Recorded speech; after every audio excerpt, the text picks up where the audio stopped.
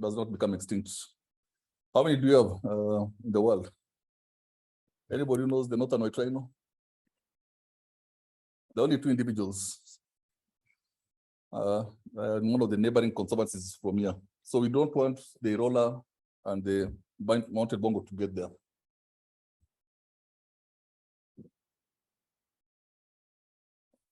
I think it's too heavy. Okay. So the mounted Bongo, as I said, Dr. Aruo went through a lot of that information. So historically, the bongos are found in 3 disjunct parts of Africa. That is the East Africa, the Central and West Africa. But the one in East Africa is a different species from the one, a subspecies from the one in the West Africa. And that's why we are talking about this population in Kenya. It's the only one that is remaining, and it's the one that is critically endangered. So currently, we are seeing that the 3 areas, the ranges have really shrunk due to habitat loss for various uses, mostly agriculture and also uncontrolled timber cutting. So in Kenya, we face that, and it's also facing the other populations in West Africa. That's the Western subspecies. The species has undergone a drastic decline in all these forests with limited information on the exact numbers of animals. And you can see from the recent census that was conducted last year, there are only 96 in the wild. So you can imagine 96 animals facing that kind of pressure, and what the future beholds for that. And those few that are remaining in the wild in the Abadeas, and some few in the the Masai Mau. I think I've been fortunate enough to see a few in the Abadea in the early 2000s, and I was not sure what this animal was, but I could see them from far. But being a new person in this world of wildlife conservation, I didn't want to say what that animal was. So I tried to ask in a very cunning manner, and I was told that is called the mountain bongo. So I was very fortunate to see the ones in the wild. Very few people have seen that because these animals are usually, they're more nocturnal. They do not really do much activities during the day. The bongo is herbivorous and mostly nocturnal forest ungulates, and they are characterized by these striking features: the brown coat, the black and white markings, as Dr. Aruo mentioned earlier. They are the only troglodytes that have horns on both sexes, as Robert mentioned, because the others in that category, in that group, are usually it's only the males that have horns. So these are the ones with the spiral horns, like the kudu, and they're the only ones that you can find with the 2 sexes having horns. They're the 3rd largest antelopes in the world. Which is the largest? Eland. Which eland? Number 1 is the giant eland. That's the largest. Number 2, the common eland. so the eland takes number 1 and number 2. Then you have the bongos being the 3rd. So at least they are top 3, but they could be top 2 also. You consider the elands to be the same. I think Dr. Aruo talked about this other part where you see that the groups he talked about 9, but yeah, they can go up to sometimes 10. And the females, he said, it takes about 9 months for them to calve. The Kenyan mountain bongo, that is the Tragelaphus Uricerus isaki. My name is Isaac. Maybe I'm the one who, yeah, I called. Maybe that's why I told you. I saw them. Maybe they saw me. Then they said, one one was given much earlier. It's a critically endangered antelope species. And I said, critically, the next level you're going is extinction. So that is what we're trying to really fight. We don't move to that next level. They're endemic to Aberdare, Mount Kenya, Cherangani Hills, and Mau Forest Complex. But you can see the last one here. It's already locally extinct in that part of the country, the Cherangani Hills. None has been seen in the last 20, 30 years. So we have really faced with a big challenge of where to move from there. So this is a map of Africa, Kenya, and this is mostly the area that we currently have. The Cherangani is around here. And here we are seeing now is zero. There's no setting of bongos in the last maybe over 30 years. So we currently have a few that Dr. Agos said they're not confirmed. They might be there in the wild, maybe very few. But the ones the population is well known is the one in the Himalayas and a few in these Mau forest, the Mau forest area. So these are like the few that are remaining in the wild. I think the last time I visited Mau forest, we saw the tracks, and we also saw some on the camera traps. So we are sure they were sure. There's the Bongo. What do they call the projects? The Bongo surveillance projects. The Bongo surveillance project. They have set some camera traps in those areas, and they have managed to capture, I think, 6 different individuals. So at least we are sure there are 6, and we can hope that there could be much more than that. So I said this one is classified as what? Critically endangered. So I don't need to repeat that. But in terms of the recovery program or the recovery plan, initially, Dr. I think Robert talked about the repatriation. That's when we got the first batch back to Kenya, and these are from the groups outside that are being held in the zoos or other wildlife facilities outside these parts of the country. And we got that batch in 2004, the first one. And that is what we have been trying to build on to see that one and what was the few that were remaining at the Mount Kenya Wildlife Conservancy and the challenges that were faced. So we've been trying to work on a recovery plan to see that we don't go down much further. Robert talked about the Mawingu sanctuary. Currently, we're in talks with the Meru County to see whether we can start another breeding population somewhere there on the Mount Kenya side. And also trying to look at Meru just to see whether we can set up another population in those areas.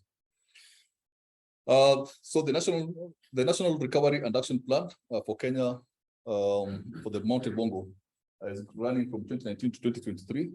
So at the end of next year, we'll need another to update this plan.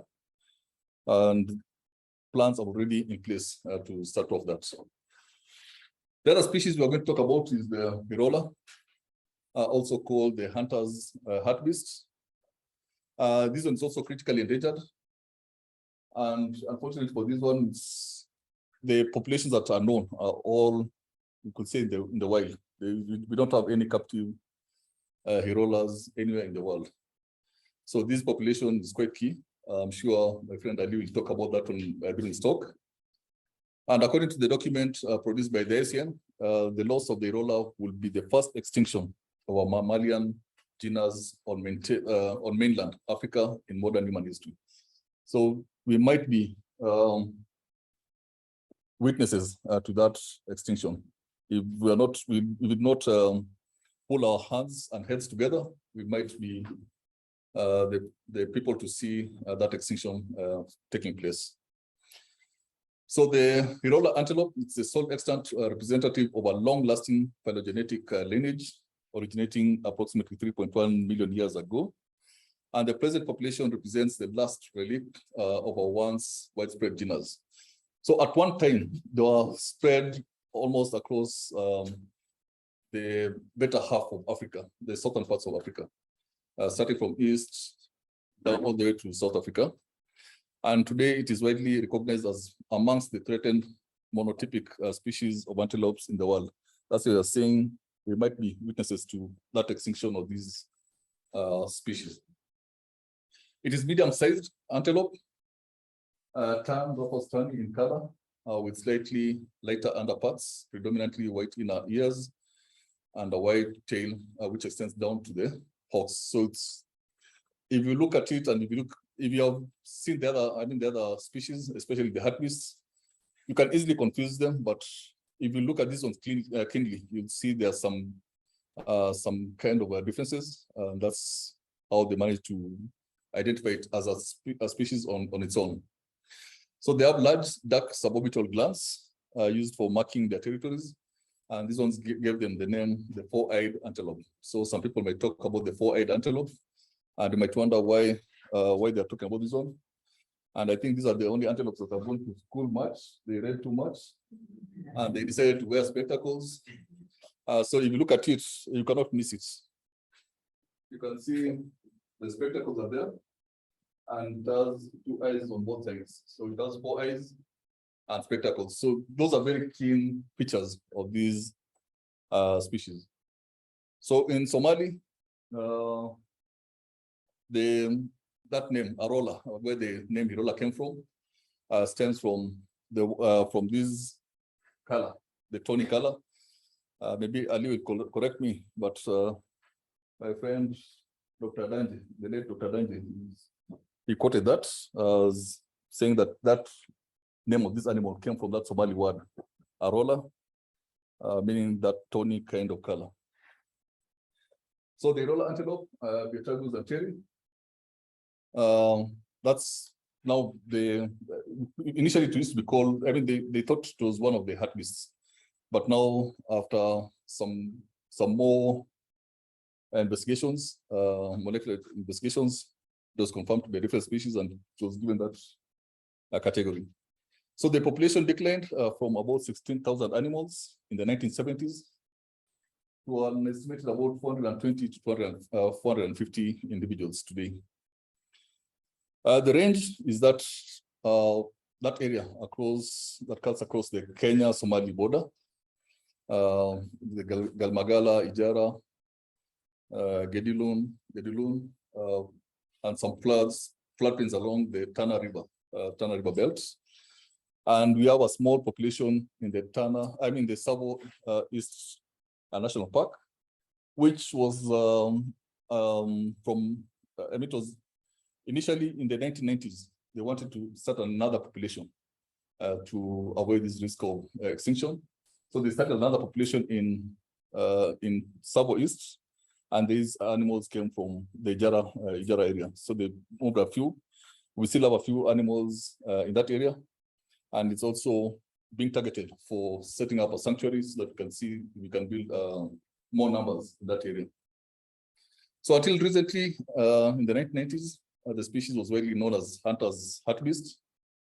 That's why once they did these investigations, they moved it now from the hartebeest to the current species of Beatragus. So the Hirola's natural range, which historically probably extended all the way from Cape to the Horn of Africa. So it must have cut across from northern parts of Somalia down to Kenya, all the way to Tanzania, all the way to South Africa. And there are some archaeological findings that we've seen in parts of Tanzania where they could find some of these features that were there, maybe in the past, because nobody really in this generation has seen those species live in those areas. But archaeologically, there are some studies that have shown that these animals were in those parts of the world. These fossils were found some parts of in Ethiopia. So if you look at the fossils that were found in Ethiopia, those that were found in Tanzania, and the ones found at the Eland Mountain in South Africa, it shows that these animals were all over these parts of the world. So something might have happened during that period, and that's why they became these. The numbers came that low, and mostly it's because of maybe interference, change of their habitat, and in some cases, I mean, there are some, there's at least in Kenya, we are sure that rinderpest was the cause of a major drop in these numbers. So the rural population declined by over 95% in the last 4 decades, from about 15,000 to less than 500 individuals. And these ones are currently in that Ijara region.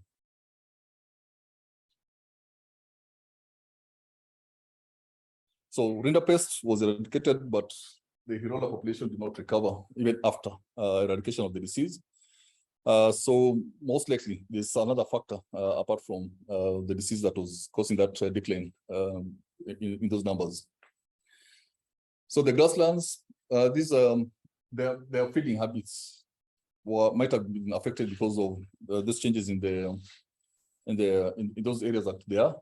The elephant populations went down. So the forest cover of the bush cover is quite high. So their feed, or the ones that their feed preferences has been interfered with. So in terms of nutrition, they might not be getting enough, and probably that's also causing a problem in terms of the recovery of this species. So there's a structure that was set up at Ishakbin, which is doing quite well, building the numbers from 50 to 30 or 150 within a very short time. And currently, I think the biggest risk currently is the prolonged drought. So we might start losing animals again due to drought. And that is something that we need to really take keen care of.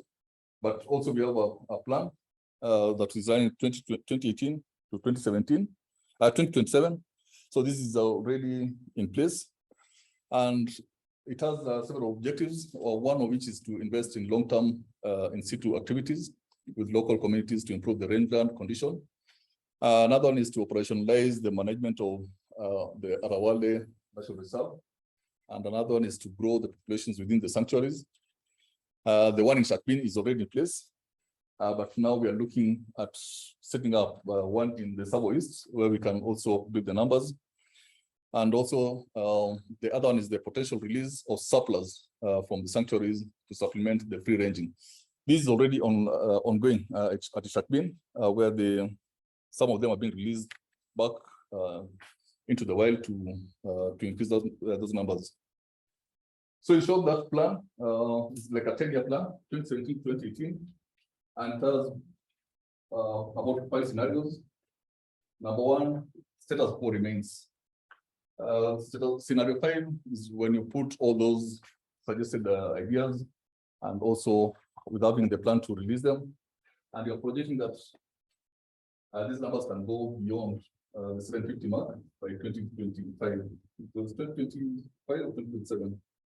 So around there, we should be having a number of about 750.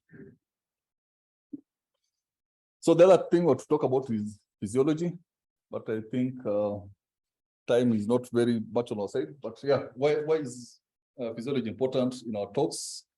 Because it will be very key when the next speaker comes, Dr. Matthew and Dr. Richard. I think they'll be talking more about the anesthetic components and also about the capture techniques. So physiology, those are the definitions. But for purposes today, we just say it can be defined as the branch of biology that deals with the normal functions of living organisms and their parts. So these are the normal functions of the body. How are they affected by the next chemicals, chemical immobilization especially, and even sometimes when you're doing the physical immobilization. What is changing in these animals? What concerns do we have when thinking of the animal versus its physiology? So when looking at the drugs, there are some certain things that we look at. One is the species of the animal. Which species are we dealing with? Is it the Hirola? Is it the mountain bongo? Is it another species like the elephant, the lion? Then the technique used, are we going to do physical capture or chemical immobilizations? The time you need the animal to be down. For how long do you want to maintain this animal? What purpose? Are you just getting samples and leaving the animal to go? Are you doing it for loading for capture and translocation. Then there are other issues that we'll have to look at, the duration of the procedure, the drugs, the pharmacology of that drug, and also the amount of stress that you're putting on that animal. The other thing is the environmental conditions. What time of the day? Is it too hot? Is it too cold? Because all these, they have a role or an effect on the physiology of these animals. So when you look at the physiology, there are various systems that we look at.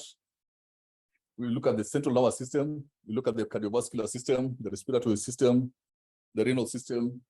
Those four, or up to about 5, they are the most critical when it comes to chemical immobilizations. And number 6 also is very key, especially when you're doing physical captures and techniques. And all their systems could be affected in a way by whatever kind of activity that you're going to undertake on these wildlife species. So we look at what are the functions that are affected when you look at the central nervous system. It could be the sense of touch. They lose the sense of touch, especially if you're working on, using the chemical immobilizations. Sometimes they are not able to control their temperatures. They do not feel pain sometimes, and in other cases, they might be feeling pain, but they cannot respond. So there are various factors that happen when using especially the immobilization drugs, and I think Dr. Matt will talk about them when talking about the anesthesia of these wildlife species. So for the cardiovascular system, the main purpose is to transport nutrients and gases and waste products from around the body. And these ones also get affected by some of these immobilization drugs. They slow down in the circulatory system. So there's a slow intake of oxygen or trying to get out the CO2. And that's why sometimes we use some drugs, and also we supplement using oxygen for some animals, depending on the period that you want to keep them down. To protect the body from infection and body loss. The good thing, most of these operations are done for a very short time, so some of those functions are not compromised. But when it comes to temperature control, especially for animals like the big animals like the elephants, we have a very good blood circulation system. On the ears, if you look at the veins on the ears, they're very prominent. And you cool that area, then you're able to cool most of the body. For most of the other animals, you need to get a lot of water on the whole body to just control that the temperatures. Functions of respiratory system, gas exchange, acid-base balance. So sometimes when these animals are down, because you're losing some of these functions, or you're manipulating some of these functions, then sometimes you can end up with some kind of acidosis that in normal circumstances, the animal was breathing well, they'll have managed to control that. But since you've already interfered with the respiratory center of these animals, then you end up with these other complications. The renal system, controlling acid-base balance, also plays a key role in that.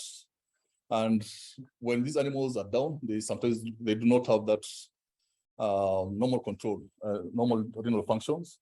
And you find in most cases, when you give the reversal for most of these animals, the first thing they do is urinate. So it's like now the senses are back and the system is back to normal functions. So it shows you that when you are using some of these immobilization drugs, then some of these functions are curtailed in a way. So in most cases, you find for the renal system, anything that influences the cardiovascular system sometimes has a role or an effect on the renal system, because the renal system also depends on the amount of blood that's going in and out, and also carrying away these other byproducts. For the hepatic system, the bile production and excretion, which is not very easily affected because of the short periods that we usually keep the animals down.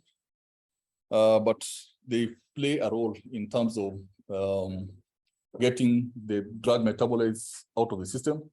And it can also determine the duration of the animal can be down once immobilized. So I think I'll end my presentation there and hand over to Dr. Richard to go the next phase of the presentation. Thank you.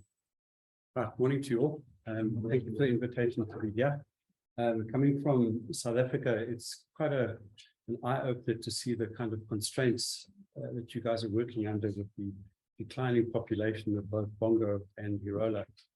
But I think that in terms of what I want to achieve this morning is just really possibly give you some ideas or a Southern African perspective on capture in general, and just highlight some individual features or techniques that we're using with regard to individual animal immobilization, and certainly with regard to mass capture that may be of value to you. So really, it's not a be-all and end-all of what I want to talk about, but possibly just an introduction. Are we okay? Okay, all right. There's a green line here. Can you guys see past that green line, wherever it comes? Let's see if I can. Is it shut the screen somehow? Sorry, let's try that again. Thanks, James. Sorry? Yep, that looks better. All right, so clearly the reasons for capture are varied, and I'm not really going to talk about that. We've already had discussions about that from colleagues this morning, and the reasons for capture are numerous, as we know, whether it's regard to a clinical treatment of a case, whether you're going to be mobilizing the animal for relocation, reintroduction, translocation. There are many reasons for this whole process. So what I'm going to look at this morning in this lecture now is clearly the various things that go into individual capture. Most of us are veterinarians and we understand this, but there's some people who don't have this particular background. So I'm just really going to do a quick overview of what's going on. And this is not a capture course. It's really just a simplification of this. Mass capture methods that we currently use that might be of value to you here, and then complications to some extent of capture. So clearly, when it comes to individual animal handling, there are factors that go into clearly what drugs you want to use. As colleagues this morning have already said, the drug selection, what you use, how you're going to get the drugs into the animal, and the various techniques for doing this, whether it be by remote dart delivery, whether it be oral preparations, etc. But whatever we want to do, you want to be able to get to a situation where you could handle that animal and do something with it, whether it's a question of handling it on the ground, whether it's a question of slinging it under a helicopter and moving it 10 or 15, 20 kilometers like this, in this case, it's giant sable. And there are various techniques that drugs are going to be administered into that particular animal. So when we talk about dart guns, you guys will remember that there are two major techniques of which is used to propel a dart out of a gun. The one is air pressure based, and the gun that you are probably most familiar with is the Endangered, correct? I think there are lots of Endangered and things around. But then you also get powder charge systems where there are powder charge that put into the back of an adapter of a modified shotgun, and there the old systems like capture play a role. There's also the American New Dart system, which works on the same kind of principle, although there are also air pressurized delivery systems for new darts. But then the one that is making real inroads into the South African market, and I'll show you slides of this, is a South African made dart, which is called Matsumi, where the guy has numerous lathes and he actually makes them to specification in sight, and it sells a lot of them within South Africa. So now we know how the dart guns work. The darts themselves have also got different ways of injecting the drug into the animal. The one is by compressed air, and at the top of the top example there is the Endangered, little piece of plastic, got a needle on the front, it's got a pink fluff at the back, and there's certain ways in which that is charged. Spring-loaded dart, which is no longer commonly used in Southern Africa, as far as I'm aware. Second from the bottom is then the Matsumi dart, which is the South African-made one, and then the bottom one is the new dart, which is not made in Africa, as far as I know. These are all imported from the US. at quite considerable cost. So the South African made one, the Matsumi dart, is significantly cheaper. It also flies and is a lot more accurate, like the new dart, and that's a disadvantage to the Daniject. The new dart and the Matsumi darts you can dart 70, 80 meters with, and that is a substantial distance. Darting with a Daniject over 80 meters, you have got no idea if you're going to be hitting that target or not. You're aiming, but your effective range is only 30 or 40 meters accurately with the Daniject. Other darts, it's much higher impact velocity. So how do you go about as a veterinarian or as a game capture operator choosing what darts you're going to use? There are a whole variety of them out there. Needle choice, there are different darts, as you've seen, different kinds. Which dart guns you're going to use, and this is often depends on budget, it depends on individual preference, and it really depends on the species that you're actually going to be working with. Animals the size of Hirola and certainly Bongo, you can use virtually any darting system, but you're going to be careful what you're going to choose to use on a duck walking outside here. So those are the kind of fundamental things that you need to be thinking about. It's all very well that I know I've got these drugs to use. How am I going to get them into the animal safely for the animal's sake? Okay, so we're talking about needles. There's quite a lot of light on that slide, but you can see there's a myriad of needles that you can choose from fairly thin gauge ones here, which are the new dart ones here, Matsumi darts there, but then the old Daniject capture needles, which are really a sizable piece of iron that you would use, for example, on a Rhino. So you have to be able to choose and select the drugs that you want to use. There's the Daniject dart, which you guys are probably familiar with, and there are various ways that go into it. But you can see that I think in this dart, there's something like 6 or 7 moving parts that you've got to fit together. You've got to clean it up, you've got to make sure the darts work, and it's a schlep. It's a hassle to do that every day. So it's much easier to get a pre-made or pre-prepared dart, like a new dart or a Matsumi dart, and then use those for whatever needs to be done. So the Daniject, you remember, is an air pressurized dart gun, a dart. The other method is then the powder charge, which comes from the old capture system. And then this is just a photograph that comes out of that book that Robert's got in terms of how to load the charge into that back of that dart, and then how to put it into the gun, and then really how it goes off. So the powder charge in the dart, when the dart hits, the charge goes off on impact and then pushes the plunger forward and injects the drug into the animal. New darts, same kind of principle, but again, here with the capture dart, you had, again, 6 or 7 darts. This is preloaded. You just have a long spinal needle that you inject your drug into the front of the dart, and you're ready to shoot. And if you use the dart that goes off, it's disposable. So if you're doing a lot of animals, you're doing 50, 60, 70 animals a day, you want to have the easiest kind of darts to deal with. The Matsumi darts, sorry about the slide, it hasn't come out well, but there are a variety of sizes and shapes. Same principle as the old capture system. It's got a preloaded capture charge in the back, pre-assembled, same as the new dart. Use them once, then you throw them away. Okay, so it just makes it so much easier. Same kind of thing, just with different needles that screw in, but the same kind of principle. And I think probably for most of us who are used to using immobilizing drugs and darting systems, I think it's fairly clear to say that we think it's a science. You know, we've got a certain dart with certain mass, we've got a certain charge that's going to propel the dart a certain distance. We know that we've got a drug in there. We know how many milligrams or what combinations we've got. We know this is what we're going to predict, but it's never fail-proof, and it becomes almost an art more than a science in terms of what you're actually doing. So again, as I said previously, you're going to select the system that matches your needs best. You need to be able to estimate distance. And of interest, probably you're going to find that the women in the audience can estimate distance better than the men.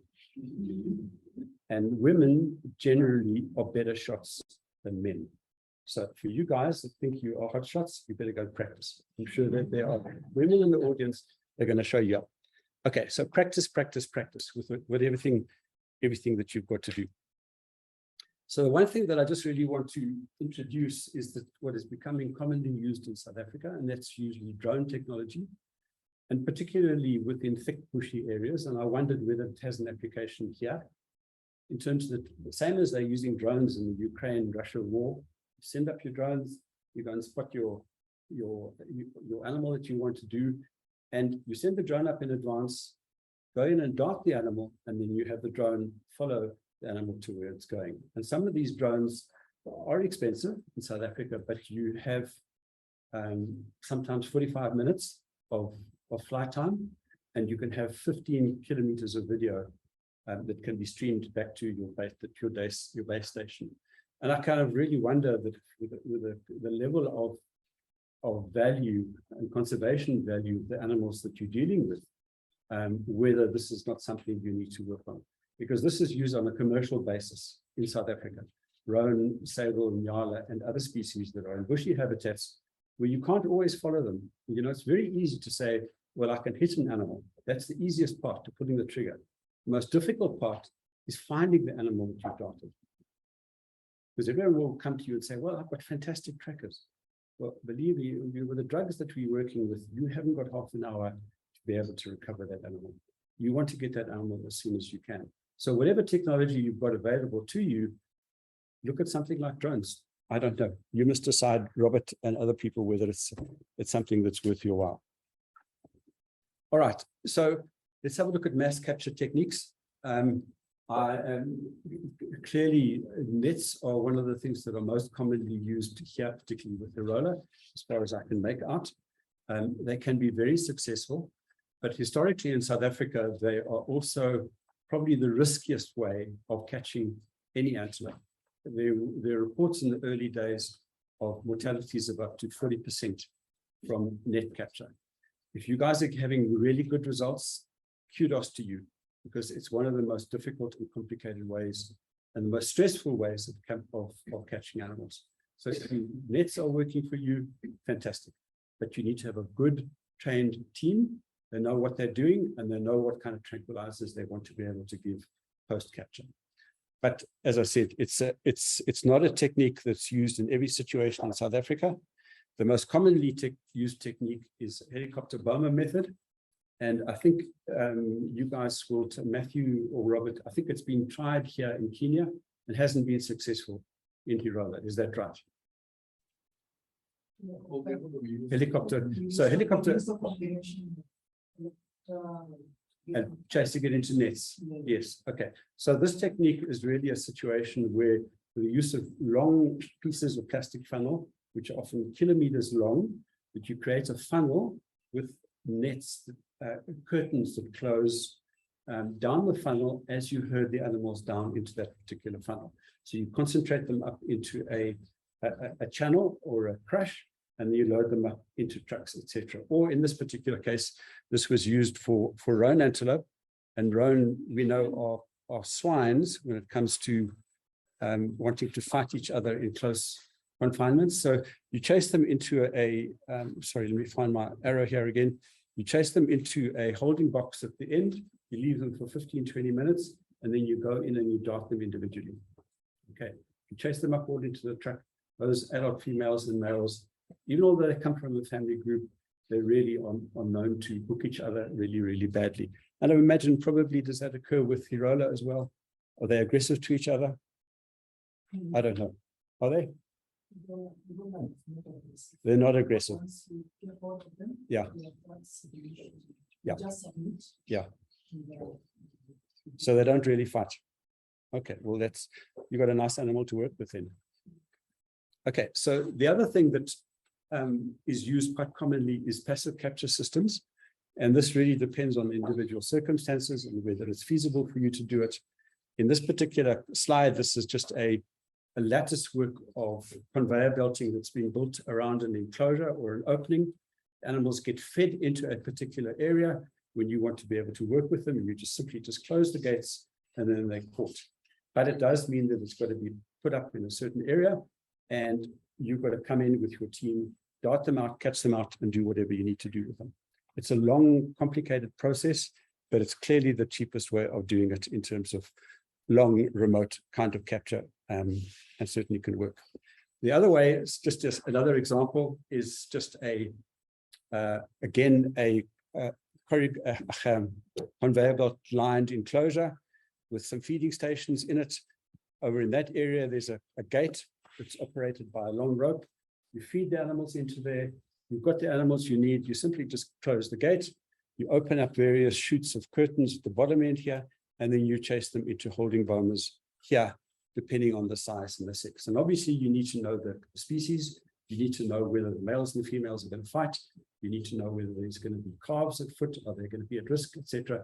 And that really depends on your skill as animal managers than anything else. But certainly is a technique that works fairly well in South Africa. Right. Dart injuries.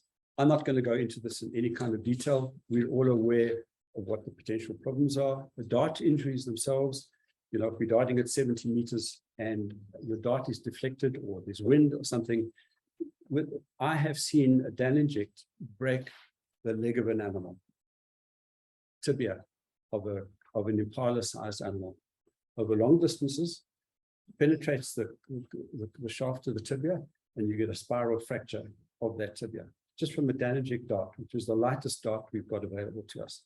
So these things happen. You can't predict if you're going to go directly a centimeter on either side into a nice muscle mass to get you adequate absorption from the drugs. Hypothermia is a big issue for us in Africa. We define what time of the day we are going to be working with the animals, just simply because we know that they're going to be subjected to high environmental temperature.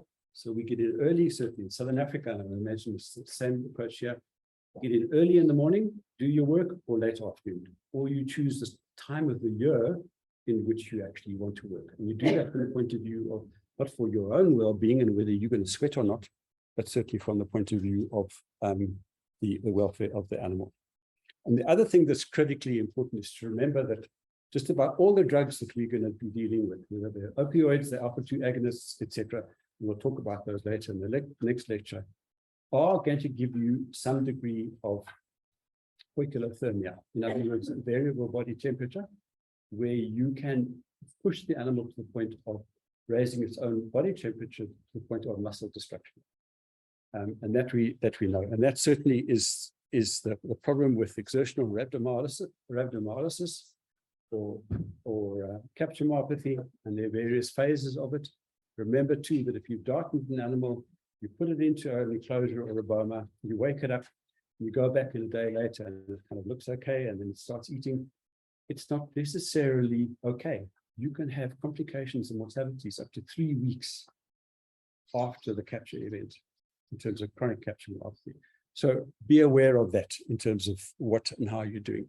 Environmental injury, you know, if animals are going to run into down a cliff, or into a wall or a rock or into a tree, these things are all problematic.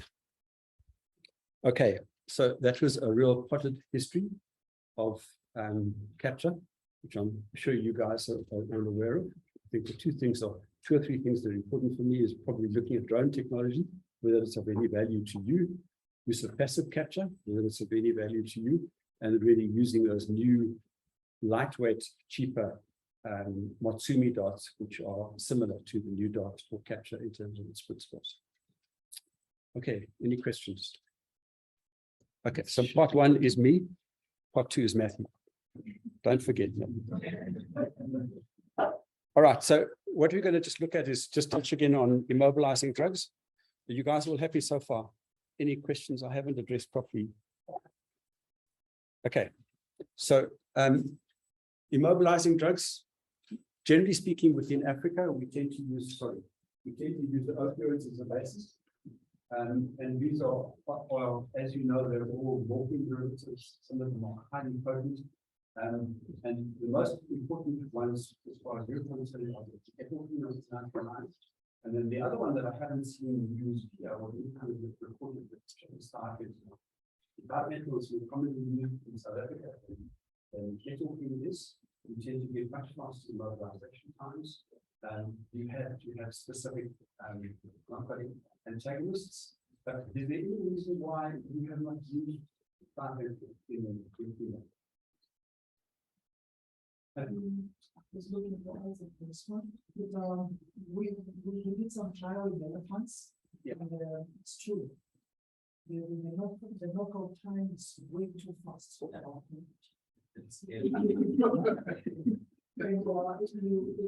elephant will go down 4 or 5 minutes, and it tends to be very important. But I would love to divide in giraffe. And the one I use it in giraffe because I think it would be much better. As we said with Darcy, every vet has got their preferred combinations. You're going to talk to Peter. He doesn't. We talk about giraffe. It only is every other vet in South Africa uses half. So not every other, but most vets use half combinations. So there are differences in approach. But I just was interested to know why there was no use of thiofentanyl here in Kenya. Sorry? I think that was we are touching the capturing big bugs. I think it was big bugs, yes. In a split second, the ring bug is already captured. You don't know it's dead or that's yeah, that is. Okay, so the opioid group, and then probably more recently, you're going to see a lot more use of butorphanol, which comes really, I think, something from the American zoo situation in terms of, I think, probably use a lot more butorphanol in combination with other species in US zoos. And it's certainly becoming more prevalent in terms of its use. So I'm not going to go into the pharmacology of these in any kinds of detail. There are antagonists that go with these, as we know, diprenorphine, particularly for etorphine or M99. Naltrexone, if you remember, is a pure antagonist. Diprenorphine is a mixed antagonist. Naltrexone is more particularly used for thiofentanyl, but equally in South Africa, very few people use diprenorphine as an antidote. Whether you're using etorphine as your mobilizing drug or you're using thiofentanyl, everyone uses naltrexone because the incidence of renarcotization or recycling is so much less with naltrexone than it is with diprenorphine. Diprenorphine wakes the animals up, but in some instances, after 4 to 6 hours, they start to show narcotic symptoms again, whereas that is cancelled out with the use of naltrexone.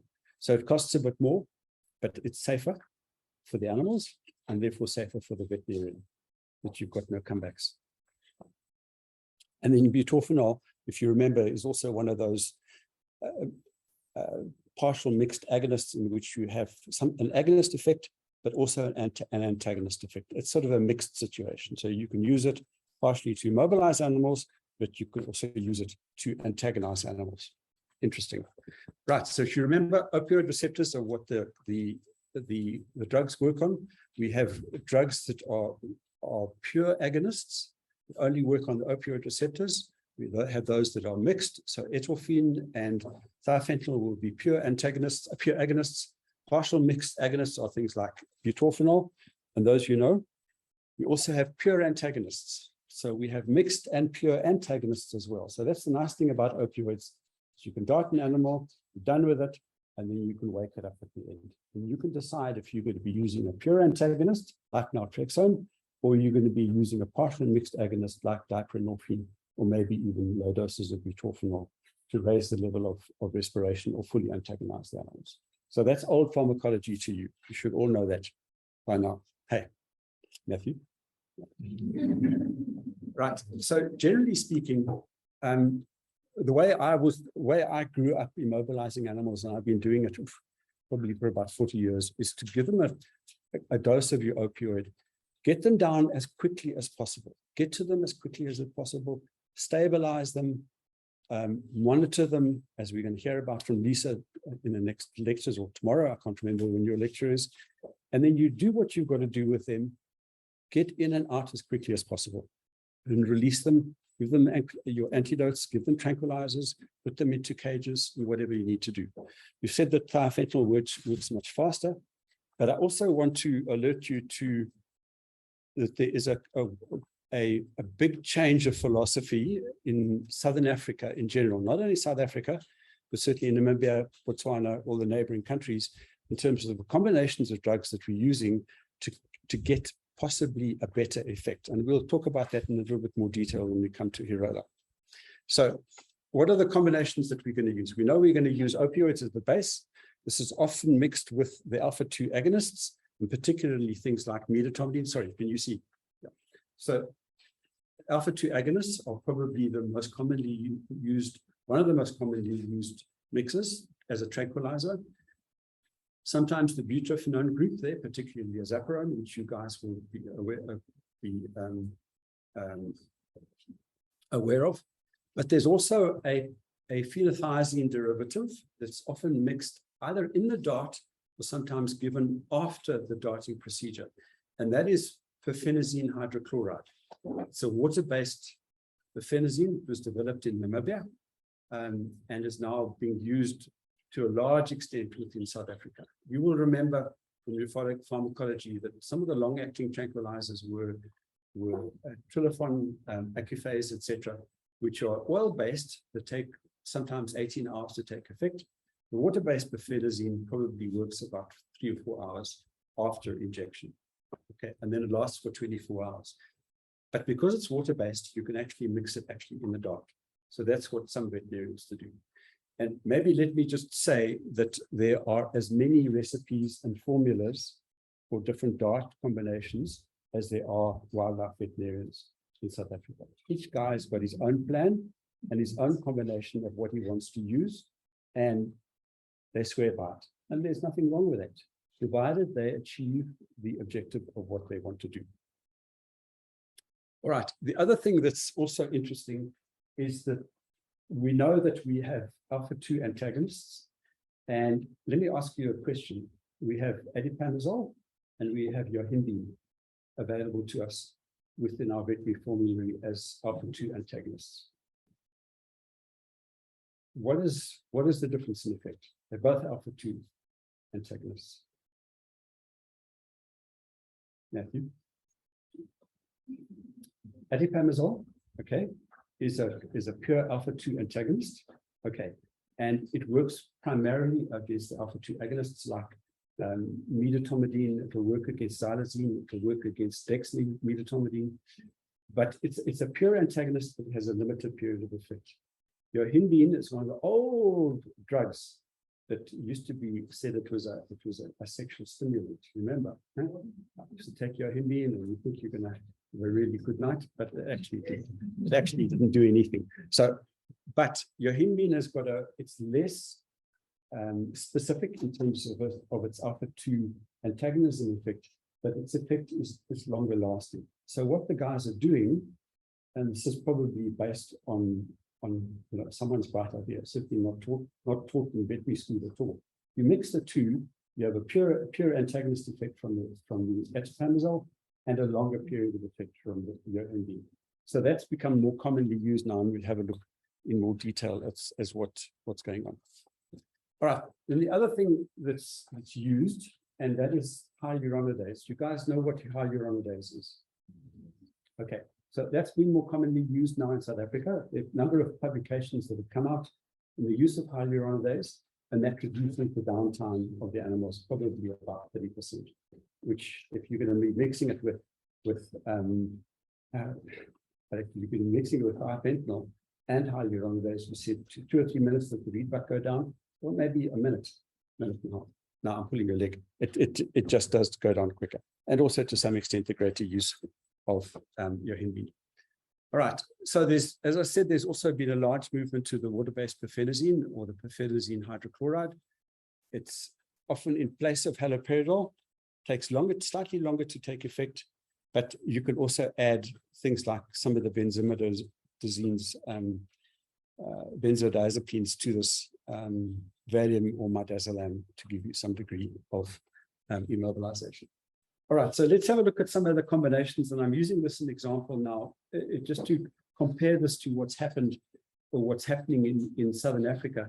And if we're looking at Hirola doses, in the book that Robert has got, the doses that we've got there are doses that we got from Richard Koch rather, in which, sorry if you can see this, adult bull and cow, he recommended 3 to 4 milligrams of thiofentanil in combination with zaparone and then you wake it up at the end of it. Now I can already see that the letters in red. Can you see those? Any of you guys can't see the letters in red? Okay, so the ones in black are what recommended in the textbook. Another veterinarian comes along and he says, well, maybe 3 to 4 milligrams is a bit high. I'm going to give it 3. I'm going to give it 30 milligrams of azaprone, and the cow bring the dose down to 2.4 milligrams and then 25 milligrams of azaprone. And those doses are Matthews, which I got at 10 o'clock last night. So I've included those. So you can see that there's already a difference in terms of what individual veterinarians are doing and say, well, this is too much. I think I'm going to bring it down. And if my patient is fine and the animal is fine, you recover it, you work with it, you antidote it, you tranquilize it. That's all that you have to do at Achieve. Okay. So that's sorry, can you see? Yeah, I'm getting in your way all the time. And those photographs are also supplied by Matthew. They're not mine. You can see they're beautiful photographs, Matthew. Okay. So there again, Hirola worked within nets. They herded by helicopter into nets, and then they recovered, probably injected with haloperidol. Is that right, Matthew? At the nets, what are you tranquilizing them with? We give them a trophy like a second. Yes. But what are you tranquilizing them? You're giving them, so you're loading them immobilized into the helicopter, into the sacks, and you put them into the helicopter. It works fine. But you can only do then 1 or 2 animals at a time like that. 2 animals by helicopter. 2 helicopters. You guys have got lots of money. Okay.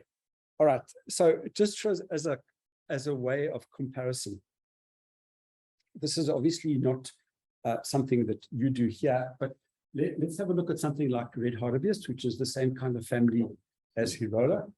The kind of standard approach that I grew up with was to use high doses of opioids, and the doses are there 5 milligrams of etolfine, 5-fentanyl or 5 milligrams of etolfine in combination with zaprone, midatomidine or something, and then you wake them up at the end. But South Africa went through a phase about 3 or 4 years ago in which we had an absolute crisis with getting hold of opioids. One would think that we were drinking the things. But so the practitioners had to play around with whatever opioids they could get, and they developed a protocol which we've now called the low opioid protocol or low dose opioid protocol, which is, if you can see, what was used in terms of 5-fentanyl from 5 down to 1.5. So the approach with a 5 milligram use of 5-fentanyl is you dart the animal, you keep it in sight all the time. They're going through a severe period of CNS excitation, as are you, trying to follow them and recover them. But the things that are being used now are 1.5 milligrams of 5-fentanyl. Again, 4 milligrams, can you see that, Lisa? 4 milligrams of midatomidine, alpha-2 agonist, plus a little bit of azaprone. So the approach with using the low dose of etolfine is that you get far less CNS excitation, but it takes a lot longer. So you dart the animal, you keep it visual, you open your flask, you have yourself some coffee, and you put it down and you relax. Because it takes these animals 10 to 15 minutes to go down. Whereas with the other animals, if you were concerned, if 5 minutes you didn't see any signs of effect, it wasn't down by 6 minutes, this animal's going to die. I've got to make up another dart. I've got to be able to dart it. It's pandemonium. Hugely stressful for the veterinarian. And so what is being done there is average doses of midatomidine, but low doses of etolfine. So the question then gets asked, well, does this work? Probably 35,000 in the last 3 years, 35 to 40,000 animals have been done with this low opioid regime, but you've got to just be more patient. You've got to leave them. 10 to 15 minutes is not a bad downtime for things like Pudu, Eland, or whatever you're going to be using it on. So it's been a huge change of approach in terms of using high doses of opioids. You're relying on the combinations to get them down. And you're relying particularly more on the effect of the alpha to take its effect. Now, what do you know about the use of tranquilizers or sedatives in general, in terms of managing that particular patient? You inject it and you leave it. Okay. You don't want to go onto it too quickly. So if you were to follow, if you inject it now in 5 or 6 minutes, if it's not gone down, you go and try and chase it and you try and recover it. You're ending up with a massive adrenergic surge, and the animals actually don't go down. So you've just got to learn to be patient. It's put the producers of etolfene and thiophenol virtually out of business, because there are huge amounts of animals that are being done with this approach. And this is becoming the standard way of doing things. So whether it's something that you want to look at here in East Africa, that's up for you to decide. I'm just mentioning now that it is really a very prevalent feature, and it's being done for white rhino, being done for buffalo. I don't know that it's been done on elephant yet, but guys are certainly doing it out and works extremely well. Okay, this other thing, this last little bottom right-hand block here is just an indication that, again, the guys are mixing adiponazole and yohimbine in terms of working as alpha-2 antagonists. Okay, for them, which is something that you're all aware of. All right, any comments or queries about that at this stage? Lisa, yeah.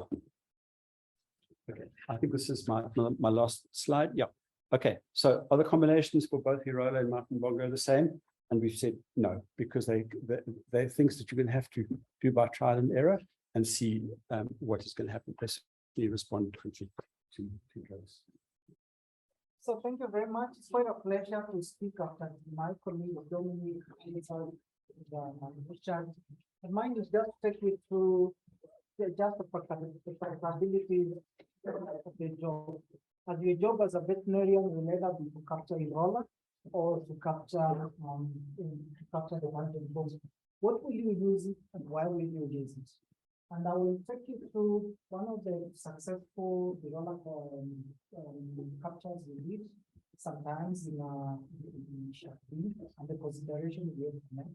Whether we knew very little, we can't say we were smart or we knew what to do, and some of the pictures I've shared with Richard we have already seen before, but it was through trial and error. But surprisingly, through this trial and error, we did not lose a single animal. With a huge budget, and that's when I said, we were asked, guys, can you go to Ishak Bin and can you capture Hirola and can you help later? Essentially.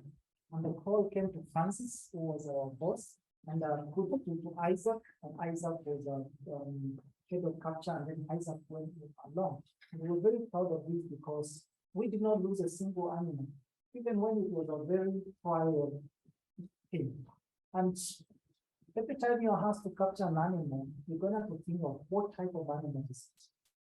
Most important, what it is big. Hirola and mountain bongo behave very different. If you get your hand on an Hirola you can run from here to Nairobi. But the moment you get your hand on the Hirola, that animal will submit. That's one big thing you have to understand. I think why we succeeded so much is because we had a good understanding of the behavior. And the other thing is nets. Richard mentioned that nets do very poorly in South Africa. We had a lot of success with the nets. Why? We knew how to design our net structure. We knew how to get the drop nets. We knew where to drop the animal. And we pretty good a good record with the Super Cup days before to save us helicopter time. We got a Super Cup, 2 helicopters, and and 20 men down there, and we all moved by helicopter. That's Captain Mugane, and that's a helicopter. You see on the back one of the helicopters, and this is a net. The strategy is simple. Find where the animals are walking through, trap there. If they come, they'll meet the net, then they will run away onto the side.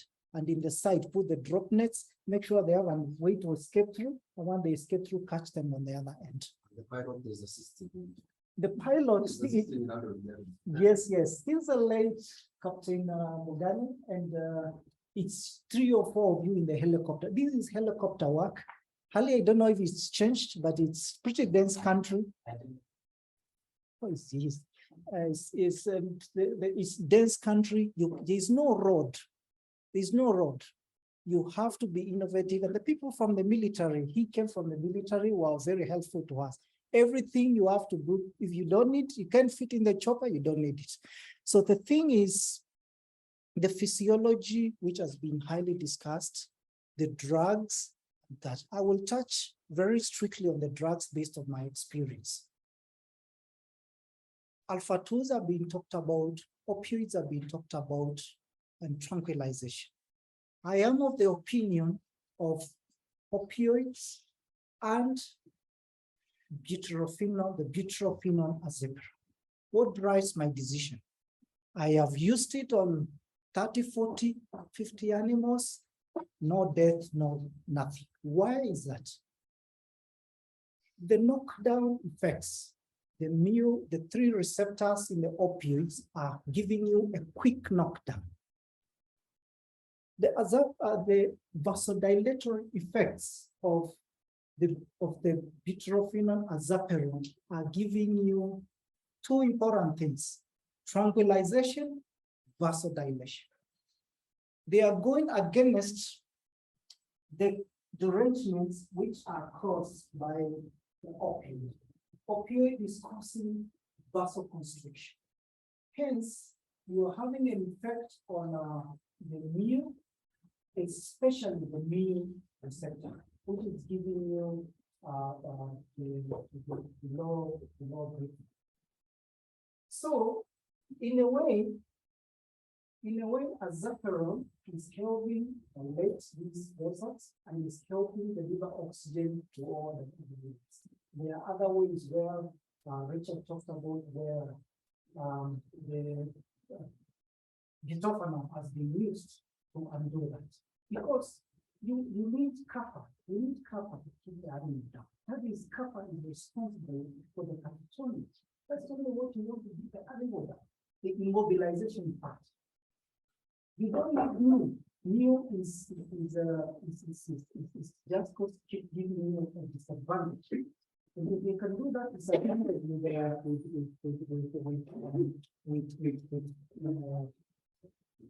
with the azaperon, then you're giving yourself an advantage. There's also an open school of thought about alpha 2. I am against alpha 2 in such an environment like down there at the coast. It's very hot. And you are using an opioid. You're combining an opioid and an alpha 2, probably miditomitin. An animal is already depressed. The opioid has already depressed the animal. And you're now coming to add miditomitin to further depress the animal. Yes, it will give you an advantage of muscle relaxation. But the honest truth is what Richard said. We haven't done much studies with this, and that's my current area of understanding. Why is this drug working this way and why it this way? But for Bongo, the dose and what has worked for a long time.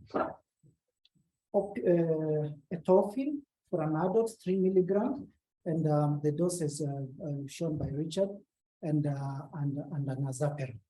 If you want to use these, you want to add an alpha 2, you have to adjust. Remember, you're knocking an animal. This animal is already sick. Pneumonia, diarrhea, anything. And now you really have to consider that, and even that dosage get adjusted to. That's one of our ranges, and Richard has already shown that photo. That's an Hirola. Once it comes to the net, hits onto the net, it tangles itself into the net. So the thing is, the rangers are quite not very far by, and they come, courageous people, and get hold on the animal. You see that bull is. It was by mass big surprise when the animal was caught, and I ran to catch it and realize how big the animal is. And these are animals in the wild. And it at this point, there is no machismo struggling with the animal. Get your etophine and get your azaperon and have these animals safe. It is safe for the people, it's safe for everyone. and you will be able now to load it. You will see the courage of our boss, Isaac. You now have gotten hold of the animal, and I'll show you in further details where we learned this from the gentleman from Southern Africa. Isaac and I think Dominic and Richard have alluded to physiology. The physiology we learned in veterinary school is really important. Auditory stimulation, visual excitation, CNS, all those things are important. And I will not repeat because I have the advantage to speak after all those eminent colleagues. What you notice from Isaac here is the animal is blindfolded, so it doesn't. And I pointed out, understand the behavior on an animal. Bongo will fight you to death. That's why Robert talked about them chasing him.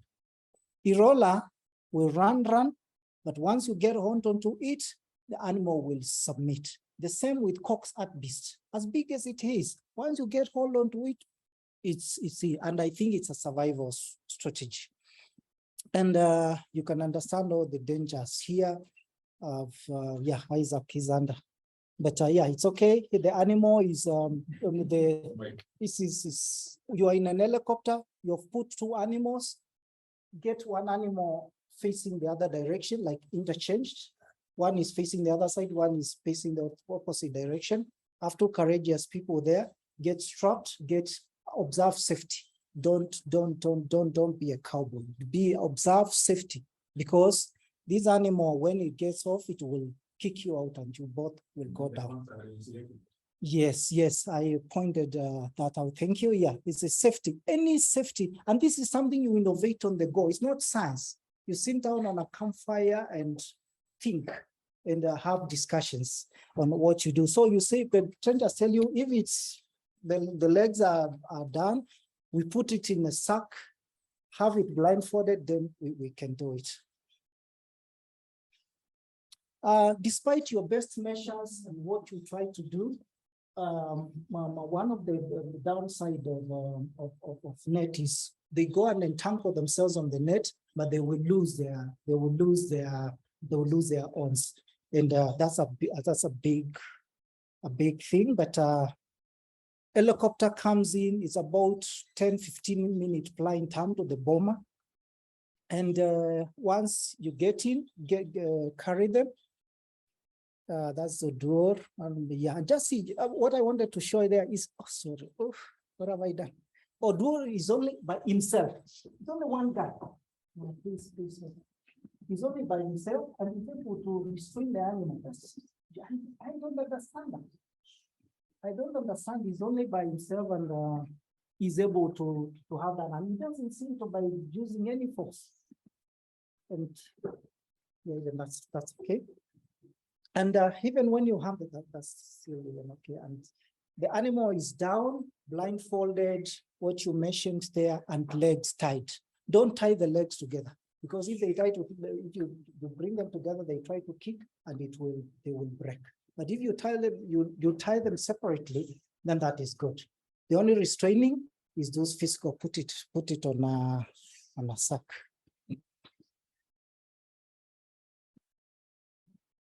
Yeah, then it's all ready for you to carry. Two people will carry it, and you go and load it up. Next, please. Which is your next one?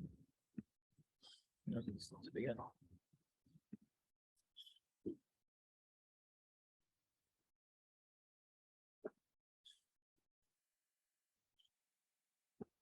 Yep. I think that's a final slide. So yeah, you can see how this big bull is fighting all these guys, and why you need to understand. So for this work, we only used a Tofin and a Zaperon, and what we discussed with Isaac and agreed on it, and it is getting to the both advantages of those drugs.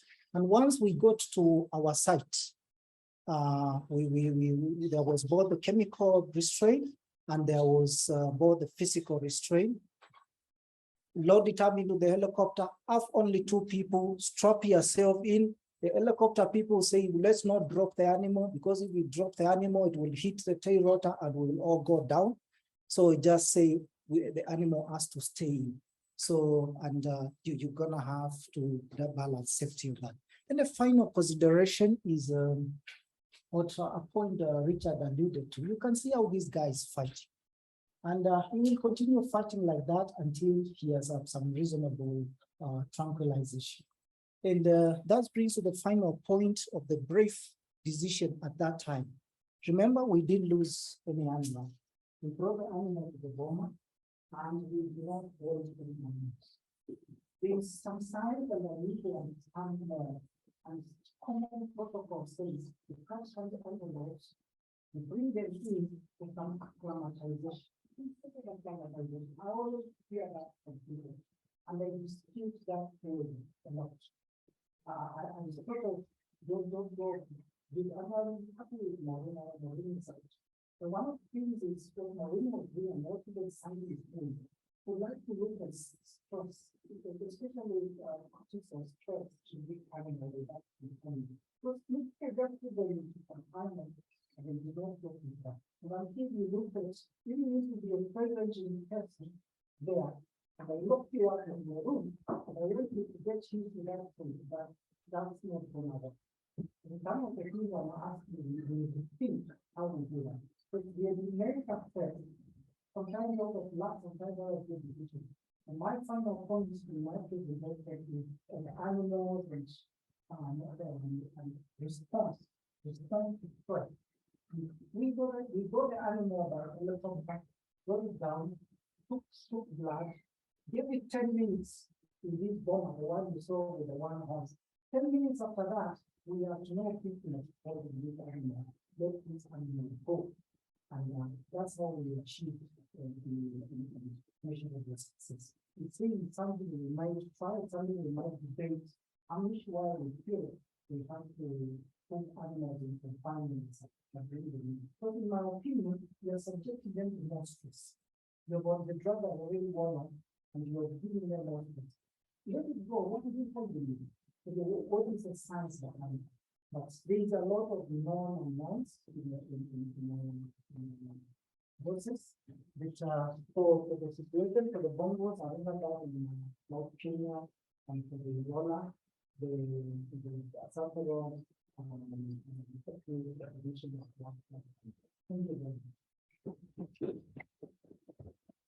Good morning.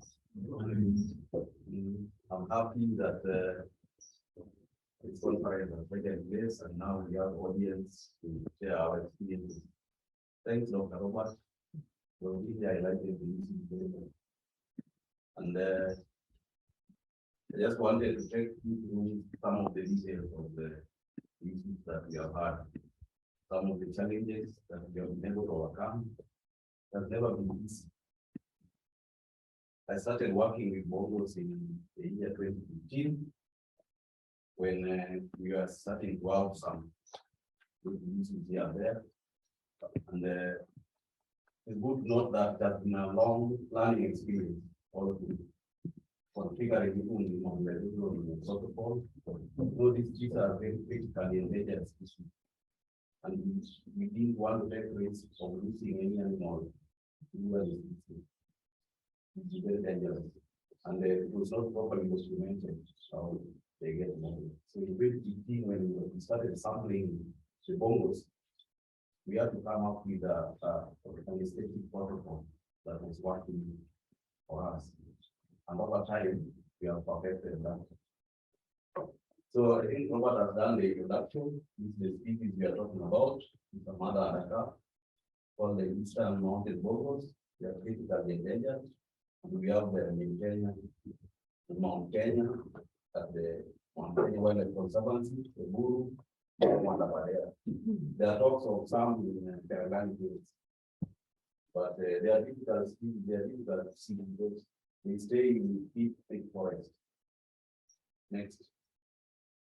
The population in Kenya declined because of this reason. There was poaching, wildlife trade, predations, diseases, the gorilla pest in the 1980s. made us to do Kenyan population. Before then, they were being Bongo. And the latest census report that was done last year, there are roughly 96 Bongos or there in Kenya. And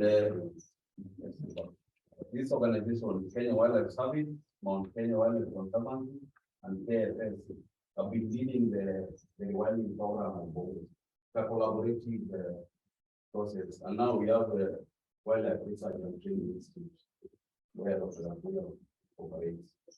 We have been collaborating very closely to try to rewild the Bongo back to where they were. Next. Currently we have 68, one died, 68, and in Mount Kenya Wildlife Conservancy. And in Mount Kenya, there are semi-captive population, they are in paddock. So there's a lot of supplementation in terms of feeds, water, and even mineral supplement. And there is a lot of routine veterinary care, almost every day.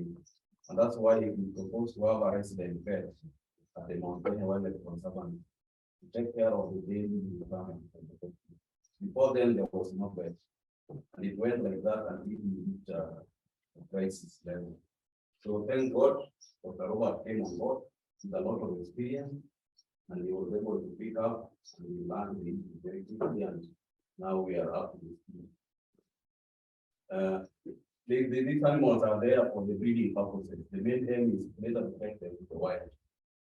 So, and you know the kids that were brought from the US, they were originally from Kenya, but they were later on in countries. Next. The new sanctuary released 5, and as Dr. Leplau said, we intend to release another 5 later this year. And that's a step towards the rewilding program. And one has already given birth. The next release is due in this year, November.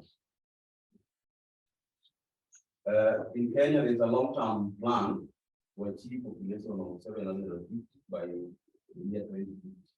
So the journey is going to be long. We are coming up with new Bongo areas in Ungulate Forest, Marania, and some others. So there's a plan to revive the population. There's a strategic plan for Bongos that you can get from the data residents. So we need to reintroduce Bongos in these new areas. We're even thinking of importing some mountain Bongos from the zoo, from the Europe and US to help strengthen the gene pool. Because the current population we have, as they continue breeding, might experience breeding issues. Next. Now the challenges that we have, these are semi-captive animals. They are very susceptible to opportunistic infections, including the tick-borne parasites, helminths, even bacterial infection, and even fungal infection. Before we had the outbreak, they were being confined in a small area, many of them. And they usually had issues of animals becoming untreated. And if you did the blood analysis, you get the tick-borne parasite.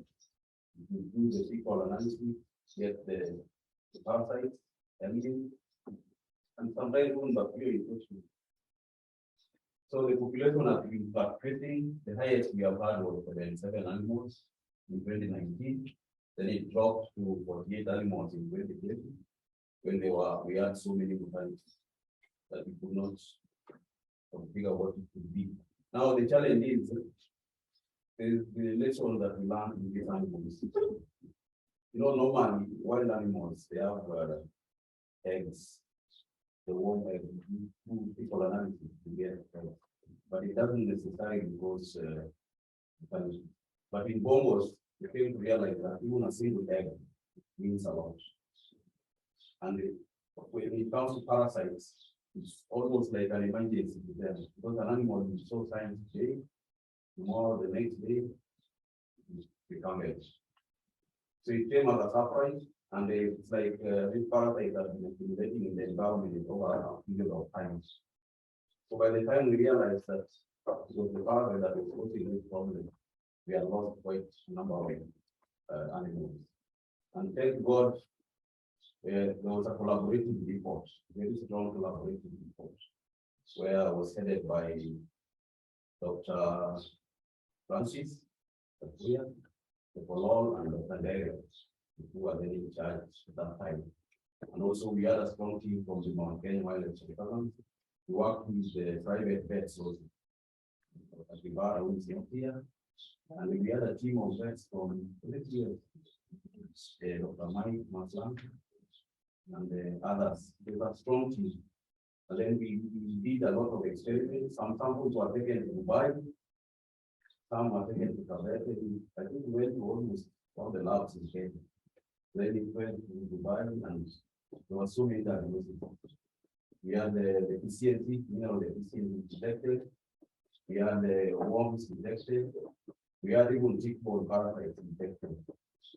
And also we had reducing for doing nutrition. Because we thought these opportunistic parasites were taking advantage of the animal nutrition. So it was a mix of things. And then the other thing that also was a challenge. Yeah, look at this animal here. It was all the time for you find an animal like this with a lot of diarrhea. The diarrhea was coming like profuse and water. And the animal is in this condition quite fast. So we were thinking of many diseases, but later on we realized we should get prepared. Yes, inhabitants and rough air and all that. And they die in 5 days. And all the were affected. And the main cause of death was the loss of electrolytes, dehydration, hypoglycemia. So the other challenge that we had is these animals were being routinely dewormed. And they were being dewormed using albendazole, levamisole, different dewormers, and even ivermectin. So every time we had cases like this, we used the deworming, the ivermectin, albendazole, and all that, including other antibiotic treatments. But what we didn't know is that these animals do not respond to those drugs. Even the worms that they had do not respond to those drugs. We give albendazole, we give levamisole, and they didn't respond. So we continue using the animals until next. Yes, until we came up with endangered, which is not registered locally in Kenya. It's difficult to get around. In fact, it is not even there. So when one of our vets came up with the suggestion, let's try endangered, it worked. That is how we were able to change the situation. Because endangered will work mighty. And I was just wondering how comes endangered should not work when endangered will work. With albendazole, we give a single treatment, the animal will be strong. But with albendazole, we give lots and lots of it without any problem. So I thought of maybe this drug resistance, the possibility of drug resistance in the environment, and over time, we had bred some worms that were resistant to these other worms. But when we got to albendazole, it has worked. It works. We will introduce it into feeds, mix it with pellets, and so that the animals feed on it, so that you do like a hard head. Dr. Mukami did a lot of that. Yes. And also, when we did that treatment, mix it with evacuating the animals from contaminated paddocks to fresh ground. We improved the nutrition, we did a lot of changes, management changes. And then we treated almost every animal were treated until we reached a point when there was no mortality. Then we maintained that for some time up to when they were completely stable. Robert, you just mentioned to you that there was a lab, parasite lab that we needed in the conservancy to monitor the worms, the worm balance. So we did the correct people samples and sending the professional for the eggs. Other treatments using antibiotics, multivitamin, were also done alongside the development. Thanks. The other challenges that we have had are abscesses. sometimes these animals develop large upset because they are very active. I think there is some contamination. So we have animals coming up with upset around the neck region, the head region, and we have routinely treated that. They respond very well to treatment. And the bacteria that are involved are Staphylococcus aureus and Streptococcal infection if they acquire from the environment. But once we release them into the larger conservancy, we expect these cases to not be there. So we are moving them to larger areas so that we minimize things like abscess and all those bone. Next. Tick-borne parasites that we were able to discover in the blood. We did the original work with Dr. in 2015, if you remember. And we sampled like 20 animals. And the tick-borne parasites we got were from the species, the Endangered, they are there. But even though we treated some, but we didn't want to interfere with the endemic stability of these parasites. Because if you make them sterile again, they'll be vulnerable because we have ticks all over the place. So we want them to adopt natural immunity. So the low level of parasitemia in blood is acceptable to maintain the enzymatic stability. And also, there were proposal of new rotational grazing. After some time, move them from 1 year to the next, reduce the tick burden. But I'm sure when they go to the larger conservancy, the larger sample, 700 acres, even it should be calm down. And next.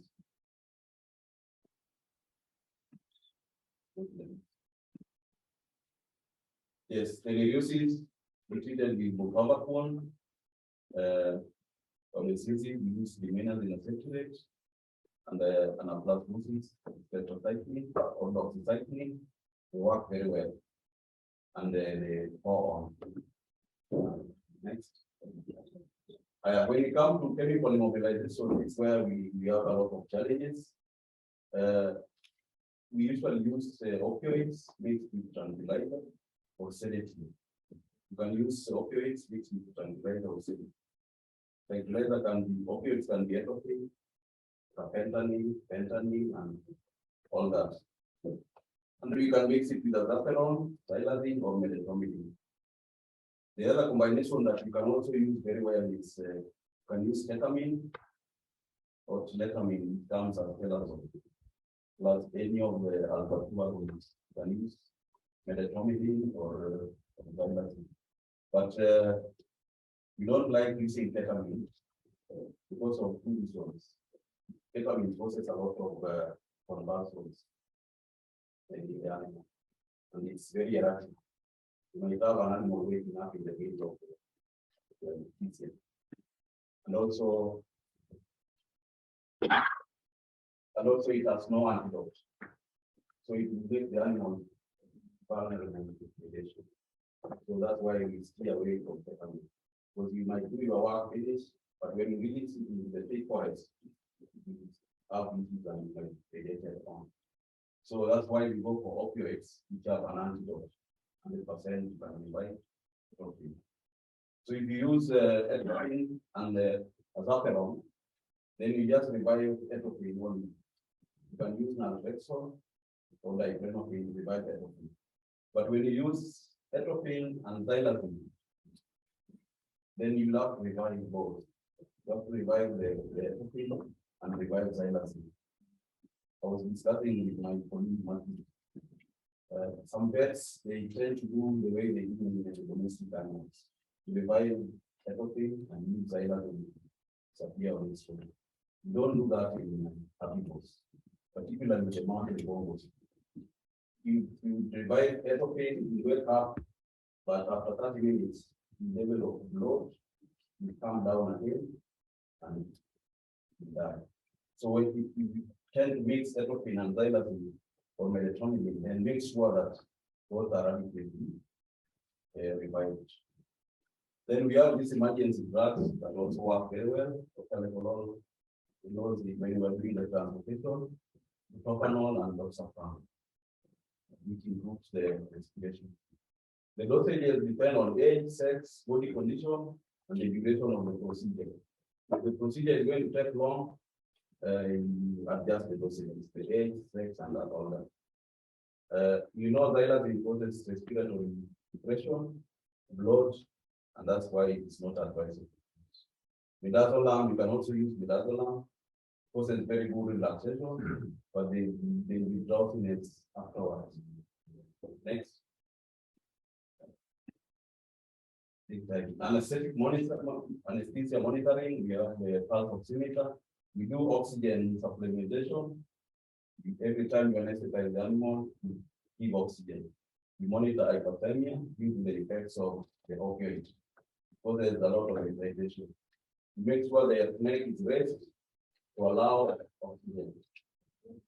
Whenever you immobilize, use metoprolol 20 milligrams IV to improve the respiration. Or you can use loxapam 5 milligrams to improve respiration. Or sometimes we use dexamethasone. And these animals are delicate, so we do gentle handling. Next. Translocations. These animals are highly susceptible to stress. They are vulnerable to many anesthetics that are available, so you have to be very selective. They need a very experienced wildlife anesthetist because the risk of losing them can be, it's not desirable. And whenever you anesthetize and confine in a small area, whenever you anesthetize, you have to, you don't wake it up in a confined area because they are very aggressive. You jump, I've seen one jump into the fence and breaking the neck. So they don't like confinement. And they require both when you want to translocate them over long distances, you have to do the bomber training. Otherwise, for short distances, you just immobilize and drive for a few kilometers to wake it up. Next. Yes, this was one of the bongos we treated with Dr. Matthews. Remember some time back. It's a teamwork. We have a good experienced animal keepers at the Kenya Wildlife Conservancy. They are very good and they have learned the animals, so they usually support the vet. The treatment of hoof injuries. We have cases of hoof injuries because of the terrain, the digging and the rough terrain. Next. This was, I think, was during the last transplantation. We had a transportation experience because the animal was under anesthesia for almost 45 minutes. And so they are about. So we had to do a lot of oxygen and all that. Next. Yeah, this was how we transported them on the back of the pickup, but it was being monitored. Next. Yes. Sometimes we do more two animals, but make sure you release them spontaneously so that they go as a herd. Next. The males are very robust, they are strong, so there are a lot of care and they keep also. So as you handle, make sure you are at safe distance. You see, nobody wants to come and fun. So males are very robust, they are very energetic, weighing up to 400 kilos. You have to handle them with care. And the horns, very sharp. You have had accidents in the bones. Next. Yes, this was after the releasing the green sanctuary. They are doing well up to now. Yeah. And of course, we need the political goodwill. These animals attract a lot of politics. Because, they are iconic species. So at some point, we need the blessing of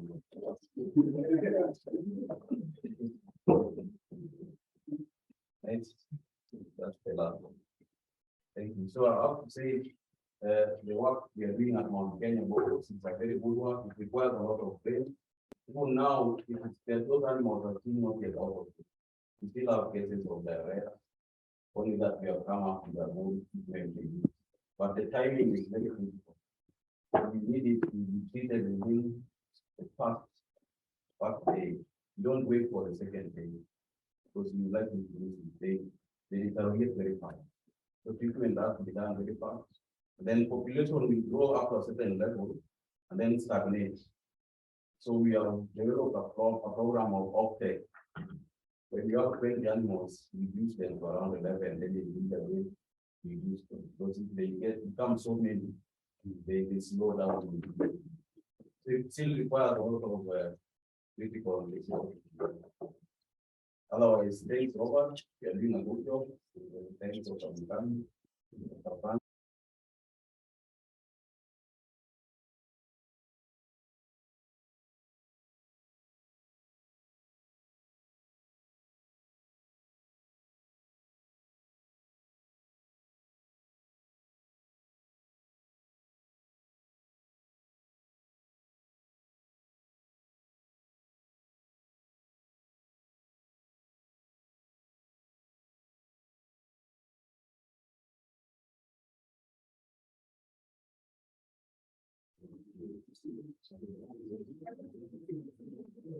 Great, welcome back everyone. Hope you enjoyed lunch.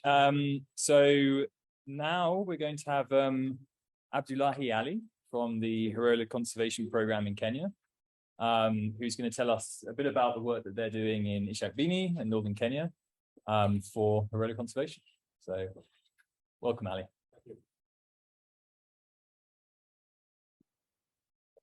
So I'm sure that Morgan is here. Yes, the arrows. Yeah. And we need to position you.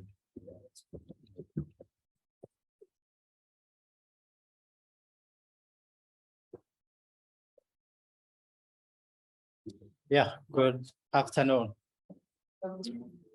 Yeah, sorry I missed the early session. And now we're going to go back a little bit about Hirola ecology and conservation, and a bit of interruption into the capture and the immobilization lessons that we've been doing. So my name is Abdullahi Ali. I'm from Garissa in Eastern Kenya, and I'm an ecologist. I study this rare antelope, and I'm also from the same geographical location where these species occur. So as we have already been told, we learned a lot about this morning about Hirola antelope. They're these unique antelope. They look like a sort of a crossbreed between an Mpala and a hartebeest, but they are quite distinct from any other African antelope. Of course, they are close relative of many other antelopes, like the common wildebeest, the hartebeest, the topi. All of them are in the same subfamily, Alcenafrae, but this is the only extant member of the genus Infectious. So it's sort of an evolutionary distinct and globally endangered, given it is a very localized geographical range.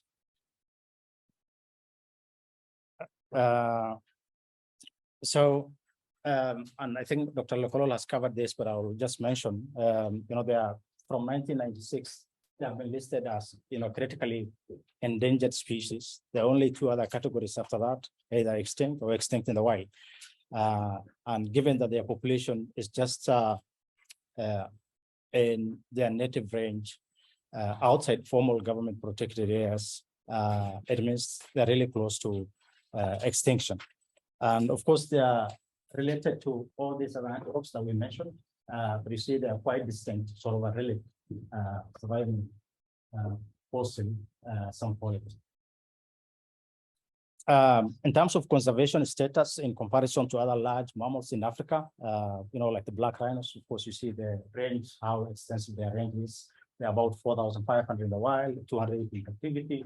African wild dogs, about 5,500 in the wild, 300 in captivity.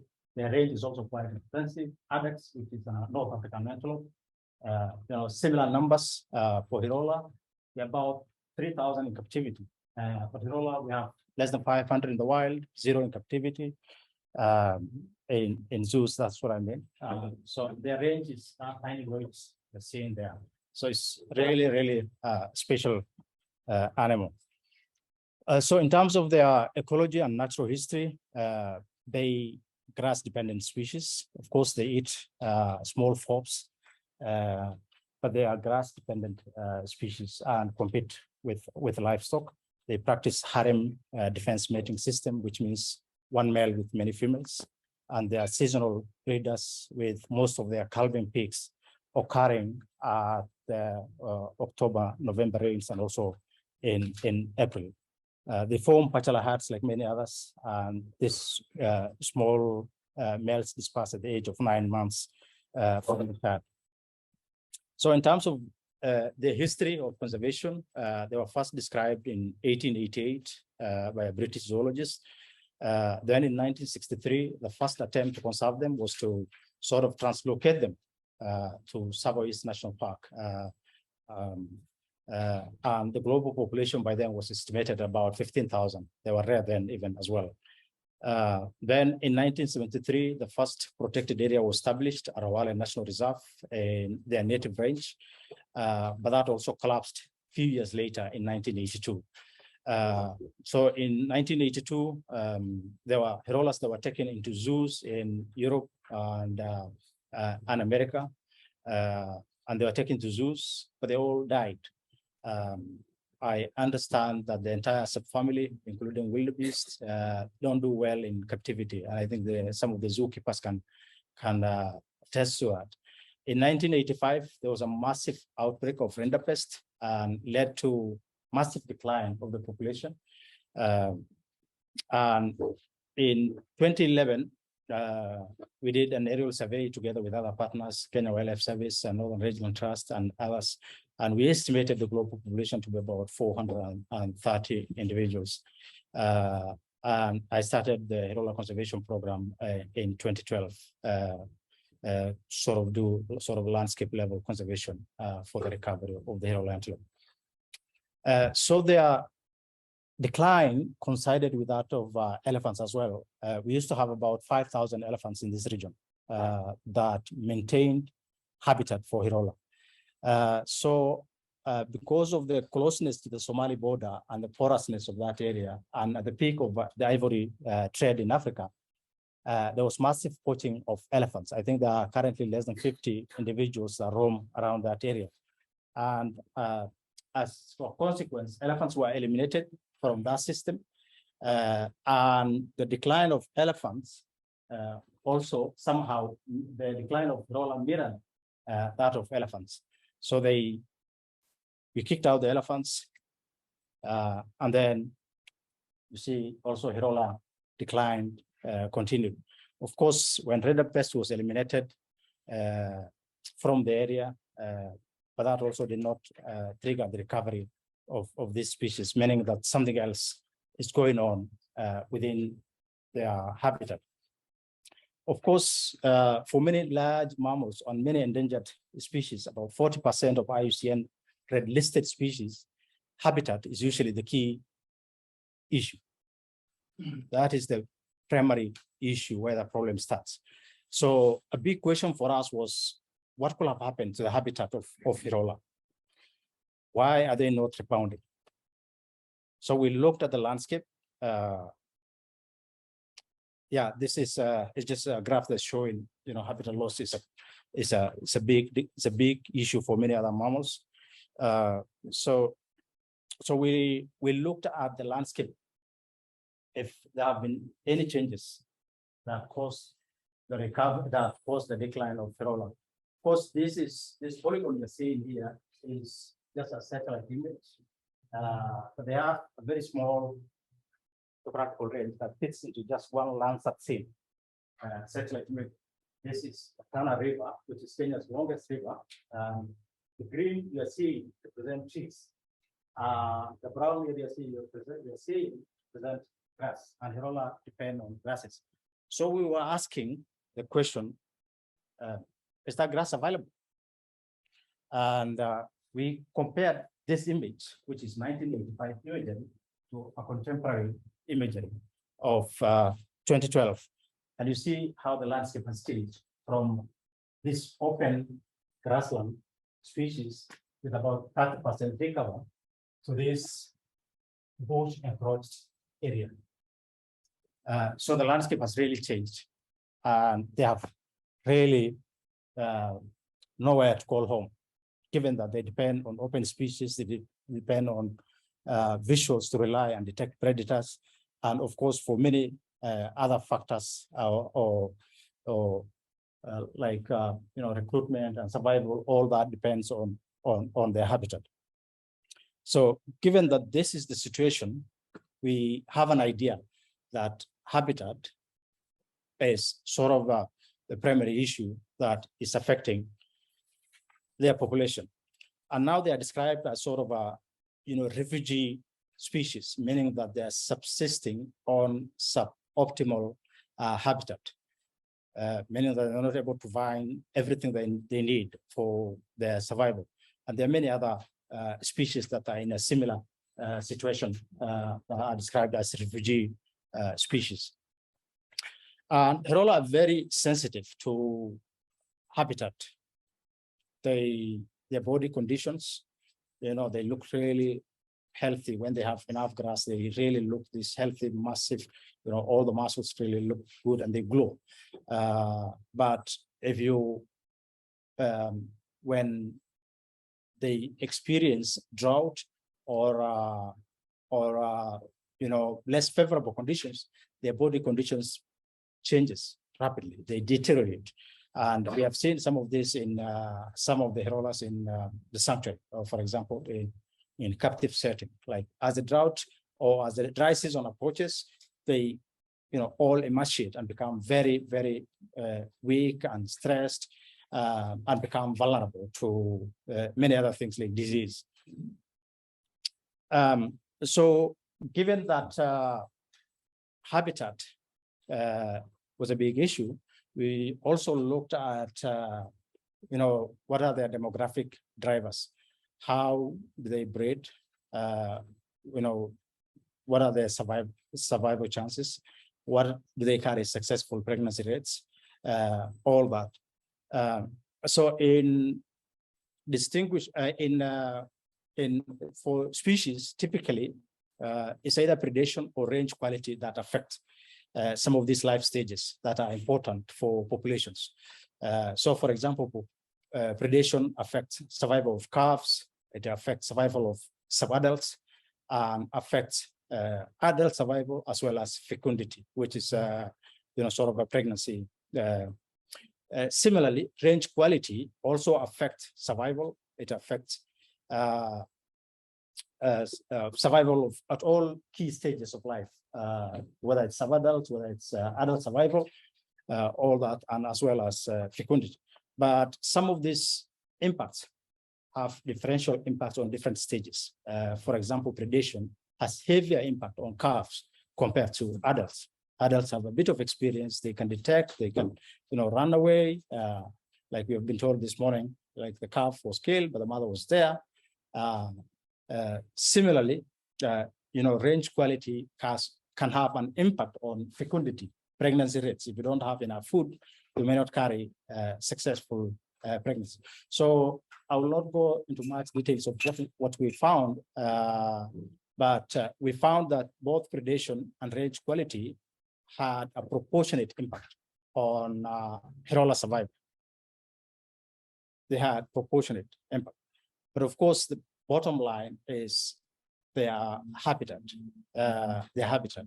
Given that that it's hard to imagine a scenario in which a native predator will drive a native prey into extinction without additional underlying issues. So also carnivore control is not easy, not logistically visible, and also unethical. So given that we cannot control carnivores, and given the chronic numbers, low numbers of Hirola, we recommended that sort of restoring their habitat holds their future. So we covered some of these things in the morning, but I won't go into it because of time. But in conservation, there's need for evidence-based approach. We get into situations in which we prescribe a lot of management recommendations, but if it's not strongly scientifically rooted and supported, then it can lead to a waste of time and energy, and also wastage of limited conservation funds. So given that the triads that we have to undertake when assigning conservation funding, we need to invest in very strong evidence-based approaches. And that's why we were asking all these questions before we went into implementing conservation actions for Hirola. So beyond that, given that we wanted to restore habitat, we also I mentioned that they occur completely in open communal lands outside formal government protected areas. So given that range degradation is the issue, how do we bring in communities? How do we bring in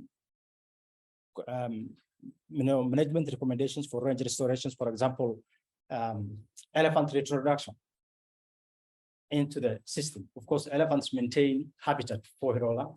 They break down and open spaces for them. So they are sort of an obligate dependent on Hirola. And we thought at some point that there could be extinction depth that Hirola is following, given that we lost elephant in that area. So we now went back to working with communities, and we asked them like basic questions. I mean, for you to restore range, you can do a number of things. You can do manual removal of trees. You can reduce the number of livestock. Of course, that area has the largest population of livestock. The whole of Horn of Africa and the Somali communities that are in that area are pastoralists, and they depend on livestock. So there's extensive overgrazing and competition that happens in that region. So we asked them, for example, do you support reducing the number of livestock you own to improve range quality? And we wanted to bring them on board. We never wanted to implement things that they will not support in that. So we asked these questions. What you see here is, yes, I agree, I disagree, neutral, I don't care. And you can see majority of the people, just disagree with us that they are not willing to reduce their livestock. So if we improve range for the Hirola, and it's a common land, they will definitely increase their livestock, and we go back to square one. Okay. So we want them to understand also this, and some of them have witnessed range degradation over time, so they could really click easily what we are talking about. Do you support seeding? If we do seeding and fertilizing the area for Hirola, okay, and they all agree. Yeah, I say, no, we agree. You do it. Do you support elephant conservation as a strategy to improve range? And they also support significantly. Of course, there are predictors, certain predictors that were driving these decisions. But they agreed, given that elephants have some sort of cultural values and spiritual values, and also they linked it with improved livestock production. By then, when elephants were in the area, life was much more better. And this is now how typically the habitat is from that open area to these acacia encroached areas. And there's very little understory. You see, there's no grass. This is where the Hirolas are. And this is where the future is. It's not in zoos or in fences. It is here. Okay. So if this looks like this, the future is uncertain. So we worked with communities to design sort of a range restoration for this species. But given that they occupy this massive area, the whole of southern Garissa is a massive area. Garissa is alone about 45,000 square kilometers. How do we do sort of a landscape level restoration that will match the need of a population of an entire species, not just one herd or a small group? Okay, we are talking about meeting a match that will meet the needs of this entire species. So we first piloted at experimental level on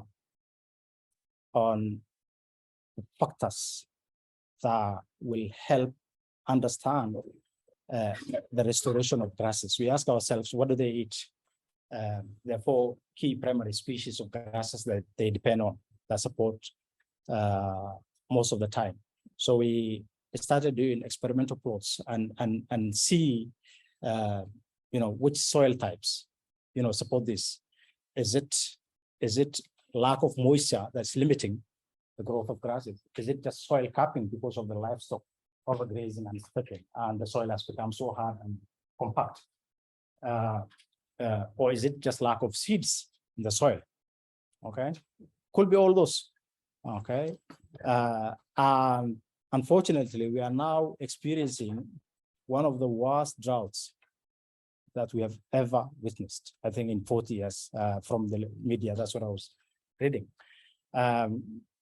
So this restoration effort coincided with that drought as well. So there was a bit of interruptions and delays, but the plants are there. So we looked at the soils to see which soil. There are about 3 different soil types within the Hirola range: black cotton soil, sandy soil, and loam soils. So we looked at which grasses, do well in which of these areas. In addition to working with communities and thinning down some of these areas and seeing if we can open up the space, given that there are no elephants in this area. And restoration success likely varies across soil types and also with targeted species. Different species will do will perform differently. So we wanted to see which species we can easily put in so that we improve the food quality and the nutritional quality of this species. And we worked across these 3 different soil types, and some of the responses of target grass species, as you can see across soil types, wasn't that bad. We have Sancgrass, we have Floris, we have Agrostis, and Propogon. We work with Amos and others here, and they can tell you that some of the results that we had, given the limited rains, was really impressive.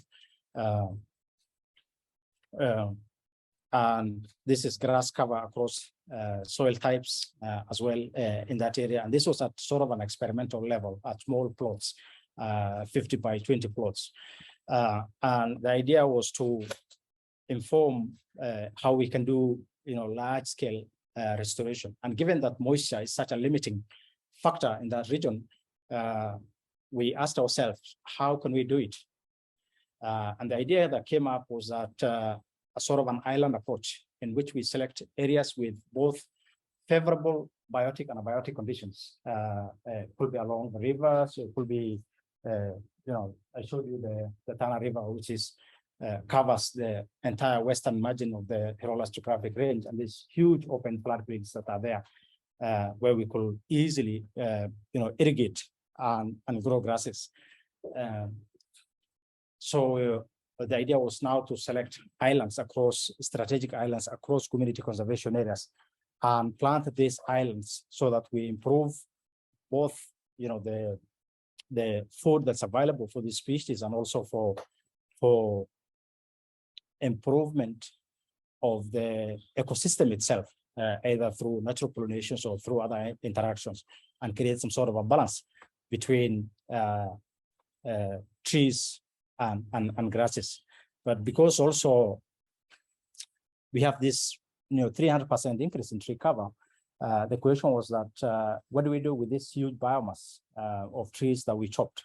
Where do we take them? Can the communities sort of use it as a sort of a nature-based enterprise and develop something out of it? And the discussion now going on if we can still do that. And also we're looking at how Hirola is responding to some of the restored landscape. So we set up these camera traps, and you see they're coming and feeding in these areas, so they can really identify and see where the food is. So in some of the community conservation areas, we harvested grasses. Initially, we bought some of the seeds from Bongo, which is elsewhere in Kenya, Western Kenya, or Northwest Kenya. But now we're able to harvest grass from our and then replant it into the entire landscape, so it sort of sustain itself. So there's some women groups that we work with that are also doing this. And this is like some of the community members. Of course, everybody's carrying machete here, and that is for not for fighting, but also for improving habitat for this globally endangered species. This is one community group that I work with. This was the COVID time. And we also celebrate now the Hirola, World Hirola Day. Of course, we recently also restored, I told you, our wall collapsed in 1982, but now we are working toward restoring it. We repaired this KWS old anti-poaching camp, but now community scouts are occupying, and we recently repaired, and it's now being utilized by community scouts. Of course, this is a Hirola curve. It's looking into the future, and the future is in the native range. And if we all work together as conservation community, we can definitely create a bright future for this little calf. Of course, we also work together with Kenya Wildlife Service and other stakeholders to come up with a recovery effort. Dr. Lekolol has mentioned most of it. But for species to recover, of course, it requires large-scale landscape approach. It requires long-term commitment. It requires conservation action that meets the scale and the threat that's facing that species. Evidence-based and adaptive framework with clear theory of change. Okay, it requires dedicated local leadership. In the past, Hirola conservation was mostly relied on external experts, and all conservation actions were limited to opportunistic field visits, and that created some of the mixed results that we have seen in the species conservation. Of course, continuous and sustained funding is also key to make sure that we connect the dots throughout the journey.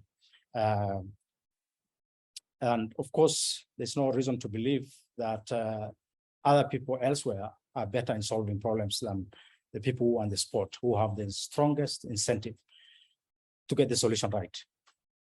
And with that, I'll take questions.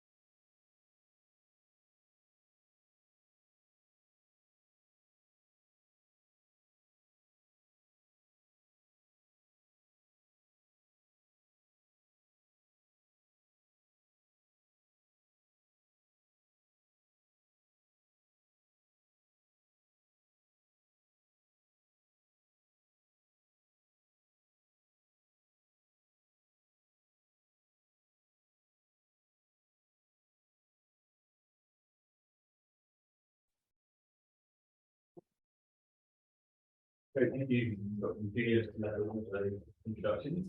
So we start with Dr. Robert Rhino, who is head of conservancy at Kenya Wildlife Conservancy. He's been talking to us about their captive Bongo breeding and reintroduction program.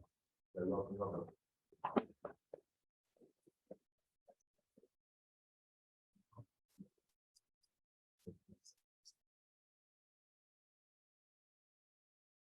Expand we have a huge screen, say like anymore. On the other side. Okay. Good morning. Good morning. And thanks, the time and here, I made my work quite simple, so that they can start off. My neighbor Robert and I made sport for vendor. And what is quite interesting is that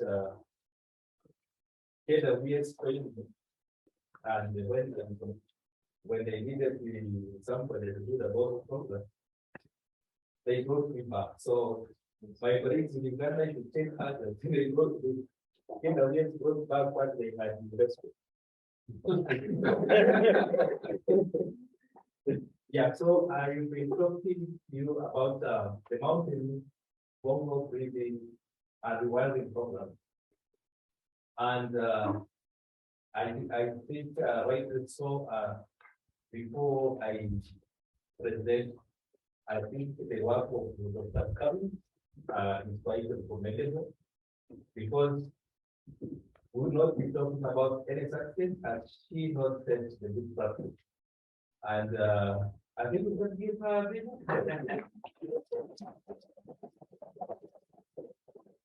and then of course my senior and Jerry, we've been together with giving the letters, never tiring, and wouldn't be talking about anything here. So like it's yeah, so next slide. A brief.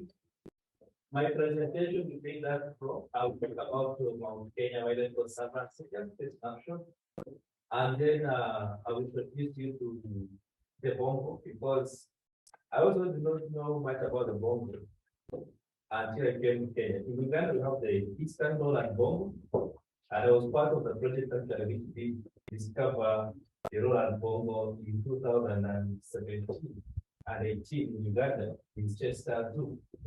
That was my first time to see the animal, the Eastern Bongo, the Lowland Bongo. And then first one, I got to understand the mountain Bongo in detail when I came to Mount Kenya. So like all other people, I know many people might not know, but this wonderful answer is all about. Then I also talk about the breeding of the Bongo. I'll then get into rewilding and then the challenges. And I'll leave space for my senior because we had some issues. I will allow him to pick and take us through in some depth of what those issues were like. Because at the moment now, when we talk about such things, you might not know where we're coming from. We've been coming from a quite thick area, but we are now making great strides.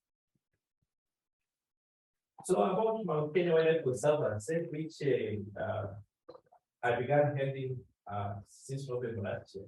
I came in as a vet to work on the Bongo.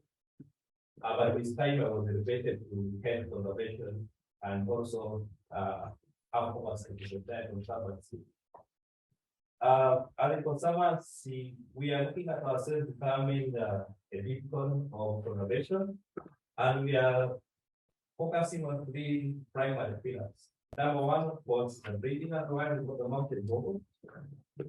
And here we are looking at growing, breeding to grow the numbers, and also training these animals for surviving the wild. And I'll go into details later. Then we have the animal orphanage, and this is dedicated for the rescue, rehabilitation of injured wildlife. We are hopeful of releasing them to the wild. Of course, then we have the community engagement and research and education program. And because you see, we are dealing with conservation, but conservation has a great human face. And until we deal with the comfort challenge, that we'll be able to see success come our way. So that's why we have the public engagement and research education program. So I will be going to the market Bongo for now, and let's go on. So this wonderful antelope that we are talking about, the mountain Bongo, it is the largest forest antelope, and this mountain Bongo is only in Kenya. Okay, the only other places you can encounter them is various zoos across the world, but in the world, the Bongo is only in Kenya. And with such a serious geographical restriction in distribution within Mount Kenya, where the species is extinct in a way, and Mau and the blue forests and Aberdeen as well still have some scanty population. So that's why this species is quite interesting. And it is, some literature say it used to be Mount Elgon in Uganda, and in this area it is regional extinct. And I don't know where that is what it is. And what is interesting about this antelope is that they have those quite strict patterns, which are quite unique to the species. And on the left side here, you have a mother and a baby, and that's how they look like. Males darken as they age. And what is also important to note is that both sexes have horns, and they live in pristine montane forests of Kenya. And this one is what is making conservation of this species quite unique, quite hard because of the specific range it has. And they live in groups of around 9 animals with a dominant group. Sometimes they are bachelor herds which form amongst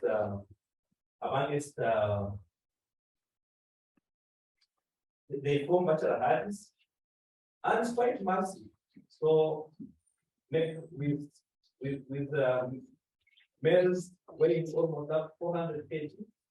So as veterinarians now, you can think of immobilization. So this comes in key. Then females are quite smaller, with up to 250 kg. But in human care population like we have, actually some of these weights you can even go beyond because of supplementation of food. They have a gestation of around 270 days, and they deliver single offspring at a time. And when they deliver, they hide their babies for up to 5 days. And if they introduce the baby to the herd, and the baby is not yet confident to be with the herd, they'll go back and hide for some time. Okay. And these observations now that we've started as we begin the rewilding time. And they have an average lifespan of around 19 years. And I think this year Kenya has broken a record. I think the oldest mountain Bongo at the moment known is in Kenya at 25 years. It celebrated the birthday this time. So we are trying to talk to people who are managing the stream and start to see if actually that is the right method so that we can maybe advocate to go to Guinness Book of Records. And that Bongo is called the database. I hope I have earned a CTE point. So what has been the historical context of the Bongo? From 1950s, the mountain Bongo population started declining. And primarily, you see how beautiful this animal is. Many zoos were based in county species. So after Mount Kenya, the program started when after reviewing that capture for trade, some remnant Bongos were arrested at the conservancy. And I think that's how Mount Kenya started the first Bongos. So that hunting, the unrestricted hunting, and then what you see is a massive atom. So a poacher capturing an antelope 400 kilograms, that's a big price. Then the skin, then the trophies. So it really is something mercilessly from this unrestricted poaching. And then of course there was a rinderpest outbreak in 1980s, which also now devastating the population even more. And so between 1966 to 77, Kenya government gave authority for 36 animals to be captured and taken to the US. And that's what began the whole course that you see in various schools in America. And during that capture, 18 bombers eventually were arrested at Mount Kenya Wildlife Conservancy. So as the populations continue to go lower in a way, the population in the zoo were rising. And by 2001, there were around 353 mountain bombers in zoos, while the situation in the wild was continuing to get darker and darker. By the recent census, which was done after the last 2021, the report there is available on Kenya website. The Bongo still in the wild is less than 96. And for us who have now been in the game looking at the census method of the Bongo, it could be less, or it could be more. But the key thing here is that the population in the wild have continued to decline, and we must do something. And I think that's why all of us are here to put hands together to see how we can set this species way to there. Next. So in this effort, in 2004, Mount Kenya Wildlife Conservancy was established, and so we need to focus on the reproduction of the mountain bongo. So 18 mountain bongos were imported from the US and brought to the conservancy, and they are allowed to adapt in smaller areas. And I still think some of you think the animals are still going. We've been moving them now. And in the first days as expected, the animals started succumbing to endemic diseases, particularly tick-borne diseases. And my friend here in Nigeria will be very bad in those details. And so, but what was all was not lost. I think they lost around 7 animals, but some remained. And those went through a series of adaptation, gradually developing immunity. But of course, not at the fast rate, because this is a species which has not been here for a long time, has come from a temperate region. Seasons are new, environment is new, keepers are new, so it was not that easy. Next. So with time, the population started now hardening to the local condition and started breeding. And by 2019, actually we had reached 77 individuals in number.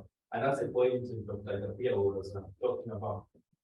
And then after, within 2009 and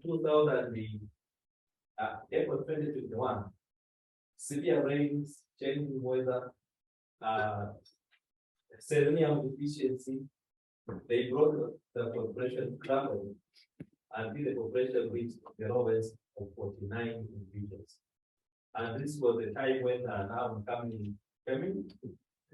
I think she has stabilized the mortality up to 51. By the time I came in, 2 went, and from that time, we started now putting hands together because we saw this. What the hope was tied in this project. So since then, we have been improving husbandry, we have improved veterinary care, and I wish to say that the operation has been found. As of 23rd, it was the other day, we stand at 68 individuals, and by the end of the year, we are optimistic with crossover surveillance. And what has been again changing is that we have divided this mountain bongo into herds, and gradually now started introducing them to existing forests. At the moment, this is how our operation is starting. we have 2 old animals which are over 16 years. But what is interesting, we have one over 18 years and it's still producing. And then, of course, the second one is the service who is now over 24, is now over 25 because her birthday was the other day. But this population gives us hope because when you look at the adults, the mix of adults, sub-adults, young ones, the population is recovering at a good pace. So we are optimistic that given this trend, come 2025, we are likely to close over 120 Bongo service. So we have moved from importation, adaptation to now breeding, and now we've now started gradually introducing these Bongos to breeding areas of the forest so they can learn the health environment as they begin their working time. Because the whole point is that in the end of the day, we have offspring from these Bongos, which we can use to start new population and we enforce the existing wild population. And for the Bongo side is that we are starting from the captive population to the wild population, which is not an easy place to start with. But this is anyway, next.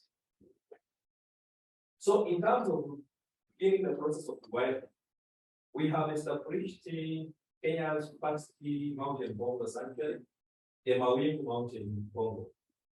It's a 776 acre sanctuary, and it is located within Mount Kenya Forest in Ungulate and Ungulate Reserve. Why? These forests are an altitude of 2,300 to 3,000 feet above sea level, and this is the range where the mountain Bongo thrives most. Where you go where the mountain Bongo are, that's the range you usually find them. And that's why people in literature, and also anecdotal information from hunters, that's the place where the Bongos go. So that's why we went for this forest. And in this sanctuary, we have permanent rivers, river leaking by the sanctuary. And there is the habitat assessment showed after there is plenty of browse what the Bongo do. And what is interesting is that there is not much literature on what Bongo is, but as we begin the rewilding journey, we've been following up this Bongo. We have identified over 120 plants they are eating. And when we go to this part of the sanctuary, at that altitude, this vegetation which they like is abundant. And I think as we go ahead to establish our sanctuary, this is very important information in site selection for every range that we'll be looking to put the Bongo. So we had to remove, of course, largely megafauna like elephants here. That is, we get a in the sanctuary, taking out elephants. We have to remove elephants.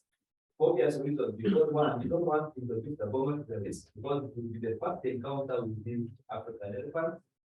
Secondly, the price is smaller. You don't want the rest to be utilized by an elephant more than the Bongo. But there are still some few buffaloes.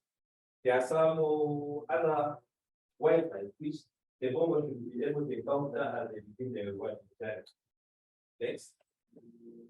So we are looking for that every successive year we'll be taking 10 mountain Bongos to the sanctuary 5 every 6 months. And why do we do that? This is a careful reintroduction process where we are starting from the captive prey population, rewilding. You don't want to be overzealous. So take, monitor, and then use the lesson plan to do the next better. So our selection criteria for the animals which put the sanctuary are that one, our animals should not have a history of chronic sickness. Because that's important, because you are looking at how agile these animals are going to be in the wild. And then know also history of repeated treatment, because you want an animal to be as healthy as possible. And then we also look at the animal browsing ability. It should be able now to browse. Because remember, we move these animals from exclusive human dependency we gradually reduce their feeding, and we are seeing how they are performing at the smaller forest enclosures. And we are selecting those individuals which we are seeing are browsing a lot. So ability to browse is one of the number one criteria we use to put animals that will be going to the sanctuary. And another thing is food, fight, response, and treatment approach. Bongos are quite shy animals, extremely shy. You didn't want to take an animal into the wild that is coming to people. So we look at that. Animals which meet that cutoff and ones which are selected because the next fail. Those which can't meet, we still have needs of breed. So what we remain that we have give us babies, but our target is to make sure that animals which have very good brain response and they are will of human approach, those are the ones which graduate to the wild in Kenya. And then another thing is ability to train young ones, because you are sure that animals somehow will encounter together. So you want an animal which is competent to fend off predators from finishing off the young. And I can assure you, if I see the Bongo went to this forest, when the Bongo delivered the other, I think 2 weeks ago, I was chased by a Bongo down road. I was having a very good to sleep. But when they deliver, they have taken their babies, they are really quite naughty. And even the case of predation, we have 3 babies born last month and the elephant came in. But the elephant killed the baby, but never had a chance to eat anything. The mother pulled the elephant away. They stayed with the carcass, but the elephant never had a chance. So this is a very good place that you can see. And I think it's amazing to me that I think we used to learn about gene expression and environment. And to me, it's amazing that one person is given the right environment, how is it able to regain wildlife?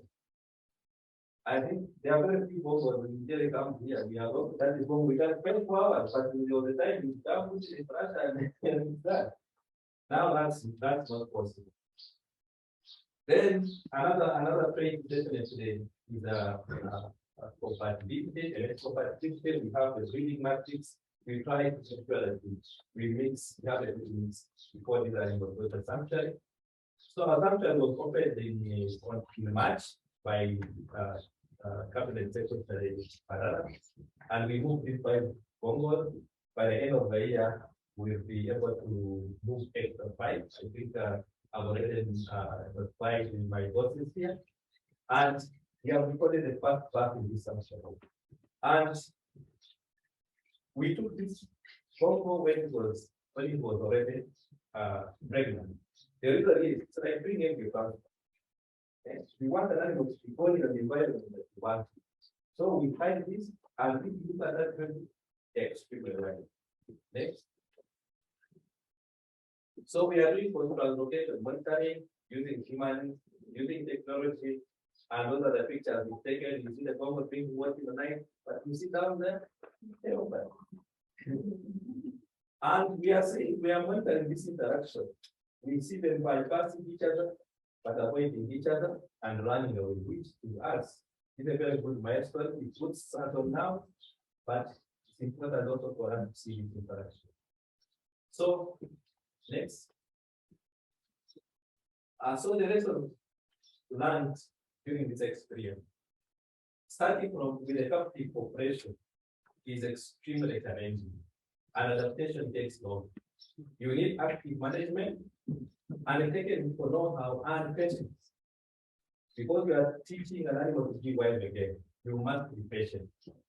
And again, you must be daring and maintain focus.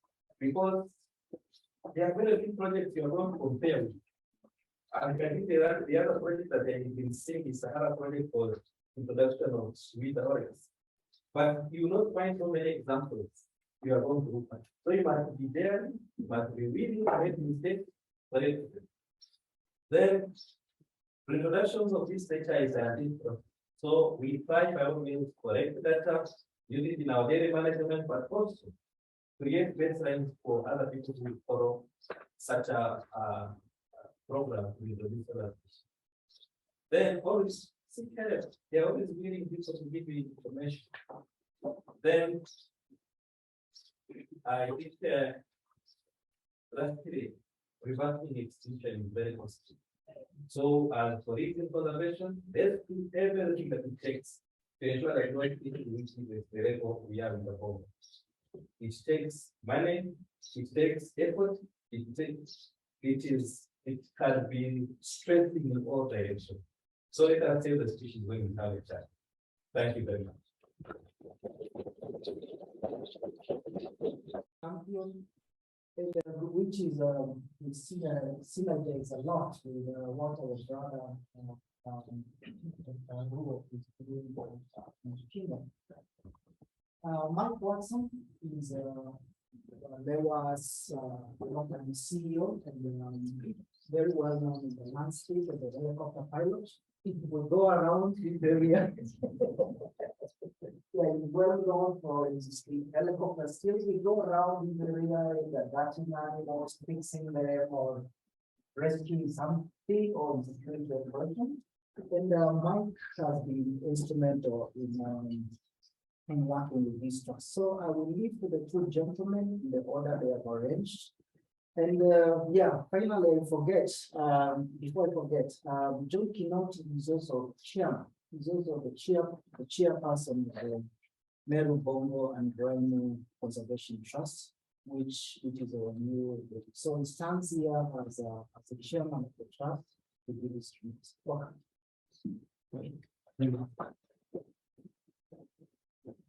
Thank you, Mutinda. I don't know if Chair get some points after that introduction.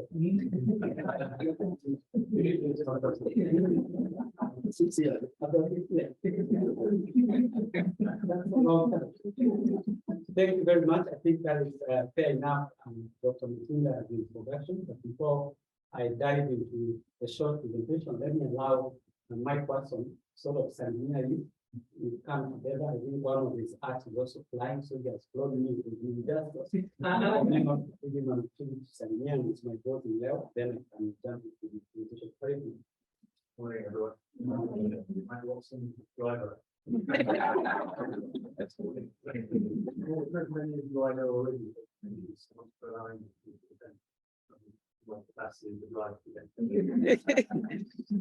Thank you very much. I know you are constrained on time. Let me go straight to the presentation about Meru Bongo, and I'm not hiding off. I think I should be operating this from here. Just put it down. Yeah, that's fine. So first, we acknowledge the role the veterinary and the science does when it comes to the wildlife species management and all that. And we are really honored to be in this workshop today.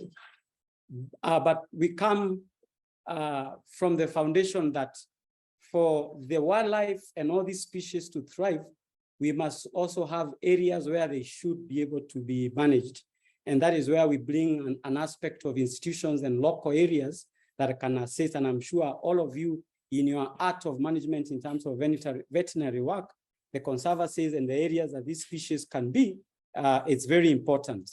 And as Mutinda said, I guess Meru, Bongo, Rhino and Conservation Trust is the newest baby when it comes to institutions that are actually coming up, or other forums coming up to manage endangered species. I don't want to say much about LEWA because today we want to talk about Meru, Bongo, Rhino Conservation Trust. But LEWA has a role also to ensure endangered species program management is also, replicated where opportunities arise. And just to bring us to traction on how all this began, LEWA Wildlife Conservancy in terms of land management is in Meru County.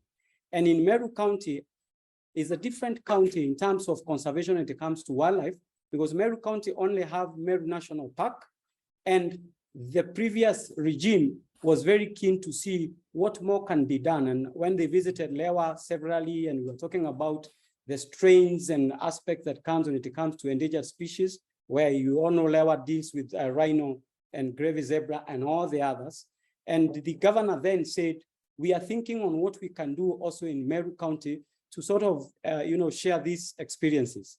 And that is where the story began. And the governor then, His Excellency Kraito Murungi said, you guys have done a very good presentation about what you've already done. We want you to come to our office and tell us, what else can we do together in a different way? And that's where the journey began. And we were left asking ourselves, what we do next and all that. Again, with a lot of consultations, Dr. Mutinda here and the rest, we looked at the area that we had already started working very closely with local communities in terms of forestry and all that in Mount Kenya forest. And that's the idea. We thought if we bring the flag of rhino again, it will look like we are very selfish, because we are already known to be the flagship species for Lewa that we are managing is the black rhino. And then a lot of discussions came and we said, why don't we also settle for Bongo as a critically endangered species? And I remember then Dr. Mutinda with many other people from KWS were also speaking to us. And we said we can learn a little bit more from what Robert is doing in Mount Kenya. And we went to the governor, and the governor said, what do you have for us? We started saying we have critical endangered species, the lists. Before we said our thought about Bongo, he said, by the way, before you tell me what you want to talk about, I hope you have a plan for the Bongo. And that is how the whole issue now was cemented and the discussion started. So basically, before we got to the Meru Bongo Rhino Conservation Trust, we were advised and we said we needed to do a bit of study. Is this possible? Is it something that can be done? How can it be done? And then stakeholders were put together. And the governor basically said he wants to see the county government being in the forefront, but does not have the capacity in terms of science, does not have the knowledge of know-how. What do we do? And we need to be able to have that aspect. We agreed we needed to do a feasibility study. And by then, we were all whipped together by the governor, different organizations, and he wrote to various organizations. He wrote to Kenya Forest Service. He wrote to Kenya Wildlife Service. We engaged the community forest associations that I'll be talking about, and of course, us in Lewa. And we say, let's have a working group. So Kenya Wildlife Service was mandated to do the feasibility studies. And the studies were done, and we saw that this program and this project was feasible. Hence the reason why we decided that was the route to go. And the governor flagged that off. But from the feasibility study, it was agreed we needed to have a special purpose vehicle to ensure this is implemented safely and implemented when every other player had a role to play. Hence the reason why there was a birth of Meru Bongo Rhino Conservation Trust as an implementing agency for all the dreams that were there. So Meru Bongo Rhino Conservation Trust is actually a private, public-private partnership, which we are seeing as much more as the first of its kind in Kenya. And I believe most of you as scientists, you realize there's what government can do, there's what private sector can do, there's what the local people can do. But when you all come together, there's an enabling environment for us to put our energies and create synergies to see how things work. So Meru Bongo Rhino Conservation Trust becomes now, as we've said, a new baby to give us an opportunity to have this PPP program and focused on the endangered species, and this being Bongo, the first animal. And then we are hoping in its second phase, we'll have rhino. And we agreed, let's have rhino being in the second phase so that it wouldn't look like it's Lewa wanting to continue with what we do very well. So we took over that and we moved on. The background itself, I believe all of us are very familiar with all this. Basically, we know that any investment in wildlife, it's not just from anywhere, it must be based on what the law says. And I believe from KWS and the rest, we have the strategies that have been prepared for the recovery of these critically endangered species. So the same case, even Meru Bongo Rhino Conservation Trust, whatever we want to do, both for the Bongo and the rhino, is based on governments and KWSs and other agencies, footprint in terms of plans and the strategies. And all that is laid there. But the best of it all is to see how do those different agencies, those different organizations come together under one umbrella and ensure that these endangered species are given an opportunity to thrive and are given an opportunity to be managed very well, where Meru Bongo Trust comes into. Just like I mentioned earlier on, Chege mentioned that you have to register to a member. For us, we are partners in this Meru Bongo Rhino Conservation Trust. And probably in the future, we'll be able to be seeing who others can be partners to help us establish this, because the science of managing this and critically endangered species is very huge. And I believe even the output of this week's workshop, there's a lot that can be borrowed from this to see how we make this work. There's a lot we learned from Robert on what he's doing in Bongo, because the Bongo, the animal remains the Bongo. It's only that we have various satellite places to establish this. So our partners in Meru Bongo Rhino Conservation Trust, as I said, is county government of Meru, whose this project is their flagship. And I am happy to tell you is that most of the time when we have the governments taking lead in programs, people have a fear that when regimes changes, things may fall off. I am proud to tell you that we had elections in August. This project began when we had the previous regime in Meru County headed by His Excellency Kiraitu Murongi. Now, elections came, as you all know, in Kenya, and things changed. So we have a new governor. The governor has come and picked several programs that were done by the previous regime. And this is one, and he said, nothing should stop. In any case, we need to accelerate and see that things work.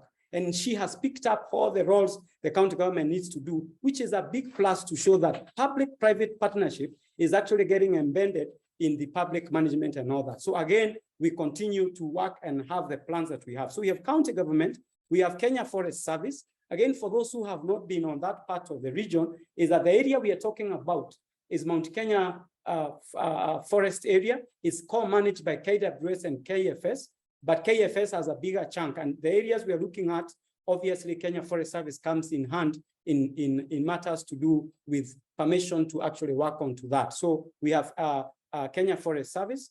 KWS, of course, is center stage into all this. As I said, they have supported a lot into all the studies that we have done, the feasibility study, the disease study that is going on, Dr. Mutinda working on that. We have a management plan that is also being done. So the whole of that science work has been done by the various teams of KWS that was actually agreed. Then most important is we have the community forest associations. And I want to say this here is that for conservation work to be more successful, the local people must be given an opportunity. And where we are going in the future is that local people no longer are just there. They have come up with various organizations. When you come to areas of wildlife, local people are having their conservancies. When we come to the areas of forest management, we have community forest associations. So for this project, we have 2 community forest associations fully registered, managing these forest blocks, and they are actually members of the Meru Bongo Rhino Conservation Trust. And we see them actually as the winners of this project, because the benefits of this project will actually trickle down through the CFAs to support the people to see the value for this conservation of the endangered species. And then of course, LEWA comes on board, where our role is to help fundraise and more in terms of capacity building. And since you all understand and know the story about Bongo, with the few numbers that we have in Kenya, so we have a partnership program with the Rare Species Conservatory Foundation in Florida, where we are expecting to get about 25 animals from there, with all the processes being done, so that actually we can have them as our first species to come and breed and reintroduce. Same fashion as maybe Robert may have shared or will share, because this is what we see ourselves having. So far in Meru Bongo Rhino Conservation Trust, these are the key partners and implementers of this program. And I'm sure the partnership and more people will be joining us as the program continues to flourish. The purpose of this initiative, one, is to ensure the habitat, which is our forest, is conserved and protected. And this is obviously unavoidable, because whether we have the best medicine for wildlife, whether we have the best scientific planning and management for wildlife, if our habitat is not kept well, everything else doesn't work. So with this project, we believe those 2 forest blocks and beyond will actually be managed very well. Then communities, and this is not an aspect of trying to have a buy-in for communities, is actually the best thing to do, because any development project must actually address the needs of the people that are managing it. And when we look at it, we'll be very happy to see bongos multiplying in numbers, but we also want to see the impact, positive impact of such a project trickling down to the wananchi or the community, whereby their livelihood will be enhanced. And that's the best way to develop new conservationists amongst the communities and ensuring there is a secure understanding of people in terms of everything that we do. So communities will be able to get support in their livelihood. And we hope later on, once this flourishes and works, we have a little bit of ecotourism, because maybe for the veterinary people, you are advantaged that you're able to see different species of wildlife. I tell you, there are people who even probably have never seen a bongo. There are people who have never seen a rhino in this country.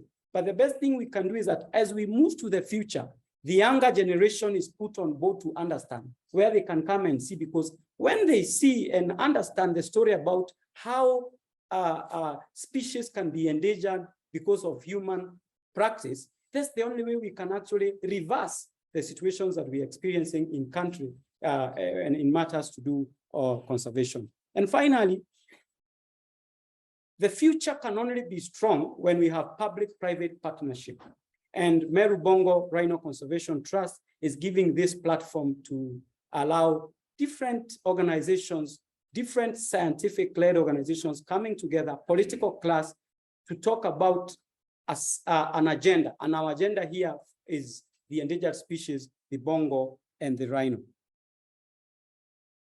Again, let me take you for a virtual visit. That is where we will have our sanctuary. It is within Marania Forest Block and Moshiere Forest Block. And for those that have been, that is slightly below the Kenya School of Adventure. So that's where we had the site, again, chosen and guided by the various scientists.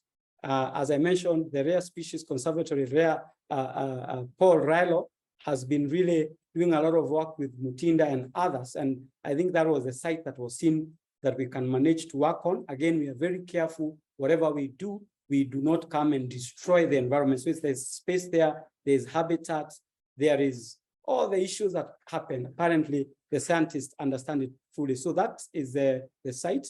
And again, you can see the importance of also flying, because that photos was taken from on top so that you can see it very well. So, and I know, who knows, in your next workshop, probably will request that people will come and visit, because something will have happened on the work that we are doing. So again, like I mentioned, those are our partners. Meru Bongo Trust is just a platform for all the other parties. The beautiful thing about it is that everybody is excited about this project, and we are seeing the future is very bright when it comes to the breeding of these bongos and also giving the rhinos. Work is yet to be done. Just to mention a little bit of this, the board of KFS approved the application for a special user license. We've done environmental impact assessments. I think we are in our final stages of getting cleared by NEMA, and thereafter we sign off a special user license. And I'm sure people here in the room, some of them will be involved when it comes to the importation license and all those processes that move. But immediately we get our special user license, we are going to ground and start doing a bit of construction and all that as the work continues. So ladies and gentlemen, that is the story, the newest story about our plan to do bongo conservation. But before I end for any question, we have a short video that I would hope you can watch. Sorry, this moved.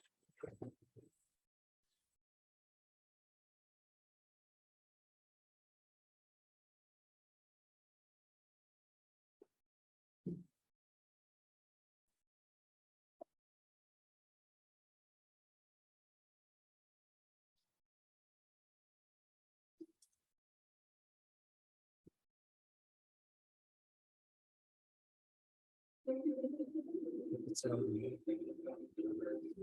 very important to ask the community also the an initiative like this will be able to be done by one person. My children and my children's children will not be told about bongos and rhinos in history. They will see them.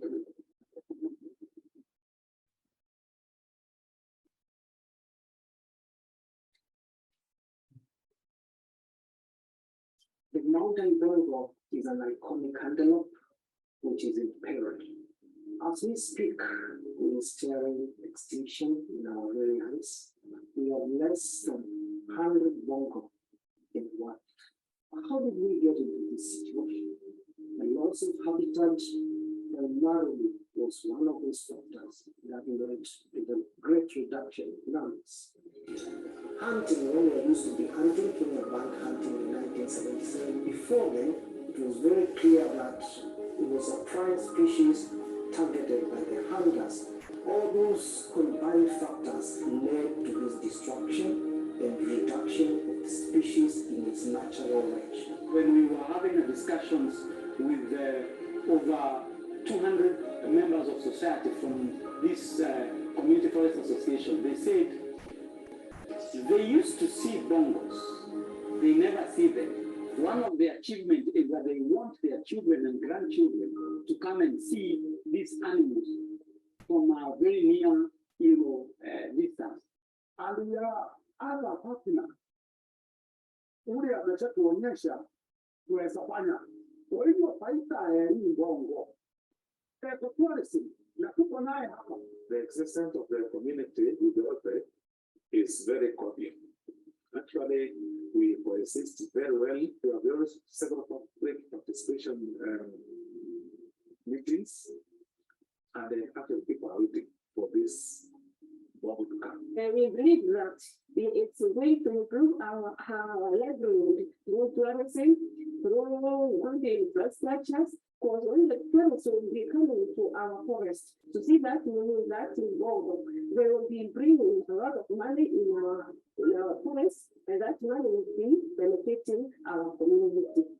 I had an incredible trip to the rare species conservatory in Mexico, Florida, and there is thriving and successful population of mountain bongo, which is ripe for replication. To bring back to Kenya and have a founder population which will eventually go to Ghana. An initiative like this would not be able to be done by one person. We have to rely on scientists from KWS for us to be able to know how to manage the animals. We have to rely on KFS because they are the owners of the land. And the people who live around this area also, the community, has a stake because their livelihood is affected by the forest. Also people like Lewa, and in terms of outreach, they are better placed to reach out to people who have similar thoughts in terms of the conservation. And we have that there have actually been the link that we have relied on to get onto the bongos in America. So it is important that we work together as a team. This effort of ensuring that we have the bongos in a sanctuary is also resonating very well with ensuring that our forests are very well conserved. It's resonating with the clarion call that we must allow ourselves to coexist. This is a moment people who are not in Kenya getting an opportunity to support. That's why their donors are coming in. And there will be a moment, this sanctuary will be a spark into increase to tourism, in county and in Meru County and the landscape. That money will be plowed back through the Community Forest Association to give bursaries to children to go to better school, to ensure water projects are actually flowing, and also to ensure the sanctuary itself is moving.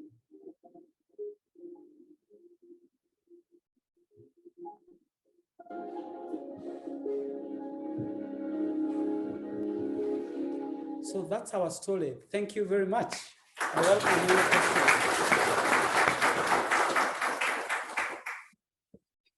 Okay.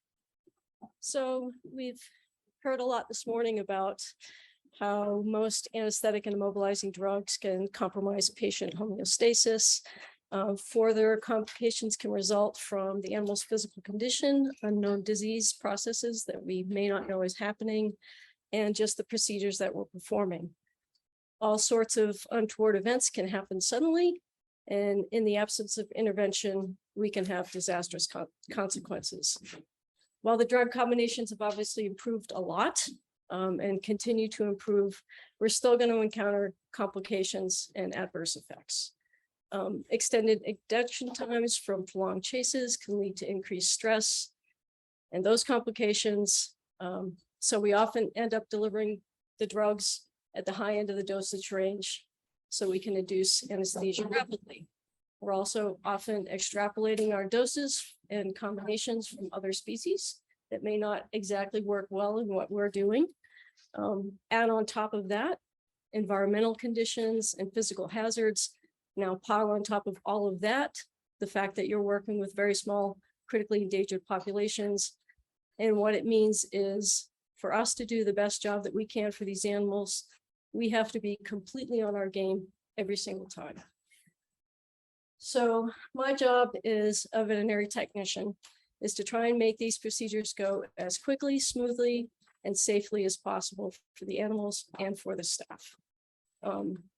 I work primarily in captivity, but I have enough years behind me and enough experience in the field to know that you face very different challenges than we do in captivity.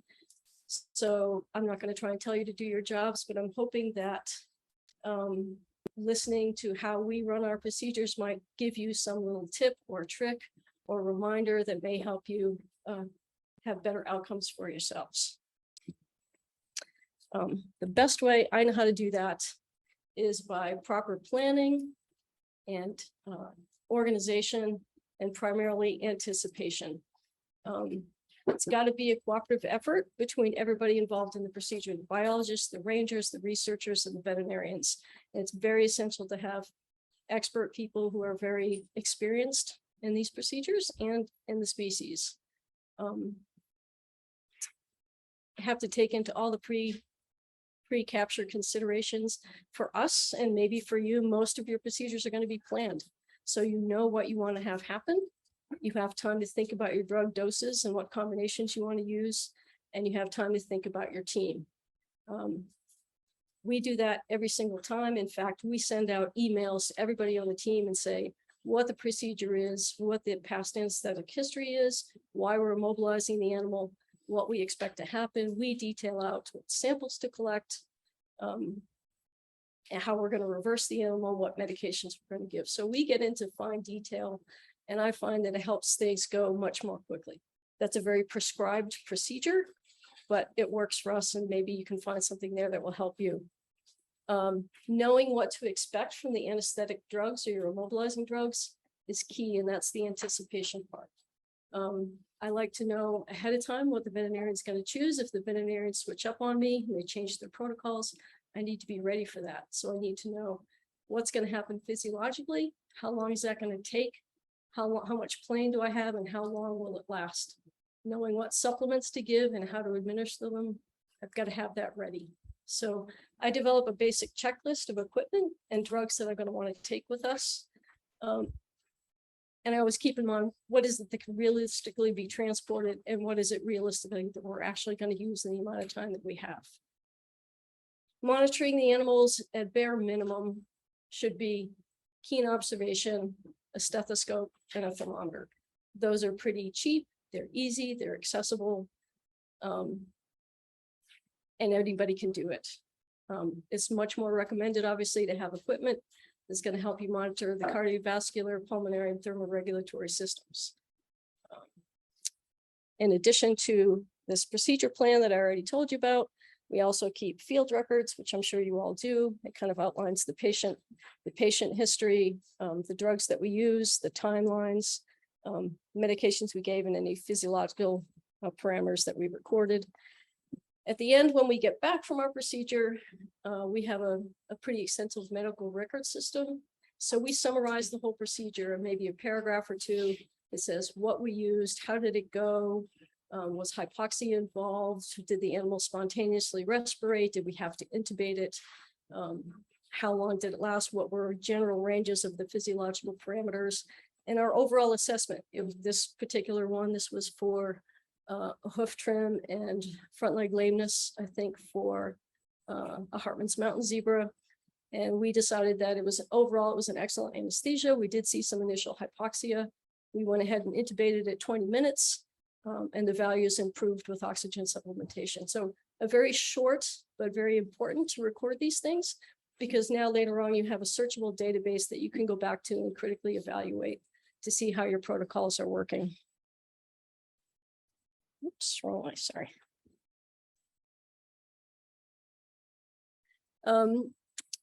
First on the procedure, we do an initial assessment, and that should begin even before you induce your animal. How is it behaving? How is it breathing? How fast is it moving? Does it appear diseased? We also maintain that situational awareness. What sort of physical parameters is this animal going to encounter? Hazards, what the level of excitement is. And then from a distance, you could also start observing respiratory rate and depth. When the animal does become recumbent or go down, we assess very quickly its level of voluntary or involuntary movement. A gentle prodding works very well for us. If that is safe to approach the animal, we go ahead and check the palpebral reflex.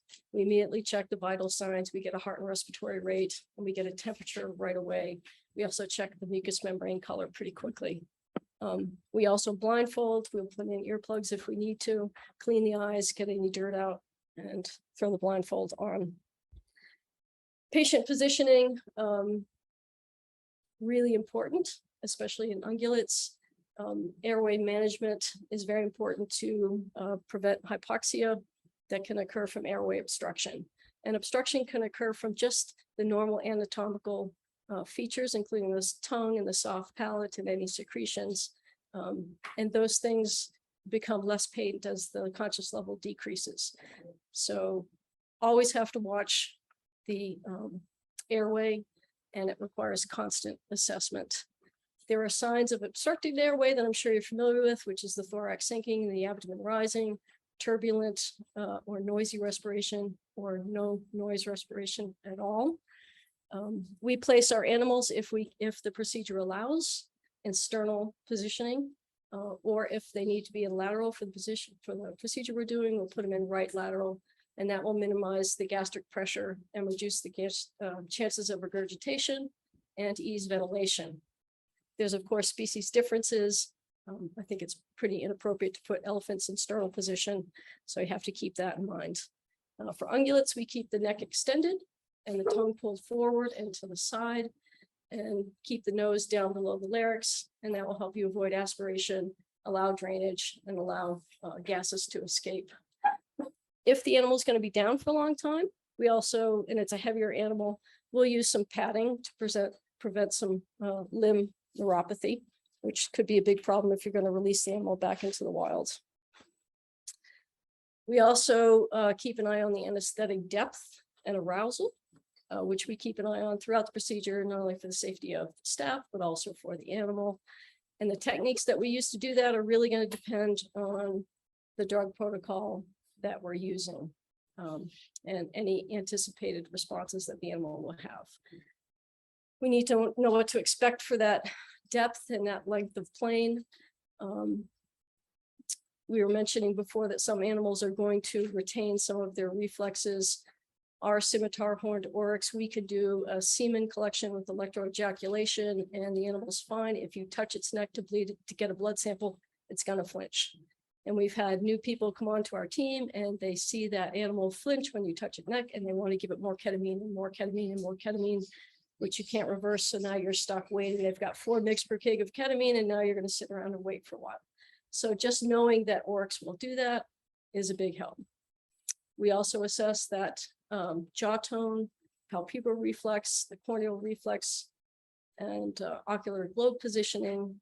And also the higher the lighter the plane, the higher the sympathetic activity. So you're going to get increased heart rate, respiratory rate, and blood pressure. For monitoring, we all have recognized this morning that these drugs are going to interfere with normal respiratory function and thermal regulation, and that can lead to respiratory depression, acidosis, hypoxia, and hypothermia. That can lead to neurologic and myocardial dysfunction, multi-organ failure, capsular myopathy, and death. So we need to take the time to monitor. I know it can be an inconvenient thing, and you want to get the animal down and get it up quickly, but it's really super important to at least take the time to do minimal monitoring. The cardiovascular and respiratory systems should be monitored continuously if you have the ability to do that with some equipment, or at least every few minutes. And the temperature and the plane should be checked intermittently.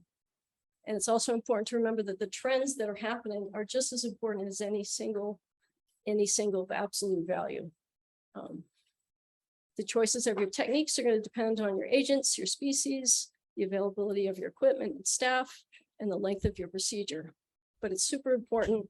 And the whole goal is to make sure that you have blood flow to the vital organs and that the oxygen delivery to the tissues is adequate to the demand. And that is going to require monitoring of oxygen saturation, blood pressure, carbon dioxide excretion, and body temperature. And at its most basic is heart rate and respiratory rates and temperature. And those things I said are easily monitored and inexpensive, and we really don't have too many excuses to not do that. The monitoring of oxygenation by pulse oximetry and ventilation and carbon dioxide excretion, capnography, and blood pressure all require monitors. And those have been largely validated in domestic animals, but we have quite a lot of information on wildlife as well. Most of these, or many of these pieces of equipment are battery powered. They have protective cases, they're small, and many of them are relatively inexpensive. So to monitor the cardiovascular system, which is essential to maintain oxygenation to the tissues, we need to look at heart rate, rhythm, blood pressure, mucous membrane color, and capillary refill time. And those are often used to just estimate the cardiac output and the adequacy of tissue perfusion. We know that the drug effects can have a great impact on these things, so we need to keep those in mind. For rate, again, stethoscope, pretty easy.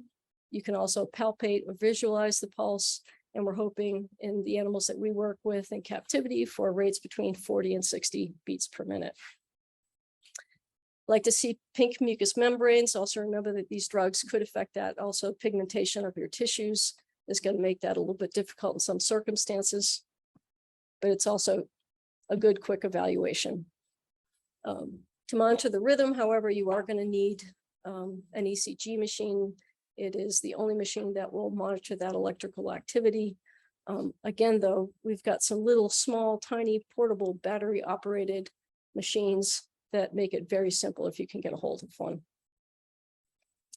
For blood pressure, which is dependent on cardiac output and vascular resistance, and an increase in pressure could either mean an increase in cardiac output or an increase in resistance. Again, some of our drugs like the alpha-2 adrenergic agonists are going to cause not only vasoconstriction, but also sympathetic stimulation. So that's going to have a big impact on your blood pressure. That can be, your blood pressure changes can be an indicator of your depth, another reason to keep a good eye on it. And the most important value that we look at is the mean arterial pressure, because that's the driving pressure for organ perfusion. For adequate perfusion, we like to see in our large animals greater than 70 to 80, and for systolic, greater than 100. There are a couple of different techniques for monitoring the blood pressure. Direct monitoring involves arterial catheter placement. It's a bit more involved maybe than sometimes field procedures can allow. It is the most accurate and the best one to use if you're going to be doing anesthetic studies, but it's, again, may not be practical for your short field procedures. Or you can use indirect methods. One way is a quick palpation of pressure at the arteries. It's not really considered that reliable, but it can give you some qualitative information. We generally use cuff placement over an artery and a machine to help us read that. Those values can be greatly affected by your cuff placement and size. It needs to be directly over the arteries. We use tail, we use forelimbs, distal limbs, and the cuff size and the width should be about 40% of the circumference of the limb. If you go too wide, it's going to give you an erroneously low reading. If you go too narrow, it's going to give you high readings. Also, the distance of the monitoring site above or below the heart is also going to affect your readings. For the pulmonary system, we need to monitor both oxygenation and ventilation, which is the means by which the lung gets rid of the carbon dioxide. And that is very important in the regulation of acid-base balances. The most basic evaluation for oxygenation is the mucous membrane color. This is extremely subjective, especially with pigmented tissues. But if they are cyanotic, you can anticipate that you've got less than 70% oxygen saturation. The most basic method you can use for ventilation is to observe the rate and subjective depth of the chest excursions or the exhalation from the mouth or nostrils. Most of these monitors that we use are small, they're portable, they're battery powered, they're automatic, and some of them have a continuous and audible alarm associated with them. So you can actually take your eyes off the patient for brief periods of time and do some other things, as long as that thing is nicely beeping in the background. One of the most commonly used pieces of equipment, it's one we use all the time for oxygenation, is pulse oximetry. And that provides you with real-time values of hemoglobin saturation, SpO2, and the pulse rate. The SpO2 is the percentage of oxygen hemoglobin present in relation to the amount of hemoglobin that's capable of carrying oxygen. It does this by measuring the light absorption characteristics of the blood. So when we're doing our procedures, we like to see an SpO2 of greater than 90. And the accuracy of these machines is greatest in the range of 80 to 95%. There's a few different types of probes. You can use transmittance probes, which are placed externally on the ears or the tongue, lips, the prepuce. A key is to keep those tissues moist. When those tissues dry out, it can lead to inaccurately low readings. So we always keep a bottle of water or something nearby to help us out there. Or you can use reflectance probes in the oral or nasal cavity, the eyelid, the rectum, the vagina. You need to isolate that probe over an artery. The readings can be affected by tissue pigmentation or the thickness of the tissues, the ambient light movement that may be going on, and vasoconstriction, dilation, low blood pressure. You can evaluate the quality of the data by looking at the signal strength indicator and by verifying the heart rate. I find often in our large equids that the machine will double count. And so it's always important to go back, check your machine, palpate a pulse, look at the jugular pulse. I find it very important to remember to monitor my patient and not necessarily just the monitors. This is less sensitive than doing arterial blood gas. It has a tendency to underestimate saturation at high oxygen tensions and overestimate it at low tensions. So that gives you a significant risk of underdiagnosing hypoxemia, especially in animals already prone to it, like the ungulates. And this will not determine if ventilation is accurate. This only tells you if there's oxygen there. So for monitoring the pulmonary system with ventilation, you need capnography, and the best way to monitor everything is with arterial blood gas analysis. Dr. Vitale will go into this in more in depth, so I will just let you know that this is the gold standard for monitoring your animals. Thermoregulation, obviously very important, especially in these field procedures. You can use thermometers, you can use thermistors, which are more of a continuous reading. Lots of places you can stick them and put them.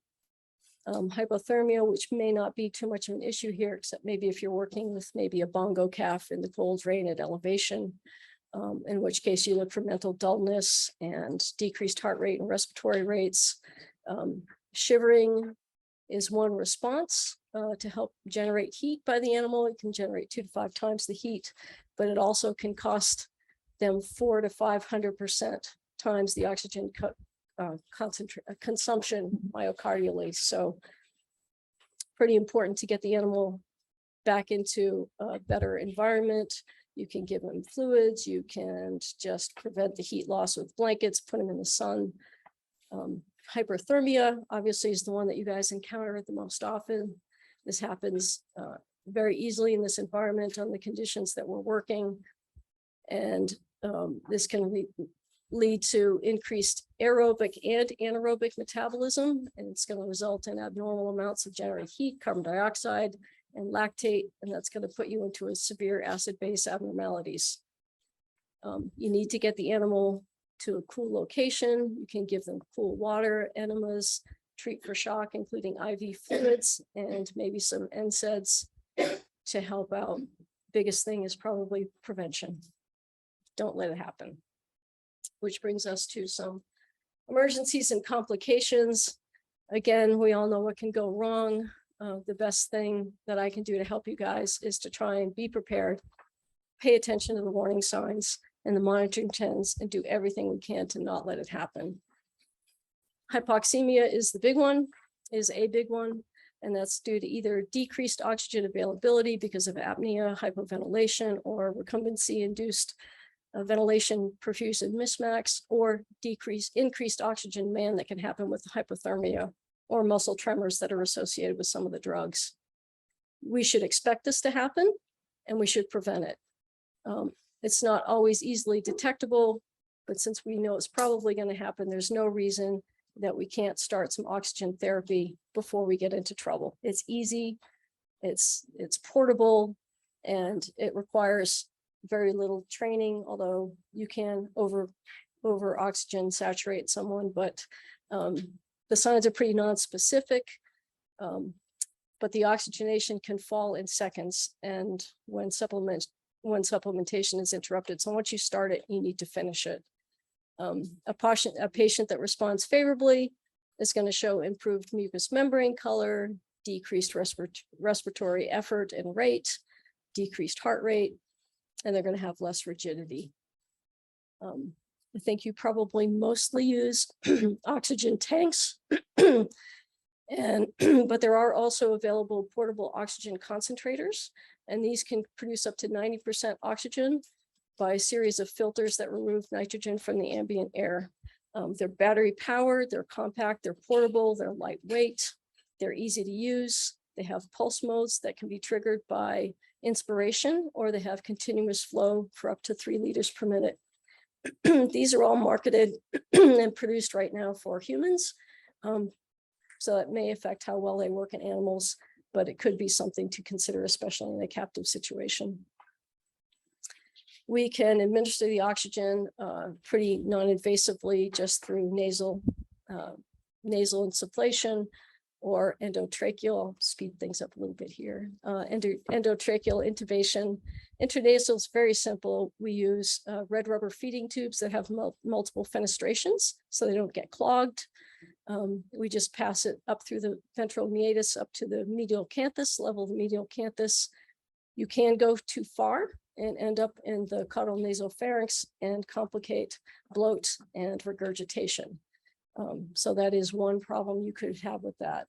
You can also have problems with occlusion, kinking, dislodging, tube removal from the oxygen source. So just keep an eye on things for ultimate airway support and oxygen supplementation is really endotracheal tubes, is intubation. And it may not be something that you want to do routinely in the field. We do it routinely in captivity. We find it is a very reliable way to protect that airway, to administer oxygen, to monitor gases. It protects from aspiration. It has really been a life-saving thing for us to routinely intubate our animals. For ventilation support, you can use an ambu bag if your animal is small. They come in a variety of sizes. You can attach oxygen to them. More commonly, what we use with our larger ungulates is a demand valve, and they come in a few different sizes that will deliver different high pressures. And we use those routinely with our oryx, our scimitar-horned oryx. We use a human 40 liter per minute demand valve. It's great for us. Some people have used modified leaf blowers in the field. I have very little experience with this. Seems a little dubious, but I'm sure very effective. There you go. So if hypoxemia persists, check all of your equipment. Make sure that everything is still attached. Make sure you still have oxygen in the tank. Check the airway for patency. Make sure that you've intubated correctly. Abnormal heart rhythms, I won't go into much here. PVCs are the most common in ruminants, and 3 or more episodes are considered serious. Common causes are hypoxemia. So If you have an ECG machine, you need to watch for that. Very common are bloat and regurgitation.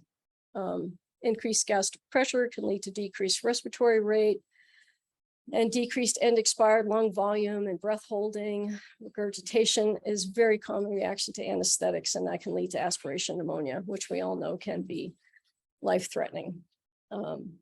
Some of the drugs are going to increase those chances, and also recumbency. Left lateral recumbency can cause increase in bloat and regurgitation. We always put our ruminants, if we can, in sternal recumbency with the neck extended, the head forward, so we can release those gases and allow secretions to drain. We're also always prepared to place a stomach tube. I always bring a stomach tube. If they bloat and you can get it in there, it's a very quick solve for your problem. Again, also another reason that we intubate most of our ruminants is because of that regurgitation problem. It protects the airway. When we're ready to pull that ET tube, we wait till the animal's reversed and they start having a swallow reflex. Then we go ahead and we leave that cuff partially inflated so that we're pulling any aspirated materials out with the trach tube. Radial nerve neuropathy is probably not something you're going to experience unless your animals are down for a long time, but you can put padding underneath them if that is a concern. There can be some complications during recovery. You may see re-narcotization. You may see increased mental dullness, mentation with alpha-2 agonists. So just be prepared to give more reversals and know how you want to give those. Capture myopathy is obviously the big one. This is from hypothermia, long pursuits, excitement, resistance to handling. Some of the drugs are going to alter the blood flow to the tissues, and there's going to be exhaustion of normal aerobic energy. So you're going to get decreased oxygen, you're going to get increased lactic acid with acidosis, inadequate removal of the waste. And then, as was discussed earlier, those damaged cells are going to undergo necrosis and release creatine kinase and myoglobin out, which is going to cause tubular necrosis in the kidneys. And this is life-threatening, if not worse immediately. The best thing we can do is prevent this from happening. So we need to have quick captures, we need to be organized, we need to predict these things, try and prevent them, provide them with oxygen. It's not that hard to do in most circumstances. Watch out for elevated fluid loss, give them some fluids, even if it's sub-Q. There are things we can do to try and prevent this before it happens, because once it happens, it is extremely difficult to reverse. We did have luck with one scimitar one time, and it was because this animal was moderately tractable and we could put her in a hydraulic restraint chute system and give her liters of fluids IV every day for several days. She has recovered. She does have some kidney damage, but she did recover, but that was a one-off thing. So again, prevention is really the key. So some final thoughts is we are the patient's advocate. And so we need to do everything in our control to make this go as well as we can, as smoothly as we can, as efficiently as we can. So anticipation and prevention are the big ones. Monitoring can help you identify potentially life-threatening conditions and complications and give you time to correct them and intervene. And hopefully this will reduce your morbidity and mortality. And if I can do my job while I'm doing all these things and making it go more smoothly, that will give the biologists, the rangers, the veterinarians burden off of their backs so they can pay attention to other parts of the procedures. So with that, I will turn it over to Dr. Vitale, who will talk more about capnography and blood gases.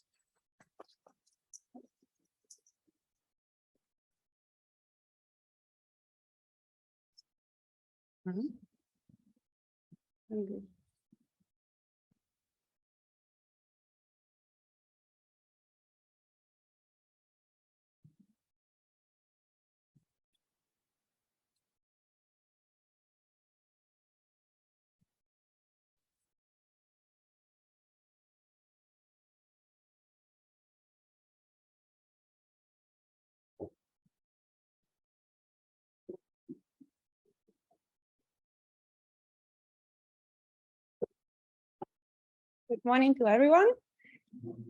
I think Lisa said already all the important things about monitoring. So I'm just going to add some research perspective. I was lucky enough to spend some time in Kenya with KWS doing research during my PhD and now with my postdoc. So I elaborated some strategies for field monitoring that I would like to share with you. So as everyone said this morning, research is very important. Wildlife medicine is a young science, and there is so much we are still missing regarding immobilization protocols, but also in some species, also for the range values that we still don't know. And we are lucky enough that in recent years, some portable equipment came available, so it's easier to perform field research. And if we do a very good data collection, we can really find valuable information, and for some species even find predisposing factors, even for capture myopathy that we have been speaking so much about it. And maybe we are not interested in doing analysis today, but some of our colleagues might be interested tomorrow, and they can get access to our data for retrospective analysis. And then I think collaboration is key. So it's fundamental to find good collaborators. I put a photo of Dr. Mukami because she's such a good collaborator, as all KWS vets has been in these years. I've put here my data sheet for collection. I think depending on the research needs, everyone should modify their data collection methods. I will leave here some of mine in case someone is interested. But basically, I collect as much information as possible because then I cannot go back and go back to that day and try to remember information. So it's just easier to collect everything. And especially, sorry, it's not very clear, especially regarding anesthetic information, I think it's very important to be very accurate, especially about the exact time when we collect data, because if you want to go back and, for example, see if a treatment was efficient, I don't know, if we give doxapram and we want to see if doxapram is helping our immobilization, we can know that only if we're super accurate to the second in writing that value. So one of the tools I think is very useful for field research, at least it has been useful for me, is the capnometer.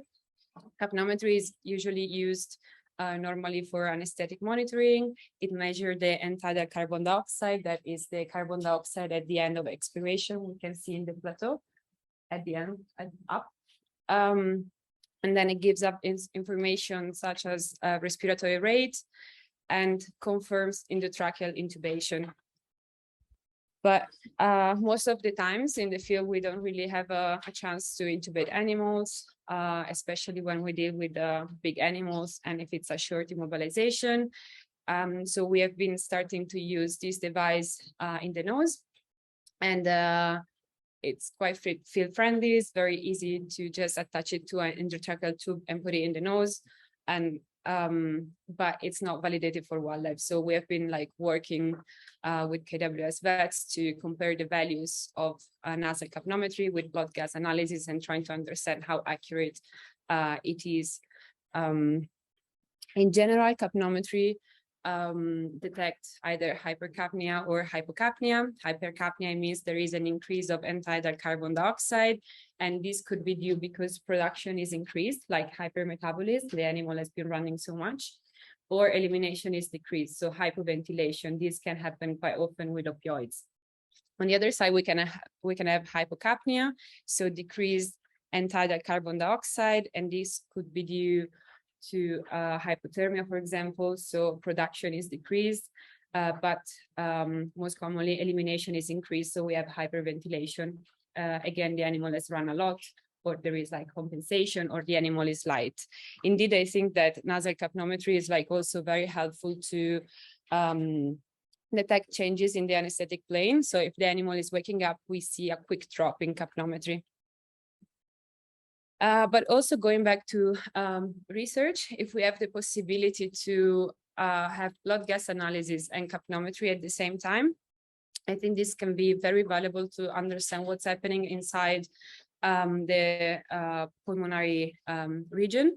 Indeed, we know that not all hypoxemia is because of hypoventilation, but also because of alteration happening inside the lungs. So normally there is a difference between the arterial and end-tidal values of carbon dioxide, that is 2 to 5 millimeters of mercurium. And this reflects the physiological ventilation perfusion mismatch. We all know that in different zones of the lungs, we have either better ventilation in the top or better perfusion, usually at the bottom.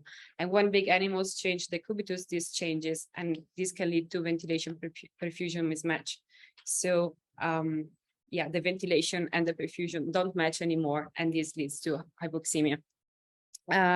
So in case we have this happening because of recumbency, or we give drugs that create a change in the perfusion of the lungs, we can see this mechanism happening by measuring the delta between the arterial and the end-tidal value.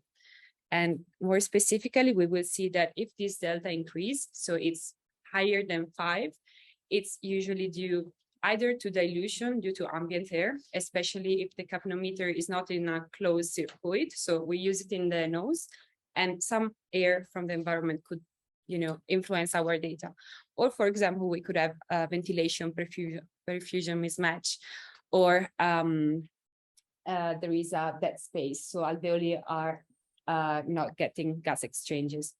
Otherwise, the delta could also decrease or become negative, which is really rare. And this could be because maybe in the tube, there is an accumulation of CO2. The animal is rebreathing CO2, so we keep on breathing the same values. So we need to keep in mind this. Or also, like in some cases, like in pregnancy, there could be an increase of residual function capacity due to organ pressure.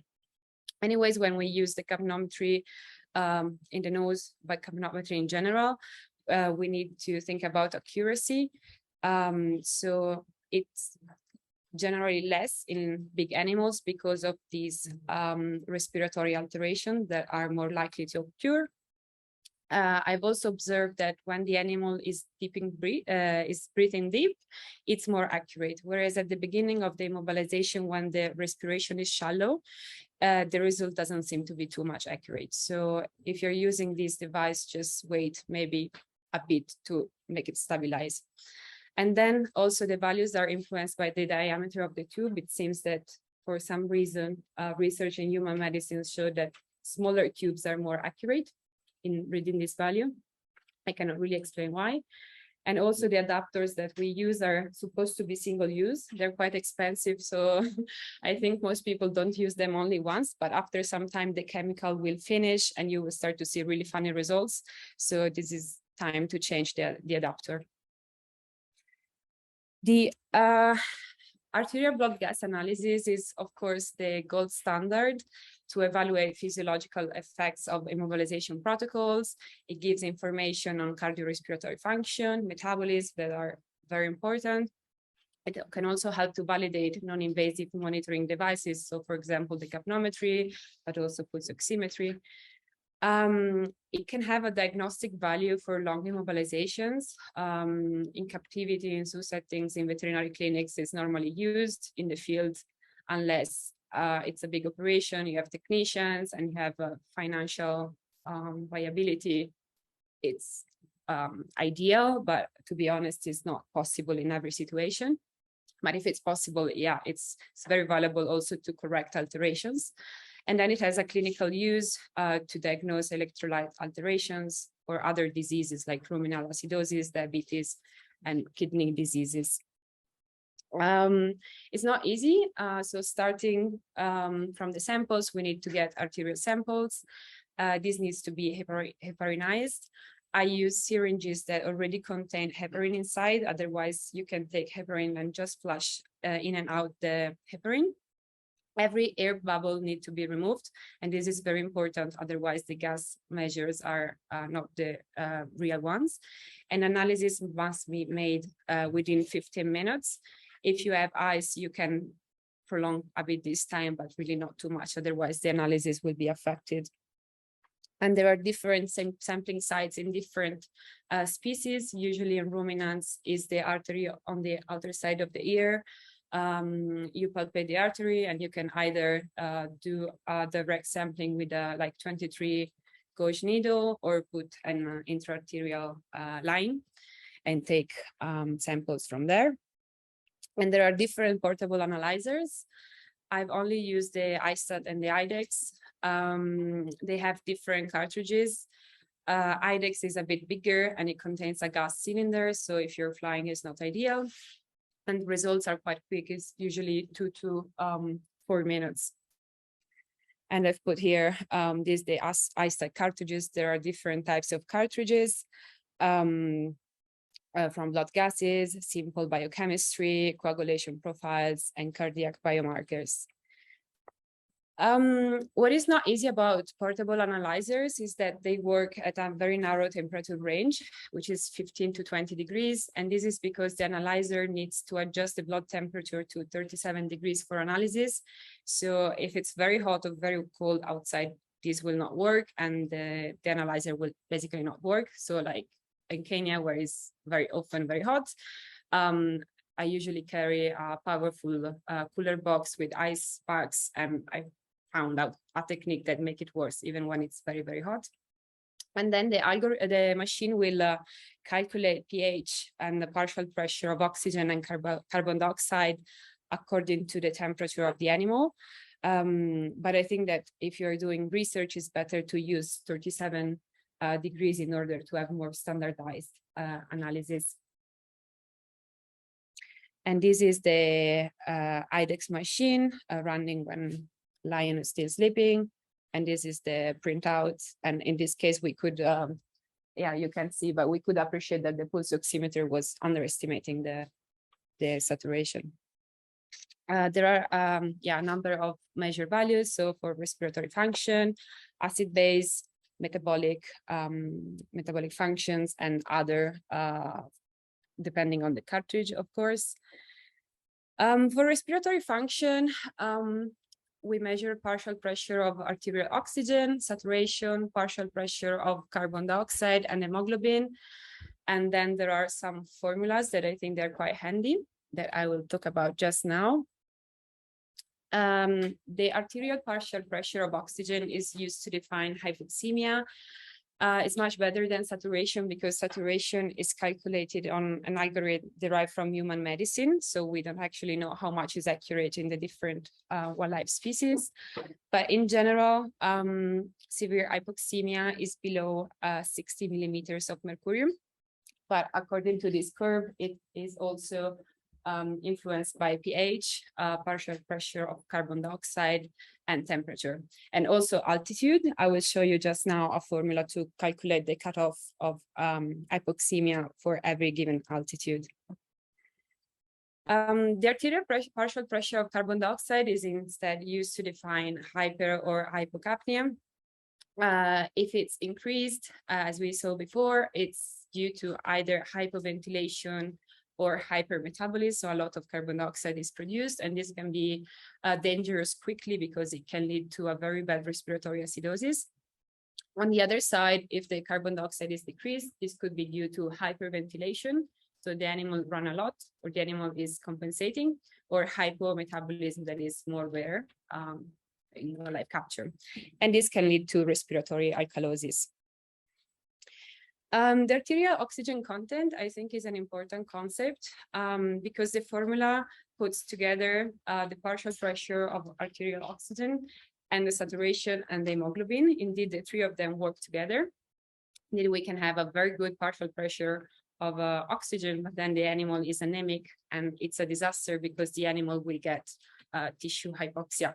This is because the formula for the delivery of oxygen to the tissue is regulated by the arterial oxygen content times cardiac output. So this is to remind us that hypoxia is not only about ventilation, but the cardiocirculatory function is as much as important in preventing hypoxia. The other important formula to me is the alveolar gas equation. This is an equation that calculates the partial pressure of oxygen in the alveoli this time, so not in the artery anymore, but in the alveoli.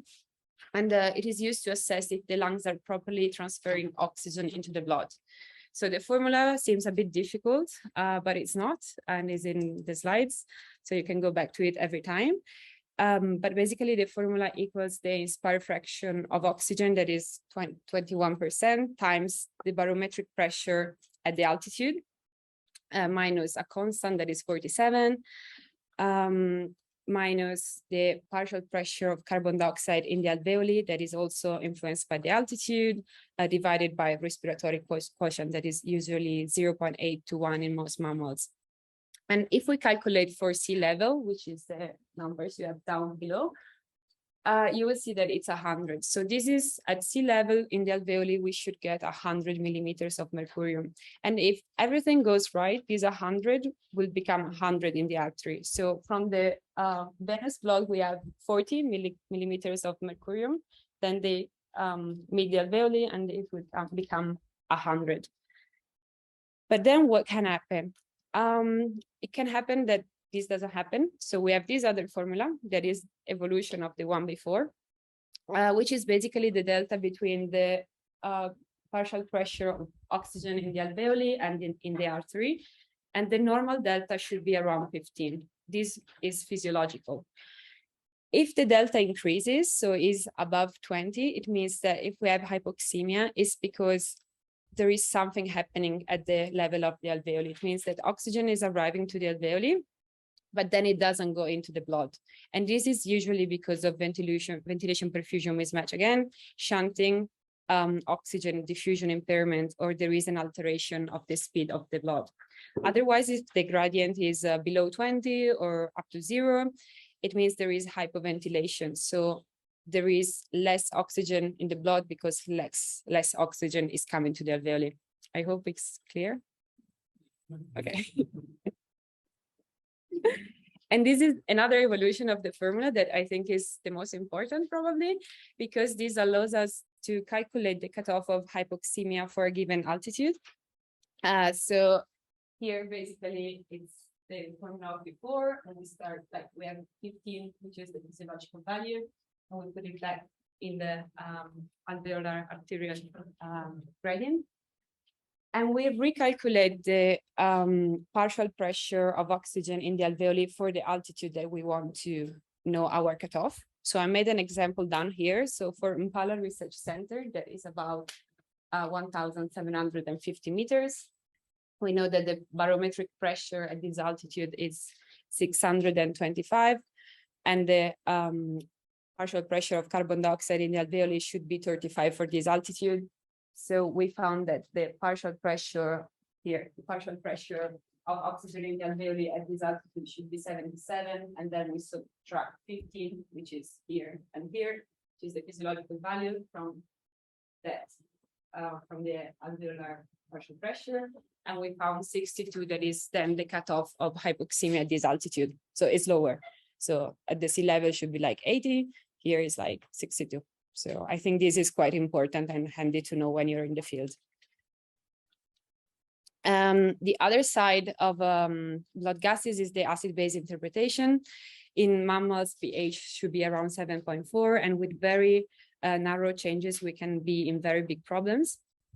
In case of acidosis, we have a change of shape and structure of proteins, including enzymes, which can damage their function.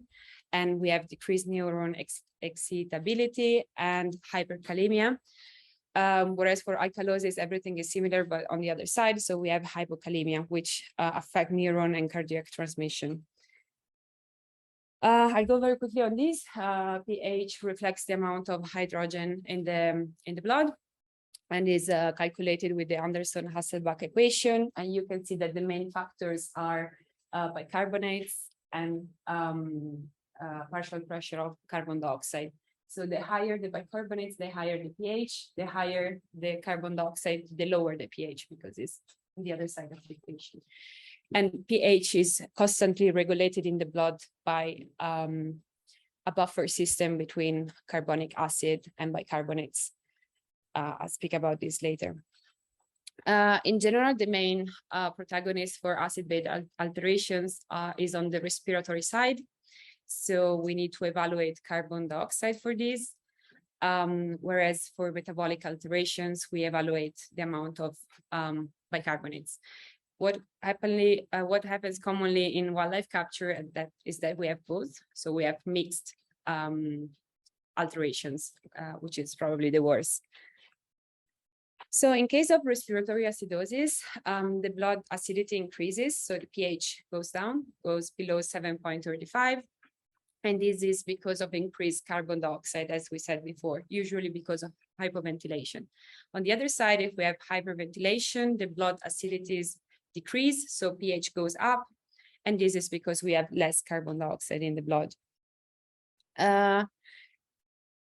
Instead, metabolic acidosis can occur due to an accumulation of acids. This could be lactic acid, which is the most common in wildlife capture. But we can also have an accumulation of phosphoric acid due to a high protein diet, for example, in carnivores, or diarrhea that can lead to a bicarbonate loss and also kidney disease. On the other side, metabolic alkalosis can occur because of a loss of hydrogen due to vomiting or, again, kidney disease. And then we have compensation systems. The quickest is the buffer systems in the blood.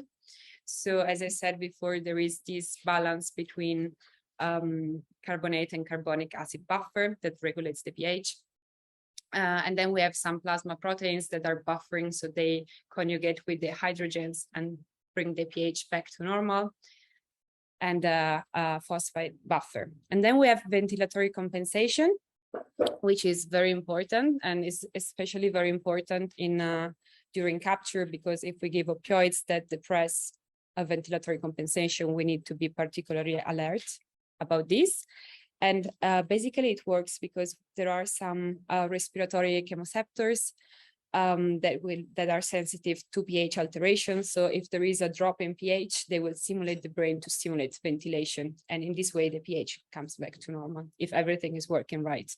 And then we have the last compensation system, which is the kidney, that bring pH back to normal through bicarbonate reabsorption or secretion of hydrogen ions. So I think this is a simple scheme to try to make blood gas analysis interpretation. I don't know if you can see well. So basically we start to evaluate the pH. I'll talk about acidosis because this is what most commonly happens. If pH is decreased, so below 7.4, 7.35, we have an acidosis. And then we need to evaluate if the source is metabolic or respiratory. So we start with the bicarbonates. If bicarbonates are decreased, so below 24, that's the cutoff, we're facing a metabolic acidosis. So like most likely lactic acidosis in wildlife capture. And then at this point, we evaluate the carbon dioxide. If carbon dioxide is decreased, it means that the animal is compensating. They're hyperventilating to bring back the pH to normal. And we will expect soon a sort of respiratory compensation. On the other side, if the carbon dioxide is increased, it means that we are facing a mixed acidosis, which is the most dangerous, and the animal is not compensating. The animal is not like breathing enough, probably it's too deep. Opioids are depressing this compensatory system. On the other side, if we only have respiratory acidosis, but the metabolic side is okay, we will see a compensation, and we will see bicarbonates are getting higher because there is a buffer and renal compensation. And alkalosis is the same, it's the other way around. I've put here in the slides reference values for blood gas analysis. You can find them. And regarding advantages or disadvantages of arterial blood gas analysis, for sure, the cons are that it's very expensive. Cartridges are expensive, are not easy to be found. They're not continuous. It requires training for both sampling and running the analysis, and it's very sensitive to temperature. But I think if you want to improve your immobilization protocols, or there is something you're not happy about and you want to understand what's happening, I think this is really the gold standard. It has the highest accuracy for everything. You can still do multiple sampling to see the trend and see, for example, if a treatment was efficient, oxygen or other drugs like doxaprom, butorphanol. And you can also measure other parameters like electrolytes, biochemistry, metabolism. I put here other monitoring tools that I've used in the field, and I think they're quite useful. One is biochemical analyzers. We have been using the VS2 by Abbott. It requires a plug, but we managed to plug it to a generator. So it works, and it has a variety of cartridges that can be very handy. This is it's actually from Leithmeyer. Is a digital thermometer that coming from the food industry, and you just leave it in the rectum and it keeps on reading, and it's quite handy. Also for invasive blood pressure, there are these two systems. The one on the left is called Intrator, and it was validated for wildlife. Again, was made by Leithmeyer. And for sure is the gold standard. The other one on the right is what I've been using sometimes. It's quite cheap and is a manometer and only measures the mean blood pressure, but I think it's better than nothing in some situations. So this is an option. And then I've also been using this ECG. It goes with the iPhone. It's only one derivative, but can be very handy to monitor the heart rate if you're busy with other things, and also like spot like easy arrhythmias. And then videos, I record everything because you can go back to the procedure. You can ask other people to give scores to the procedures, which can be valuable for doing some research, for example, for mobilization quality or induction quality, recover quality, and also helps with anesthetic times. And I think that's the end. So if you have any question for me or for Lisa. So sample collection, preservation, and storage. And I started by asking myself what determines the kind of samples that we collect. We collect samples depending on what the clinician or the vet wants to confirm. He has attended to a case, he wants to confirm that whether what he thought it was is accurate. So tentative diagnosis, we collect samples for research, disease investigation, surveillance, and for biobanking. The type of samples that we collect are whole blood, ticks, clotted blood, tissues, fecal material, fluids, exudates, and urine, hair, bacteriological swabs, and also impression smears. And what makes you sure that you are collecting quality samples? We collect quality samples by making sure that the samples you collect are properly labeled. That's where we always go wrong. Your samples should be properly labeled and using the correct tubes. Make sure when you're collecting your samples, you have proper PE. And then you make sure when you're collecting your samples, you do not leave your waste where you are. You make sure that you take care of biosecurity, biosafety, so that you don't contaminate the environment and you don't contaminate others. So when we are collecting whole blood, we use EDTA tubes. EDTA tube have an anticoagulant, which is EDTA. And the EDTA blood is good for cell morphology because it does not, that EDTA, that the anticoagulant does not alter the cell morphology.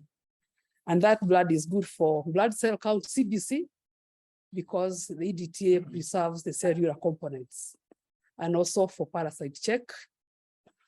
And blood in heparinized tubes is good for DNA work. These are the EDTA tubes that we use. Most of you I know it.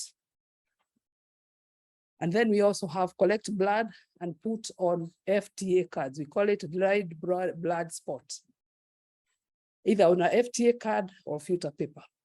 When you collect, you should allow the smear to dry before you fold it, and you avoid dust as much as possible. And then you store it. When it's dry, you store it separately in an envelope and put it away from sunlight. If possible, especially if you're in a field situation, make sure you don't leave it in hot areas put it in a cool place until you get it to the lab. And if you're not going to use it immediately, you can store it in a refrigerator. Refrigerator +4. Clotted blood is the blood that we collect in plain tubes with no anticoagulant. Or we also have tubes that have a clot activator to accelerate clot formation. Now, after collecting, you mix it once or twice, and then you leave it you give it enough time to form clot, so that you are able to get enough serum. And I say that serum is used for blood chemistry or serology. Preservation in field situation. When you've collected your blood, normally we go with cool boxes, which would have ice packs. Make sure that you do not place that tube directly on the ice pack. Make sure it's shielded, because if you put it directly on the ice pack, it's going to hemorrhage. If you have a vehicle that has a fridge +4, is good when you put it in the fridge. Then when you go back, I'm talking of when you're in a field situation, you should give it about 1-2 hours, and then you go centrifuge so that you can get your serum. And then after getting your serum, then you put it in clear vials. Note, we do not freeze blood in either plain tubes, we do not freeze it in EDTA tubes. Put it, whether it's blood in a clear vial, whether it's serum, put it in a clear vial, and it's only then that you freeze it. You can freeze it in field situation, you freeze it, the serum, the blood in liquid nitrogen, or when you go back to the lab, you can put it at -20, and especially if you are going to work on it immediately. And it's good at -20 for a short-term period for about 7 days. If you are going to store it for serum banking, then you store it at -80. These are the plain tubes that we use, and these are cryovials that we use for storage of either whole blood or serum. The other type of sample we collect are tissues, PM tissues for histology, and they should, after sectioning, after cutting the piece that you think should be taken to the lab for histology, you should preserve it in 10% buffered formalin. A tube with a wide mouth, and when you have buffered formalin, you do not need to refrigerate. You don't need to put it in a fridge. The size of tissue to be sectioned, you should ensure that your formalin penetrates deep into the tissue so that it does not rot. And the ratio of the tissue to the formalin should be 1:3. Biopsy tissues, that is tissues from a live animal, for confirming a tentative diagnosis, should also be preserved in 10% buffered formalin if they are for histology. Or you could also put them in PBS so that you can keep it moist and maintain cold chain. If it's for bacteriology, because you can take biopsy samples for culture, you don't put any preservative, just put it in a moist place and take it back to the lab. You can also freeze it in liquid nitrogen, but not for bacteriology. Another kind of sample that we collect is fecal material, which should be collected direct from the rectum, and especially if it's for bacteriology. You can also collect fecal material from a freshly voided sample where you've seen the animal passing it out, and you make sure you collect the top layer so that you do not collect the soil sample. Those ones are used for egg count. You can also preserve the fecal material in buffered formalin, 10% buffered formalin, or 70% alcohol, ethanol. The fecal material preserved that is used for egg count, bacterial culture, viral studies, or genetic studies, and endocrine studies. Sample for bacterial culture. You can also swab using sterile bacteriological swab. And then that swab, you put it in transport media, which will be either the glycolate, Stewart's transport media, or peptone water. And you maintain a cold chain when it's on transit, up to the time you go back to the lab. You also collect hair samples for morphological identification.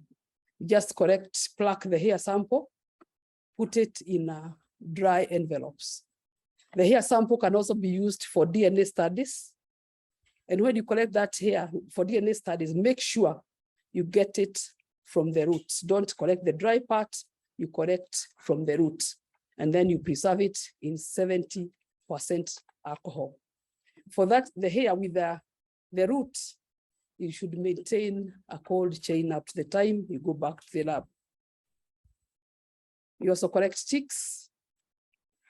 Ticks should be plucked from the animal using forceps to ensure that you remove the mouth parts. The tick comes out with all the mouth parts because I think Dr. Kariuki will tell you, you use the mouth parts to identify the ticks for morphology.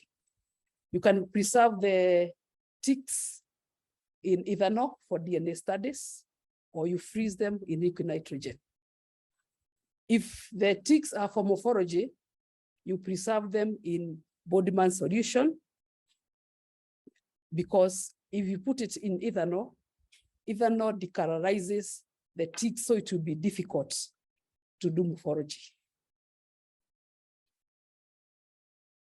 Fluid, although I've not seen this one being done in other animals, cerebrospinal fluid or other body fluids is collected for culture, bacterial culture, or cytology. The samples should be collected in sterile containers, which will be either a sterile universal tube or a sterile universal bottle. And I said, make sure your samples are properly labeled. When using a universal bottle, you don't label your sample on the cork, because you might misplace the cork and you'll not know what sample it was. So you label your sample on the side of the either bijou or the universal bottle. And other body exudates for culture should be collected in the same way, and then you maintain cold chain on transit. For bacterial culture, you should never freeze the samples, but you can put them in +4 temperature. Impression smears, you should air dry and fix immediately in ethanol. A long time ago, we used to fix anthrax suspect cases in mercury chloride, but mercury chloride is very poisonous. So we do not encourage it. We instead prefer fixing the smears in methanol.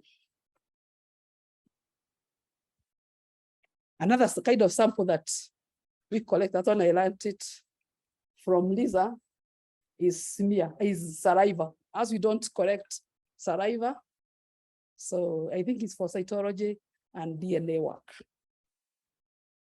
That's my presentation. Thanks so much, James. Okay, you mentioned my name is Sandy. I'm a PhD student, and I know I'm not a vet, but I always say that I'm an ecologist using hormones to answer ecological questions. So I briefly want to talk about my PhD work. It's not moving.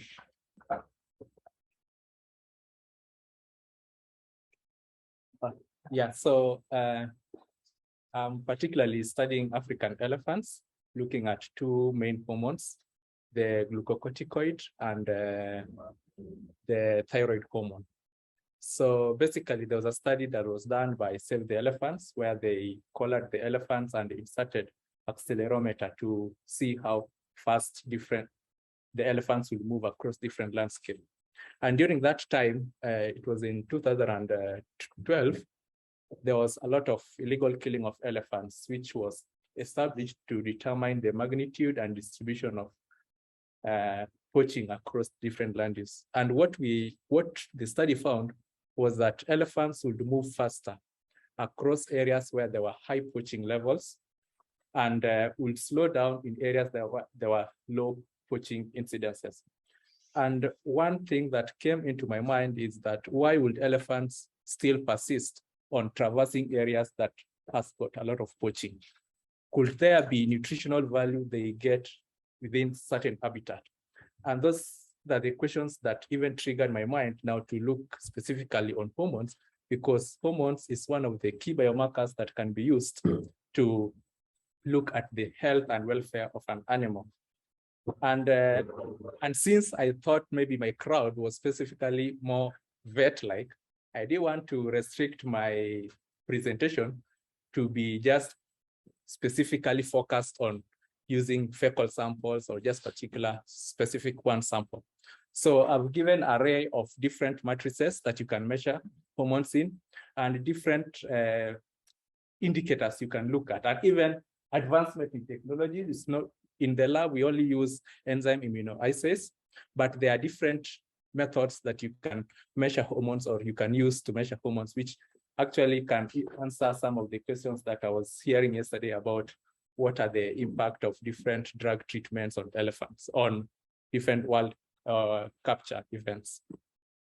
So for the introduction, endocrinology is the biosynthesis, storage, chemistry, and biochemical and physical function of hormones that are found within the endocrine glands. That's just basic. I know you've done much about physiology. On the other hand, hormones are chemical messengers which transport signals from one cell to another, and thereby playing a mediating role in genetic or environmental effect and morphological behavior. So the first person to have carried an experiment on endocrinology was a German physiologist called Arnold Beth. And in his experiment, he conducted a study on caprons, which are castrated cocks. And when the cocks were castrated, he noticed that they lost their male secondary sexual behavior, including sexual proclivity, growing, and muscle development. However, when this process was reversed through organ transplant, the male sexual behavior, such as growing, now came back.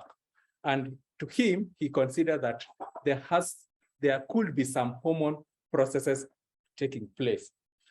And there was more advanced studies that was done by Hans Seil, who was the first person to describe the HP axis, which is the hypothalamic pituitary adrenal axis, which I'll talk about later. And in his study, he came up with these specific terms called allostatic load.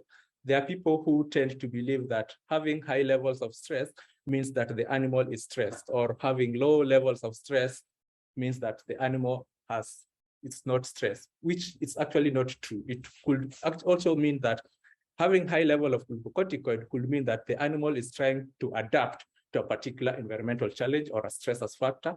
And low level of glucocorticoid could also mean that the animal is unable to adapt to a particular stressful challenge.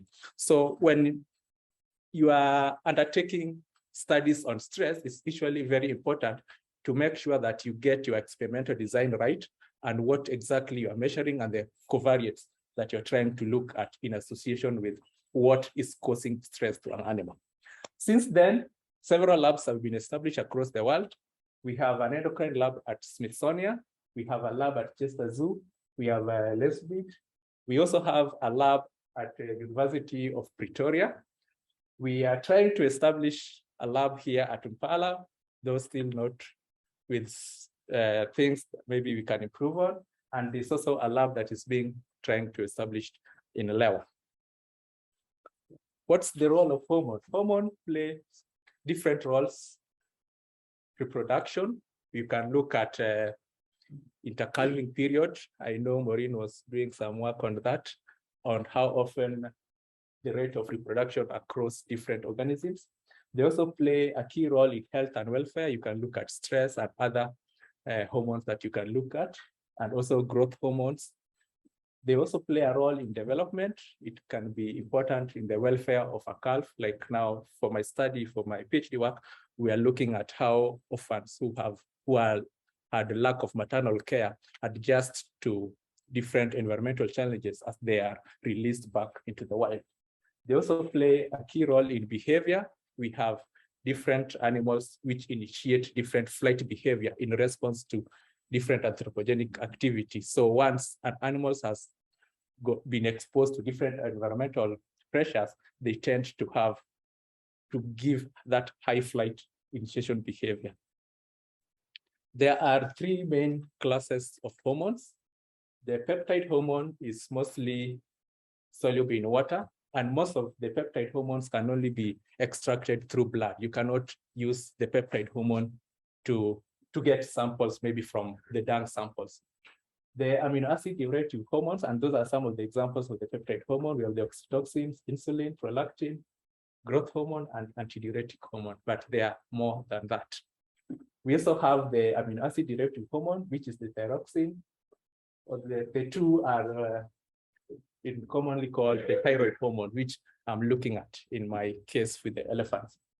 So the steroid hormone, which I know is mostly of interest to people from what the studies we get, are my main focus, which I'll delve deep here. So steroid hormones, there are four mainly. We have the glucocorticoid, which is involved mostly in metabolism and energy mobilization. We have the estrogen, which maintains the estrous cycle. Progestogen is involved in maintaining pregnancy, and androgen helps in determining the sexual behavior in males. Hormones are distinguished by four main compounds. Like you can see, we have three covalent bonds consisting of three joint bonds here. There are six, and one that has got five. That's one of the main characteristics of a steroid hormone. And when you're numbering the hormone, because this is very important, sometimes you want to do two different hormones. Like my case, I'm doing glucocorticoid and thyroid, but you find that when you are measuring the two hormones, they cross-react. So you don't know whether you are measuring the glucocorticoid or the thyroid. So at times it's usually very important to know the structure of the hormone, and you know whether the reactivity of the plates can also affect what you are actually getting from the plate. And that's when you're numbering, you start from that's where they are numbered, because that's also determined where you get the bonds. When you see an alpha, it means it has got a single bond and it is defined by the dotted line there.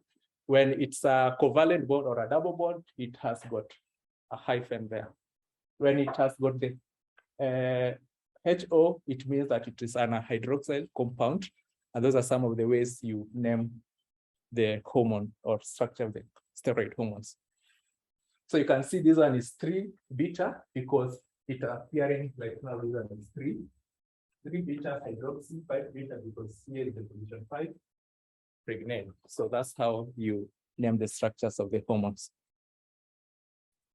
You also have, let's say you have the oxygen compound. If you have the oxygen compound, it depends on whether you are putting it as a prefix or as a suffix. So in this case, the oxygen compound here has been named as a suffix. So it's 17 hydroxy 5-beta 3-on because it has been named as a suffix, not as a prefix. At the same case, if you have 2 double bonds, the name change to speed. If it has got 3 covalent bonds, we have 2, 3, it changes to Y steam. So those are some of the naming structure of bonds in steroids. And this is literally important. Now you can see, like in that one of the publication, they were naming the structure of the hormone that they were dealing with in that study. And like I'd said, some of the compounds react. Like you can see now the pregnant, the first one, react with corticosteroids. The percentage of corticosteroids was 100%. So if let's say you are measuring both progesterone and corticosteroids at the same time, it will not clearly tell you which compound you are actually measuring. But if you look at the other second compound, it's not reacting with corticosteroids. So at times, it's usually good to know the structure of the hormones and the cross-reactivity, because the plates, normally if you're using the EIAs, it can only measure one hormone at a time. But if they're cross-reacting with other hormones, it's usually difficult to know whether you're measuring corticosteroids or you're actually measuring the progesterone. So there are different matrices that are found in hormones. And before I talk about the matrices that are found in hormone, I want to just briefly describe the HP axis. So once a stressor is induced into an animal, it's recorded in the hypothalamus. If you are focusing mostly on stress hormones, it's being activated by corticotropin releasing hormone. If you are dealing with the reproductive hormone, it's the ganogan releasing hormone, which sends the message to pituitary gland.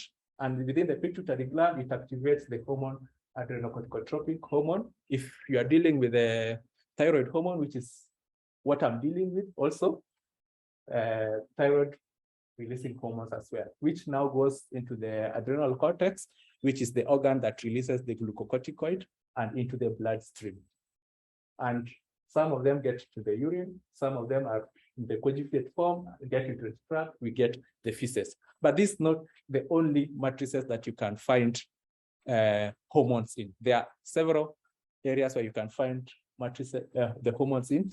Hormones can be found in the blood, in the feces, in the urine, in the saliva, the feathers, scales, hair, mucus, and baleen. Baleen is the keratin substance that is found in the whales.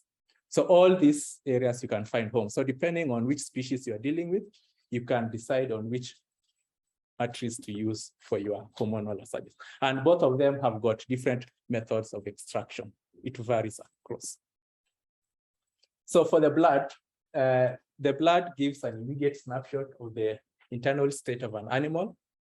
And normally,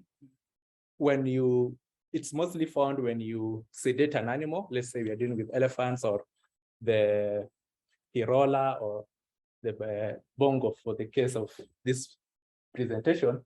Once you sedate an animal, I was hearing yesterday about how different drugs react.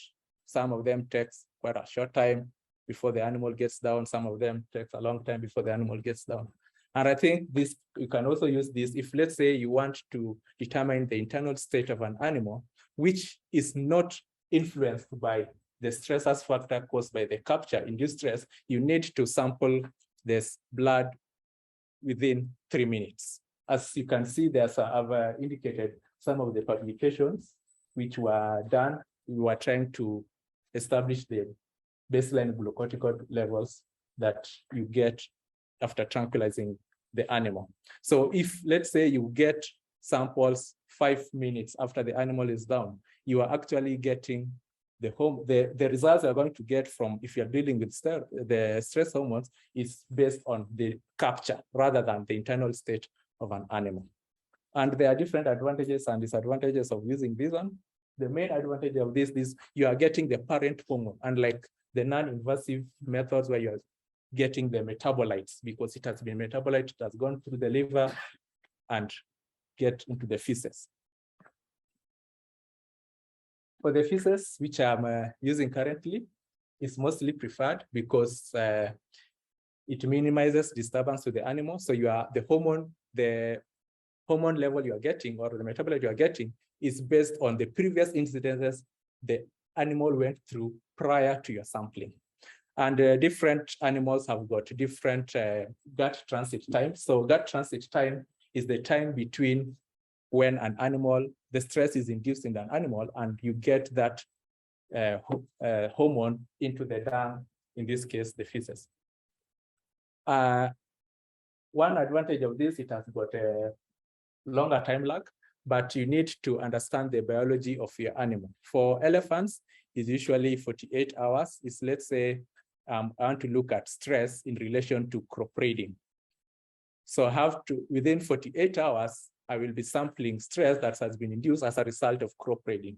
And different time lags varies across. If you have to know the biology of, let's say, Hirola to understand the time lag, or the Bongo, so that you are, if you are measuring using the feces, you know that that particular event that occurred on an animal is what you're measuring, the stress that's related to that. So stress is normally much difficult to configure in terms of the experimental design, as opposed to maybe the reproductive hormones where you can just get samples every month. And mostly this method requires validation. We have some plates that are usually validated. There are some that you have to do validation, and there are 3 methods of validation, which I'll also explain later. We also have saliva. Saliva can be non-invasive or invasive, depending on how you take the samples from an animal. If, for instance, you entice an animal to chew something, you're actually not inducing the stress to the animal. So you put a cotton wool or a synthetic fiber, and there's a study that was done in the hyenas. So they were enticing the animal, and the hyena was habituated to the vehicle. So it would come, and then they would give it the cotton wool swab, and then they get the saliva. So those are some of the ways you can get saliva samples from an animal. If you decide to tranquilize the animal, depending on what time period you get the sample, you can actually induce stress to the animal. So you are not measuring this or the physiological state of that present animal, but it's caused by the stress that has occurred. And one of the disadvantages of this is it has got a short time lag compared to the fecal samples you're collecting. And normally it's required that you analyze saliva samples within 4 weeks after collecting the sample, because once you collect the samples, you centrifuge it and then you store it. So you have to analyze the samples within 4 weeks. I know Francesca is doing some work with the black rhinos on the salivas as well. So getting how to entice the animals is usually a tricky thing.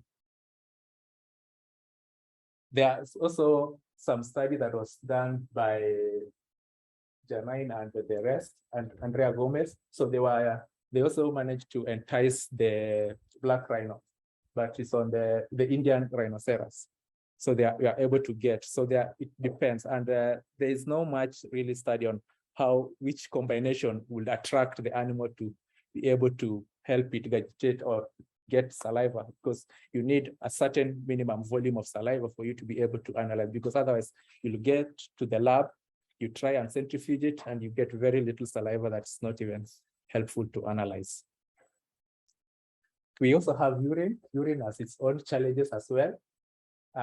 One of the main challenges, it's prone to contamination. Once, let's say, it's get dried, the animal urinate on a very dry surface there, it gets absorbed onto the surface very fast, and you're not able to get any urine samples from that. So it has a lot of challenges, and I think it's mostly applicable to zoo animals, mostly.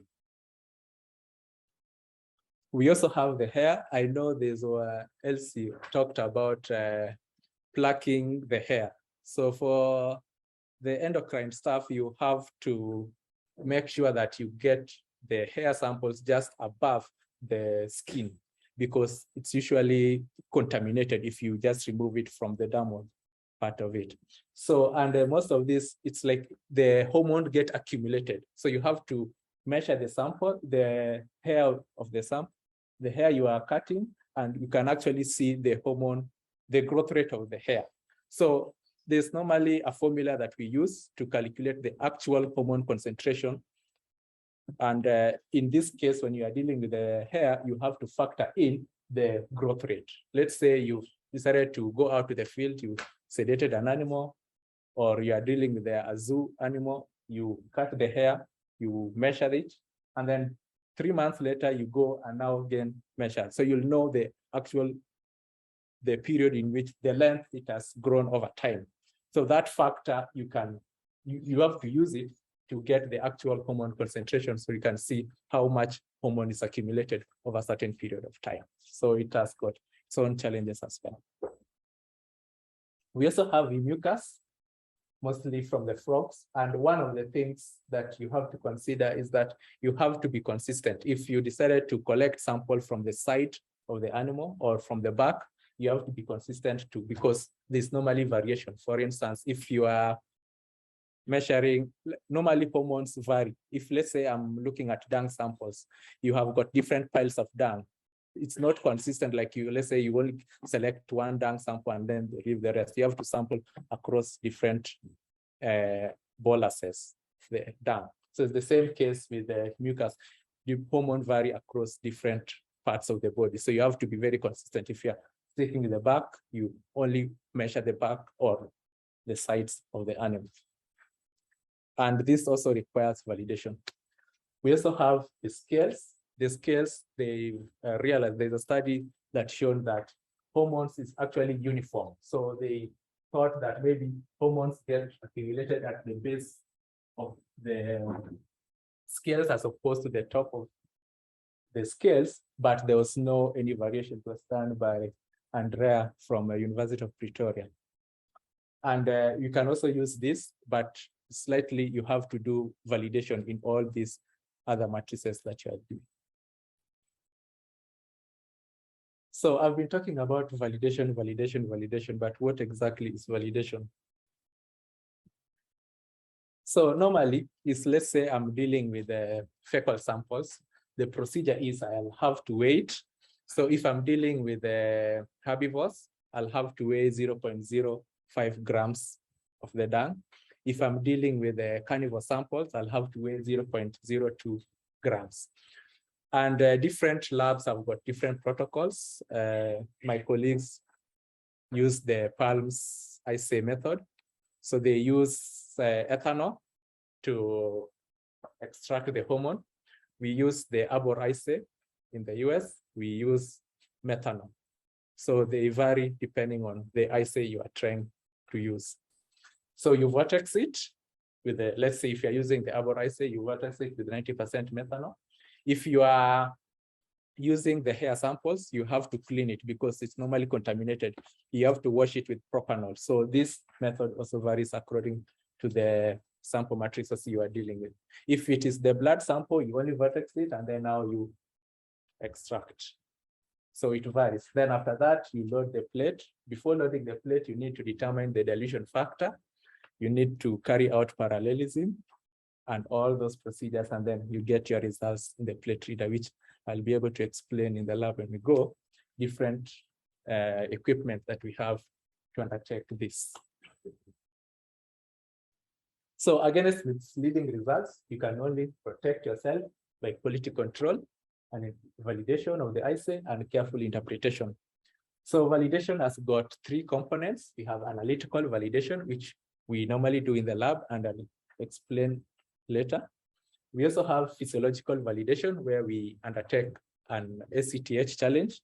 And we also have biological validation, which, let's say, for the veterinary intervention, you gather samples before translocation, during the translocation, and after translocation, so that you can actually know that the increase in stress level is mostly associated with the translocation and not any other. So there are different methods.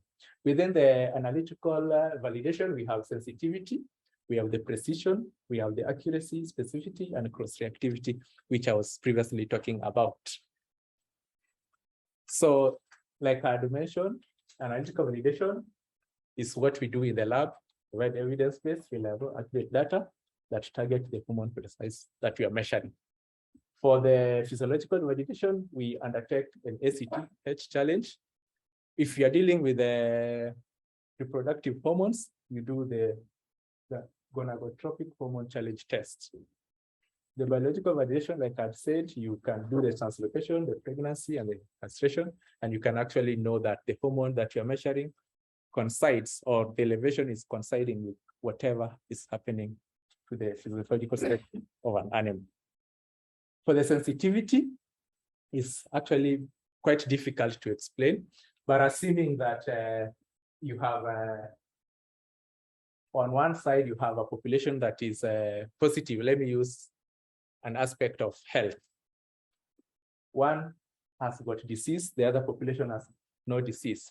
So if you move this, you change the dotted line on this side, you're actually reducing the sensitivity because less of it will be measured within the case. And it's usually determined by standard deviation of normally calculated in the stress response when you have the, what do you call it? In the plate reader, you have the optical density that you are measuring. You can get sensitivity from that. For the specificity, you look at the cross-reactivity mostly. And one, in this curve, let's say the yellow curve, if the lines are very close, let's say the yellow and the blue, very close to each other, it means that it's highly cross-reactive because it's able to detect very small quantity of the hormone. If it is far away from the yellow line, it means that it's less reactive. So if, let's say, one of the hormone was progesterone, another one was glucocorticoid, you are actually sure that it's actually measuring glucocorticoid because one has to be the standard curve and one has to be the hormone and not any other. So it reduces the chances that we are uncertain whether you're measuring glucocorticoid or you are measuring progesterone if you are dealing with several hormones at the same time.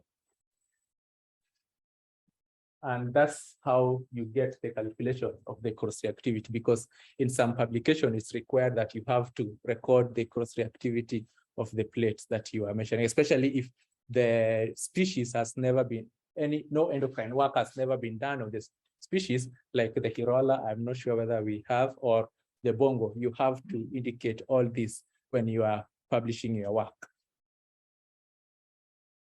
We also have parallelism, which helps us determine the dilution factor. Normally, when we extract, you get the neat extract.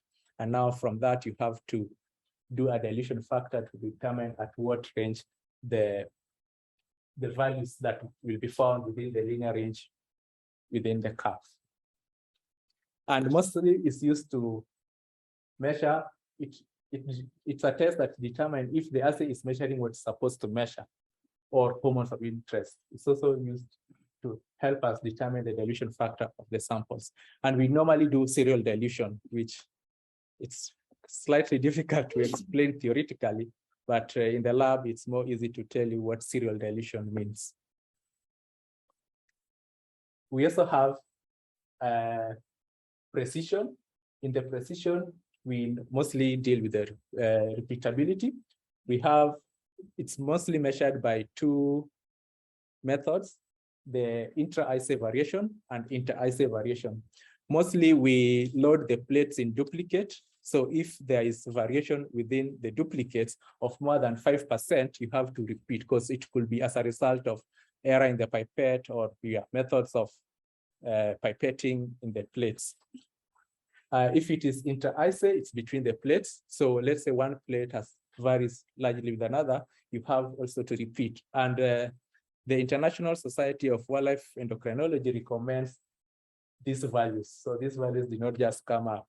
If you have less than 5%, that's what is recommended. If you have values that are more than 10%, you have to repeat that because it could be as a result of different things, maybe change in temperature or something must have gone on with the plate or there's a shift in the plate as a result of that. So you have to repeat the plates. And it's normal, you look at the quality controls within the plates. So you can also look at the linear range. So normally when you are getting the readings should normally come between 80 to 20%. So anything that you get between this linear range of the curve is acceptable. Anything below this, it could also mean that the values that you are getting, even during the process of your dilution, the hormones are highly diluted or very concentrated. So the values you get should appear within that linear range of the curve. For the physiological validation, there are some studies that were done on the lemurs and even on the rhinos. So you can see an ACT challenge was done on the lemur, and values were gotten before the ACT challenge was undertaken. And within some few hours, the stress hormone levels shot up. And then after some time, it started going down. So this is one of the methods that you can do to validate the hormone and know actually you are measuring stress and not any other hormone. It's the same case with the, I hope you're able to see with the rhinos as well.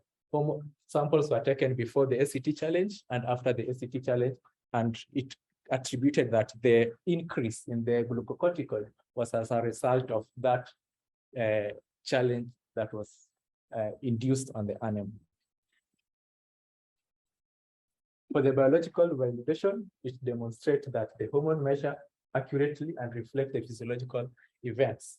So let's say you are dealing with a translocation, you can actually take the samples before translocation, during the translocation, and after the translocation, and see how hormone varies. And even there was some study that was done on Asian elephants, where they normally use elephants as a transport system. So they get the samples before the transport system is undertaken, when it's undertaken, and after that.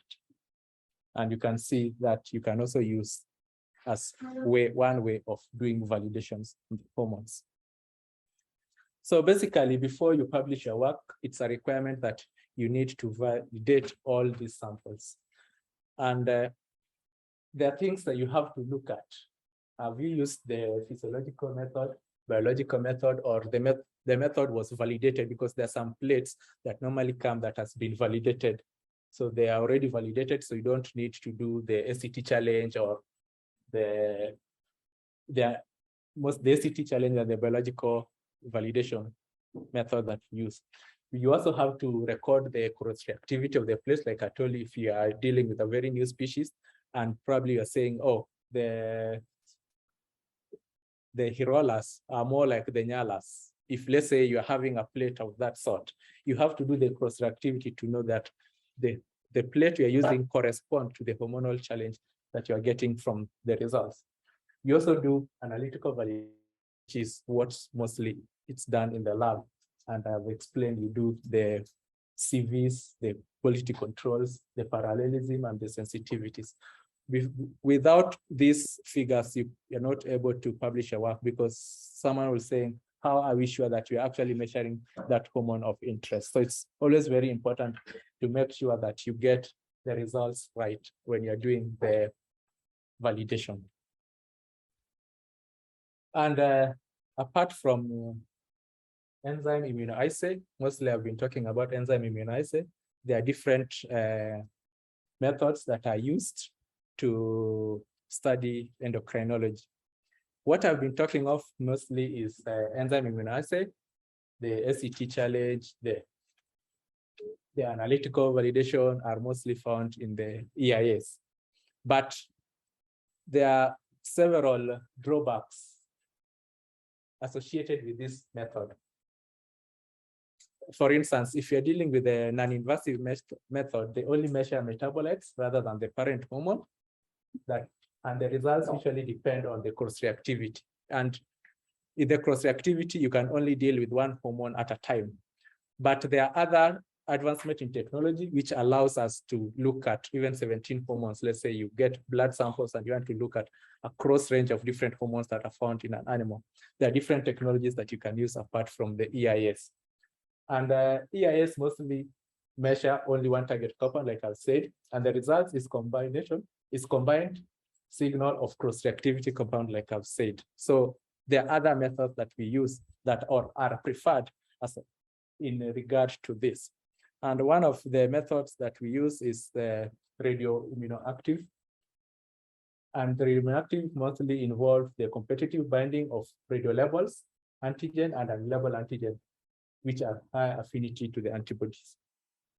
And the antigen is mixed with the antibody. I've never used the radioimmunoactive method, but mostly from what I've seen, they mostly like the iodine compound rather than the hydrogen and carbon compound.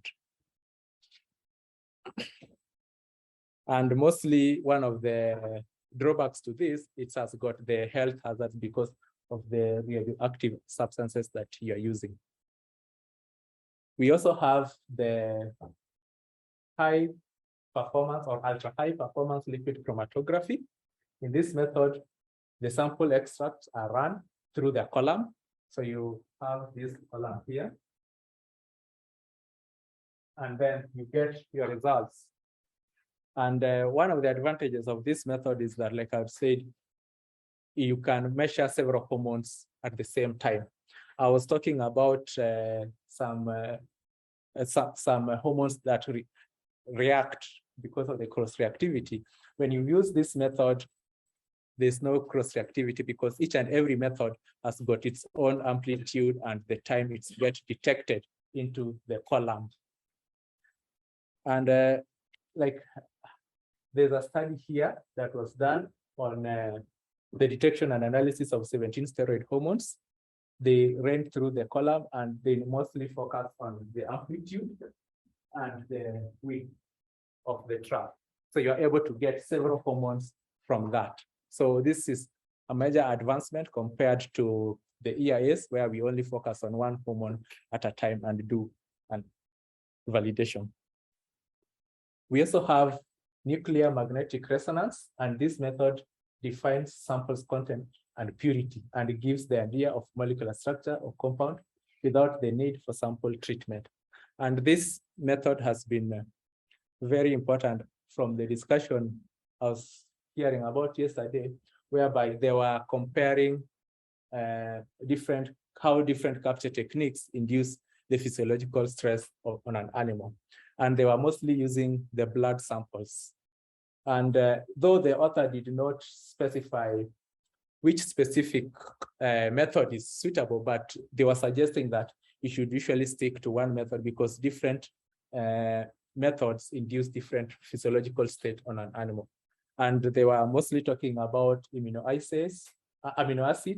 They were talking about the urea cycle and the glycolysis, which can have those variables can affect the capture method that you are trying to use.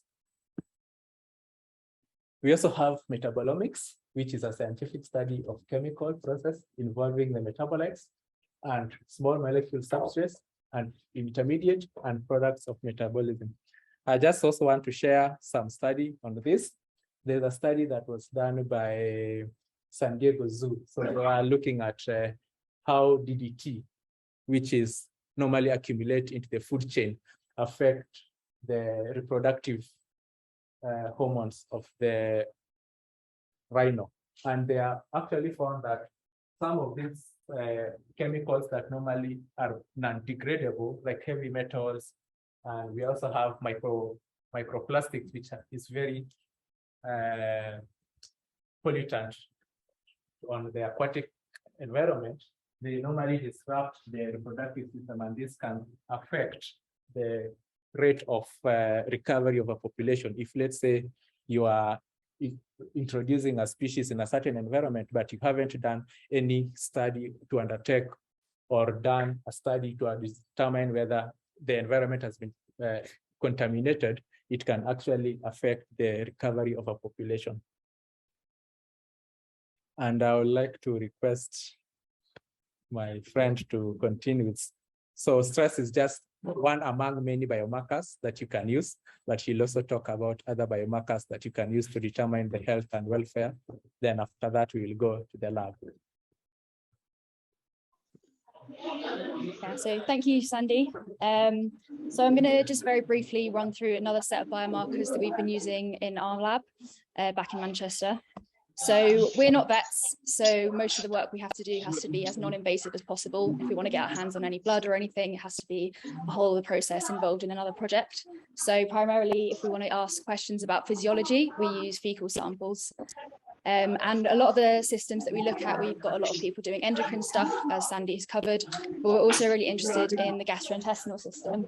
It's obviously really essential for nutrition, for reproduction, for pathology, all of those things. And we're trying to develop some biomarkers so that we can study the gastrointestinal state of animals just from the fecal samples.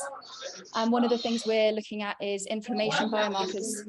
So where there's sites of inflammation in the gastrointestinal epithelia, they'll release lots of proteins, and these are then passed through into the fecal samples and can be actively measured. And these are really well used now within human medicine. So where there's a suspicion of inflammatory diseases, the first point of call now, instead of doing endoscopy, is just to do a fecal calprotectin test. It's really quick, it's really easy, and it's completely non-invasive. So we're trying to see if we can apply these to the wild ungulates that we have here in Kenya.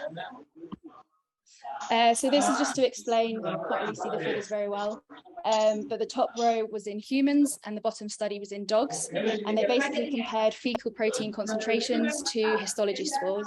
So in all of these figures, on the left is a low histology score indicating very little or no pathology, and then on the right is a high histology score which shows flare-up or some sort of inflammatory disease.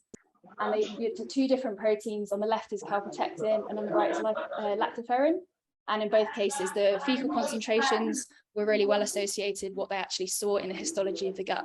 So that gives us confidence to move forward into applying these to other settings. So there's a range of different research questions that we're hoping to use these inflammation biomarkers for. My work looks at helminths and the transmission of those between livestock and wildlife at the interface. So for me, I'm interested in what are the actual physiological costs of different helminth burdens. Obviously, they'll be naturally exposed to a certain range and they don't become pathogenic until they reach a certain threshold. So it's what are the actual costs to the animal at tolerating those low burdens. Also, how frequent worming affects gut health, particularly in some livestock where that's really unmanaged. If you're worming on a very, very regular basis, how is that actually going to affect the physiology of the animal and whether that's going to cause negative effects in terms of the inflammation. Also, what are the baseline inflammation levels in the wild? So what are these animals just walking around experiencing? Are the normal levels of worms that they're found in their environment, are they causing inflammation or are they somehow managing to tolerate those? And are these responses different in wildlife and livestock? And then probably more relevant to most of the audience here is whether we can use these biomarkers for early disease detection.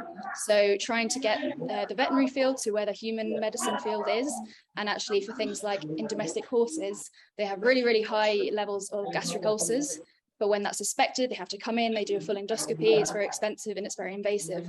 So if we can develop these fecal biomarkers that you would just be able to go into your horse's stables, collect a fecal sample, and within 3 hours, you'd be able to know whether there's signs of inflammation. And this is all using enzyme immunoassays, which Sandy has obviously talked about. So there's a whole range of potential biomarkers that we're looking at. The top three in green are the really, really widely studied and used ones. Calprotectin is that first line of defense within human medicine, and it's also really stable. So concentrations have been found to be stable for up to 72 hours at room temperature. So in terms of fieldwork studies, that tends to be the key contender. And the top calprotectin and lactoferrin are neutrophilic proteins. So they're released from neutrophils at sites of inflammation. Lipocalin-2 again is quite widely studied. It's an antimicrobial protein, so it's released from a number of different cell types, but again is really highly concentrated at sites of inflammation in the gut. And then there's a whole range of other ones, so PNM elastase, MPO, carbonylin C, and MMP9. They sort of pop up here and there in the literature. They're not used very often, but again, they're potential candidates, and there's quite likely to be very species-specific differences. So you've got to just sort of pursue the whole range of biomarkers and see what works with your study animal and in your system. And there's also some more qualitative measures. So we can just do fecal blood tests, fecal albumin tests, and these don't give us quite as much information as with the ELISAs, but it's still a really good way if you just want to quickly see the health of an animal just from that fecal sample. So I just really quickly wanted to talk about biomarker development. Obviously, the first stop is the literature. It's very, very slowly increasing in animal studies. So there was a paper recently on cheetahs, and it looked at the effect of diet on fecal calprotectin. So if you were doing another carnivore study, you could maybe start there. But there's a whole range of animals where nobody's really done anything with this on. So start with the literature, but also then go to different sample types. So if you can get your hands on any inflamed gut tissue, you can do things like immunofluorescence just to screen for potential biomarkers, see if calprotectin is being expressed in those inflamed tissues, if lactoferrin is, if lipocalin is, and then you can go through and see whether that is actually carried through into the fecal sample. Also, the extraction optimization is going to be really, really important, especially with ruminants and large herbivores. Most of the tools we have are based in either humans or mice. So when you have a mouse that poos a tiny amount every day versus an elephant, you're going to have to make huge changes in how you're extracting that protein because of the changes in fecal bulk and also just the fecal matrix. So there might be various inhibitors in different species that inhibit how you can actually extract your protein. So there has to be a whole range of tests for that. And lastly, robust validation. Sandy went through this amazing detail, so I won't go repeat it, but it's just so important when we're doing fecal samples because you don't know how proteins and steroids are going to be metabolized before they're excreted. So if you want to look at testosterone, for example, there might be very little of that native testosterone hormone by the time you get to the feces. So you really need to make sure you validated your assay, whether it's proteins or hormones, and actually know what is in the fecal sample, because a lot of the time, the things we know from blood don't actually translate into the feces. So yes, I mean, Sandy mentioned most of it, but validation, very important. Good afternoon, everybody. I'm afraid this is probably going to be the most boring one of the day, but there's more coming tomorrow. And back to Africa, what I'm going to talk about now is sort of risk assessments, but it's a very broad sort of discussion. We started doing some of these projects a long time ago, and we had all sorts of experiences, and we learned a lot. Some of our projects have been successful. Some of them, I would say, have probably been failures, and it's always a good idea to learn. We went through an interesting journey, working with zoos, bringing animals back from mainly European zoos to the African arena. We had to navigate the zoo situation, negotiate with people, come to Africa, find suitable sites to actually put animals into. And we experienced sort of challenges. Can you read that? So, to start with, I think, it's important to say that it's really difficult to affect positive rewilding outcomes. It's not easy to achieve. And, it's interesting talking to the colleagues who've had experience with the Sahelo-Saharan. They brought on a hell of a lot more animals. I think they had bigger budgets than us. But some of these projects have been successful with regard to antelopes. So, it's a high risk exercise, this. One must never forget that, and one must expect failures. And the other thing is, the IUCN documents, they're just a whole lot of documents that the IUCN publishes that are very, very relevant to this kind of work. And there are many factors which lead to failure, and disease is only one of them. And I think it's also important to define what the objectives are. We were talking about going from an ex situ situation to an in situ situation, but today we've got to ask ourselves, what is in situ?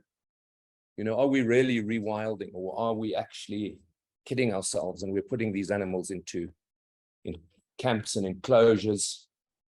So I kind of coin a phrase, which I don't think is a scientifically acceptable term, but maybe we could talk about intra situ as a situation where it's kind of halfway in between, and one's got to be satisfied sometime with that outcome. And I think if we look, for example, at the bongos, it's taken a long, long time now for you to get to a point where you are actually really releasing them into the forest. But even that is fenced. And, that's a great outcome. I mean, I don't think one must be embarrassed about that. I think one Just define the objective and be very, very happy with it. And remember, the critics will always be there. There'll always be people desperate to criticize what you're doing, you know, whether it's from a genetic perspective or how you managed it. It's high risk. When there's failures, they can point fingers at you. They don't often recognize success. So that IUCN guidelines for reintroductions and other conservation translocations is a really good Bible to abide by. So let's talk for a minute about what causes projects to fail. We talk about the recipient site. I always found that the people problems were the biggest problems. You know, we had lots of bureaucratic challenges. You know, in South Africa, for example, when we did it, navigating South African national parks was a nightmare. And, you know, did they really want to do it? You know, we don't know. You can manage disease up to a point, but managing people, often more difficult. We need some psychologists here to guide us in that direction. So often these are sort of NGOs that are inducing projects and trying to convince government bodies to participate. And so often the NGO becomes disconnected from the project due to frustrations. You know, I think again, with our South African National Parks experience, did they really want to do it? We put some sable antelope into one of their national parks, went through a whole process. I don't really think they were that keen. You know, I mean, it wasn't an endangered species, but you've got to learn. You know, we chose a charismatic species to start with, sable antelope. And government bodies are often cash strapped, you know, so you've got to make sure you've got the money to actually pay for what you're actually hoping to achieve. And, you know, like people are often asking, you know, where are the permits? You know, where are the permits for us to bring these animals in? And the delays and delays. And I think these are some of the reasons. There's a kind of a precautionary approach. And you find also that investors, and actually some NGOs as well, are kind of patronizing to government bodies. You know, they think they know everything, you know, we'll come to a country and we'll show you how to do it. That doesn't go down very well. They often underestimate the local knowledge that those people have. And, you know, government servants are generally very risk averse, so they don't really like getting involved with higher risk projects. Again, we talk about funds. Is the project sustainable? You know, who's going to pay for what? Government agencies, again, scared. And the other thing we noticed is that very, very often in parks, you know, you'll develop a relationship with a park warden, for example, and then it changes and you've got to start all over again. And, you know, you're making good progress and then there's a new person. So these are all people things. And I think communication and trust is absolutely paramount. And, you know, also to try and have watertight contracts, define who's responsible for management. Managers also change, can put projects into jeopardy. So then we talk about biological challenges. And one thing's for sure with these kind of projects, specialist management is required for projects of this nature. This isn't managing a bunch of sheep in a paddock. And inferior management leads to failure. And a lack of specialist veterinary attention is a big problem. You know, sometimes when we were working, we didn't even have vets on site. In one of the countries we worked in, there was no vet there. And, you know, we just had to kind of get on with it. And, you know, again, we should have prepared better maybe. Often the locations are remote, making it difficult for a vet to arrive. If an animal dies, you know, the vet would arrive 3 days later to do a post-mortem on a decomposed carcass. So you never really knew what the cause of death was. So how could you implement management interventions to remedy those problems? And another important thing is to understand the species. You know, each species, and I think this has already been pointed out with the 2 species that we're dealing with here, they're so different. They're just so different. And certainly with roan antelope, they have the devil in them. They actually are intent on committing suicide generally half the time. So you've got to try and understand the species, the social structures, how to manage them. Matthew asked questions about bomas, containing animals. You know, these are all complicated things. And I think also, you know, it's very, very easy to just put animals into a camp. And I think with this Hirola project that was so well done, have you recognized the reasons why the species diminished in the first place? You know, you mentioned the elephants, the habitat change. You know, okay, just make a camp and put them in because they occurred here before. You've got to think about that. Right, and then of course, navigating the zoo arena is an interesting one. And the WAZA, World Association of Zoos and Aquaria, is a kind of a big global body that's got these independent ones underneath it, like the European Association of Zoos. They've got their own stud book. The American Zoo Association has got their own stud book. And very, very often I found that people in zoos would not really understand the kind of African arena. So interpretation of those IUCN guidelines was also sometimes, you know, we had to think a lot. And navigating the stud books and stud bookkeepers can be a nightmare. I mean, sometimes the managers of these animals become emotionally attached to them. I mean, we had 2 black rhino in Frankfurt Zoo that we were bringing out to Eswatini. Everything was organized for it. And the guy who looked after these rhinos paid for himself to come out and see where they were going.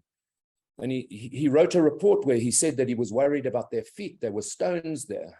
There was blood coming out of their skin, you know. Meanwhile, they just had a filarial problem. And that actually resulted in the project being cancelled. It actually cost a huge amount of money. We had built facilities for them.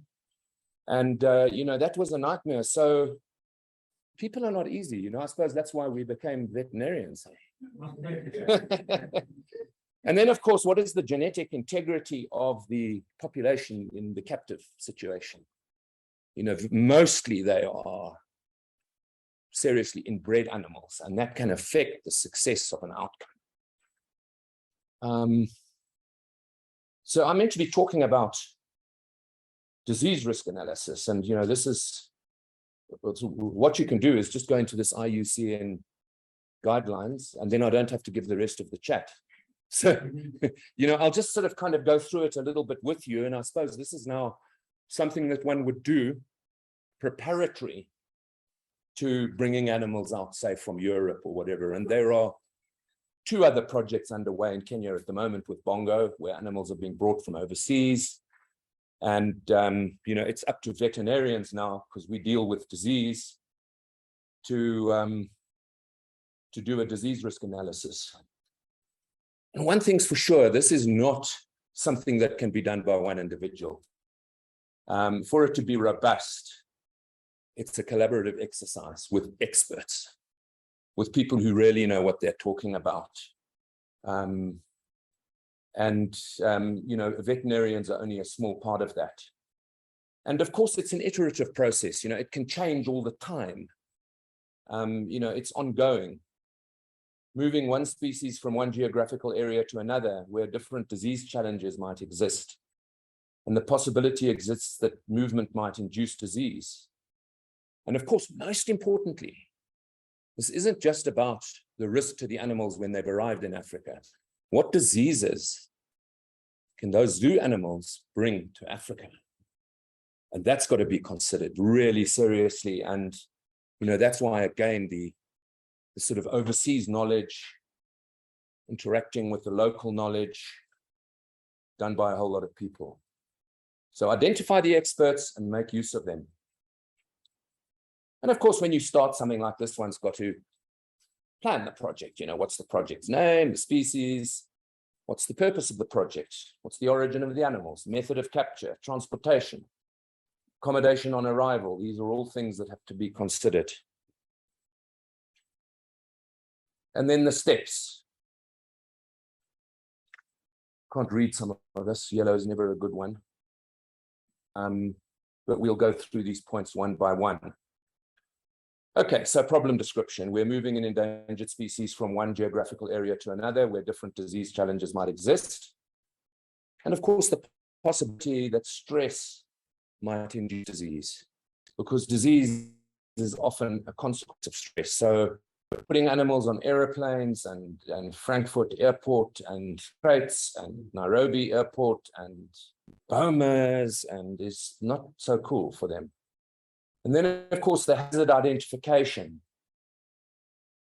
So a hazard is any biological, chemical, physical agent with the potential to cause an adverse effect on health.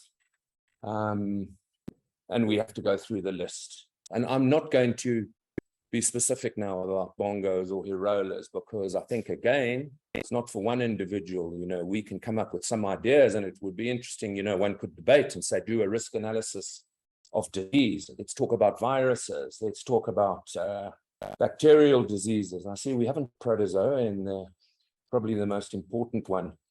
Prions, parasitic diseases, and then, of course, all the non-infectious situations as well. So this, by the way, comes off the IUCN document. So you guys can just go into that and go through it. You know, and again, you know, where does this begin and where does it end? Because you can make a huge meal of this if you like. So you can identify the hazards, focus on the high priority ones, and, you know, then we'll go on from there. You know, and of course, this involves data collection as a result of immobilization of the relevant wildlife species, collecting blood, serum, ticks, fecal samples. This is being done in Kenya, both with domestic animals in the area of release to try and find out what critters are living in those animals, vector densities, livestock diseases, water analysis, toxic plants, goes on and on. You know, and then now, you know, how does one prioritize this?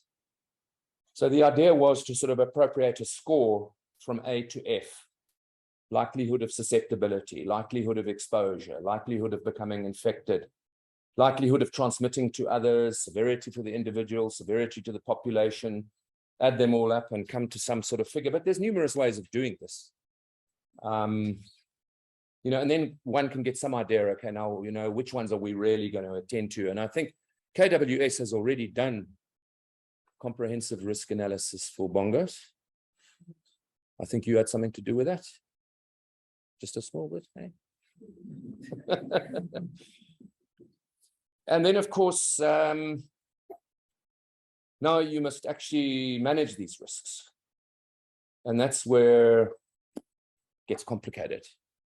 It's easy to say, well, control vectors, but, you know, well, we can vaccinate. Like, what are we going to vaccinate them with? You know, we could say, well, Talarias are a problem. So, you know, just somebody once suggested whack some East Coast fever vaccine into these bongos. Oh, hang on a second, let's rethink that one out. Vector control, you know, do we really want to sterilize the vectors on these animals, or do we want to sort of have a controlled exposure? But, you know, that, of course, goes on and on and on. And, you know, there are all these things. But one's got to think so carefully about each one of these. This is not an easy thing to do. And then, of course, an implementation and review. And risk communication.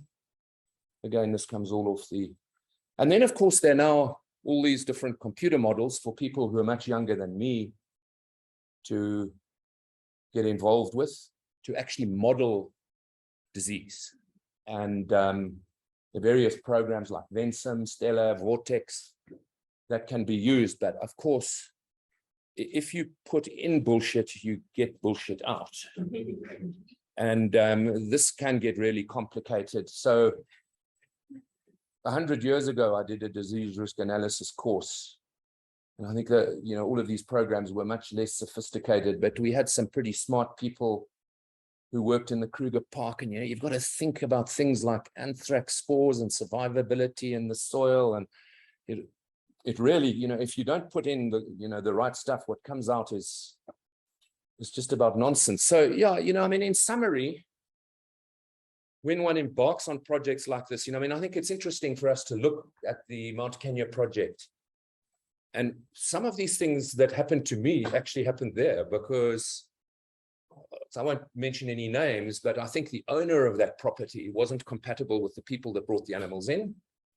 And then they became disconnected from the projects, and then the management went wrong, and people didn't understand animals, and it all went pear-shaped. Luckily now, a really, really robust owner is there who's passionate about it, brings in the experts, and suddenly you can get this thing right. And now it's reaching a point where you're starting to rewild. Again, the timeframes. How many years ago did those first ones arrive? It's a long time. And it's important to, to understand that. So our South African National Parks project is quite similar. We did it, and then just dealing with the government agency became very, very awkward. And if you go into Mpala National Park now, which is close to Kimberley, you will see herds of sable there. And those are our sables. They came from Blijdorp Zoo in Rotterdam and Marwell Zoo in the UK. And we put them, we rewilded them, and then there was a drought, and probably 80% of them died. But what were we going to do about it? We were going to start feeding those animals. They're not an endangered species. So you've got to reach a point eventually where you say, well, look, we've got to disconnect now. And we've learned, and we did that with that project. In Swaziland, a little bit different, very, very passionate people. Again, contracts weren't really tied up. You've got to try and run a stud book to try and identify who's who, which animal is which. I can remember going down there with all the microchips, and we wanted to put some air tags in to sort of see what was going on. And the owners just didn't want that. They just didn't do it. And it was very difficult. But if you drive into Imlilwan Reserve in Eswatini now, as you drive in, you'll see a herd of now over 50, nearly 60 roan, which are there, and they're completely unmanaged now. But again, that's like a safari park. So I ask myself, was that a successful outcome? That was kind of a zoo to a zoo in Africa to now like a safari park. But we're kind of happy with that. And, it's a breeding nucleus, and Swaziland's a tiny little country. It's called Eswatini now. So there's a chance to move a couple of animals here, there, and everywhere. And, again, with the incarceration of populations, the last roan antelope died in Swaziland in 1961. And Swaziland's quite a mountainous country. You've got a low veld section, you've got a high veld section. And what used to happen in the old days, in the summertime, when the rains came and the ticks were bad, the roan ran up into the mountains and they survived there. In summer, if they were there, they would get heavy tick burdens and get stressed, and they probably would have died of tulariosis. So now you can't have that migration anymore, and that affects disease, because animals migrate, and they migrate for a reason. Having good partners, with the Northern White Rhino project, we looked at various options. Some in South Africa, the very, very wealthy family in South Africa is the Oppenheimer family. They're a big mining family. They've got various farms in South Africa. We looked at one of their farms, Rooipoort, and they would have really just provided all the money for what we wanted to do. And then Ian Craig contacted me and said, no, look, we've got to look at Kenya. This is closer to the habitat of the northern white rhinoceros.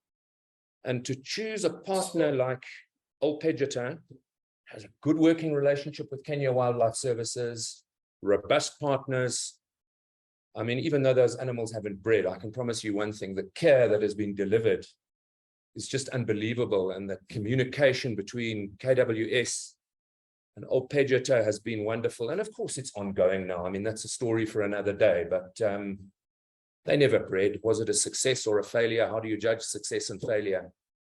The men in white coats are now making embryos. They've got 22 embryos there. They're all eggs from the same mother. So I'm not quite sure what you're going to do with 22 babies with all the same mother. But there's another plan for that. And, again, in Tanzania, we dealt with a personality there. We took black rhino there. he was kind of running it, and then he moved on, and suddenly it wasn't the same people there anymore, So when people change, and these are just some of my experiences that I've had working over the years.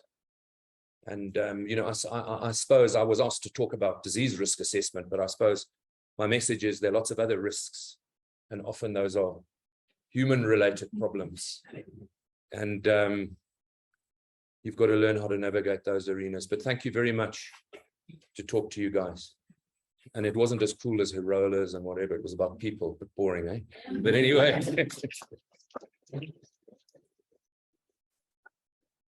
And any questions? Happy to answer them. Cool, thank you. Yes. Do you have a software for the people problems? Yes, I think we need it. Thank you. Morning, everybody. It's me again. If you look on the program, diagnostics, I'm not talking about that. But we're talking about stuff that's, I think, very, very relevant to the Bongo arena. And on past experiences of moving zoo antelope to Africa, we experienced some challenges. So we were talking about the roan and sable antelopes. Sable antelope, as I mentioned yesterday, went to South Africa, to South African national parks. Roan antelope went to Eswatini, and they came from a zoo in the UK and also from the Czech Republic. So disease challenges in translocating antelope to Africa. I think the first thing I want to say is that this is seriously pioneering work. There's not anyone who really knows too much about this. And, again, as I mentioned yesterday, one needs to consult with specialists in the field. And we were very lucky to have our Back to Africa scientific advisor, Dr. Johan Stale, advising us and guiding us through this process. And of course, we're talking ticks. And looking at me here is Dr. Kariuki, who is the Kenyan tick man, who is going to be pivotal in this whole process. Okay, so, we chose these charismatic antelopes. We're a long way from Kenya. There are lots of altitudinal differences. Interestingly, in Swaziland, that was low, fairly high rainfall area, we lost a lot of calves and a lot of animals from Tilaria, and it was a hard learning curve. Sable antelope we put into a place near Kimberley in central South Africa, slightly higher altitude, and frosts, lower tick load, lower exposure, and things went much better there. So if anyone knows where Eswatini is, it's newly named. They're situated right in the southern area, tip of Mozambique, bordering Mozambique and South Africa. And of course, Kimberley's in the central area, which is not. So I would say Eswatini is one of the sort of tick paradise areas of southern Africa. And Kimberley is a much tamer area for ticks. So if we look at these elevations, you guys will tell me more accurately. Kimberley's got an elevation of just over 1,000 meters. In Lilwan in Eswatini, going down to 719. Mount Kenya Safari Club, 2,100, something like that. So, I think altitude is relevant. Low altitude, high rainfall means mortality. So let's talk protozoal diseases in antelope. We've got lots to learn here. So we've got the two bad guys, the pyroplasmid genera of Tilarias and Babesias. Trypanosomes, we've got no tsetse flies there, hey, at your altitude. So we can kind of forget about trypanosomiasis, but always keep it in the back of our mind. And then, of course, the rickettsial-like bacteria, the Anaplasmas and Ehrlichias. And it'll be interesting to see But I think all of these genera should be considered as potential hazards because the chemotherapeutic protocols are different for each one. So we're probably going to end up, if we have sick animals, using a shotgun approach to treatment. So in South Africa, the Thylarias, and of course now we're also going to get into the realm of PCR and sequencing and all the rest of it. We appropriate names to all these things. And of course, here in Kenya, all the veterinarians know about these Thylarias: East Coast fever, parva, fava, January disease, corridor disease. We give them these nice names, but actually maybe we should just call it Thylaria calisana or Thylaria pole pole, I don't know, you know, because who gave them these names? You know, what does the name mean? And I mean, what do we really know about these things? And the new one is going to be Thylaria motinda or Thylaria arua or Thylaria karaoke. I don't know, because I promise you, when we start doing these sequences, we're going to find new ones. And you know, what is the relevance of this? This is a really good document to read, co-authored by Johan Stale, the pathology of the pathogenic Thylariasis in African wild Atriodactyls. So these guys have got a varying virulence in antelope, with most being asymptomatic. So they don't Schizon transform. Non-pathogenic or subclinical infections may have occasional pyroplasms in blood smear and PCR. So very, very careful. You know, an animal dies, take a blood smear, see some pyroplasms, doesn't mean it died of Thylariasis.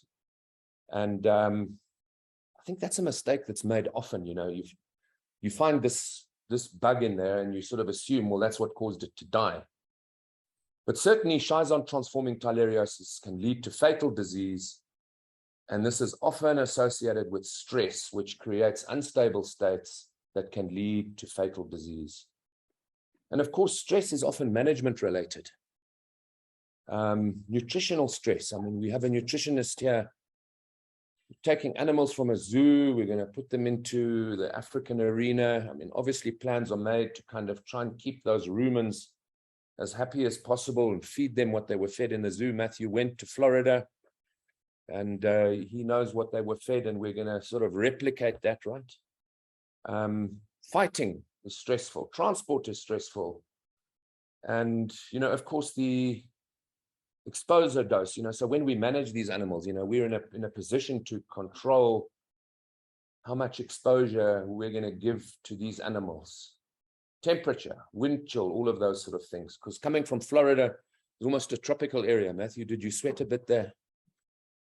And the Bongos are going to get into where they were meant to be, but they're used to sweating in Florida. Now you take them to high altitude, and that could be a stress. So, you know, I think this is an important thing, this endemic stability thing. When you get an unstable relationship between the host, the vector, and the environment, you'll get disease. So good climatic factors, management systems, geographical region, all of this kind of situation that can be, you know, it can be happy, but become very unhappy. And suddenly you're going to get animals dying. A nice example of these unstable situations is these pangolins. If you catch a pangolin in South Africa and take a blood smear, you'll find pyroplasms in the blood. In almost everyone, you will find pyroplasms. Catch that pangolin, put it in a sack, start moving it. It's not fed for a few days, it's stressed. The next thing is they start hemolyzing and they become anemic and icteric. And there's a lot of confusion about what this thing is, and it hasn't actually been PCR'd yet, but I don't know what this critter is actually. It's a babesia. In Hoedspruit, we find they get a hemoglobin urea. In fact, a lot of the experts on pangolins say that this is a completely irrelevant situation and it doesn't cause them to get sick, but we certainly found it very different. So there's a nice example of sort of a very, very unstable situation and a stress that causes illness in an animal. But a pangolin doesn't look like a bongo, so I don't know whether there's.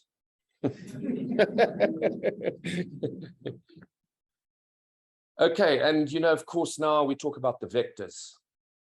And the rhipicephalises, of course, in East Coast fever, parva, appendiculatus, but I think it's been proven now that certainly in roan antelope, evertsi, the red-legged tick, is the bad guy that actually transmits hippotragus, the Talaria hippotragi to roan antelope. But again, the situation could be very different here, and that's why the local tick experts are going to come to our rescue and assist us in this process.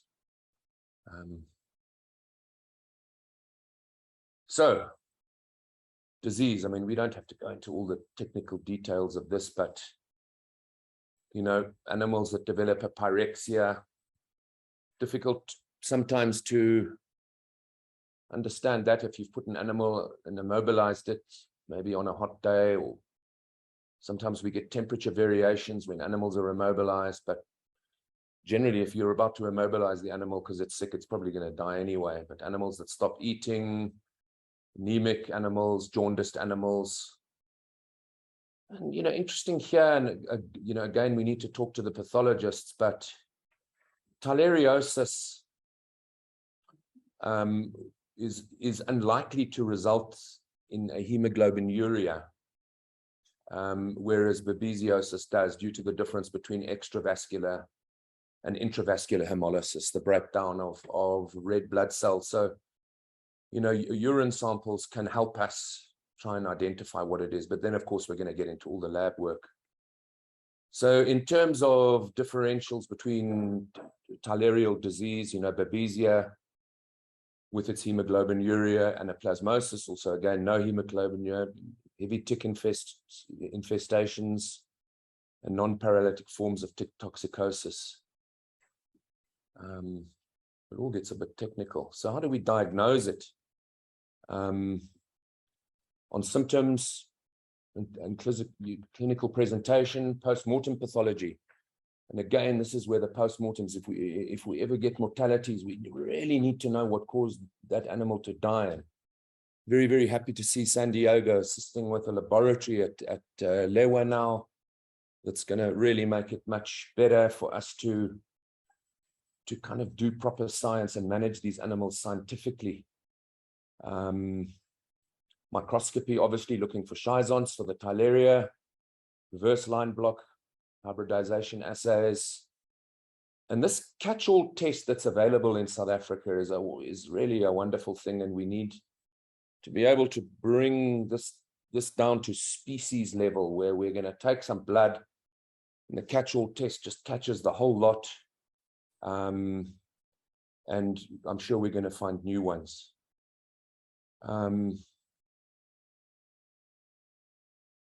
Okay, so we've got a tick animal. We suspect it's a protozoa. What are we going to do?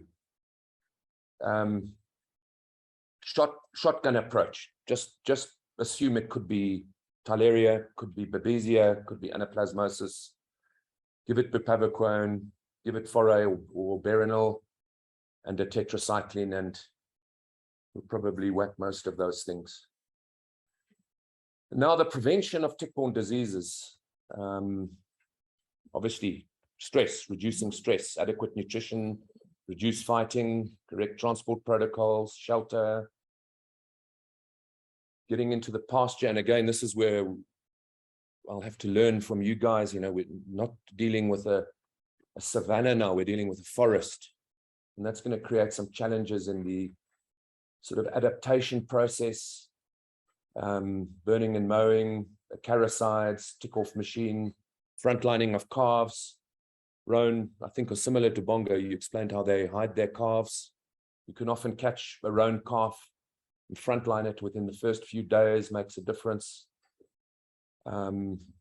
Gradual exposure to ectoparasites, treatment, vaccination. In the next presentation I'm doing, if I've got time, I'll go through your Hans Thales vaccination of roan antelope, but not for a specific tyleria.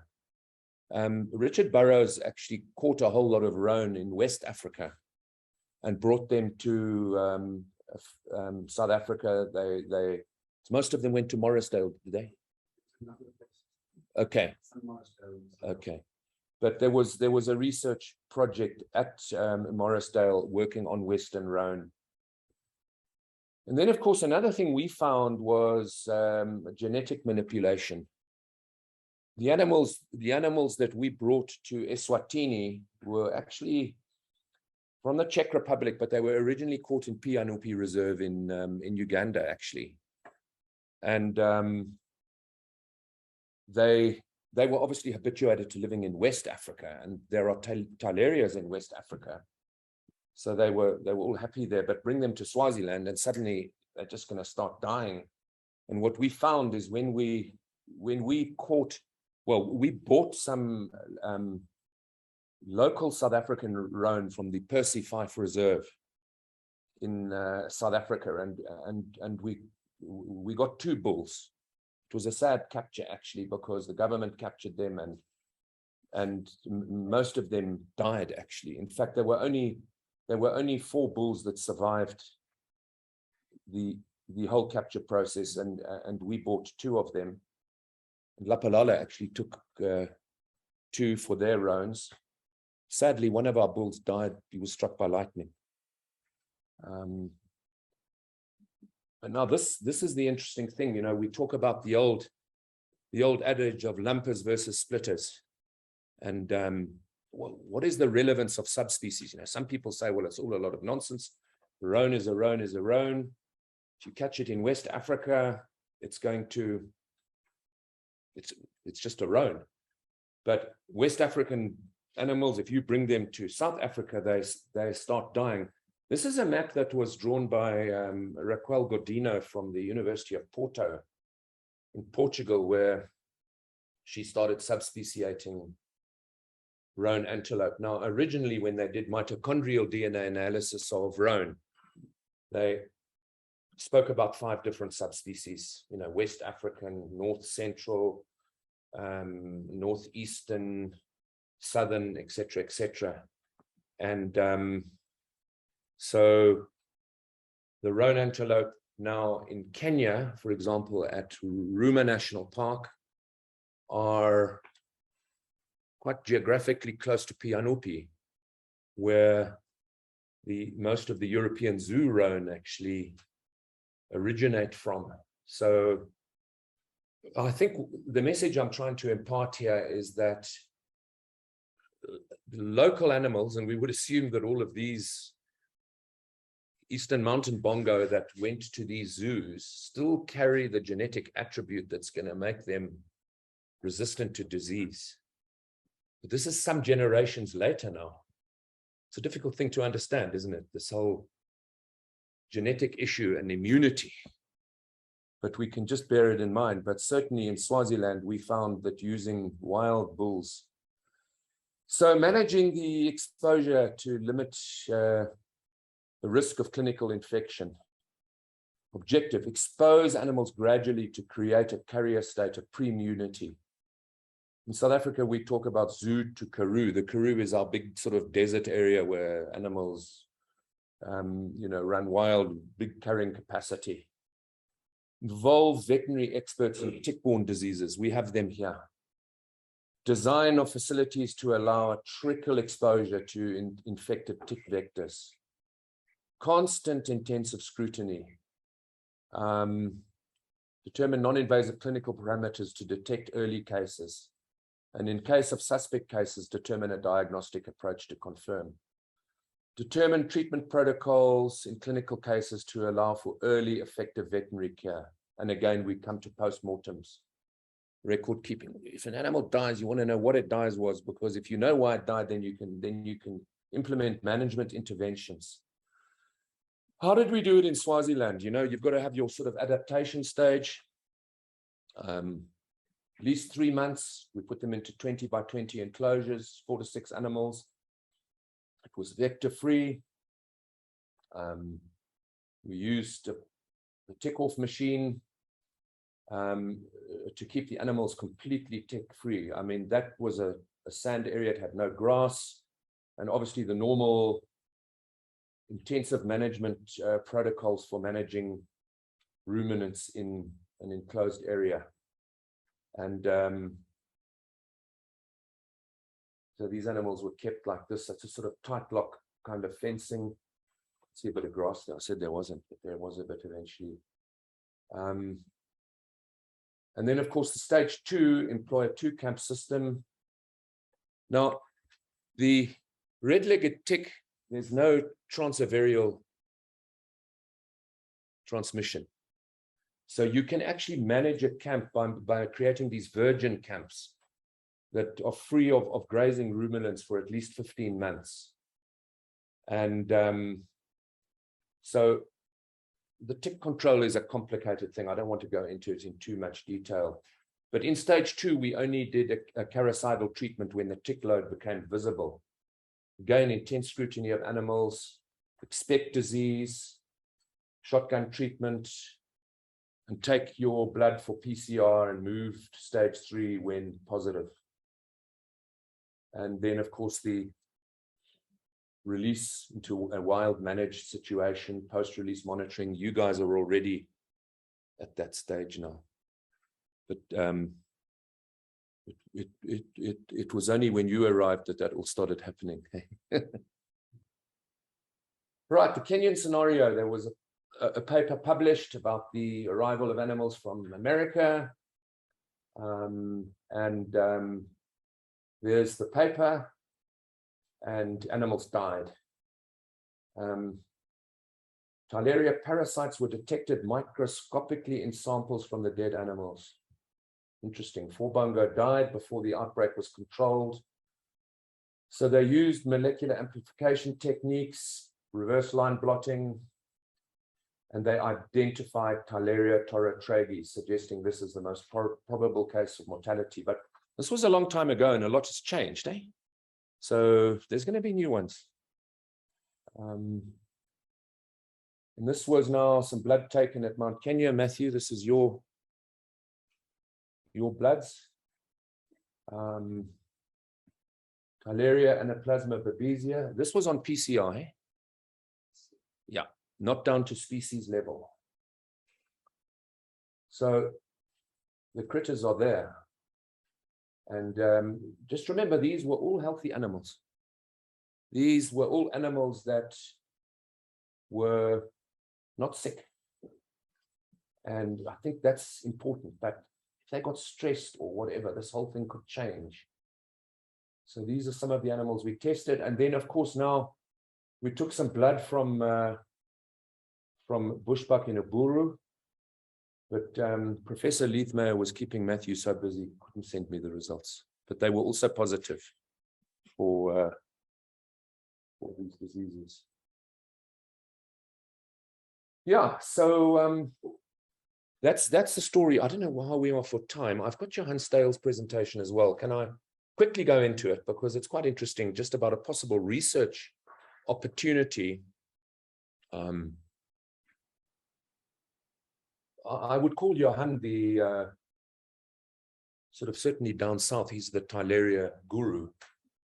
He did some really interesting work on those Western Rome that I think some of them were caught by Richard. And, you know, it's these kind of interventions. I'm not sure whether a vaccination is going to be necessary or appropriate for the Kenyan scenario due to the high altitude and also due to the previous experience, but it's certainly something to consider. But it might be of interest if there is a bit of time. Okay, we can show it. So thank you very much, and good morning, team. Yes, so we have to agree, because you have kept me waiting for 40 minutes. How do you pay me? By? Okay. So again, thank you very much. So today I'll be taking you through on the infectious diseases. And I'll try to give you an idea of diseases that have been reported in wild antelopes. There are those that have been reported in the zoos, and even the ones that they have the potential. You know, if you have found them in livestock, maybe there is a likelihood that can jump actually to, or the other way around, from livestock to wildlife, or wildlife to livestock. So you should need to make it sensitive. Yes, and I think that one everybody knows what are infectious conditions. But even before I talk about infectious conditions, I think it's important all of us, which we already know, that diseases can be caused by infectious agents, like the bacteria, the viruses, fungi, or other parasites. But other than that, the other disease conditions you can have, which are non-infectious, when you're talking about things like the tumor, nutritional problems, and those are important. They will not be the focus for today, but I think it's important for us to keep that in the mind. It's not always infectious.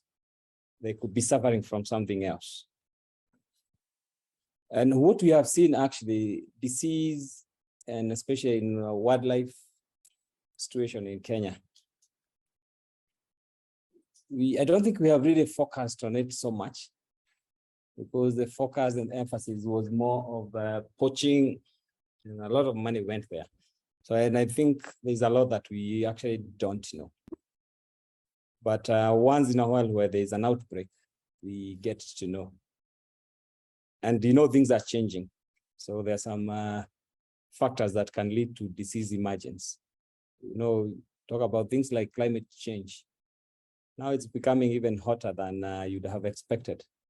Would that have a role with the ticks, for example? And we know ticks are vectors for disease. And the more we have like the drought, can that have a relationship or correlation with the diseases? So it's important as we discuss this, everybody keeps that in mind. So we are here to talk about endangered species, the Hirola, the mountain bongo, plans, and all of us heard about it, that we have plans to bring in some from North America into Kenya. So what happens when they come here?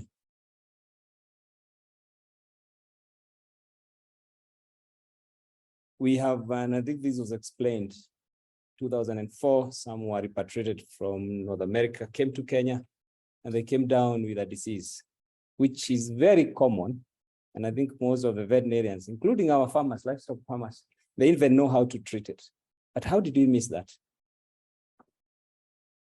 That's a question, because Terraria is an endemic disease. Actually, our farmers can diagnose that. But our Hirola, not Hirola, the mountain bongo came down with that disease. So what is it? Did we keep that in mind? That maybe they are coming from, these are naive populations. They have never been introduced to that kind of a disease. They come to Kenya and then they cannot survive. So it's important we keep those questions. And other than them getting the disease that are already here, is there a likelihood that they can come with diseases here and then it becomes a big problem? There's a disease which is called bovine spongiform encephalitis, the mad cow disease. We don't have it in Kenya, but is there a likelihood that they can bring the disease here? And why I'm talking about this is we shouldn't wait for the disease to come and we think about how to diagnose it, because I think we need to be ahead of the game and try to prevent it, introducing it to the country. And yes, so I think that is important. I will avoid that because nobody can see it. But anyway, I had mentioned that the different diseases, I wanted to highlight a few, the tick-borne diseases, and the tick vectors. When I speak about this and I see Dr. Kariuki, actually I cannot even differentiate them, but I know. So But we have many disease vectors like the boophilus, which it's not only one species, there are many species. I don't know how many you have in Kenya, but I think these have been documented in Africa. And you know they are disease vectors. If you look at something like, I wanted to highlight the hyaloma. There's a disease there called Kremen Congo hemorrhagic fever, which is also zoonotic. But it can also get to these antelopes. Is it available in the country? Is there a likelihood that these animals can get that kind of disease? And yesterday, there was a big emphasis on East Coast fever. Again, I think I mentioned that we have seen the problem it has brought to the country. Even in our livestock industry, it's a big problem. So when you see those ticks, what do you do with them? And I know we have been talking about the disease surveillance, the sample collection. Even when they die, and you see, at least the picture I want to bring here is we know these things, and they'll help you. Even if you're not able to identify all the 70 species of Rhipicephalus, at least you should have an idea of how they look like. So when we were doing the postmortem, the goat, I think Margaret talked about how to diagnose heart water. Yes, and heart water, yes, it's a problem for the small stock and even cattle. Is there a likelihood that it can affect these antelopes that we're dealing with? The Hirola, the mountain Bongo. And even as we talk about this, and I said a lot of diseases have been documented in the captive setup. Free ranging, there are few, but now we are seeing cases. There's a time we used to have almost saying that, oh, wildlife do not get the diseases. And I think now we have been proven that is wrong. It's not the correct statement. We cannot continue saying that. And maybe they were even eaten before we even got there, you know, the predators. Or also we didn't do the follow-up to get to understand what the problems are. I wanted to highlight that tick, the one we are talking about there, the Rhipicephalus, and the diseases that we have really talked about, the Terraria, which you find most of the times, you know, an animal is affected, you have fever, enlarged lymph nodes. And I think even before you go very far, there is also a lot of saliva. People are able, including, and I'm talking about actually the farmers, the livestock owners in Kenya, most of them, I think they can be able to diagnose or to suspect Terraria. But does it occur in wildlife? And if it does, what can we do? And I know I'll not be delving so much into therapeutics. I think there's somebody who will be talking about therapeutics. But mine is to highlight that these diseases are there. They have been confirmed, like in the roan antelope. I think again, also Hamish talked about it. Yesterday, when we were in Mount Kenya, there was a publication that was, we were taught what happened with the bongos that came to Kenya. And the advantage is, these are diseases that you can even be able to confirm using a microscopy. Again, the need for the laboratory, the basic kit. Microscope can be expensive, but I think to me, if you ask me, it should be part of the basic kit now that we should be having, because we need to equip ourselves in a way that we are able to do the diagnostics, even as we do the further diagnostics and collect other samples for other things like the molecular. At least these are basics that we should be able to be looking at. So that picture there, which animal is that? And what age? Age, I think, is easy to tell. You can blame my picture. It's not very clear, but just make a guess. Maybe a Hirola. Read back. Read back.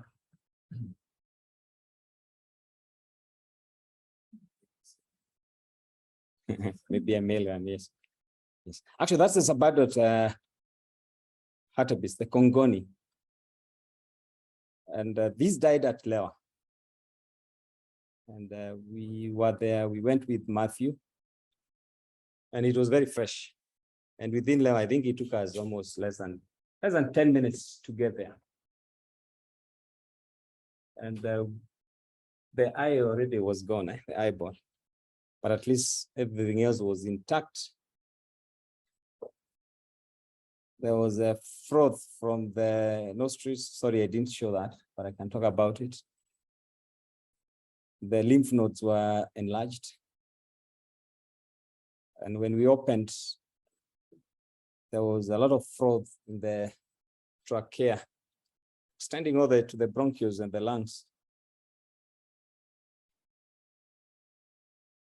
These animals also was heavily infested with the ticks, including the Rhipicephalus. Yes. Free ranging within Lewa.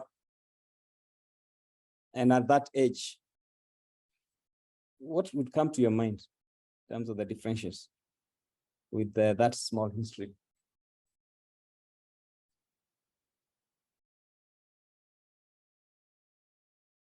Somebody who would like to give it a go. Enlarged lymph nodes, froth in the respiratory tract,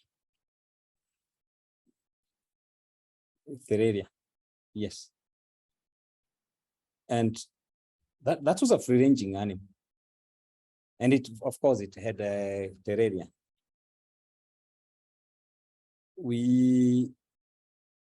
Lewa also has been used as a place where we bring in cattle from northern Kenya. They stay there for quarantine or testing before they go to the market. And that is a way of supporting their livelihoods. And the first thing we see is we bring in cattle there, and a good number, if you're not careful, they die with ECF. So ECF is there. It has been killing also animals within our range. And I think we mentioned the heart water. There are things I'll skip. I didn't want to go into a lot of other many parasites, but I thought it's important to highlight those ones because they have killed antelopes. Now we are planning to do this kind of work. There's a lot of stressor. You know, when you move the animals, that is a stress. Now we are having serious droughts coming up. There's a time we did some screening of the Grevy's zebra. Most of them had the Babesia and Terraria equi without really causing any problem. But during times of drought, actually, those parasites, they bring these animals down and they die. But they live with them. So these questions you ask yourself, so what can we do to really protect these diseases? So FMD, foot and mouth disease. And this has been confirmed in many antelope species in the wild, especially in Southern Africa, and also captive antelopes. And we have foot and mouth disease in Kenya, in the livestock. That is, we have confirmed it. So do you think our impalas can get it? Do they get it and we have missed it? What about the mountain bongo and the Hirola antelope? So the answer is yes, they have a potential of getting it. So we need to be in the lookout every time. And there was a lot of emphasis why to continue doing the disease surveillance. Because most of the times we respond because it's a critically endangered species or a political species, or if there's a serious outbreak. But those ones which die 1, 2, 3 without not many numbers, we need to understand them. So I wanted just to mention here that I think I have a picture. That was a case of the Impalas, reported from Southern Africa with the foot and mouth disease in the Kruger National Park. And those are classical signs. The one on that's a mouth. You can see those erosions. And I think no wonder they're called foot and mouth. So the mouth lesions and the foot lesions, the coronary band. And those people who have studied foot and mouth disease very well, you can be able even to estimate the age of the lesions. Where it's fresh, 2, 3, 4, 5 days. Yes. So you keep that in mind. I know that, yes, this disease has been, it's confirmed in South Africa and not 1992. And a big number of them actually died. I wanted also to give another example of a disease that we have in Kenya, the Lampeski, the Capripox viruses. And this was a case in a wildlife park in a lane. And I worked in that place. And the Arabian oryx, so that is the Arabian oryx. We don't have them in Africa, the Arabian species, but they share a lot also with our other antelopes. And you can see those lesions. And I will tell you, it was not easy. It started with the Arabian oryx. It spread out the whole zoo. Within a very short time, we had more than, I think, scimitar oryx were affected, more gazelle were affected. We had springbuck. We had other animals like the Laristan sheep, Barbary sheep, more than 7 species.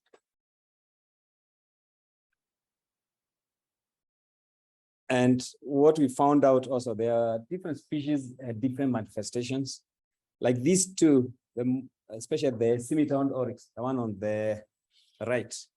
And these are North African species. We don't have them in Kenya. North African, more gazelle, the one on the left, is actually now extinct in the wild. The scimitar oryx, again, previously extinct in the wild, but there have been a lot of efforts to bring them back to Africa. And I was lucky, at least I participated in the reintroduction of the scimitar oryx back to where they were originally, where they were. But yes, they can get these diseases. I know that is in captivity, but it tells you if something changes, they have the potential of getting the diseases. I wanted to highlight that animal there. Maybe the people from Southern Africa, they know the species, springbuck. And it was very interesting. So when we had the outbreak, so we asked ourselves, so what do we do? And all the biosecurity measures you think about, one of them, or in addition to that, we also thought it's important to do the vaccinations. And we vaccinated all the animals that we thought they are susceptible. We didn't vaccinate the carnivores. Let's talk about the ungulates. And it was very interesting. The Spix gazelle, which were sharing the same enclosure with the springbuck, they didn't show any of these lesions. But we did the vaccination for all, including the pigs there. And I think 9-10 days after the vaccination, the springbok came down with a very serious disease. First of all, the thing was high fever. Some were limping, others having the nasal discharge. And I wanted to give an example. One of them, when we opened, so that is a trachea. They can be able to see these lesions, those ones there. And also that reddening. And you're asking yourself, okay, what happened? Including even reasons, you can see from this here. And we really got confused. If I know how to use it, right? You press.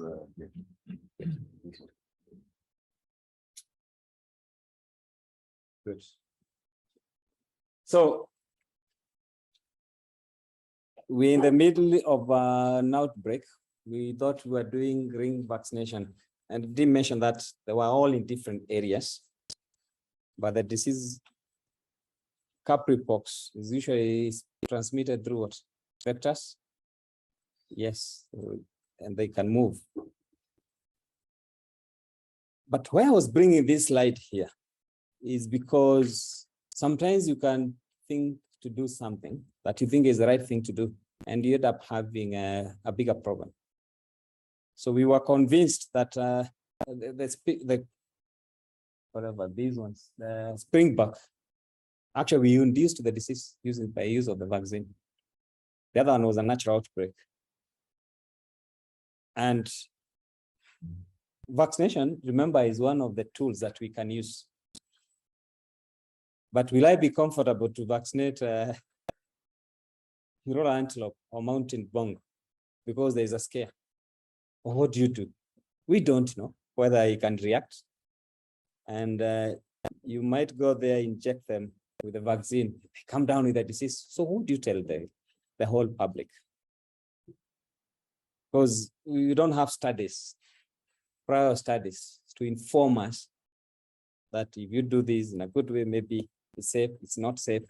The vaccines that we're having in the country, or I think in the whole world, most of them only tested in livestock.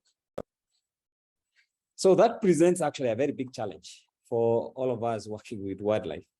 So because you might think, oh, vaccination, it's not always the answer for different things. We talked about FMD, rinderpest. I'll talk about it briefly, but luckily now it's eradicated in the wild. And I remember when we were contributing to the eradication of this disease, Kenya Wildlife Service was deeply involved in the surveillance, and we had to sample different wildlife and confirm actually to the whole nation and the world that disease is eradicated. But that is a disease that has been confirmed and affected different wild ruminants, including the giraffe, I think the warthog also, the kudu, if you know the lesser kudu is an antelope. So yes, those diseases are there.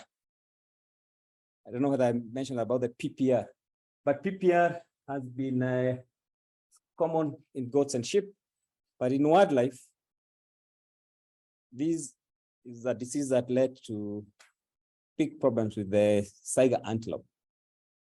I think because of this was mentioned. So we know that the diseases are here with us. If you remember that triad of the host, the pathogen, and the environment, but there's so much that is happening within the environment. So anytime we can expect a disease, are we prepared to deal with them? So it's important to continuously do the surveillance and to know what is there. And in the event that the disease comes up, we know what to do. Then other diseases like the rabies, and rabies has a big problem, I think, in Southern Africa with the greater kudu. Namibia, yes. Specifically, yes. And I don't think we have confirmed it in any ungulate in East Africa. Have we? Yes. Margaret, have you confirmed anything? Rabies in antelopes? No. Carnivores mainly, yes. But you know what? It could be happening. If you ask Jessica, I know she has seen some cases in domestic, the herbivores. So those things could be happening and they die and we don't know. Yes. Rift Valley fever. And those three diseases, Rift Valley, rabies, Ebola, again, they have the zoonotic, or they are zoonotic. So when I was looking at this, that the dikers, see, Dr. Aboma, I still don't know how to use it. Dikers have been, disease has been recorded in them. How many times do we even work on dikers? 0% of the time? Yeah, because we are focusing on the elephant, the rhino. And so maybe when we find 1, 2 diker is dead, because we are trained, maybe it's important to keep in our minds. Let's try to investigate further. What is it that they're having? Because these are the animals that will tell us what is happening before we get a big outbreak. Yes, and I think I mentioned this about the PPR. I was looking at there's a paper that was done, and this was covering the Serengeti and the Amboseli areas. And this team here, and I can see our colleagues who are involved. I can see Dr. Ndere. Harry Oyas is from the DVS, the Directorate of Veterinary Services. You can see Francis, Isaac, Limo. Many of our teams were also involved. And what they did here was mainly to sample some of the wildlife and screened them for PPR. And you can see almost 20% then was screened, already been exposed to the PPR. So it's telling you the disease is there with us. And you have that endemic stability. But when you break it, then something can happen. And some of the diseases, some of the species that they saw positive, you can see here things like the buffalo, or Bistopi, Congoni. And I think when Ali was explaining talking about the Hirola, previously people thought that Hirola was in the hartebeest, and hartebeest, Congoni, not necessarily the same group. So could they also be having it? Or is there a likelihood that they can get the disease? We have talked about the heartwort. I don't want to repeat the terraria, but importantly, the anthrax, because it's a common disease here, endemic, it has killed endangered species like the rhino. We talked about, is it rhino? Oh, giraffe, Rothschild giraffe. I know hippos have died. Buffaloes in big numbers. Is there a likelihood that Hirolas and mounted Bongo, they can get the disease? The answer is yes. Bovine TB. And you'll find that there is a lot of work or documentation from the Southern Africa. Blackback is from the Asian continent, but at least we have the kudu and the bushback. Don't know whether you can be able to read this blackback. It's from Southern Asian, but at least we have our kudu and the bushback. That disease has been recorded, those species. Do we have it in the country? Are we looking for it? And what happens if we get it? Because to me, is a dangerous and difficult disease even to deal with. Pasteuriosis, Saiga antelope again, big number of them died. And there was pasture, most of the times you find there is a change in the environment, could be the diet, could be the rainfall. But I think they'll have this bacteria most of the times without causing the disease. So remembering that triad, the host, the environment, and the pathogen. So you have the host there with you, and the pathogen is always not very far away. But and again, the environment, when there is a change in that environment, again, things can bring issues. I know you have seen this slide before, but I used it to give a different message. Today, I will use it to have a different message. So the history here is impalas. I've seen impalas dying. That was in Samburu, Westgate. Only in one area. And I think how many died? Jessica, can you remember? Around 8 to 10, or maybe I think there were a group of 13 that died. And 16?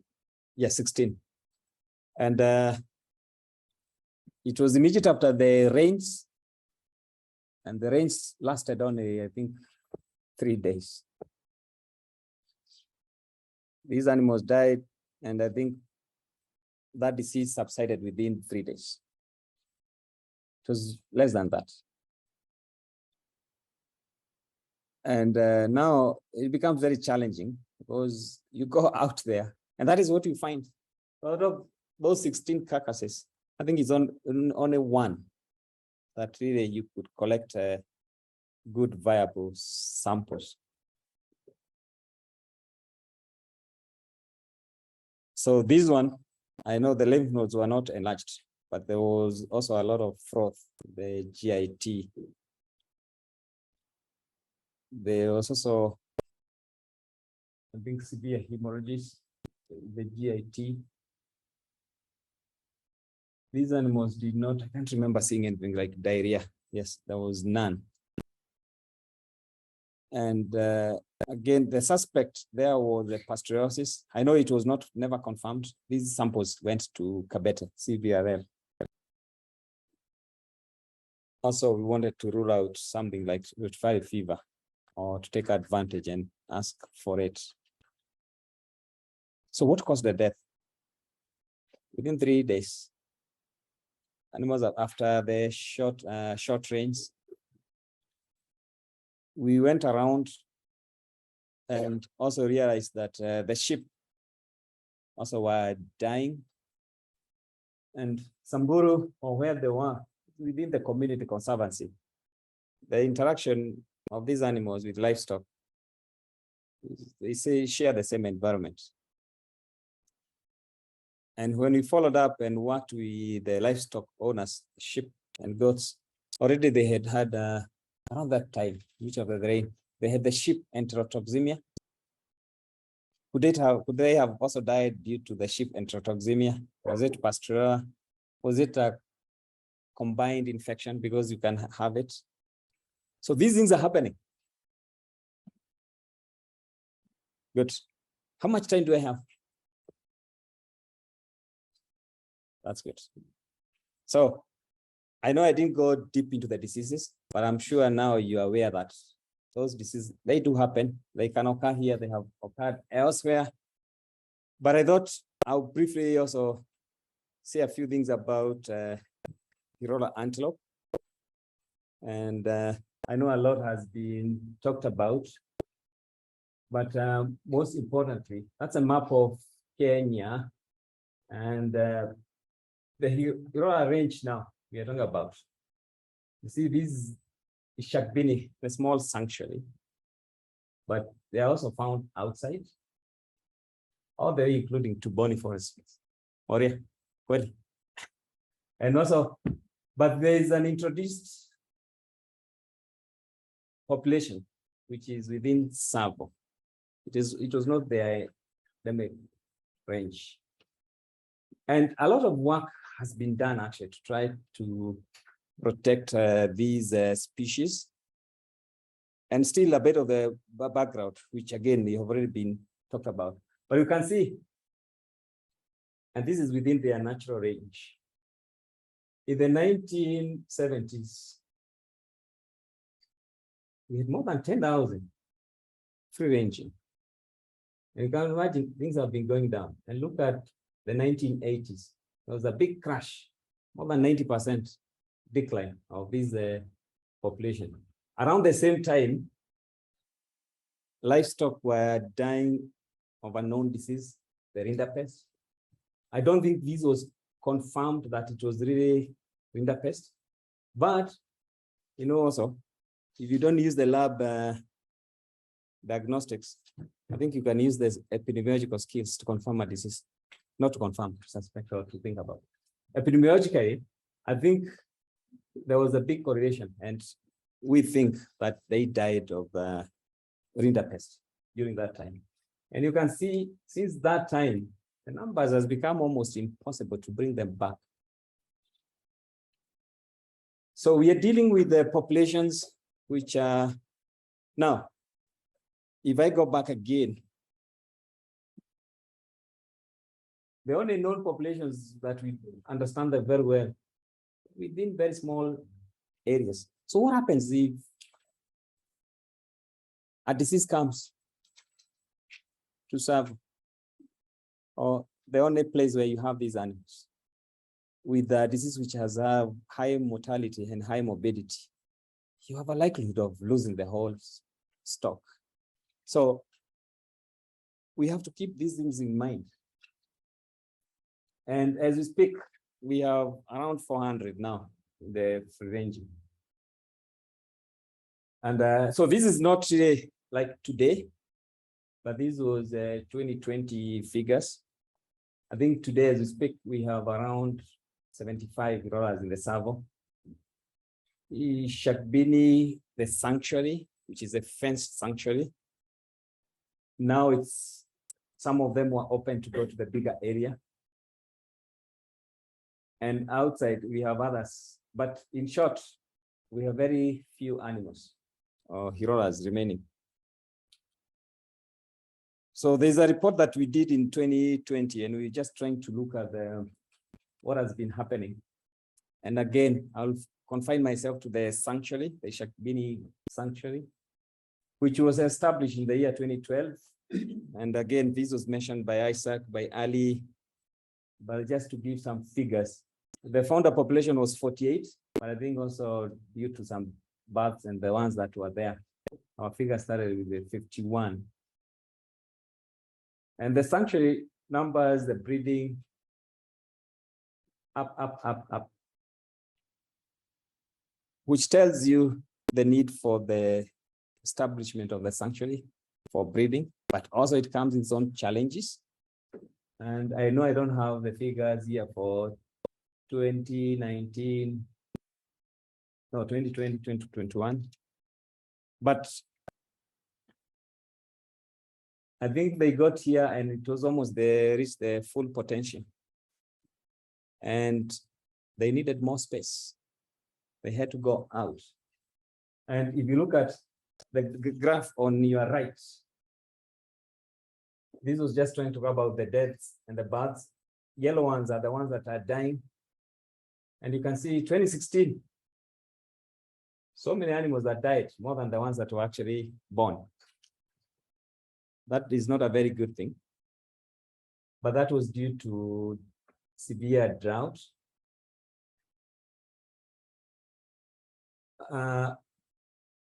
And again, in 2019, the point here is sanctuary establishment, very good, and it can help in boosting the numbers, but you need to think about what next. And I know there's been plans to expand the sanctuary and also maybe think of where else we can have it. That is within Kenya Wildlife Service and the other stakeholders. And I think there are discussions to know what next that we can do. Again, sorry. These are the years. Maybe they're not very good. But we're just looking at the Hirola mortalities within the sanctuary and outside. And I must mention here that NRT, the Northern Regional Trust, has been very much involved in the establishment, the guidance, and the monitoring of these species. And they have a good database, which we call the WCOMS. And the rangers are able to collect data and inform the management. But looking at these figures, during that period, total of 82 died within the sanctuary, or the ones that we were able to see, the rangers were able to see. So that figure is the carcasses found, not necessarily the ones that died. There could be more. But most importantly, you can see when we had the severe drought, 40 died. Outside the sanctuary, although it's written 0, again, the rangers didn't get outside the sanctuary, they would report nothing, but not necessarily meaning that they didn't die outside. Because when you just present it like that without explaining, people might think, how come they died on the inside and not outside? I'm sure they were dying outside, but we are not able to reach there, Omar. Yes. But look at this figure, the unknown. And all this work, it was not done by the animal health professionals, either vets or vet technicians. There's a lot of information from the rangers. So how much are we missing here? Even the ones that we know they are predated upon. The fights, when we talked about the sanctuary needed to be expanded, we realized that actually these animals started fighting. The males were fighting a lot. A common thing that you find in the zoos, not necessarily here. But I wanted to highlight the drought, the unknown. Could it be a disease and we did not detect? Yes. Another thing that I wanted to say briefly again is there's a time we went to Ishagbini, part of when we were starting the disease surveillance program, work there. And we did an interview with the community members. And we wanted to understand what is happening there. Do they have the knowledge of the disease? And the answer is yes. So that list you see there, it all came from the livestock owners. What diseases affect their livestock? And they know them. And they have their own local names. I didn't put them here, but I have them. All of them, and they can describe it the way the textbook describes them. So 2 points here. It's important to know what is there.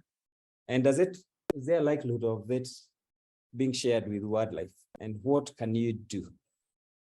So that was the priority list.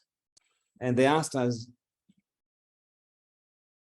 after that, we also went ahead and wanted to do some now the study. And I must mention that after talking to the communities, we also interviewed the vet department, Garissa, and actually they confirmed the same list. So during our vaccination programs, we also collect opportunistic samples. And this was just to highlight some of the things that we have seen. You can see that Ripicephalus, they're in big numbers. And thank you very much, Dr. Kariki. Dr. Kariki helped me to identify these ticks. And also we have the amblyoma. And amblyoma, we said for vector for which disease? The heart water. And the Ripicephalus, we are talking about Theraria. And that is the hyaloma, right? Yes, the bone-legged tick. And we talked about Clement Congo hemorrhagic fever. So if that is happening in these animals, and we also managed to screen the blood, at KWS using the molecular rickettsia was not very high, but anaplasmosis in all the different species, the cattle, this is the cattle, yellow is a goat, and the other one is the sheep. And again, these animals were not sick, or they were apparently healthy. Yes. And again, the Theridia barbacia. We followed up and decided, okay, we have to look at this thing broadly. We have our rangers who are working with animals. We want them to help us do our work. So that's Dr. Mutinda and myself, then the Shagbini Rangers. And we were just doing a small discussion on the PPE. I know you can't see it, but I think Mutinda is holding gloves. And we were even showing people how to put the gloves, the mask, in case that they find a carcass, what to do, you know, just to make them aware, because they're dealing with these animals on daily basis. Other things that we have helped and supported is vaccinations. And we work with the county government of Garissa to make sure that at least we are able to do the vaccinations. The vaccination was informed by the diseases that we know they are there. And I should have mentioned also, we have some blood and serum samples that we want to screen for other diseases, but that has not been done. So I have nothing to share with you, but hopefully there'll be a time to do that. The other thing is, so this is the Hirola sanctuary. And all around here, these are communities, which is like a buffer anyway. And we ask ourselves, the communities are there, they have requested for the vaccinations. We prioritized which diseases to do. And for the sheep and goats, we had PPF, sheep and goat pox. For the cattle, and also for the goats, CC, which is contagious caprine pneumonia. For the cattle, mainly is the CB. And I think that is what this gentleman is doing. How many have vaccinated any animal against CBPP? Yes. Which method did you use? Yes. By the way, why can't we do it in the IM? Discussion during tea time. Yes. So, yes. So that's what we are doing. And I just wanted to highlight these figures. Number of livestock vaccinated. And this is combined. You know, 35,000 livestock in 1963. Those numbers are very high. And there are reasons why we achieved those numbers, which is important. I'd like to highlight here, because professionals tend to work by themselves. You'll never achieve anything. Go out there, have the goodwill from the communities.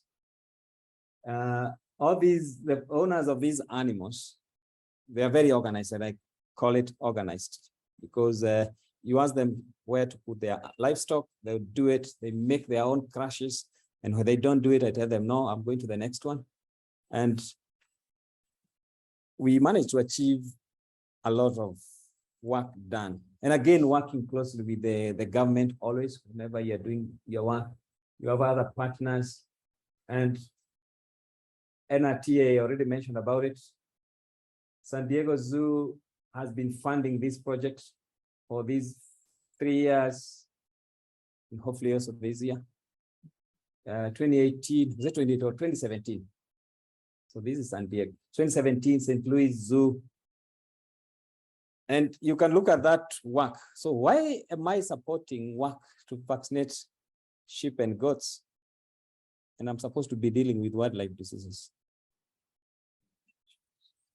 Yes. And that interaction also.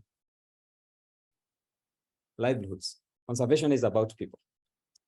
So we can spend a lot of time in the laboratories, but if we don't work with the people and they don't see the benefit of what we do, my dear friends, I'll tell you to be an exercise in futility. But once they know that is benefiting them, they'll take it up. So my work has become very easy now. And we have managed also to bring on board this gentleman here. I'll not point to you the later, Omar, who is supporting the livestock vaccination now, together with the county government of Garissa, and also doing the next work, which I'm talking about here. So we also decided, okay, as we talk about the disease, can we have a field guide on how to monitor the body condition score for the different animals? Because I would say, and already it came up. Where is Mike? Yes. When we were saying, okay, you know, these things is very subjective. Body condition score, good. Good might not really be good to somebody else. So can we have a standardized way of doing it? There is no documented guide for the Hirola antelope. So I think we are among the first one to do it. And again, we have the opportunity because nobody else have these Hirolas. And that is a guide we are currently using. I'm sorry, all these things you cannot see, but here is the score, and you can have a class of 1 to 5 to 4. We actually avoided 5.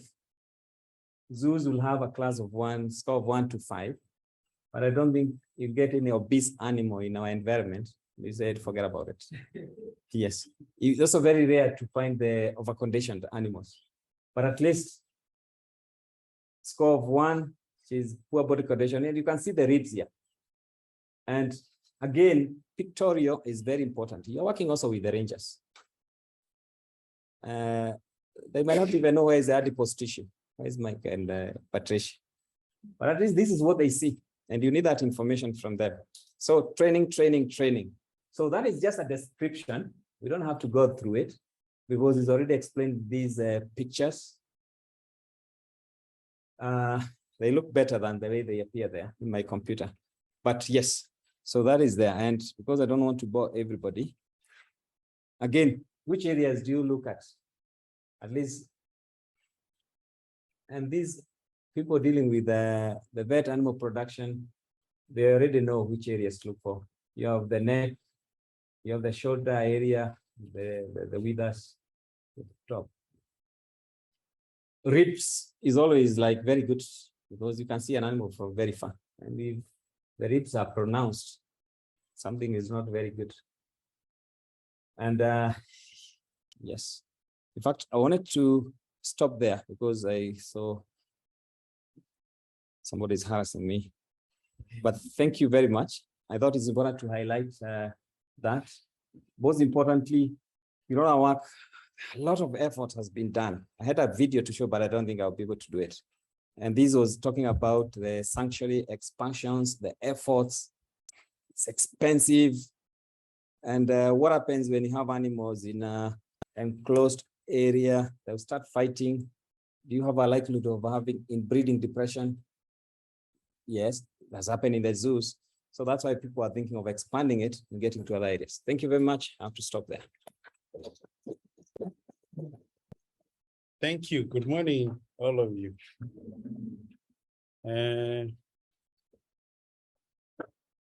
I have this opportunity to present to you what I have been doing and some of the few things that I have learned as we continue on thinking about the Bongo. But specifically, I'll be discussing with you how to collect ticks and maybe take them for testing. And but along with that, I would like to share some few ticks that I discovered from the Bongos and the Hirolas, because I have done some work on ticks of Bongos and the Hirola. But I'll also run you through some few things that I think about. And at the end, I will also present some work that we did at Marani Mshene, where we intend to to have the next batch of bongos, the ones Paul was presenting about yesterday. So as an introduction, the idea here is we are thinking about diseases and whether we are at risk or not with our bongos and the Hirolas. And everyone is worried of what might happen because it have happened in the past or such. But why and what question about the ticks and tick-borne diseases? And the reasoning is that they are already known, ticks are already known to cause diseases that affect humans and animals. And when we get money after working, we are of the habit of doing what these guys are doing. You want to sleep somewhere in the bush, not in town, and you get exposed to some bites. You want to climb up the highest that you never did. And fortunately or unfortunately to some of us, we work in the bush. So, and that's where ticks live. So the issue is you would like to know what you could be exposed to in terms of a bite and maybe what they would be carrying. And that's what my discussion will all be about. And the kind of reasoning I'm trying to compel you to is if we get this knowledge about what ticks we have and maybe what they are carrying, then chances are high that we can determine our level of risk and maybe create some control mechanism. I would like us to think about some few things on what is already there in literature. And one prominent thing that's there is that there have already been some kind of coexistence between ticks and animals, and mostly I will be specific to wildlife. And you can see from my photos, starting from the buffalo on top, and there is a bird there, which is an oxpecker and feeds on ticks when they are already on animals. And you know, the oxpecker have lived with the buffalo to an extent that it can perform its all other activities like drinking the water when it's still on the buffalo. And the buffalo doesn't look bothered. So that's how ticks at times live with some of these wildlife. And you can see, not specifically the buffalo above, but one of them, which was on the party of the same, had this number of ticks. And I can tell you that buffalo was very healthy and it had all manner of things. With that population of ticks, I could not be able to count how many there were. There were so many, but it didn't look sick or it didn't have a problem. In the same bush, you can see you could pick ticks from the leaves as you moved about. So the idea here is that the situation is there. There is some existent, but it's good to have a record. And unfortunately, most of the ticks that are in some of these animals are not known. Rather, we have not had an opportunity to study some of these, like Chega was talking of the dick-ticks. No one really knows exactly what the dick-ticks in the country are carrying. Some people would have some information maybe, but we don't have a lot of records in terms of Bongo. Apart from 4 ticks that are known from the Bongo since 1974. And that is the last work that was done on the Bongo. For Hirola, there has not been any. Now, the other thing I would like you to note is that ticks are obligate blood suckers. They take blood from animals, and by the fact that they take blood, they have a risk of leading to anemia or causing anemia in some of these animals. And I pointed out a case that was witnessed and published by Sir Arnold Thayer of a horse that had 14 pounds of ticks. And you can imagine if you have an animal that has that kind of density of ticks, then in this case, it was estimated that that would have surmounted maybe to about 13 liters of blood that these ticks would have taken from that horse. Actually, the horse was dead. And of course, you can imagine why it died. Even if there was nothing infectious, by the fact that all the blood has been taken away by the ticks, then it had no other chance. So unfortunately, within the Bongos and the Hirolas, we are still not aware as to how much they can concentrate and take. And this could be a probable thing. Now, ticks, by nature of their mouth parts, some have wrong mouth parts like the embryomas and the hieromas. They cause wounds.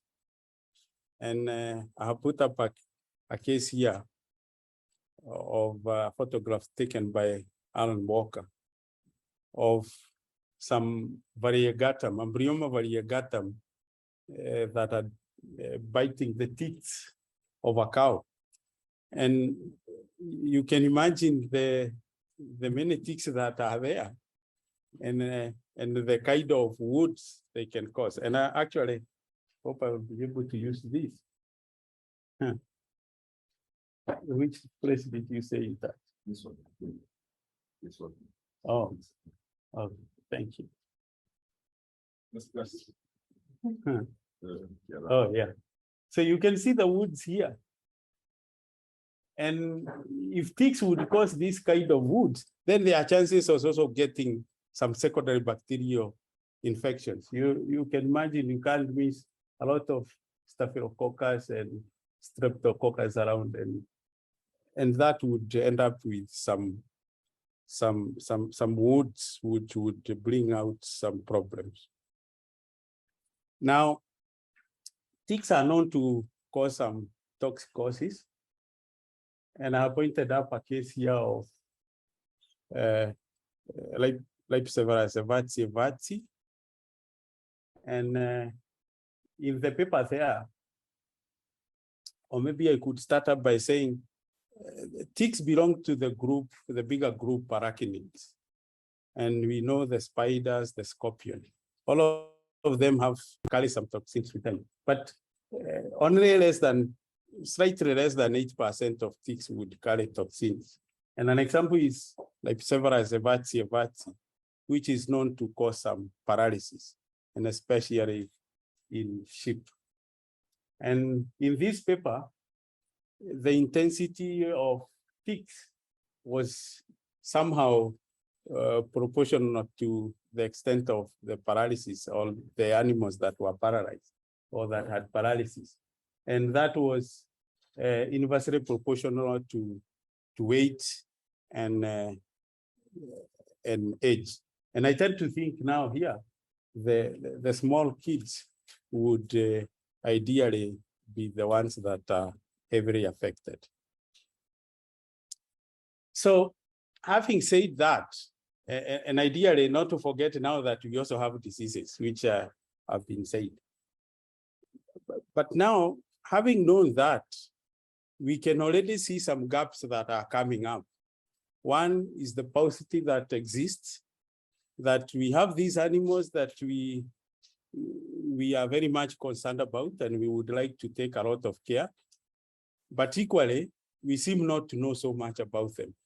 And to myself, and I want to think about what I do mostly, when I think of ticks, the best record that we have on ticks in Kenya is about 48 years old, and was published in 1974. When I look at it, I can't see any Hirola in the checklist of the animals from which ticks were collected. I can see Bongo, but only 2 Bongos were sampled, and they had 4 ticks. So you can see we require to do something. Moving forward, I think of the advances that have been there in taxonomy and zoological nomenclature. I saw in Steve's presentation the Bophilas, and in many publications we'll see Bophilas as a genus, represented as a genus. Currently, it's Lipiseverus, and for decolators and microplasts that come in that group, we refer to them as Lipiseverus, decolators, and microplasts. But for the sake of continuity and making everyone else to come on board, we put Bophilas into brackets. But there are other new ticks that have come up. We already know that we have Bophilas in Bongos. Microplasts is maybe an introduced tick in Kenya, but then we don't know whether, as it got introduced and have moved up and down, whether it would still get to Bongos. Now, the role of molecular techniques in terms of taxonomy should be helping us now come up with more discoveries into what ticks we have. But that's something we have to think of. Now, in terms of tick-borne diseases, I think the only good case that we can point up that has been published is what was done by Bishop and the others at ILRI in 2019. By then, I think we had done some work in 2015, which I present here. I think we didn't publish. So, but this ends up with showing the limitation of records that we have. Now, diseases, and obviously, at the end of the day, we don't know what ticks we are dealing with, we don't know what pathogens we are dealing with, then however much we would be willing to control the diseases that might come, it will all be guesswork. So I think I would like to emphasize that we need to get people on board, and we must now collect and study ticks. So now, the main objective of my lecture today was to take you through the methods or how we can collect ticks and some of the methods. And I will take you to several published work on how to collect ticks. And I will start with Becker and Ducasse in 1967. And the idea here is collecting ticks from live hosts, animals maybe that are immobilized and you would like. The best way, and from Becker and Ducasse's work, the suggestion here is that you can divide the animal into several portions, sections, and collect ticks from them. One thing that we know from biology is that the biology of ticks is that ticks are predisposed to certain sites, what we call predilection sites. And you realize that a Avatsi will always be close to the anus and never on the eyes or the iris.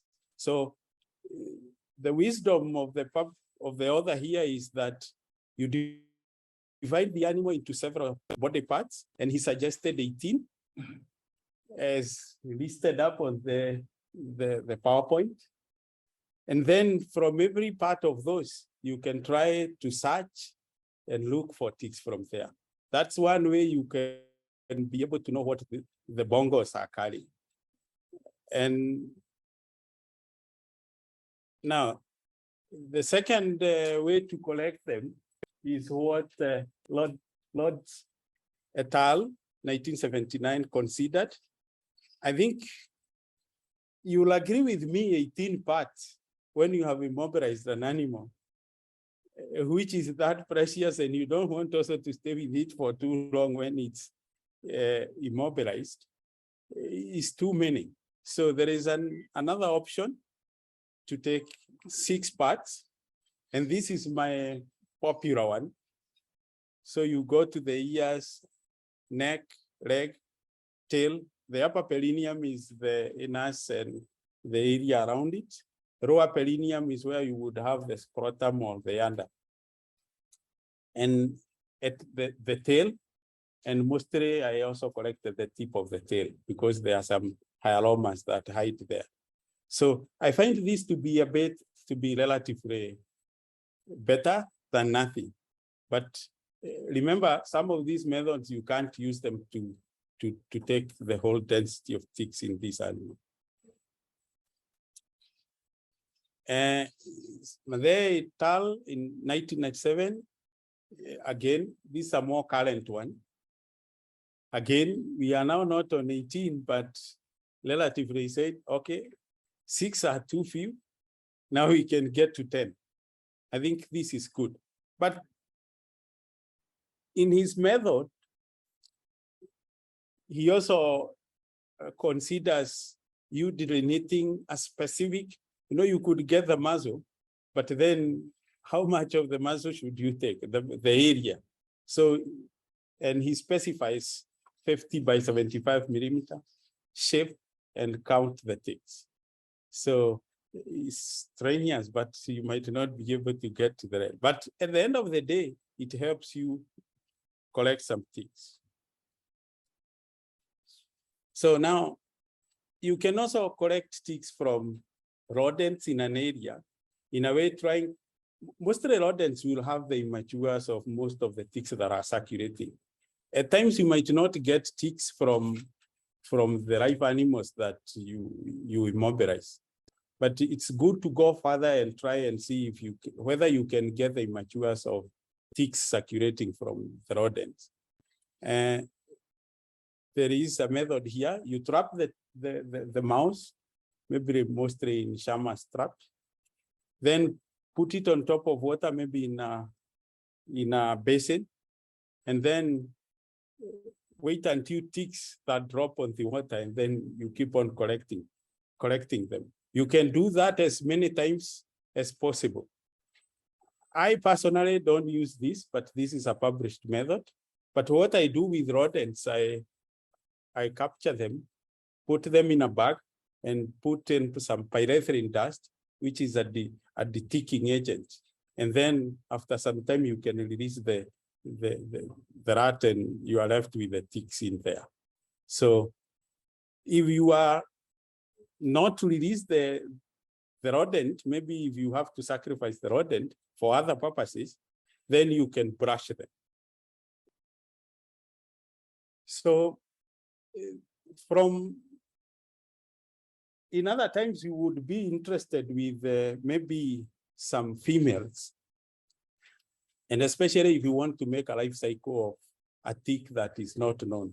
So most of the times what you would be interested with is an engorged female with the intention that after some few days it will lay eggs, and then now they can hatch to larvae, go to nymph. You can feed the nymphs into something and then move on the larvae to something. And you'll be able to tell whether it's a 1 host, 2 host, or a 3 host tick. So there is also, you can also collect the standard females. The way to collect standard females is just to check a visual search and look for the engorged ticks that are about to drop maybe in the next 24 hours. The ones that look bluish and full and big. Now, supposing now your animals, you don't get a live bongo, you don't add one, but you get a dead one. Now, you can also take ticks from a dead bongo. And this way you can be able to tell the density of the ticks that you would get in them. And one way is, we suggest you take it to the lab. Unfortunately, if you don't know what it died of, you might not take it. But the idea here is for you to skin half of the skin. You put the animal down, whether on lateral or light recurrency, and take half of the skin. You can just go at the midline back and take half of the skin on the upper side and put it in a bag and put some formalin, go to the lab. After 1 day, you can scrub with a brush and count all your ticks. Another method for the dead animals, you can skin the whole animal put it in 10% sodium hydroxide for 3 to 7 days, then remove the skin and scrub. I did this in my earlier days with one of the lions at Animal Orphanage, which we consider to be very clean and have no ticks. And I ended up counting 3,000 Haemaphysalis leaching. So it's a very good method. And unfortunately, it's only meant for dead animals. And what you need to note here is that you have to put on some protective clothing because of the corrosiveness of the solution.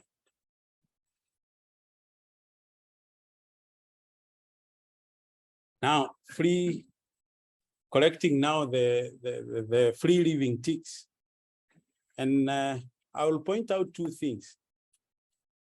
I will discuss one of a blanket and a second one of using a blanket which has been cut into strips. So, and maybe I will demonstrate here, but it's already on the photos here, at least. And you can consider reading this paper because it has the whole method well explained and very good. This is the blanket. Unfortunately, it's dead because it's, I assume it's 1 meter square. And there is a reason to that, why we use with 1 meter square.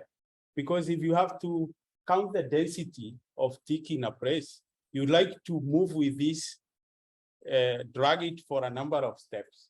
And then you can, let's say, assume you go 100 meters with this 100, then you can assume it's 100 meters square. And you can count the number of ticks on this.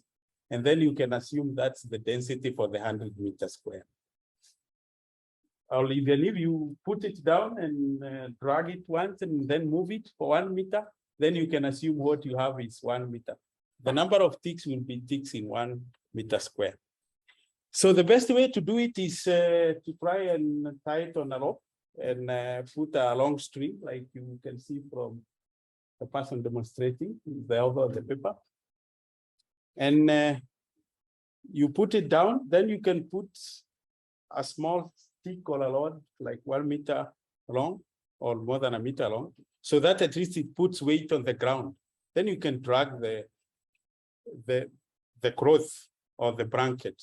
Now, it's recommended that if you want to check the ticks over, let's say 200 meters, a distance of 200 meters, you can divide that portion into 3, and every 25 meters, you can stop and check on the ticks. Rather, if you pull all along, you take the ticks and brush them off as you continue on. So I think that's well demonstrated on that. Then you can put it on the ground. I consider needing on the ground to take the ticks, you carry most of the ticks yourself.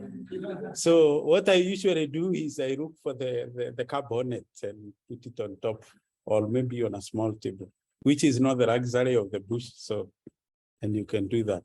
And this will help you collect the immatures, the larvae and the nymph, and even the adults. Now, what you realize is that if you drag this, you know, if you make a 100-meter transect, because then chances are there'll be a stump along the way or a small bush along the way. And because it's a transect, you can't move away from it. So what will happen, this thing, you pull it, you are pushing it on like this. When you get to the stump, it will come on this other side. And that affects your collection. So you can consider using strips, blanket strips. In my office, what I have, and I forgot to carry, is the flannel strips that I used to clean the puduki.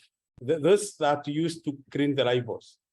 They are 4 inches, and you can count the inches that make a meter. Then use the Velcro tape. You know that thing that has, some of you have jackets that when you stick, it sticks. You can put that and you can stick this on the stick, and then you can pull them. Then when you get to that stump, of course, they will tend to divide. create some space in there, and then you can move on. And then you can, it's an easier way of counting ticks because you can take the strips and give to, and actually if you have the luxury of having several people, then it will help you. Now, what the author of this paper found out is that in areas where it was more efficient in places where there was vegetation, while this one was more effective where there was grass. So that's something that you can consider, and that's a good publication that you can take. Now, and I think this is another paper that also compared the blanket and the strips. And from the grass, it's significantly more names and adults collected using the entire blanket. But where there was vegetation, the strips seemed to take more. Now, there are other methods that you can use. One is hard picking. And the published method in hard picking is timed visual rating. So where you decide a distance, let's say of 100 meters, then time yourself and search for the ticks along the path.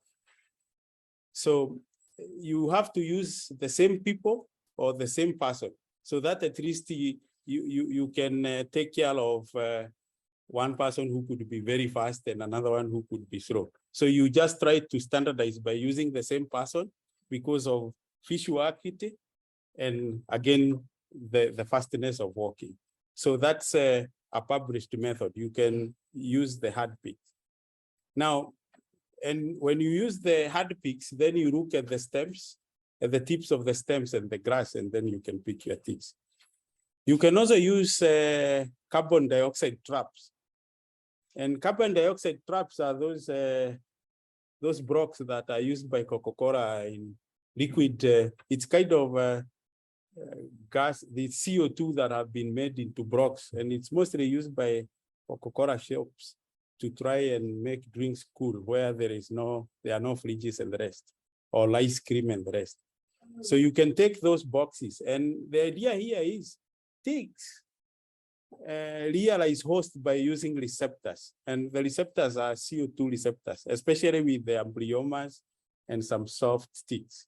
So what you do is you can, if it's in a Warthog's barrel, you can dig or scoop soil from the barrel, put it on a clean sheet of paper, then place the ice cube on top, and all of them will come to the cube, or rather you will see them move around on the white sheet of paper. You can also do the same on ground, and we'll demonstrate that, but fortunately we use a stone, not CO2. There is the author of the paper there used CO2 and something, some different chemicals in terms of pheromone trap. And there is the paper there, which I didn't get a lot of time to read. But it's something that you can refer to. So you can use CO2, but CO2 is more successful on soft ticks and embryomas. So CO2, you can get complicated or simple. You can be as simple as you can or as complicated. One of the researchers, and the paper is there, he did something, I think he was in luxury of some money. He did the drugs, and then he had a cylinder, a CO2 cylinder, and then used a hose pipe. And you can see the dotted line is the hose pipe. Then it's releasing the gas from the holes, and then the ticks, and then dragged it. So you have to be having a gas on your back, and then the drag cloth is suspended with a hose pipe that's producing CO2. Then when you drag, and these animals think you are producing that much CO2, then they can follow you on the drag. He also decided to get a bit more complicated and land the hose pipe across the drape, as you can see on that. And he was very successful. There is a thesis. Actually, this is a thesis on that. And he was very successful. The only problem is that you might not be in luxury of that. Actually, now, I think that's about collection or collecting of ticks. I now want to take you to the next step on some work I did on Bongo. That time when they had died a lot, we lost, I think this was in 2015. And that was the time during when we had some deaths. And I think someone from the ministry, from the DVS office, went to Robert's place and made some slides. And he realized there were a lot of Viridia and Babesia. And so I decided to come with a team.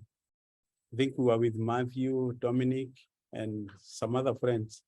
And we decided to come and try and see what else we would get. So I specifically came for ticks only, but we also got some other things. So I would like to share that with you. We took ticks, we collected some ticks from these buffaloes, from these bongos, and we dated, I think, around 20. And I collected ticks from them as much as I could see. And using the students, I was in luxury of having several students. And we made a good adventure. So that's what I would like to share with you. Now, we got ticks from 20 bongos. And we didn't get very many ticks, but at least we got 143, which was very important for us. I still have it as one of my most precious collection. So what we found out, we got the Hemaphysalis asculifa, the Xondis lewisi, Severus apedicuratus, Bophilas decrolatus, Vatsi, and Prytextatus. Actually, apedicuratus had the highest number, followed by Asculifa and Bophilas, the decolorators. And then we had one Prytextatus. So that helped me now and to what I was saying, there is nothing, there is no information. At least now this is an additional collection to what was found. Now, on the side there is the Exodus. For those who have not been able to, who might not have seen an Exodus, the most characteristic thing with the Exodus is the groove here, which comes on the upside of the inner opening. As in, if the groove, the U is not inverted like what you would get in these others. The issue is the groove being anterior or posterior. This is anterior to the inner opening, and as opposed to the other one that's usually on the posterior side. So that's a Buphyras. And ideally the Buphyras, I think this is what people call brood ticks. And there are many in cows.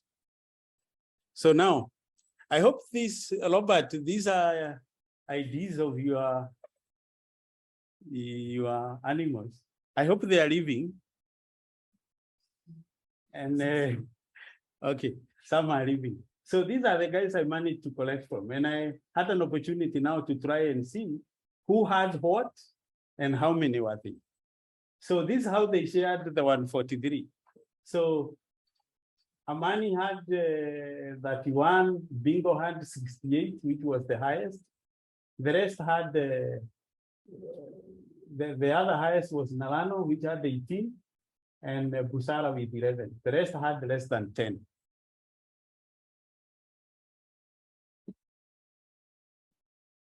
Now, I tried to do something, but this, I must warn you that I did a correlation on those ticks, presence, absence, on the individuals.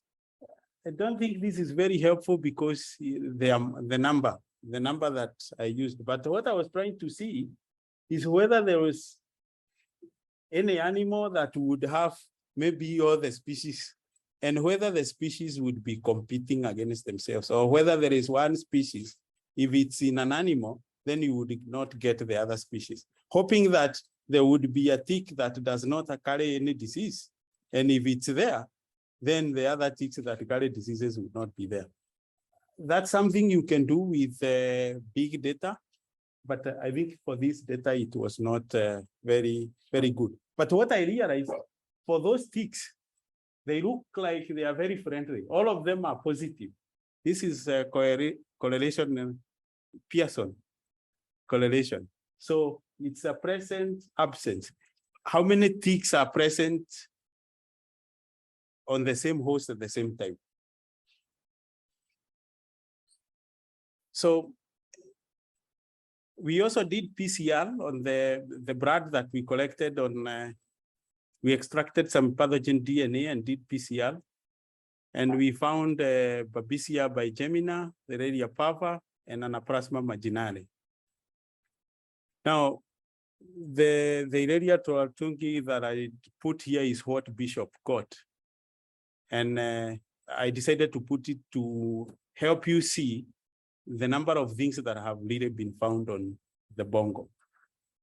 On the other side is the ticks, the number of ticks that are known now to be in the Bongo. So the Bongos in Mount Kenya have experienced all these ticks at one time or the other. Now, the main thing that was there, and I'm very happy that Robert and the team have helped reduce. The reason why, and this is my understanding, you can try to challenge it for better knowledge. By the time we took this study, the team there was using a lot of acaricides. And so what happened is that you use a lot of acaricide on the parents, then they give birth to some guys who are very naive, and they could not see puberty.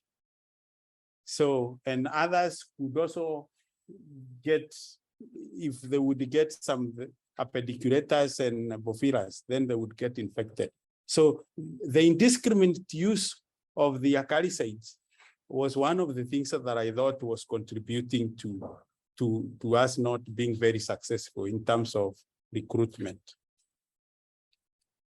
So I must say that one of the ticks here, number 6, Laipseverus generi, was collected in 1930s, 1950s, and it has not been collected in the recent years.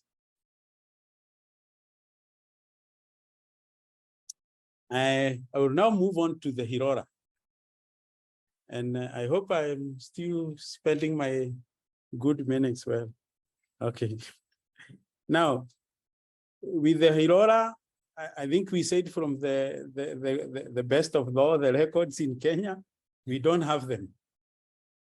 And I think the idea is that there were not many people who are going for these Hirolas or were interested, or they didn't get a chance. Some of these areas is very hard to get an opportunity. And if you have to collect ticks by immobilizing them, then there are only about 10 veterinarians who are, or very few veterinarians who are allowed to data them here and there. So you can see the opportunities to collect ticks are also very tough. So the standard here was opportunistic, because you see, I think there was a team that was trying to gather some Hirolas into the sanctuary, and we had an opportunity of getting some ticks from them. So I had an opportunity of 21 Hirola sampled. Only 16 had ticks, so 4 of them were clean, 5 of them were clean. And out of the ones that were clean, I was able to collect Embryoma lepidum, Lepicephorus apediculatus, Cephalus kochi, maculatus, muerensi, and pulchillus. So you can see the Lepicephorus are dominating. At least, unlike Chege with the livestock, I was not able to get a lot of embryoma in terms of species diversity, and I was also not able to. I didn't get haloma in any of the Hirolas that we did, and I tended to think it's not ideally that it wasn't there. I think the student who was collecting for me did not check the tail tip, and I expected them to be at the tip of the tail. So, but you can see the infestation. So at least apediculatus, which is one of the things that we fear most, at least 12 of the Hirolas had it. So if you were to think of how dangerous these things would be, I think you would not assume the effect of apediculatus, which would carry the area.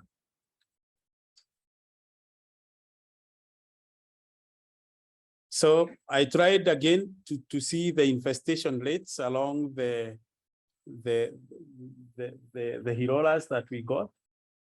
And I think all of them were under 10, apart from Hirola number 2, which had 25 ticks. And I assumed that all these, when these animals were being darted and loaded, they used the same time to collect ticks. At maybe the time when the animals were down was standard in terms of, so that at least the 25 is very significant, because there is no one animal that people took a lot of time with than the others. But chances are this one could have been emaciated. I would like to see whether number 2 was of the same body condition with the rest, or it had some other problems. I also tried to do a coefficient correlation, the Pearson correlation. I think in this, I found that lepidum and maculatus, where you found the embryoma lepidum, it was unlikely that you would get maculatus. And apediculatus, it's unlikely you could get maculatus. So these are issues that would maybe be due to competition. I don't know whether ticks compete, or maybe it's because the data is too little to maybe conclude. But the idea of certain ticks being there when others miss is something to carry forward. I think that's all I know about the Bongo. So at least now you can tell we are aware that we have the ticks that we would not like to have on both the Bongo and the Hirola. So that's all I know about Bongo and Hirola. I think now we have a list of ticks that are known. I'm still asking Robert and anyone else who works on any one of them. One is too many to miss. So kindly do something. Now, I would like to move on now to the last stage of my presentation. And now I want to take you through now the risk assessment study that we undertook at the place where we want to have those bongos that Paul was talking about yesterday. And Matthew and the team, and together with very many people, many stakeholders who are of goodwill, sat down and went through the Bongo recovery plans and realized that require to have places where we can put these things, the bongos. And they came up with an objective to try and see whether we can assess the risk that we have of introducing those animals.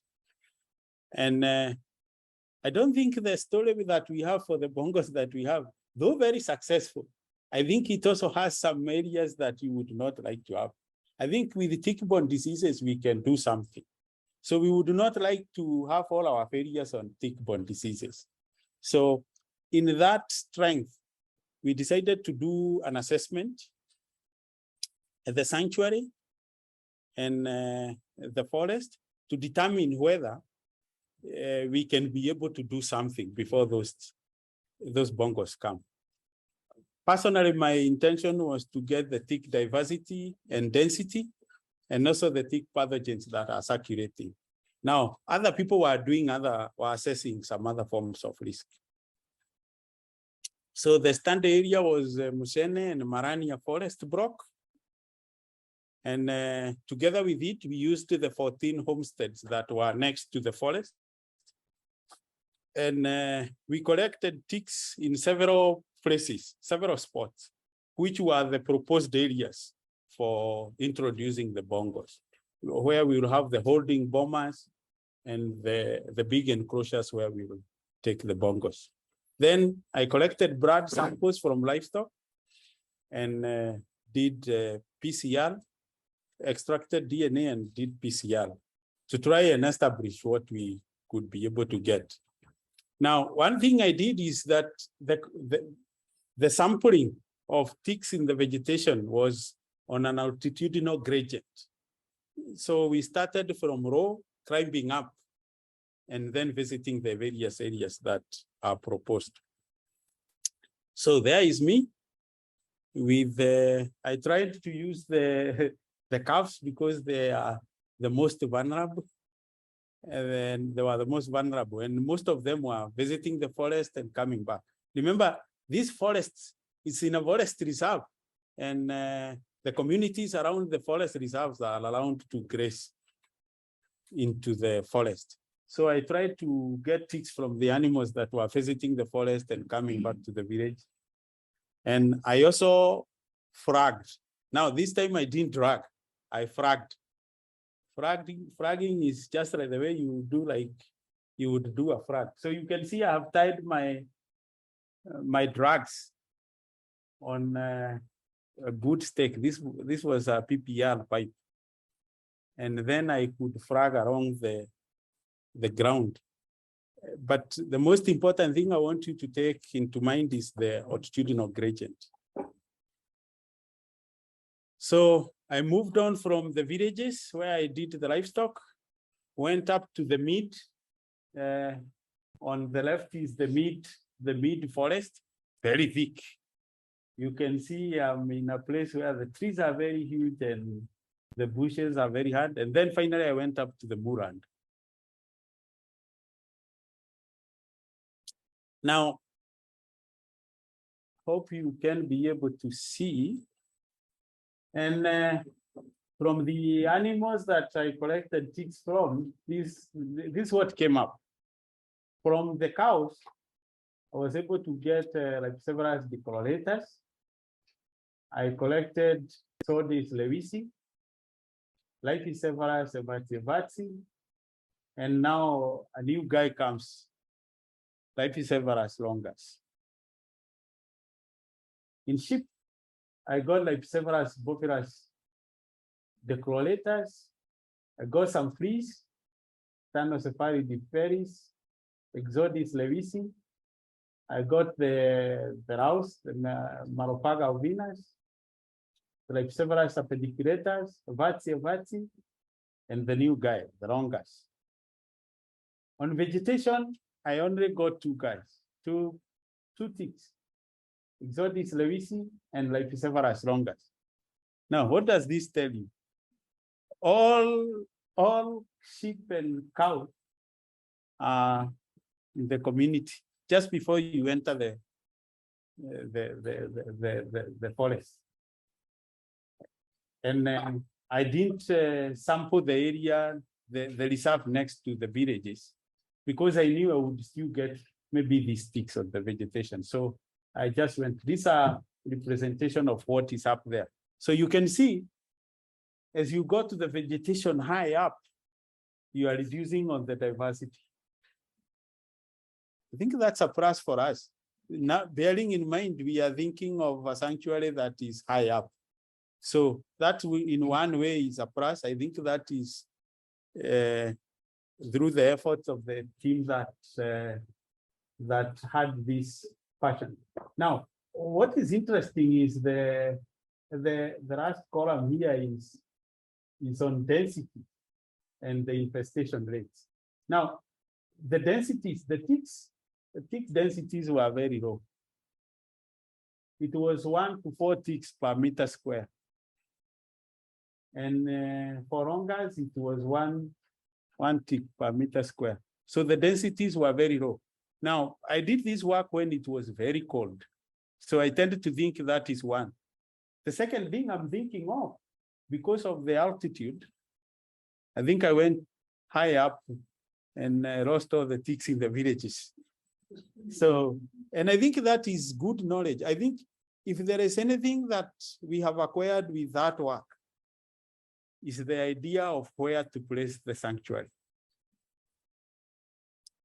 That might be working better than the Akari site. So there were more ticks from sheep than cows, 45, maybe that's because of the species range. The chlorators, which we maybe not like, was there. And exondis, they are the ones that seemed to be more. The exondis and levis, the buffilas decolorators or the Lepicephorus decolorators and exondis lewisi were the ticks in big numbers. Those are the ticks we should fear, or we should, should we have any problem with ticks, then it's likely it will be from these guys. So fortunately, maybe unfortunately, we don't have any good knowledge of whether Exodus lewisi has something that is dangerous to the Bongo. So that's one thing we should investigate. For bovilas, we know. The decolorators, we know the Anaprasma marginale, the Babesia, that one we are sure. Now, the Epicephalus apediculatus that I got from this area, I consider it accidental. I think the area is too high for you to get apediculators. Apediculators, mostly once you start climbing up, you lose it somewhere. So what I realized is the more I climbed up, the only tick that I was getting was Exondis lewisi. But so as I climbed up from 2,000 to 3,000, Exondis lewisi was all along. Interestingly, I came with this Lepicephorus in 2,800 meters. I think we should investigate that tick because it seems to be very interesting. Is a tick living where other Lepicephorus are not living? So it could be an interesting tick. But as I climbed up to 3,000 and 3,000 and above, I went up to 330 and stopped moving up. There was nothing.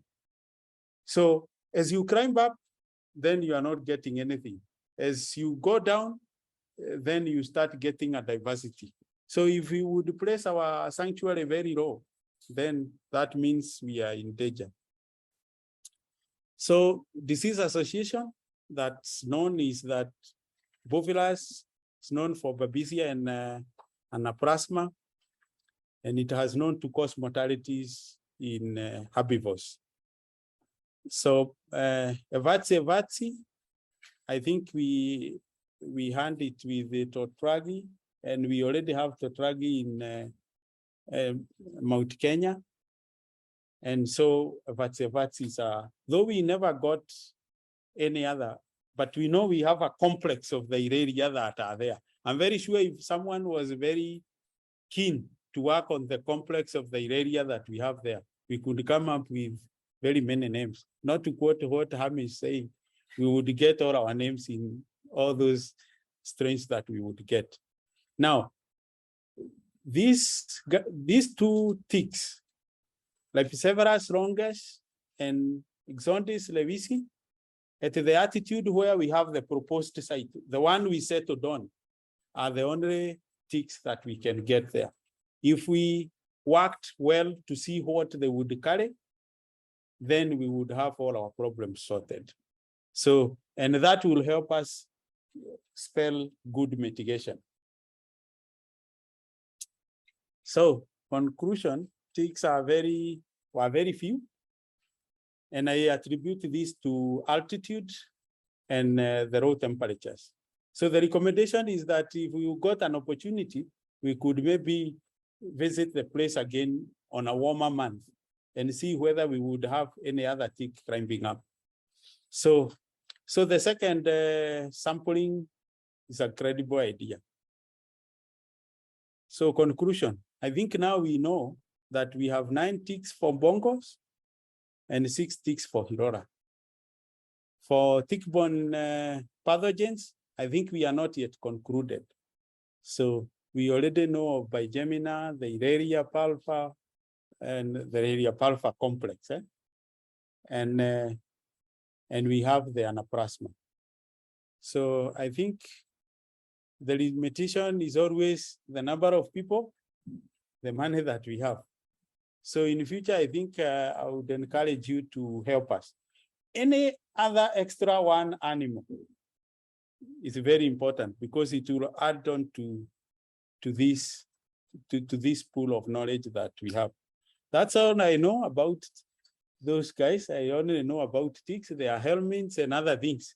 So if you help in adding up to that, that will be highly appreciated. Those were my licenses for the study and the other tick studies I did. And I would like to thank all those people, you, the audience, for listening to me. I hope I communicated well. And all the students that I have worked with in the past to try and collect this tick.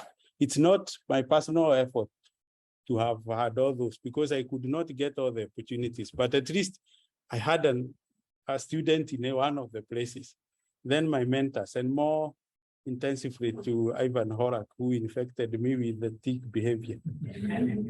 And my grant is at the National Research Fund.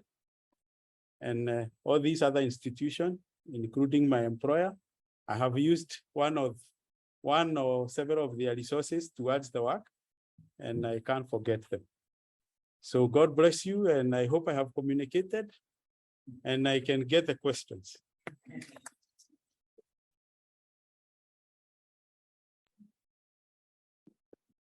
Okay, good afternoon. I know we are the ones who are keeping you in between or before lunch, but we ran away a bit from the hard sciences to look into softer ones.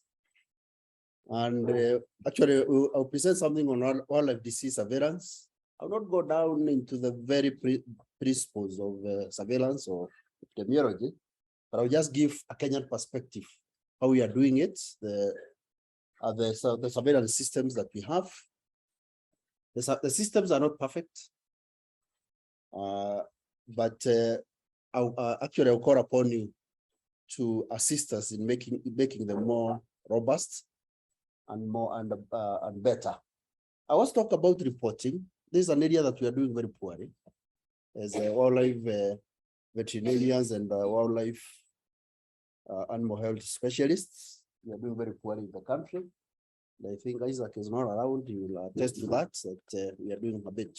We are not doing well, especially in reporting on diseases, more so on syndromic surveillance. We'll talk about that as we move on. So I thought I also bring it here so that you can see its importance and what you're expected to do. And then James will come in to present something on applied outbreak investigations.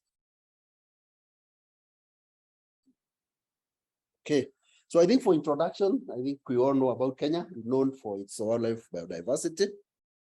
And our tourism is principally or mostly wildlife based. Or 70% or so of tourists come to this country because of our wildlife. It actually is the second after agriculture as the major foreign earner for the country. They change, and therefore is an invaluable resource for us and heritage for children and grandchildren, everybody. So we have to really conserve manage and protect wildlife. But there are various challenges that wildlife is facing, and most of it is brought by us, anthropogenic. We are growing very fast as a population in this country and elsewhere. With the population growth, definitely there will be a lot of changes in land use because we require more land for agriculture. There's urbanization, people have to settle and build. And the country, there must be infrastructure, for purposes of development. These have to be there. Climate change, you can see frequent droughts. Right now we are facing, as somebody said, a major drought that has real impact on wildlife. Diseases are now coming out very strongly. Previously, they were not a major threat, but they are coming out very strongly. And I think that's why most of us are here. And as I said during my opening, that's why now animal health specialists are having a lot of interest in wildlife health and conservation. And poaching, illegal trade in wildlife and their products is also a major challenge which has been there. Poaching was quite high, especially in the last decade. But now it's more now it's controlled, but obviously issues, especially on bushmeat. Bushmeat is still quite rampant. Poaching really has been controlled, but these are things that flare up and then they are controlled. So those are some of the major challenges. And if you look at this schematic diagram, you can see the origin of the basis, as I said, of the challenges that are facing wildlife is high human population. And with it, talked about agriculture development. With it, what happens is human-wildlife conflict. There's increased, there's loss of wildlife because of the conflict. Definitely with high population, the economy is not growing with the same speed. What do you expect? Who are people? So what do? They poach for subsistence or for trade. And poaching definitely is a major threat to wildlife conservation or populations. Again, diseases and drought are also coming up. They are related in a way. Because if you look at most of the outbreaks that we have, in most of them, they occur during the drought season. And what happens is loss of genetic biodiversity. So generally, you can see anthropogenic issue is a trigger. And even the diseases that are coming up have a lot of relationship with the anthropogenic issue, population growth, because there is increased human wildlife livestock interface, and definitely there's a lot of disease spillover amongst amongst human wildlife and livestock. So generally, we have to think about population growth, and I still see politicians giving some money for those who are about to give babies. But anyway, that's politics. Now, which diseases of major concern in wildlife? Which are they? One is, and the primary is those that have potential to impact on survival and health of wildlife populations. Any disease that affects wildlife, we really have to have good surveillance systems so that we can have early warning systems so that we can be able to save our wildlife from these threats. So those diseases are very critical and primarily important for us. Zoonoses, or diseases that have potential to zoonosis, are also important. And those diseases with impact on livestock productivity and livelihoods. Remember, most of our wildlife is in rangelands. Rangelands is where we have pastoral communities. Pastoral communities keep livestock as their livelihood. So any disease that has impact on livestock productivity is of concern, because again, if it comes from wildlife, they'll pinpoint wildlife, and there will be conflicts and all that, and persecution and all that. So we have to be very careful about such diseases. And here are some, just a few photos of some rabies cases and anthrax. We talk about it, which is a major disease of concern to us. And why is wildlife importance in global health? One is that there's very high species diversity. If you talk about species diversity, there are many. And for example, if we talk about just bovidae family alone, we have about 143 species. So you can imagine what happens, what pathogens circulates in those species of wildlife. Okay, then wildlife also live in groups, large populations, and especially where you don't have good control measures, the natural control, that is predation, then you expect large population. Definitely with the large population, you expect a lot of circulation again of pathogens, and they become endemic within those populations. We've seen up to, I think, buffalo populations, Isaac, of up to close to 1,000, one group, especially in Savo, big population of buffaloes. So you can imagine what happens in there. There are a lot of dynamics of pathogens. They also live as groups, that gregarious behavior, okay, large hands, groups, troops. So there will be a lot of pathogen transformation within that. And some of them live long, the longevity, and some are very territorial. Rhinos, I think, will live up to 40 years in the wild. Elephants up to 60, 70, and others. So that longevity, these animals can be very good sentinels, because you can be able to follow them up and know the different dynamics of a disease or pathogens. They are wide-ranging. Some of them are very wide range. They are transbordery.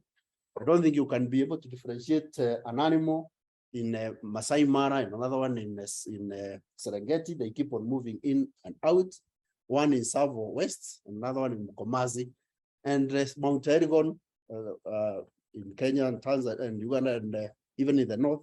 So these animals move across, and they can pick pathogens from wherever, and then they have no borders, and they have no permits. You don't give a permit to an elephant to move from Mount Kilimanjaro to Amboseli to meet Edward. So you never, there is no passport. It will just come and move. And the other most important thing is that 70% in this country of our population occurs in outside protected areas. You know, our parks and reserves are almost islands. Those animals are usually in communities. So where the communities, the humans, the livestock, there's a very good platform for disease transmission, and also emerging and re-emerging diseases. Mostly zoonotic now, I think almost 7%. About 60% of those are wildlife origin. So it's very, very important, always very important, and acts as a very good sentinel for potential disease outbreaks. I thought I'd bring this one because spillover is very, very important. And a lot of zoonotic, especially zoonotic pathogens, spill between animal hosts and human. And some of the way is one is shared vectors, such as mosquitoes. And as I said, as the population grow, we more agricultural land and settlement land is developed, a lot of infrastructure. Definitely there will be more, even vectors that have not had contact with humans or livestock now become into contact. Also exposure, okay, especially to feces and all that in peri-domestic setting, and also direct consumption. Now, direct contact, especially through bushmeat consumption, bites, scratches, tissues, and excrement. These are there, and we have had some cases, including some scratches. I remember there was a case of rabies that was reported somewhere in Europe, and it was stated that whoever got it had some scratches from a bat in Southwest, although this was not confirmed, because immediately we got that report, we went in to do surveillance, KWS and DVS then, but we did not find any virus or rabies virus there. So again, we never know where it came from. And I think the issue of emerging diseases, which are growing of zoonotic spillover, becoming very important in the global arena. So what are our approaches for surveillance and management in Kenya?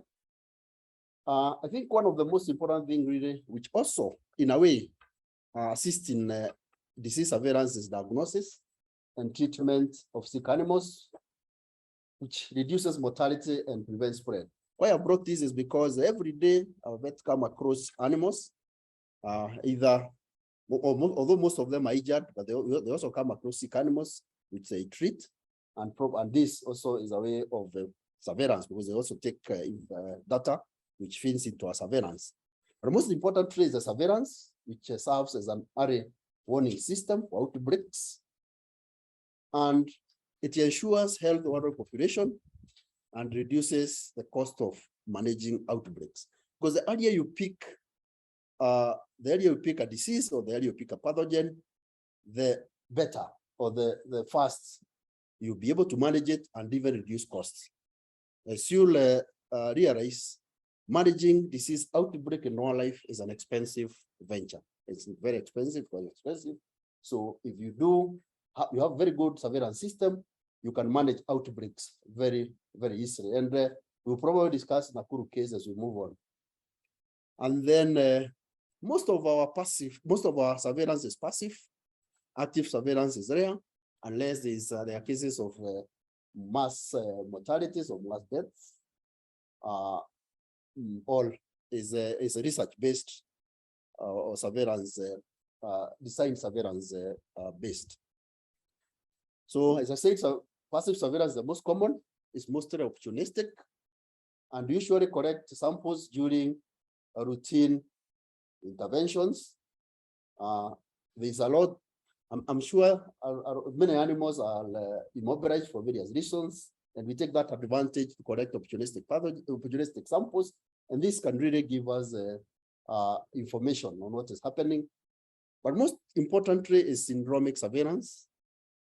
This is under the Kenya Animal Biosurveillance System. This is the system that has been accepted or has been adopted as part of the National Disease Surveillance System for both the livestock and wildlife. I think for the first time, we have a national surveillance system or syndromic reporting system that encompasses all animals. Initially, most of the surveillance were mostly for domestic animals. Wildlife, we are doing ours without a formal reporting to the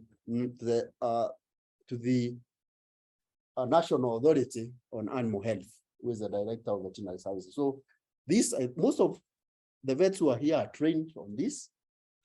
Quite some effort was put to train us on syndromic surveillance, but unfortunately, we are not reporting. We are not reporting, and it's not good, because if we don't report, you'll never know what is happening in the country. So it's important that those who have ceased to report, please get into contact with Matthew, and so that he can make sure that you are back in the system so that you can report the symptoms. When I look at the reports that come out, there's no wildlife. So then what are we, how are we assisting the country in disease reporting? So this is very important. The only good thing is that I know virtually everybody, I think, report notifiable diseases, but it's good to have this syndromic surveillance going on. It really assists. The other one is active, or what we call targeted surveillance. This mostly occurs when there are mortalities or die-off. And recently, there were some mortalities in Amboseli, which Dr. Kariuki was on top of, and several others around that one. You have to do some targeted surveillance. Then there is design studies, which are mostly project-based, either research or disease surveillance, where you now go in with a specific objective of what you want to collect or what you want to investigate. This happens, and this is mostly research-based. Then we also do surveillance for purposes of either confirming or absence or presence of disease. Right now, there's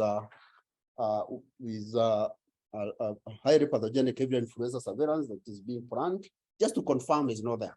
Especially now that we have the migratory bird season. So just for purposes of ensuring that we confirm absence of the disease, also to assist the country, especially in its reporting and retrospective analysis of stored samples. This is very important. And I think the previous speakers have talked about it. Correct samples correctly, as many as possible. Let's talk. Somebody will come up, and many of publications or much of the information that you have on wildlife in this country is on these retrospective stored samples. They really give a lot of information on what has been happening over time, and this can inform us of what will happen in the future. I also brought this to show you that it's very important to do surveillance. If you look at that, graph, if you have good environmental, the pathogens will always be there at a low level. Okay, they move up and down in the environment. So if you have a very robust, if you don't have a very good wildlife disease surveillance, you can see the red curve. The spillover can occur very early in livestock. Livestock is the other one. Okay, but when you have it, you can only see you can only know that they are circulating pathogens in wildlife for you to be able to observe any clinical syndrome much later. Okay, but if you keep it, you have known there will be another warning system, and then you can prevent the outbreaks in livestock. Or even if they are there, they are much reduced. Okay, because if you depend on clinical symptoms or clinical syndrome in wildlife, by the time you are observing any clinical syndrome or disease or outbreak, then the livestock have had disease, which you never knew, and probably it was just an emerging disease. So it's important that we keep on doing surveillance. Okay, same, I think that's important. Yeah, so that because you see it more fast in livestock before you see anything in wildlife, because it's already in the environment. So if you do very good wildlife surveillance, you'll be able to pick it before the livestock is affected. Okay, same. Okay, so if you do very good surveillance, you can reduce the impact of the surveillance the impact of the disease among the livestock and even among the wildlife population. So I think it's important that we continually do surveillance. Okay, so that you can forecast here that there's something happening in the environment or in wildlife. You see, there's no disease in wildlife, but you can pick it because pathogens will be there, and then you can be able to avert that. Same, I think we just added detection, all that will be important. Then there will be rapid response and the control opportunity. So the disease does not lag behind too much. Okay, so you can mitigate, alert, control, and those are the phases in epidemiological phases. We have a number of diseases that we look into. And as I said, anthrax to us, and all the veterinarians here will agree with me, is the biggest threat that we have, especially among herbivores in this country. We've had several outbreaks. The first major outbreak was in 2006, right where we are in Laikipia. And by the time we came into control, I think we had lost about 100.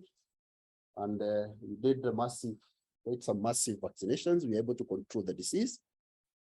Unfortunately, we were not very clear with the vaccination that has brought down the disease, or is other factors, because we had a trial in captive facility that did not yield very good results. We were checked at that time, and it was a major issue. We did a lot of work on that. We had some hippos in 2010 along Tana River, and this even became, I think some people are infected, and with consequences. Some who fed on some of those hippos, but again we could not trace it. We only suspected, because by the time we went in, the hippos had were already decomposed. In Chega, I think was on it again. I think he's virtually no major outbreaks. 2011, we had lost chow giraffe in Moya. Again, we lost almost a third of the population of lost chow giraffe in Moya National Reserve. So we had again to come in, do a lot of control measures, from vaccinations, carcass disposal, many other things, but we were able really to control that. The biggest one was in 2016 in Nakuru National Park, where we lost over 800 buffaloes, about 10 rhinos and several other species. Again, we had to come in very strongly to to control. And this was a very expensive venture, very expensive.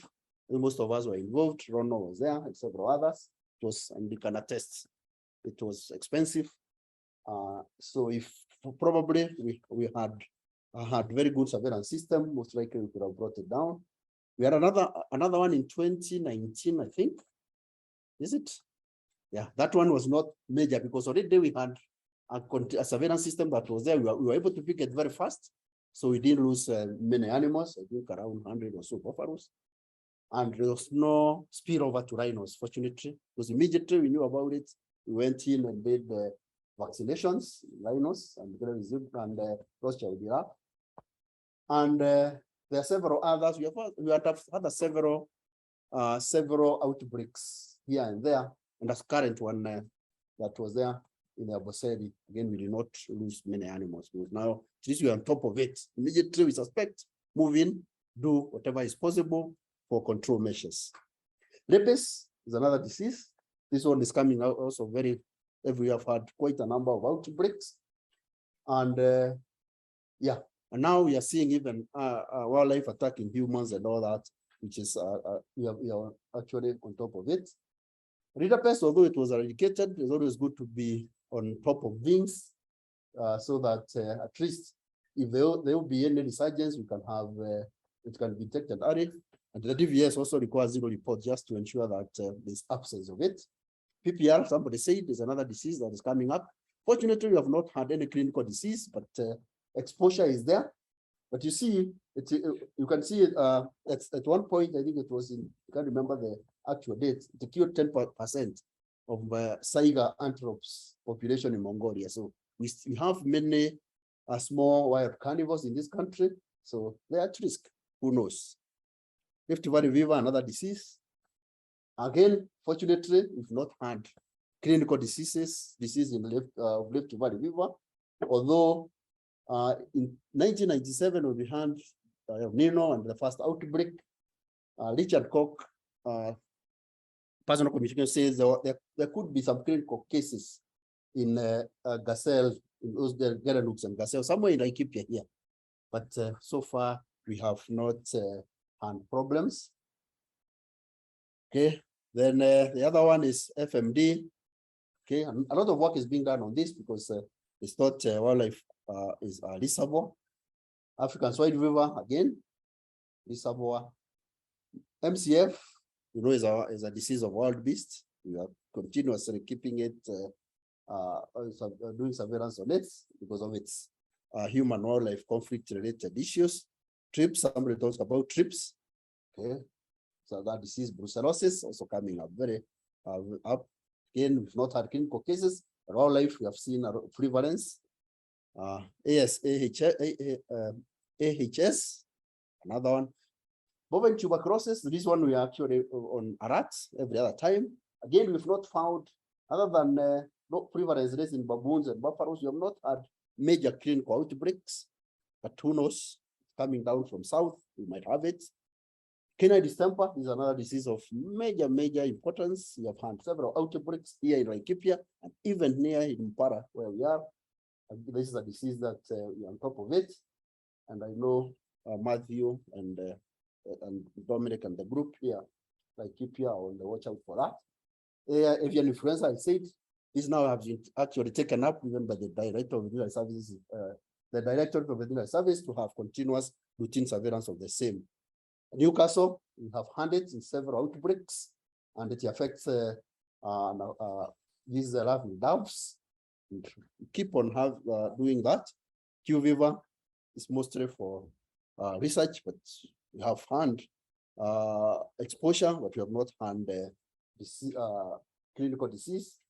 And hemorrhagic fevers, I think, are coming out very strongly. We have to keep an eye on them. So the other thing is about reporting.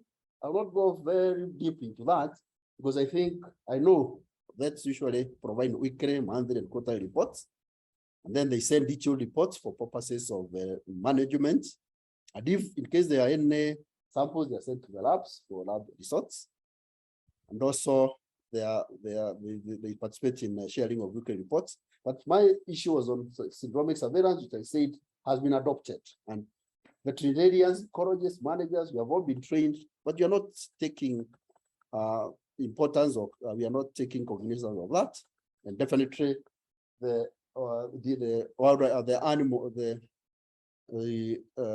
animal health, the authority has some concern about this. So I think we should speak as a group and see how best to do it. And we are also discussing on something on the radar-based syndromic surveillance with James and group to see how we can also be able, especially in this area, to be able to get more information in terms of the disease reporting. And this is how we report. It's not very clear. It's a problem, but it's not very clear. But what is here is that there is the internal structures with KWS or WRTI, and then the communities here that we report to the management. And finally, the Directorate of Veterinary Services and Director of Veterinary Services, and then to OIE. So, it's not very clear. I'm not sure you have to work on that. And I also wanted to bring this that we have the requires. We are not up to there, but you can see there's wildlife veterinary presence in most of the areas where you have high concentration of wildlife. And although they cover, these guys can cover very big space, at least they are able to pick most of what they can report. And with support, especially from our colleagues, either in the private sector or in other institutions, then I'm sure we have a very good basis of reporting. We cannot say that we don't have systems on how to report. So what are the future perspective in terms of disease surveillance in Kenya? One is to expand the range and extent of disease that have formalized surveillance systems. Although I've talked about a range of diseases, if you look at them, we don't have a fully formalized surveillance system. So these are the programs that we like to come up with. And if we specify 5 diseases of importance, it's very easy to come up with a very good surveillance system and have a very good surveillance system. Collaborations with stakeholders, and I think this is part of why we are here, so that you can collaborate and see how best you can be able to implement and improve our surveillance programs. And also training. I think it's good to be trained, especially on epidemiological and diagnostic skills for our veterinary, laboratory, and other field personnel. Okay, we also enhance diagnostic and research capacity. We have laboratories that we can use both within the wildlife sector and without, so it can take advantage of that. Tests is a problem. Most of the tests that we use have not been validated for wildlife. We require to do that, and also involve more stakeholders. When we started the training, we involved many, including wildlife managers, scientists, rangers, communities, scouts, all that. But we have realized at the end of the day, the only people who are left to report are the wildlife, the animal health professionals. So you see, I think that we are growing. We are many more now. We are no longer the 5 that I talked about. Probably those who have interest, we are now probably over 20. If we all are focused, I think we can have a very good broad reporting system. So I'll stop there. But before that, before I call James, there was something on risk assessment, which I should have come probably here, that some work we did on disease risk assessment in Marania and Mushane, where we're introducing the rhinos and the rhinos and the bongos, and also in Ruma on lone antelopes. And Kariuki, Dr. Edward Kariuki will be able on Friday probably to at least give you a quick summary on the objective and the methodology, because those are the critical ones. Probably you can help us to improve on that. Those two, because the rest is is automatic. It will come through. Okay, asante sana, and I'll call my colleague to continue from there. Thanks, Francis. So I'm going to whiz through outbreak investigations, something of a crash course within 30 minutes. This is based on a full day's training, so it's going to be a very superficial overview, but the full training is available, and I'll share that. And if you have any questions, then we can talk about it afterwards. So, well, to begin, there are 8 different stages to outbreak investigation, which really connect through from the basic applied surveillance detecting an outbreak through to more basic and applied research to understand the epidemiology of disease, and then to use that to put in place control and prevention measures. So the first most important component is establishing the existence of an outbreak. And this is particularly, it may sound very basic, but it's important because once you confirm that there is an outbreak, then that requires the mobilization of a lot of resources and it becomes very expensive. So being able to determine whether something you're detecting is just part of underlying disease processes or whether it's actually something that is epidemiologically relevant is really important. So as a very basic definition, CDC determines an outbreak as an increase in the number of disease cases over and above an expected number per given place or time period. So this then links back to why baseline surveillance is really important, because to be able to know whether or not you're dealing with an outbreak, you need to know what the baseline disease patterns are in a population. And it also speaks to how important it is when you're starting to think about surveillance and detecting diseases and deaths in animals, how important being able to place those cases within a population, so that speaks to the expected number, within a specific place and over a time period is. And there are 4 different types of outbreaks. The first of these is what's called basically a point source exposure. So this is where you have a defined population, for example, a group of Hirola in a specific area or Bongo, but an unknown pathogen. So you know what species it is, you know where they are, but you don't know what the pathogen is. The second is where you know that there's a pathogen circulating. So you may have detected a single dead jackal or something like that, but you don't know the geographic limits of that. You don't know the population that's affected. And here, I'll speak about this a little bit later, but you have to use more advanced kind of epidemiological approaches like case controls to be able to trace back and determine, okay, well, how widely distributed is this pathogen in the population? The third is the defined pathogen in a known population, which is great. I mean, that means that you're dealing with a pathogen that you can detect and you know the population that's being affected. And then probably the one where you're left with least information is an unknown population and a pathogen, so a dead animal without any indications to what's caused it.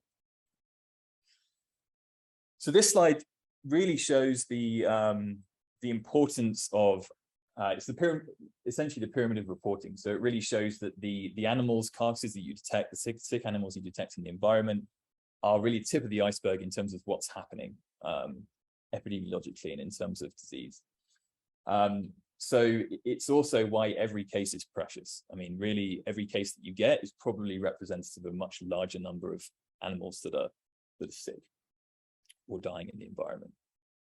So when it comes to determining whether it's an outbreak or not, it's really important to assemble an interdisciplinary team, multidisciplinary team. You need, at the base of this, you have to have experience in laboratory personnel and experience, epidemiologists, obviously, veterinarians, clinical veterinarians, but then also people who can understand the environmental and ecological parameters that within which diseases are occurring.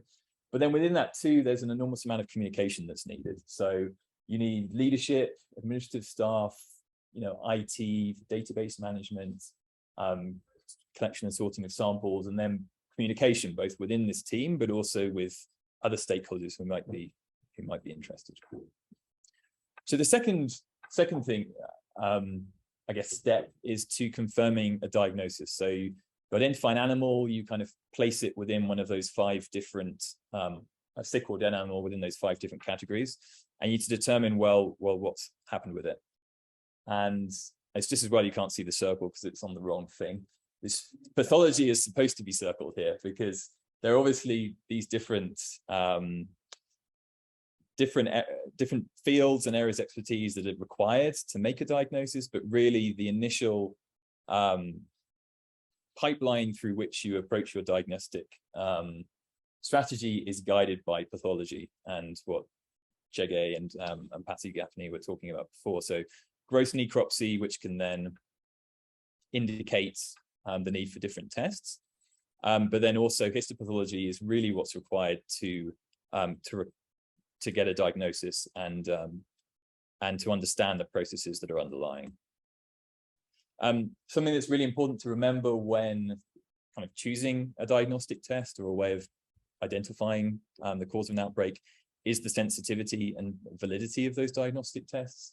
So I won't go into detail on this table, but essentially it's always good to think about, even if you don't do this or don't have the capacity to do this, but to think about whether diagnostic tests that you're using have been validated. And so whether the test has been validated against the gold standard, and you can look in the literature to see how effective the diagnostic tests that you use are.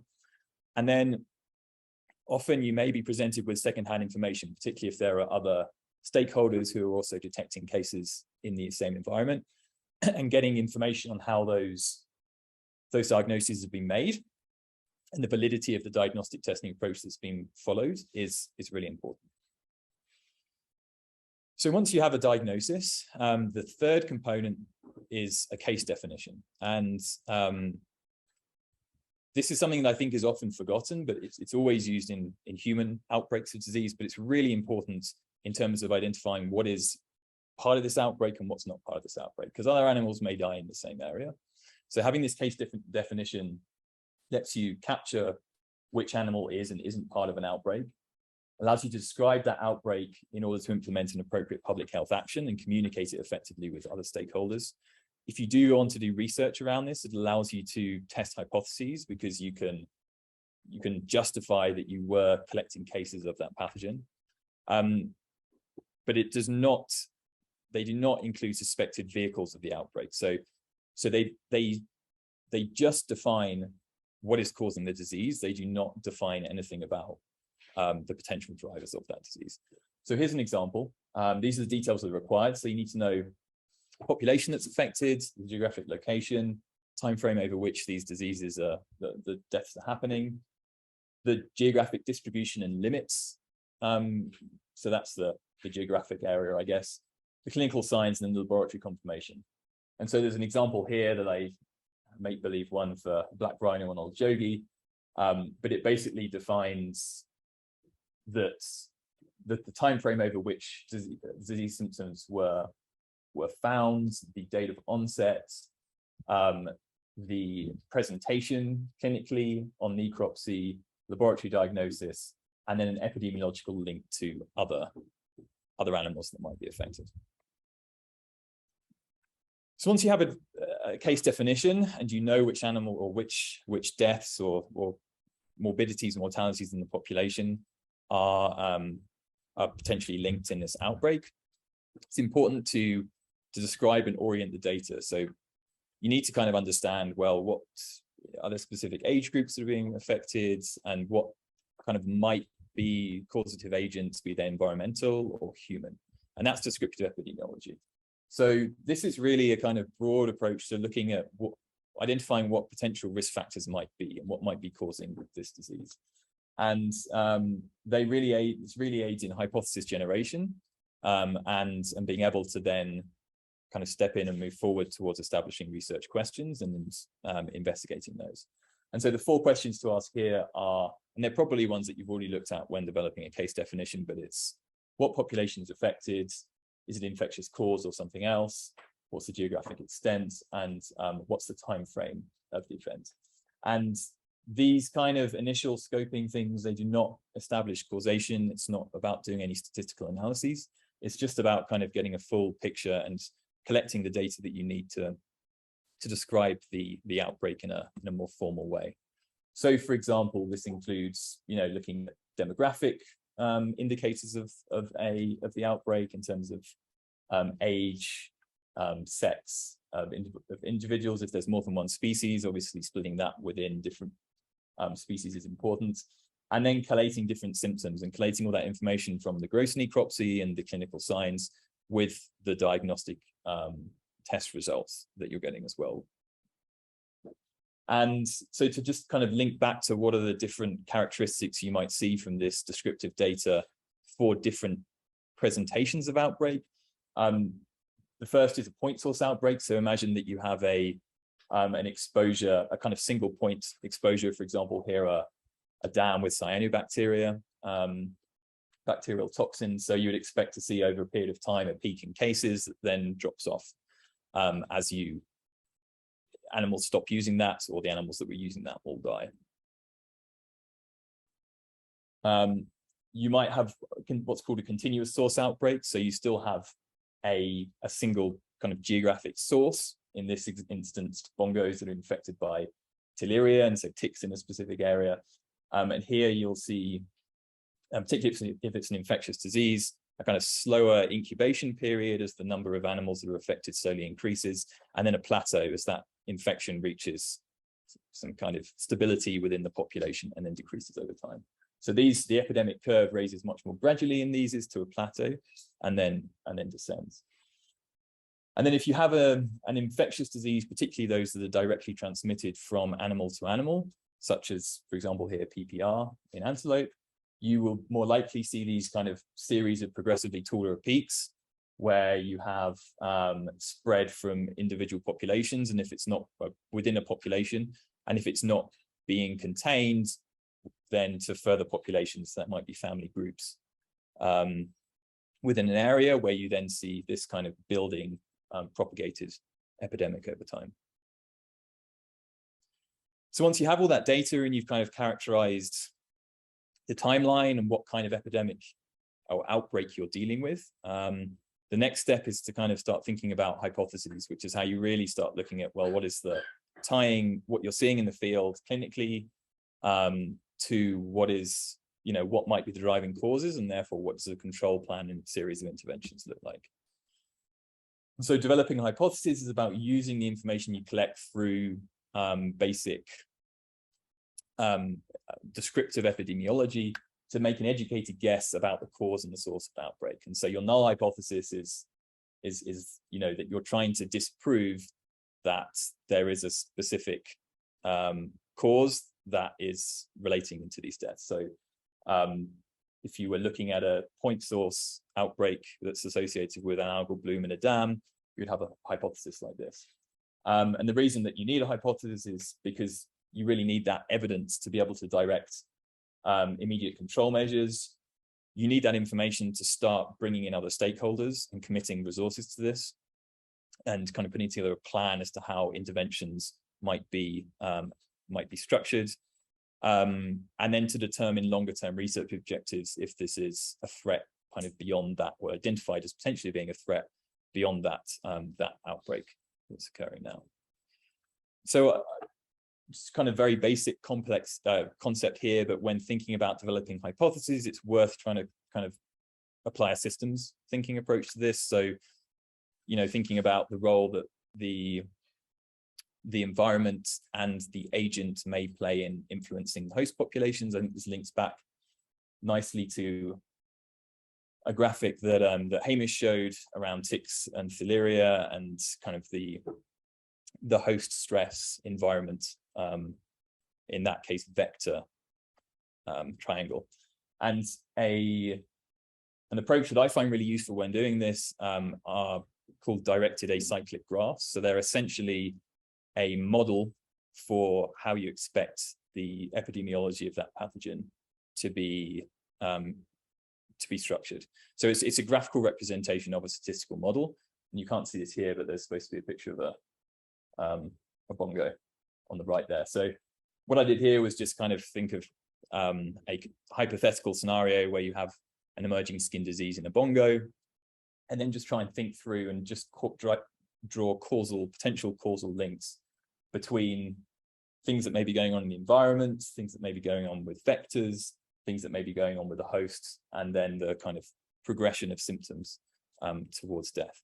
And it's a really simple thing. I mean, you can do this without necessarily having any of your, it's obviously better if it's informed by your descriptive epidemiology, but even if you don't have any of that, just starting to think about causal links between different components is really useful. And it gives you something to start with when you're then starting to think about hypotheses. So yeah, directed acyclic graphs sounds really complicated. It's not, it's just a picture basically. And there's, more kind of statistical representation of it there, but I'd encourage, there's some great papers that talk about, in very basic terms, how to build these and then how to use them to interrogate, develop hypotheses and start to think about identifying the causes of outbreaks. can't quite remember what this relates to.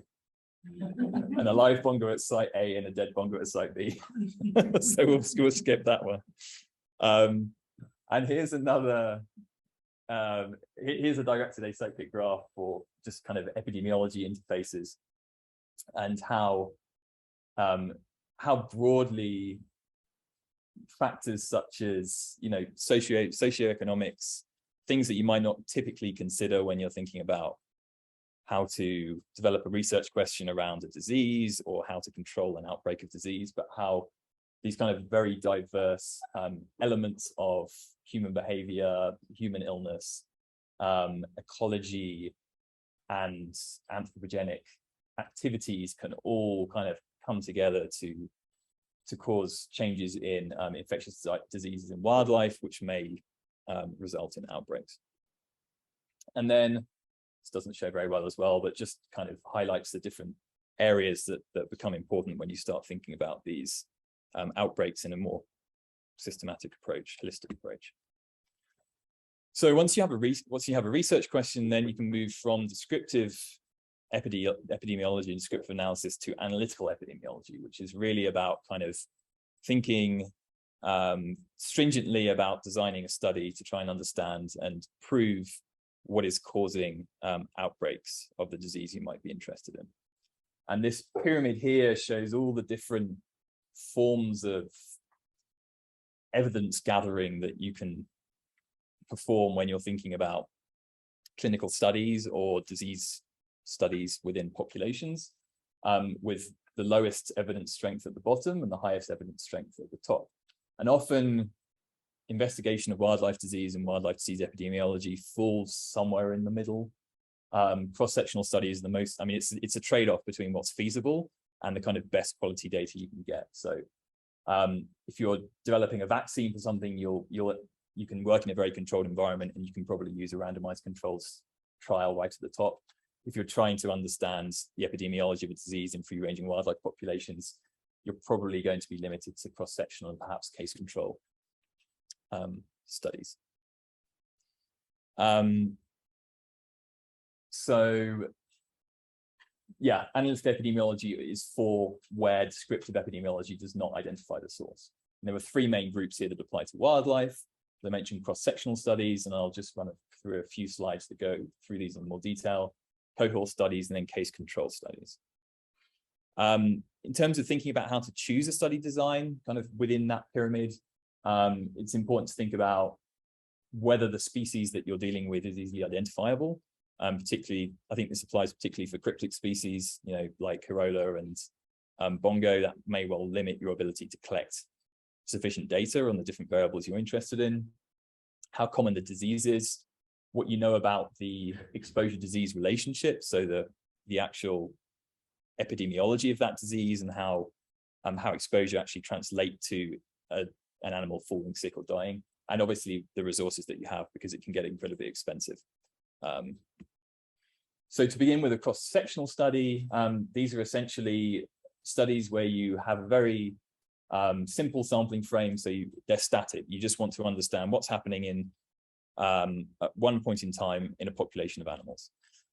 So you take a random sample from that population. You can structure these according to geographic areas. So you can add more power to these if you substructure them and split areas up into different populations. And if you do this, they're called multi-stage cross-sectional studies. And then the analysis you use here is basically correlational. It's using logistic regression models. And then if you do kind of split them up into different areas, you have to consider that with what are called mixed effects. Sample size is really important here. I won't go into this in detail because I'm running out of time, but this is a useful table that basically shows you the minimum number of animals you need to sample in one population to detect a specific disease. So obviously, if you have a small number of animals, you have to sample fewer of those animals to detect the disease. So this is not determining what prevalence is, but it's just determining whether or not pathogen is present within a population.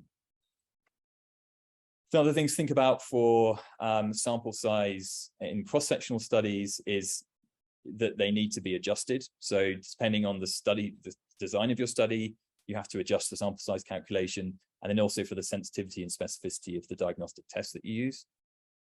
And then probably the most useful piece of information you can get out of a cross-sectional study are odds ratios, and they allow you to compare two populations or two species in terms of the odds of one testing positive or having the disease over the other. The next type of study that you can use or two types, are what are called cohort and case control studies.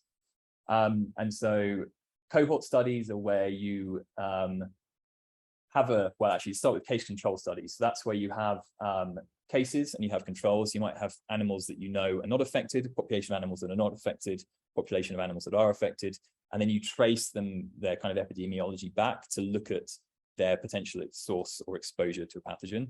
And that can be, this kind of lends itself similarly to cross-sectional studies through regression analysis. And such is a little bit more limited.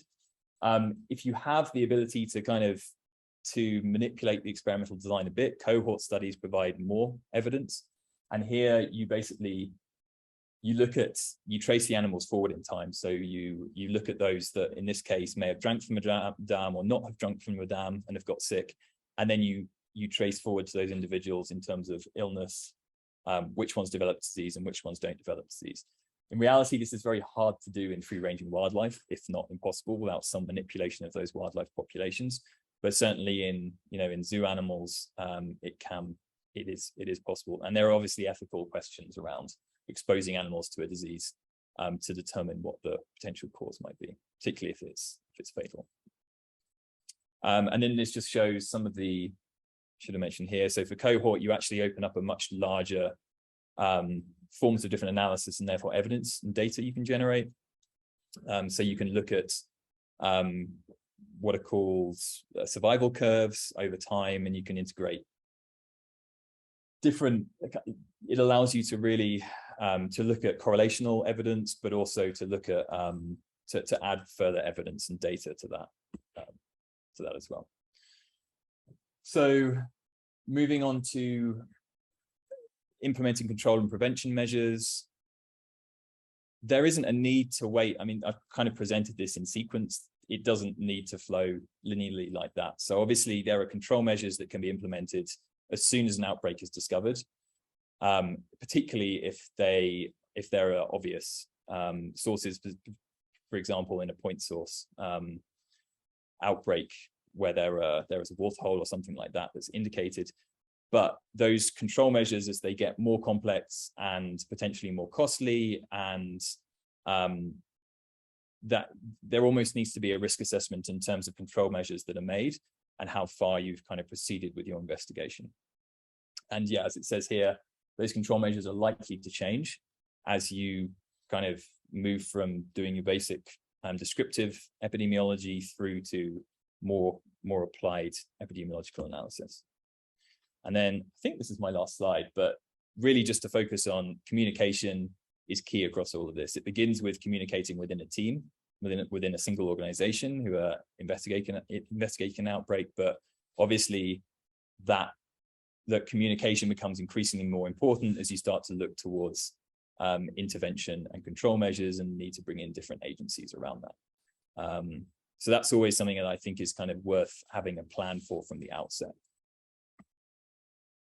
And yeah, so there's just some kind of notes here around external communication. So obviously there are public health partners, government agencies and international agencies who often need to be informed very early on, but require a certain level of evidence and data to be informed, for example, with notifiable diseases. And knowing that, having that information in place from the outset is important. Often press releases could be necessary, particularly if the animal is, or the species that are affected is particularly high profile and members of the public are seeing it, or other stakeholders. So being ready to communicate, particularly I think with government partners and I guess in the case of Kenya, this information is all managed by Kenya Wildlife Service or WRTI anyway, but it's certainly something to be thinking about. And then also being prepared to respond. So if there are limitations in terms of resources of conducting surveillance and identifying these outbreaks, often it may be members of the public who identify them first, and therefore being proactive and being able to respond and have a communication plan in place is really important. So I'll finish there. Thank you all for listening, and yeah, any questions? So good morning, everyone. We're rallying until lunch. So Chege and I will have some overlap with what we talked about because he's spent the last 4.5 years working in the pathology department at San Diego Zoo. But what I would also like to do is sort of come at this from the perspective of how you both use pathology to get individual animal diagnoses and why that's important, and how those then build, sort of addressing one of the questions asked just now is how does the individual animal diagnosis and the information you get from that translate into population health and have a greater conservation impact. So yes, I'm part of the San Diego Zoo Wildlife Alliance, and our team is called the Disease Investigations Team, and that's essentially our pathology department. I'll get into a little more detail later on how our department is structured. But I've been at the San Diego Zoo as a pathologist for about 4.5 years. And then in my previous life, spent about 12 years of time training and teaching at UC Davis School of Veterinary Medicine.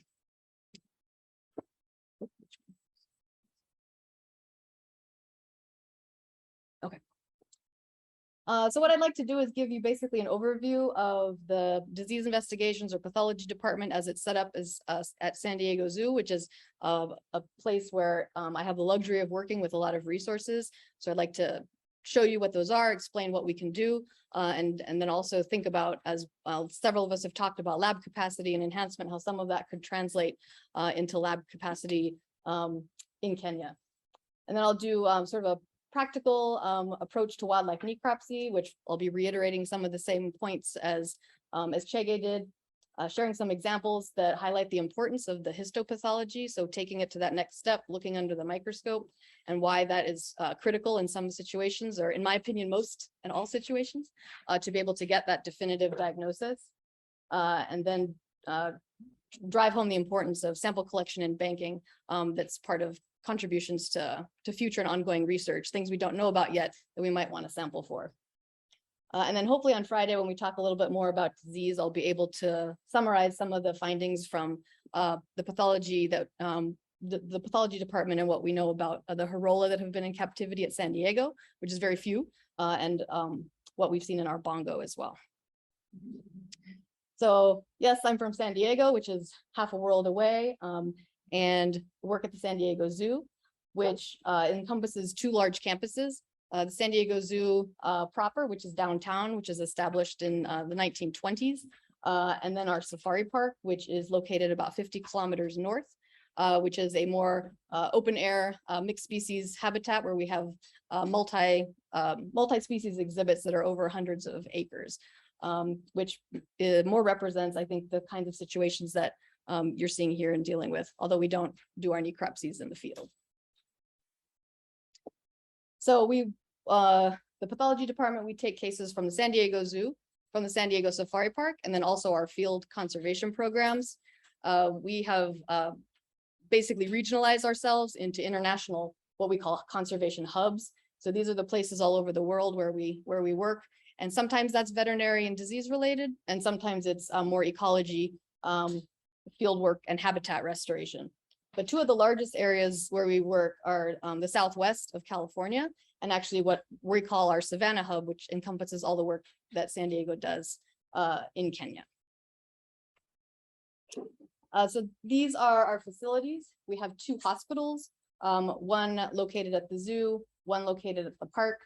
We're very fortunate that our zoo hospital employs 6 full-time staff veterinarians, plus a resident and a fellow, plus technical support from veterinary technicians and animal care staff. The same number exists at the safari park. So all in total, clinical veterinarians, and then including the pathology department, across the whole organization, we have 30 veterinarians that work for San Diego Zoo. And then we have our research facility, which is located in the northern, on the same campus as the safari park, where we have scientists across disciplines, not just, so veterinarians work as scientists as well in our molecular lab, but we also have virologists and reproductive physiologists, nutritionists, geneticists, and even social scientists, all that are housed in this common building, and we all work collaboratively together. And our department, the disease investigations group, works within that whole realm. And all this is made possible because, again, we have a large capacity to employ a lot of scientists and technical staff, including when we brought Dr. Chege on board initially as a postdoctoral fellow in disease surveillance, and now as a project manager for our work in Kenya. So my department, disease investigations, we are composed of 5 board-certified anatomic pathologists, and those are all staff pathologists that are permanent members of the team. And then we also train a pathology resident and a pathology fellow every year. We also have a staff epidemiologist. We're actually hiring. Our epidemiologist has moved on to some bigger opportunities, but we'll be bringing on board a new veterinary epidemiologist, hopefully within the next 6 months. We have an on-site histopathology laboratory, so we process all of our own samples on-site, which gives us the opportunity for rapid turnaround time and quick diagnostics. So if we had an emergency case on the necropsy floor one day, we could actually get slides the next day if we push it, and 2 days after that if we want to let it fix a little bit more. But it's a luxury to have that ability. And so we have a full-time certified histotechnologist who runs that lab, plus a molecular diagnostic laboratory where we do multiple PCR and qPCR assays, and then technical staff to help both with necropsies and in the molecular laboratory. And all of the people who work in the department are basically doing both individual animal diagnostics, which is where everything starts, which is a single case coming into necropsy, and then all of that information giving us large databases that we can pull from to look at population health and do disease surveillance work.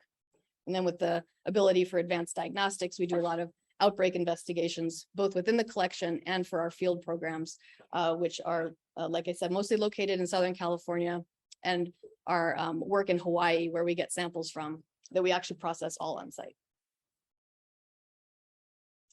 So the heart and soul of what we do is anatomic pathology, which is the basis for basically all the launching off points for the different other facets of the work. And so emphasizing both the anatomic pathology is looking at disease macroscopically, so the gross exam, but then also microscopically, taking it to that final step or the next step of looking under the microscope to actually get your definitive diagnosis, which you don't always get from the microscopic exam. And that's where a lot of the ancillary diagnostics come into play as well. So we too don't have full capacity in-house to do all of these things. So we send out for microbiology to a local diagnostic lab, as well as for immunologic assays like ELISAs. And then we also have to send out for toxin testing, for electron microscopy. So it's knowing the network of who can do what diagnoses, and we have the ability to send things basically all over the country in order to get that final definitive diagnosis for a case. So just an example of some of the equipment and the setup in our histopathology laboratory. We process the tissues, cut, trim, and stain them. We go through about 2,500 cases per year that come through. We do standard staining, hematoxylin and eosin, and some special stains. Mostly we do, the most common ones are gram stains for bacteria, acid-fast stains for mycobacteria, and then we have some immunohistochemistry. I think the one we do most often is actually West Nile virus. And then we have, again, the ability to send out for additional special stains if we need to. Our molecular laboratory is quite extensive and well-staffed at the moment. This is the most technicians we've ever had. And thank you, COVID, for that. We have 4 molecular technicians because we run our own in-house COVID assays. We run our own in-house avian influenza assays, plus pre-existing about 50 tests that we have developed over the years to be able to apply to our collection animals, both coming into quarantine or those sick in the hospital or those that come through necropsy. And the molecular lab, their primary goal is diagnostics for collection animals and rapid turnaround time for clinical cases. But the capacity also exists, and there are a lot of research projects that end up going through the molecular lab, using the equipment, using the staff expertise for research projects or for bigger investigations. And we not only do analyses for our own population, but we also will take some outside samples from other zoos.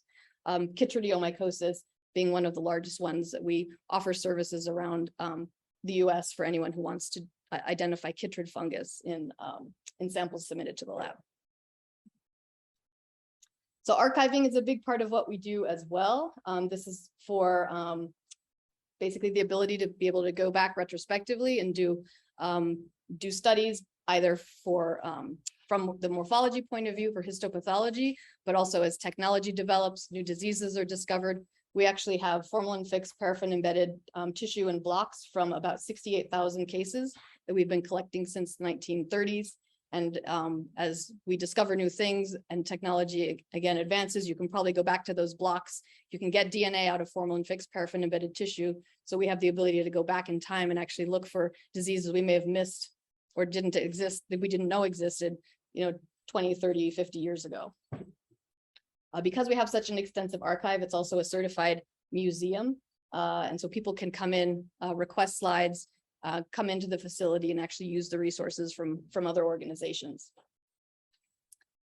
And all of these are then paired with a necropsy report that is digitized and searchable.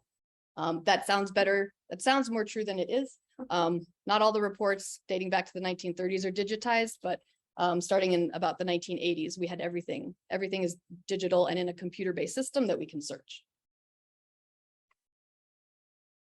So as has been emphasized, previously, making sure that your samples are labeled correctly and that your data is entered systematically is what is key to being able to go back and do studies, do retrospective studies, do prospective studies. We manage our data in a variety of different ways, and technical staff is key to actually helping make this happen, because we know at the end of the day, when you're done with your necropsy, the last thing you want to do is fill out a spreadsheet.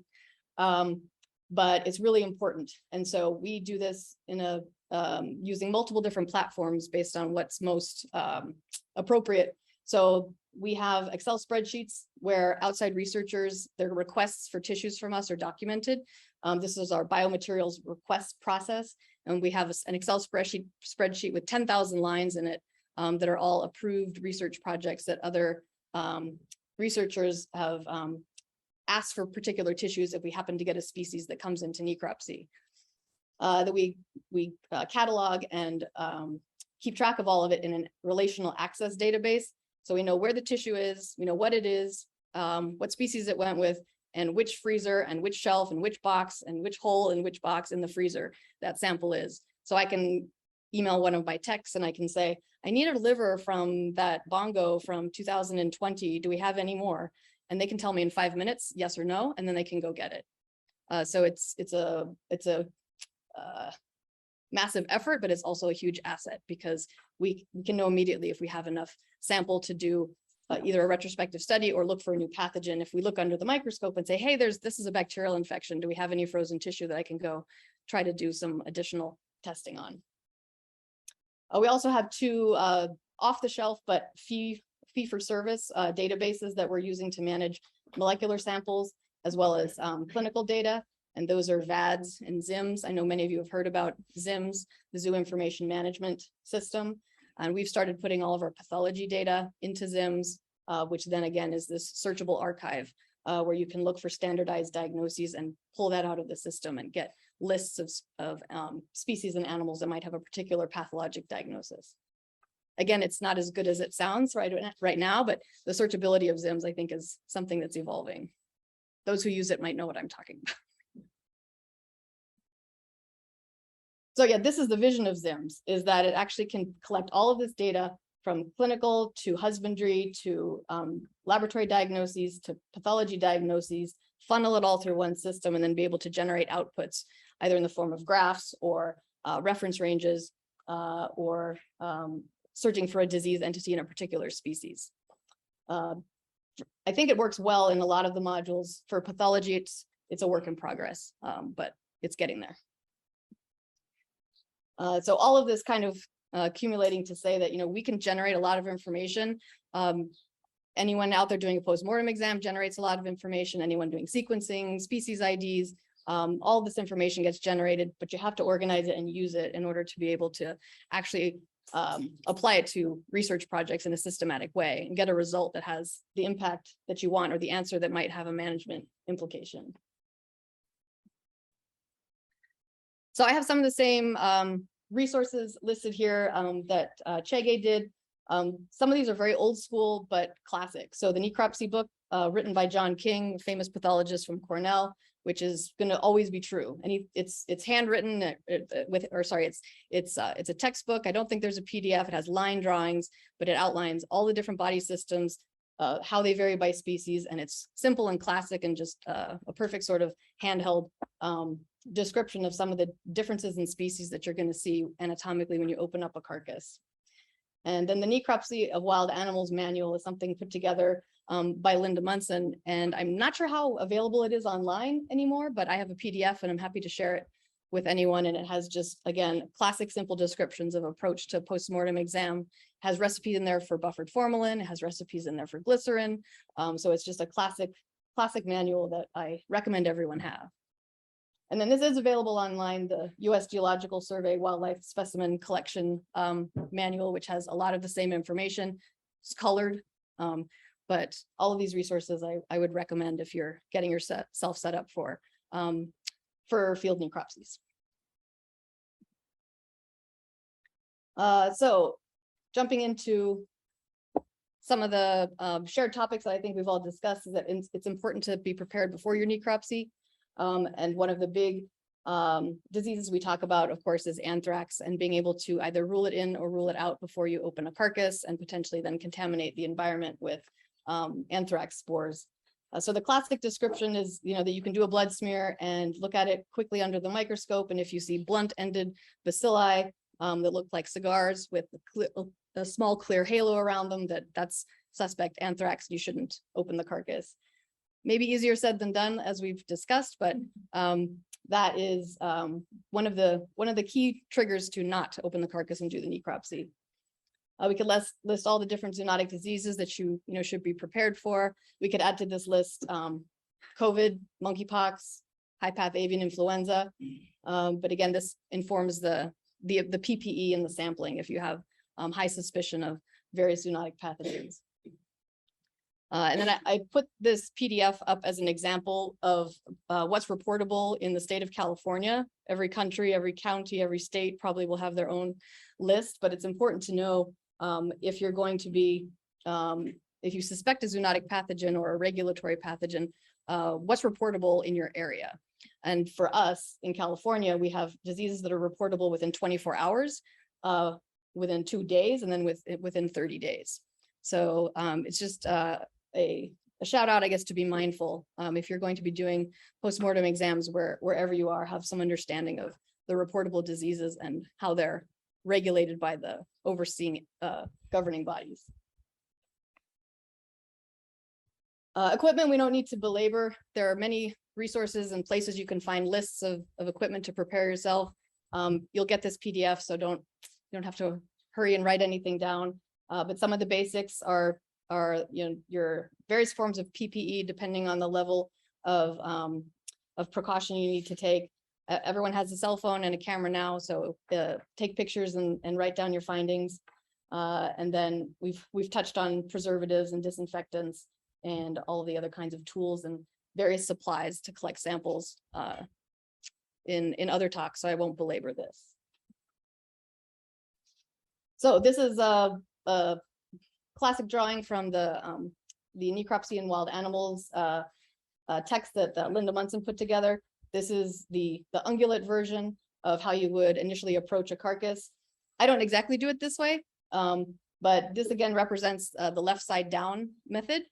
So Linda Munson was left side down, Linda Lowenstein was right side down. So I've trained both ways, and I don't think there's a right or wrong. I say pick what works for you and do it the same every time. If you do the left side down, you'll get the spleen up and you can get that quick sample from the spleen or understanding if you have splenomegaly for understanding if anthrax might be of concern to you. If you get the left side down, or sorry, the other way. If you put your left side down, then you can roll the GI out better. So it just really depends on your particular approach. And I think it's pro sector's choice, in my opinion.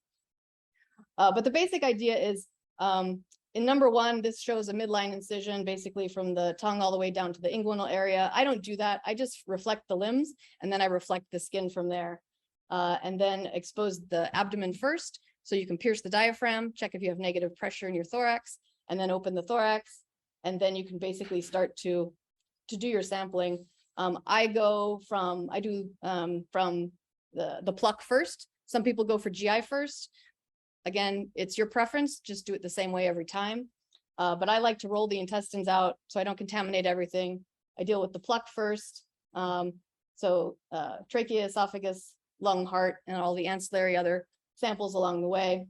Deal with spleen, liver, genitourinary tract, and then I do the GI last so I don't contaminate everything with GI content. It's also nice to just roll the guts out so you don't accidentally pierce it along with the aorta or vena cava, because then you create what I call poop soup, and it's hard to get around in there and find everything else. So I like to roll the guts out first. And we can get into more detail with this when we do the practical later today. And I think we have 4 goats. So what I would suggest is we actually do 2 of them left side down and 2 of them right side down, so you can see the difference with what it looks like. So I've said it before and I'll say it again. The gross exam is your preference on your protocol, but just figure out what works for you and do it the same every time. If you have a visual in your mind as to how you're going to go from tongue to tail and how you're going to sample each organ system, then you can almost just remember it and visualize it in your mind and know immediately if you think you missed something. Oh, did I get the thyroid? Did I get the adrenal gland?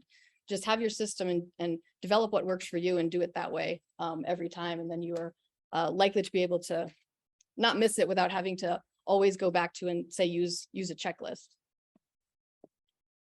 So we can go into more of the specifics on this when we actually do the practicals, but you do a good external exam, making notes about the various findings you can see before opening the carcass. And then make some observations and notes about the abdominal cavity, the thoracic cavity, fluid accumulation. And I always make my body condition scoring assessment based on 2 things: the external exam looking at the muscling, and then the internal exam looking at the fat stores. And nutrition might have comments about that. We always get questions. Veterinarians always do. So we always say the body condition score is adipose and other score. Mhm. Muscle. We have that. We do too. I'm happy to have the discussion. But yeah, for fat stores, we look at 3 different places. We look at pericardial fat, perirenal fat, and then subcutaneous fat. Yes? No. That's okay? Yeah. Okay, agreement.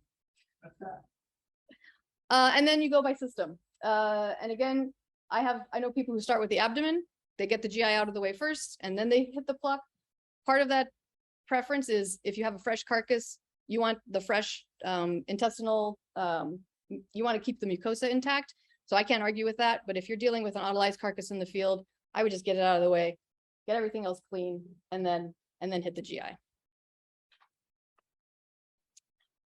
Can't emphasize enough that the ratio of formalin to tissue is really important. I know it's a challenge to always have the right size container and cut your tissues to the right size, but it will help your pathologist. They will be very happy if you get that 10-to-1 ratio. I've even seen people suggest 20-to-1 or 50-to-1 in human medicine, which is not realistic, but please try to go for the 10-to-1 and try to cut your sections into 1 centimeter by 1 centimeter by 1 centimeter. Unless it's the GI and it's flat, you have a little leeway there. But this is what happens when you have too big of a piece and too little fixation. You get that pink bit in the middle, and all I have to look at. So 1 millimeter of fixed tissue, and probably why you sampled it is because there's something in the middle that you wanted your pathologist to look at, and it'll be rotten by the time that I get it. So it is important, and it is the reason why you will get a report back that says your tissues are autolyzed, even if you did a fresh necropsy. It's not coming across on the screen, but what I'm showing on the right-hand side here is the traditional pathologist, the cassette that a tissue gets trimmed into. And so keep in mind, whatever you put in the bucket, someone has to trim that into a sliver that's less than 5 millimeters thick. So because you had a big animal and you have a big liver, don't put a big piece of liver in the bucket, because no matter what the size of the animal, it goes into that tiny little cassette and it has to be less than 5 millimeters thick. So more samples is fine as long as they're representative. So smaller and more is better than one and big. So this is the be all and end all of our comprehensive sample list that we use for students coming through San Diego Zoo to give them an idea of absolutely everything you collect if you took a sample of absolutely every tissue in the carcass. I think this is great and comprehensive, but not always practical. So I'm all for practical when you're having an autolyzed animal and you can't find the kidney, so you can't find the adrenal, nobody's going to complain. Go for the big stuff. Get the important identifiable things that might help give you a diagnosis if you're dealing with a lot of autolysis. So in a neonate, try to get the umbilicus. You can normally find the heart, piece of lung. If you can sample stomachs, 4 stomachs, all the different levels, great. If not, you can at least probably find some mesentery or something that once was an intestine. But liver, spleen, kidney, muscle, even though it's hard, brain is important if you can get at it. And then if you can't get at the brain, you can normally find an eye unless it's been scavenged. So if you're dealing with a situation where it's just you, it's a big carcass, you can't find everything, at least try to get major viscera, and that can give you some idea of what's going on systemically, especially in liver and spleen. And then I've not had the experience, but if all you have left in the abdomen or even the thorax is just liquid, it's even worthwhile just collecting the juice, and you can freeze that back and you still might be able to use that for some kind of diagnostic or toxin study later. So Chege hit on this with the lumpy skin example, but the classic training that a pathologist will give you is that your gross description should just be what you see, no interpretation of what it is or what the disease process is. What you write down will always be true. So before you start the description, it's always good to keep in mind the signalment and the history, because that could inform the sampling. But then get as specific as possible with all of the lesions. Don't describe what's normal, just describe what's abnormal, and give as much detail as possible. So where in the body, right or left side, is it on the surface, the capsule, or is it in the parenchyma? What's the distribution? Color is important, but don't get fancy. Just use the standard kid coloring box kind of colors. We don't need magenta or ecru or any of those kinds of things. White, black, brown, light or dark to modify those, and that's fine. Pet peeve of mine, pale is not a color. It's pale pink, pale red, but pale's not a color. And you don't have to say in color, and you don't have to say in shape. Something's never going to be red in shape. Red's a color. So you can also minimize your words to help with your to help make your reports nice and succinct. If something's big, give a dimension or a weight. And then I like to also emphasize that if you're talking about a liquid, it's important to me whether or not it's clear or opaque, cloudy, turbid, those kinds of things. And then we also have the other modifiers, which the one we all love, of course, is odor, but can sometimes be informative.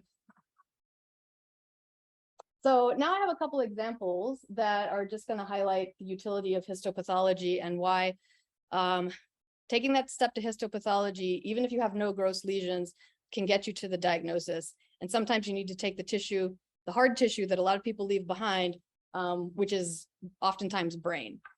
So these are just a couple examples. These are not ungulate based, but these are based largely on some field programs that we've been part of, and the histo is what made the diagnosis. So these are 2 endangered birds, both from the Hawaiian Islands, the Hawaiian crow, which is called an alala, and the Maui parrotbill, which is a kiwi-kiu, but we can just say crow and parrotbill. So these are two birds that are part of captive rearing programs that released to the wild. And for the crow, these are birds that are hatched in a facility. They're brought up to a particular age and have some behavioral training and then released to the wild. And then a lot of them have backpacks and radio collars, so we track them. And then the parrotbills, these are on Maui, and they have a population that is fragmented into two areas. And one of them is being decimated by a disease that I won't mention yet. But they were part of a translocation event to try to move them to a different location so that they had a better chance at recovery. So we had hand reared and released, and then we had translocated, and then we had dead birds. So for the crows, several of them were found dead in an area with no premonitory signs. They have camera traps on them. They watched them feed at these hoppers. They didn't see anything. They just found them dead. And then for the translocated birds, once they got to their translocation site, they became basically lethargic, and then several of them over the course of a week were basically found dead. They mail them to San Diego. FedEx doesn't know what they're delivering sometimes. We do the necropsies, and then for these two, didn't see much in the way of gross lesions, and had to rely on cytology and histopathology. But there were some things that we knew about them that helped us collect the right samples. So for the crows, they're on the Big Island of Hawaii, which is riddled with feral cats, who not only prey on smaller birds, but also contaminate the environment with a particular agent. And then for the parrotbills, they were being moved because they were at an altitude where mosquitoes were at high densities, and they were going to be moved to a higher elevation above what they call the mosquito line, where these birds would then not be exposed to mosquitoes and another particular pathogen. Oops. So for the crows, again, found dead, no gross lesions, examined the brain, and they had encephalitis with these protozoal cysts there that were basically, there was severe encephalitis throughout the brain, and then these were looked at by EM, and also we used PCR to confirm that this is Toxoplasma gondii, which would have come from the feral cats contaminating the environment, and then the birds ingesting the cysts. And then for the parrotbills, we didn't need histopathology, we didn't need EM, we just did an impression smear of the lung. And what we found were red blood cells that were absolutely riddled with hemoparasites. And it doesn't show up particularly well. If you want to look at my computer later on, it's the most extraordinary example I've ever seen of avian malaria. So this is Plasmodium relictum, which we identified with PCR. But these birds, unfortunately, were introduced at an elevation where previously there weren't mosquitoes, then there were mosquitoes, and the risk assessment that was done wasn't repeated prior to introducing them back into the environment. And these were 30 birds, and they all died. And unfortunately, we were able to tell them, well, fortunately, we were able to tell them from the very first one within about 5 minutes doing the impression smear that this is what was happening, but it wasn't quick enough to be able to actually pull them back in and treat them to get them over the infection. But we, of course, did do histopathology as well. And this just highlights that there's an interesting feature of the malarial pigment that is deposited in tissue because of the destruction of the red blood cells. It's this brown pigment called hemozoin, and it looks like hemosiderin, but if you're a pathologist, you can polarize it, and it'll polarize or it's birefringent under polarized light, which is just fun. So this is an attempt at an interactive event for the group. So sometimes similar gross lesions have completely different etiologies. And I have 3 examples, and we'll see if we can figure out what they are without the histopathology. So this is a cheetah that died of a urinary tract infection. And this is its spleen with multiple white nodules. This is a mongoose that was found in a backyard in Zimbabwe last week and was emaciated and shot in the head. And that's its spleen with multiple nodules. And this is an island fox that was perfectly healthy and hit by a car, and that's its spleen with multiple white nodules. So, does anyone have a guess? What are the white nodules in the cheetah? Maybe? Other differentials?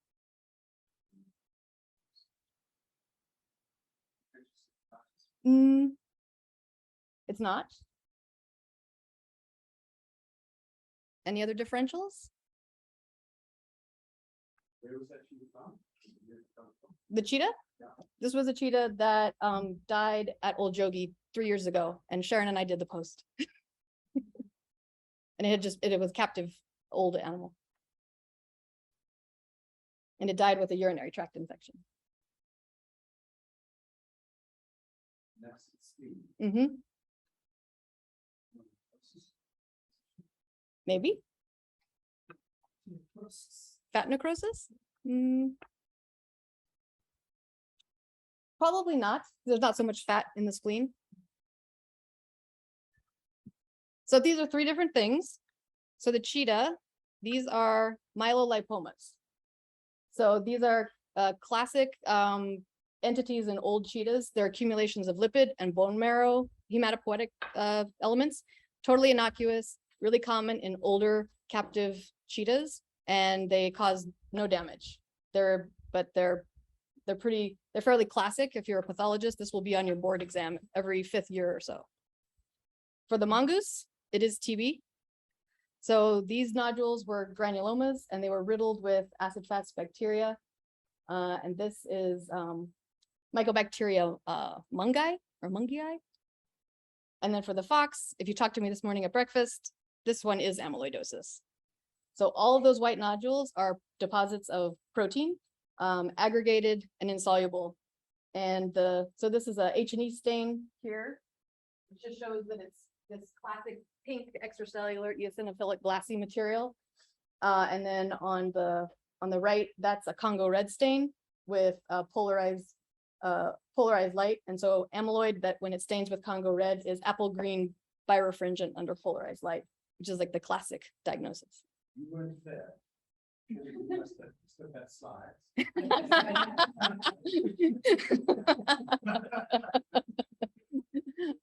I was trying to make a point. They're all spleens, they're all white nodules, they're all something different. So yeah, you need the histo. For the cheetah, I think you can make a pretty good guess if you know about this entity in cheetahs, but who was the first person to see this in cheetahs? What did they do to diagnose it? They would have done the histopathology. So it's, and I guess for the mongoose, you can try to do cytology to see if you can see acid fast bacteria that way. We tried it on this one and saw nothing. And you can see how many organisms there actually are. So cytology is not always going to be diagnostic either. It really depends on the entity. When you cut through, you see, are they similar on the section? Yeah. So they're all going to look somewhat similar. They're going to be white, a little bit firm, and how they describe amyloid is waxy. But I think that's sometimes a difficult interpretation. This fox actually. So when I did this necropsy, and I thought it was lymphoma, I would have sworn it. Yeah. I agree, it's not fair.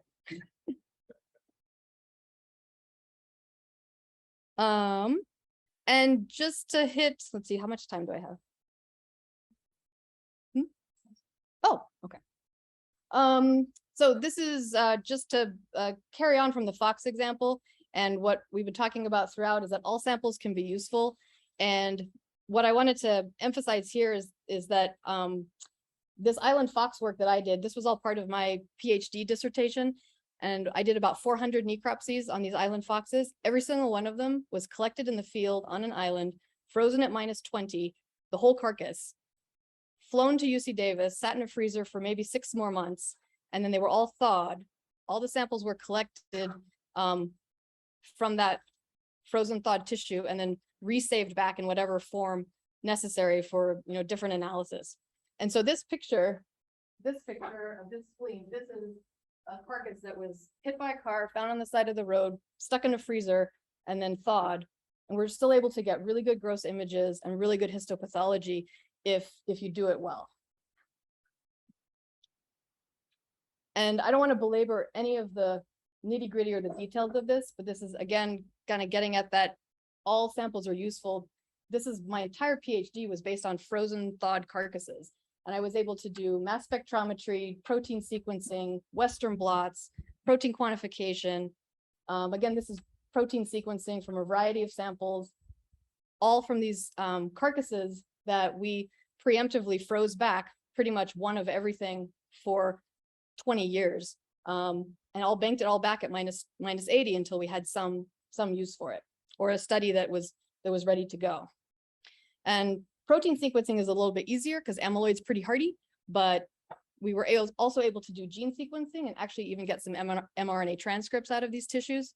So just because it's a little bit rotten, just because you can't do the necropsy or collect it into liquid nitrogen right away, you can get it frozen and still go ahead and get a full suite of samples and collect them. There's utility down the line if you have the space and some capability for storage. All right, so another example of where histopathology is useful, even when you think it might not be. This is an endangered species of frog that lives only in Southern California, the mountain yellow-legged frog. And we have a captive rearing and release program for this species as well. So they're brought up as tadpoles into metamorphs, and then they're reintroduced in the hundreds into these mountain streams. And then the hope is that they continue to grow into adults and then repopulate the streams. But like most places that have been experiencing amphibian decline, this area has been rife with chytridiomycosis, or this chytrid fungus. And so we will release all of these tadpoles and then go back in and check the sites. And sometimes this is what we find. Just sometimes tens, 20s, hundreds of dead frogs in various states of decomposition. So if you look at this guy on the lower left, he's bloated, he's got this fuzzy appearance, he's overgrown with environmental fungus. You might throw him away. And then we have other various states of decomposition, stripping of the muscles, loss of the lower limbs. But we know chytrid is in this area, and we know that chytrid fungus likes just the keratinized layer of the skin. So if we can get a little skin off of these guys, then we can try to still make a diagnosis, even if the viscera are completely liquid. And so that's what we were able to do in these cases. This was a cohort introduced to a stream that they thought was free of chytrid, and unfortunately they had a massive mortality event. And then we were able to confirm with histopathology that the chytrid fungus was actually there. So these are the zoospores here of the chytrid, and they live only in the keratinized layer of skin, and they're pretty classic if you can find them. But then we also have a PCR confirmation that we do on these cases that's actually quantitative, so we can actually get some measure of the level of contamination in the environment. I guess not contamination, but infection.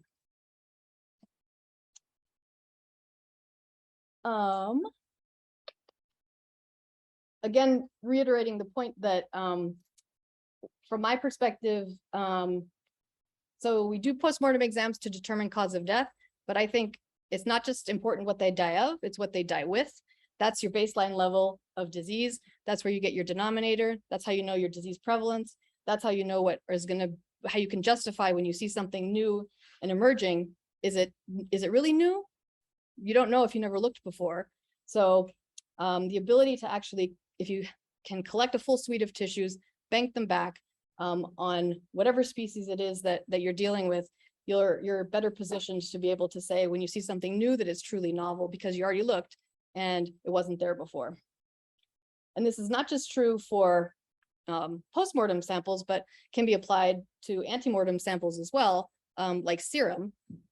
And that's the next example that I have is from a study that utilized basically 30 years worth of banked serum with our partners in Canada who had been sampling polar bears for various periods of time, didn't quite know what they wanted to do with the serum, but banked it back since 1986.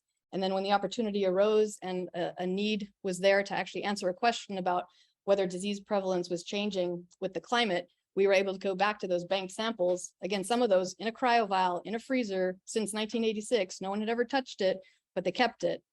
And the utility of having that and having the foresight that it will be useful someday as part of a retrospective study. And this actually a longitudinal study is really important. And so this resulted in a really nice publication from the team at San Diego that demonstrated that at least 4 of these pathogens were increasing in prevalence. And then they paired that with climate change parameters that had also been collected by a separate group. So it's a real collaborative effort, but the heart of it was based on the fact that these serum samples existed and someone had saved them.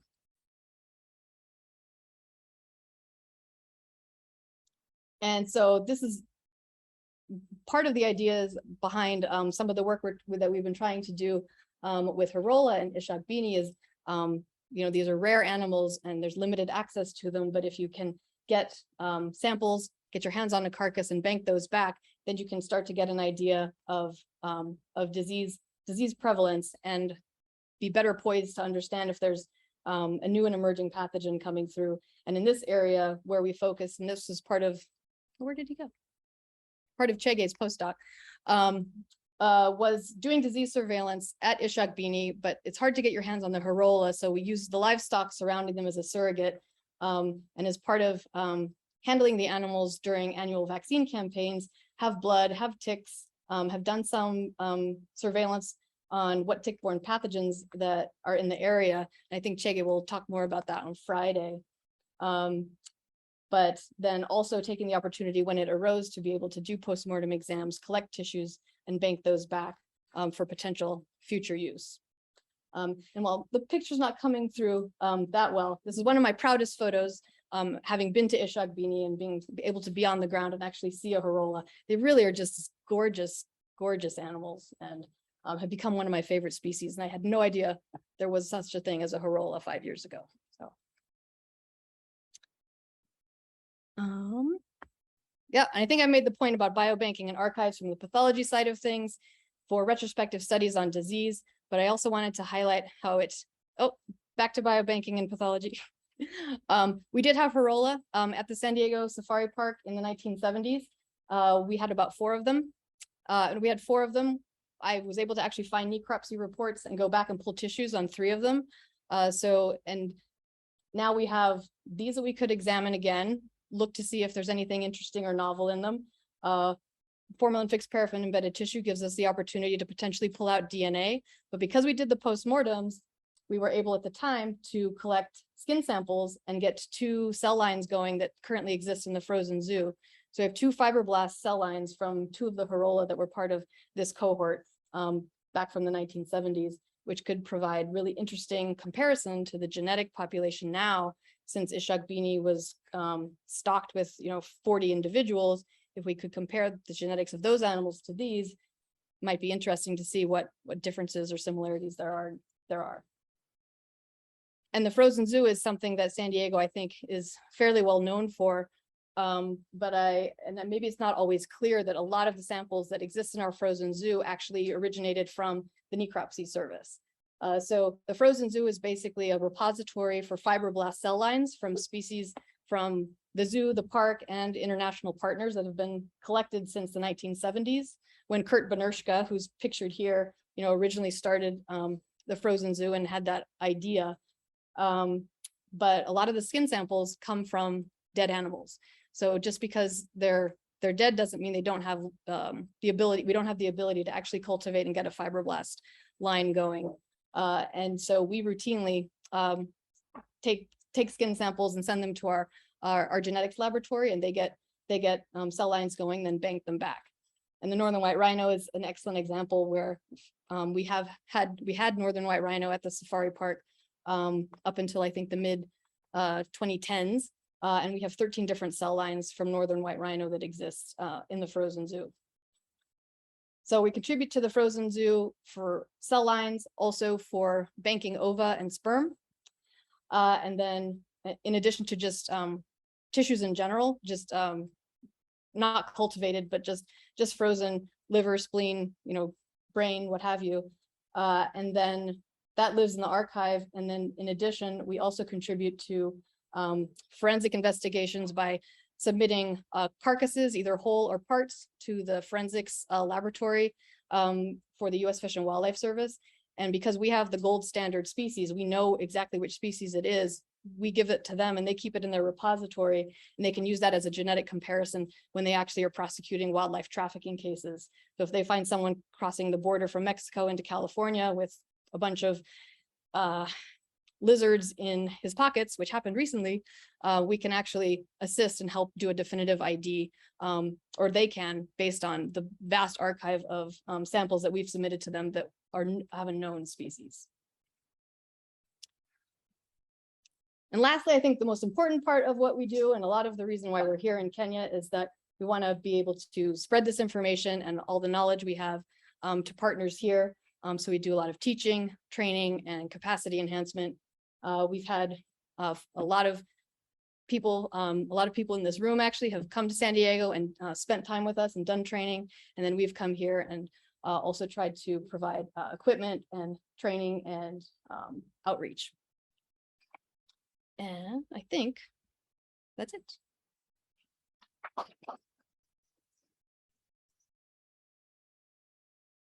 So happy to take any questions. Good afternoon again. Yeah. So I'll step away from my DJ table for a minute, and then I want us to do one activity. Please stand up. I know you did lunch, you have food or not. I don't know, but I know the rain was coming and it stopped coming, and I want us to call the rain again. So let's stretch, right? Yeah, my brain making a feel attention. You may have. Thank you. Right. So I'm going to talk today about therapeutics in endangered ungulates. We've been talking about these antelopes the whole week. Mine is just to share my experiences, a little bit of reminders of what we may have forgotten, or literally not to come and tell you how to, what to use or how to use it, but just hoping that we can interact and share experiences of what we've already done in the past. So I want to have a slightly interactive session. So sorry, this is right after lunch, but I think you can see what's on the screen. Would you use antibiotics? By show of hands, some of us here are veterinarians. All of us have worked with animals, so we are sure we know what's going on here. This is an abscess. Would you use antibiotics? Hands up. Yes. Which one? A strong volunteer. There's no wrong answer, by the way. There's no wrong answer. Long-acting tetracycline, broad spectrum, pen strep. Nice. Okay. Antibiotics or not? This is a zebra who had what is it? Bite wounds. Not really sure. Sorry? How old is the zebra? A 4. Sorry? Oh, the wound itself. No, it's not a fresh wound.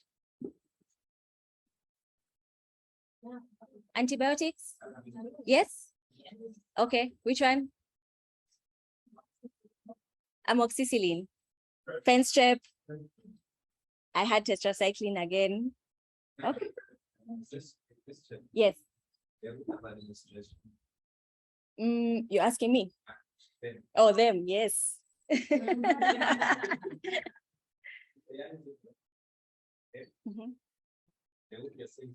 Yeah, no, not fresh, not fresh.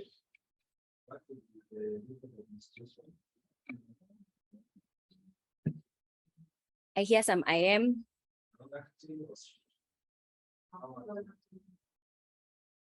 Okay.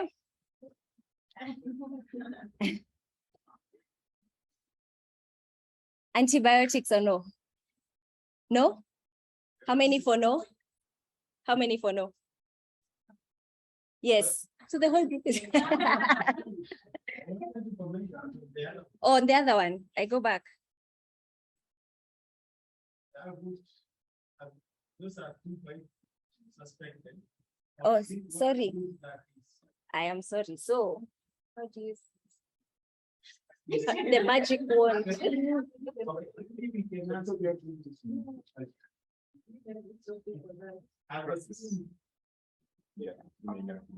Oh, okay. So this is no, they're not communicating. This is an old, not fresh, would say maybe about 12 hours, 24 hours old. This, sorry, was to demonstrate the healing. Yeah, sorry, I didn't explain. So this is the wound in question. Just for a lot of You're good to go.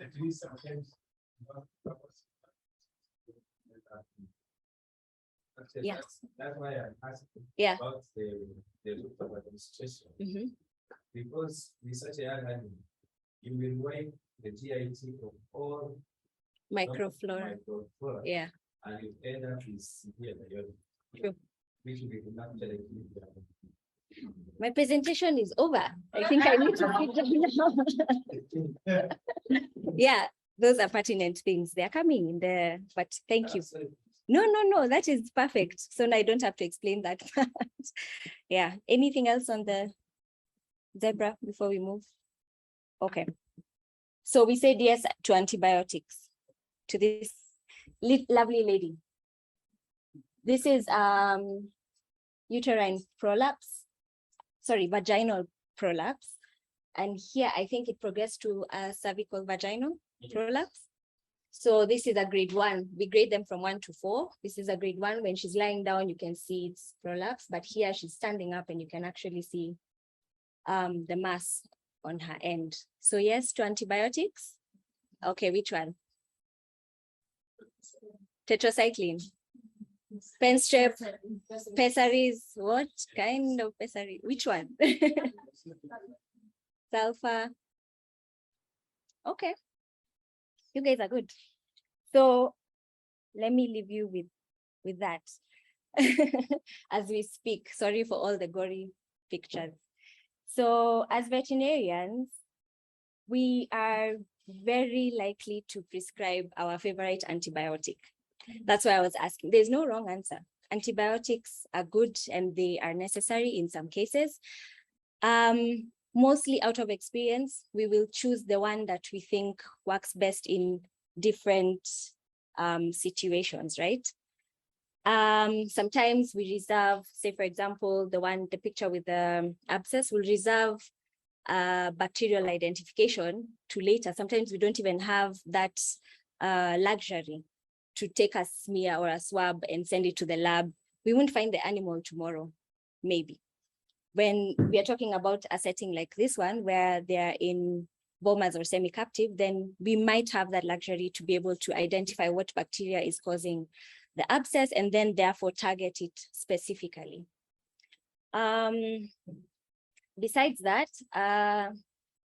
normally we like to use one antibiotic and then progress to the next one if we see there's no clinical change in the animal, right? So this is what we commonly use. We like long-acting, someone said broad spectrum, long-acting broad spectrum antibiotics are very recommended. We prefer to use bactericidal over bacteriostatic because we want to make sure that we get rid of whatever bacteria we are thinking is causing the infection and not have it recurring again. So I put them in order of what I think was the least, what would I call it? The least potent, not potent, but the more friendly to the more advanced antibiotics. We all love amoxicillin. I think it's our drug of choice in our box. That's the first thing you'll reach for, and you'll give amoxicillin to the animal. It's gram-positive. It has effect against gram-positive, gram-negative bacteria, and you can see you can give it at that dosage rate. The next one is oxytetracycline, which is a tetracycline. We had tetracyclines in the group, given at that dosage rate. I wrote here potentiated sulfurs. This is my personal favorite, especially for, sorry? Oh, nice. For GIT, for wounds. Someone special to me did a thesis, or rather conducted research on wounds in cats. And they found out that sulfurs work really well in wounds in cats. So, and a lot of the times we extrapolate small animal medicine into wildlife because we don't really have, what you call it, there's no really big separation. They're just bigger animals, I'd like to say, yeah. So potentiated sulfurs is another good one. Enrofloxacin, like this for respiratory, GIT, UTIs, yes, urinary, fantastic. So the thing here is to figure out what you want to treat for, keeping in mind age, signalement of the animal, age, sex, the type of wound or the type of infection you're dealing with. I know it's a lot to think about, but it gets easier, I think, the more you attend to many cases. When you get to the field, the first thing won't be, okay, it could be a UTI, it could be this. I think the first instinct we have is to grab what we like. So I just wanted to highlight that. Just make sure your favorite antibiotic of choice is able to cover a wide range of susceptible bacteria.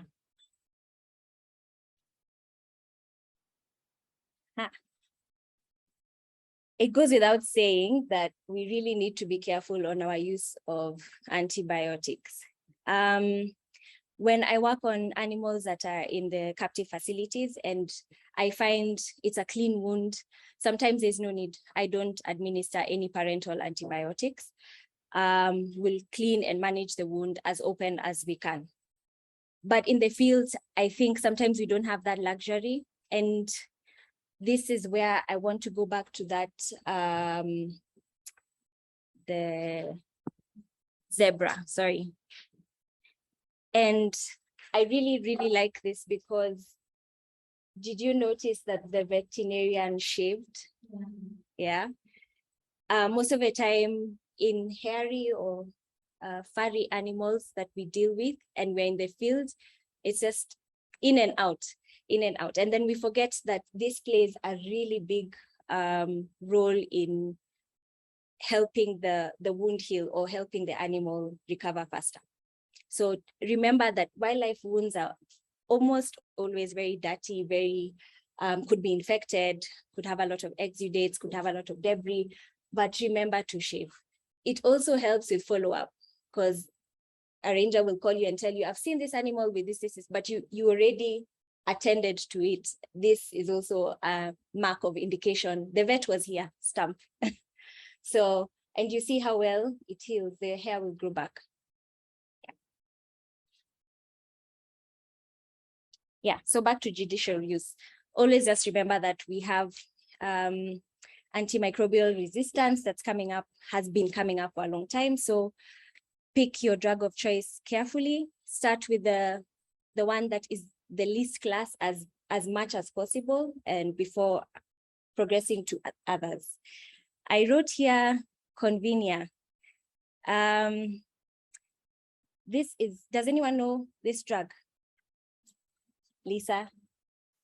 Yes, James, anyone else? Yes. Oh, okay. So, oh, from class, quite a number, okay. So it's a third generation cephalosporin. It's effective for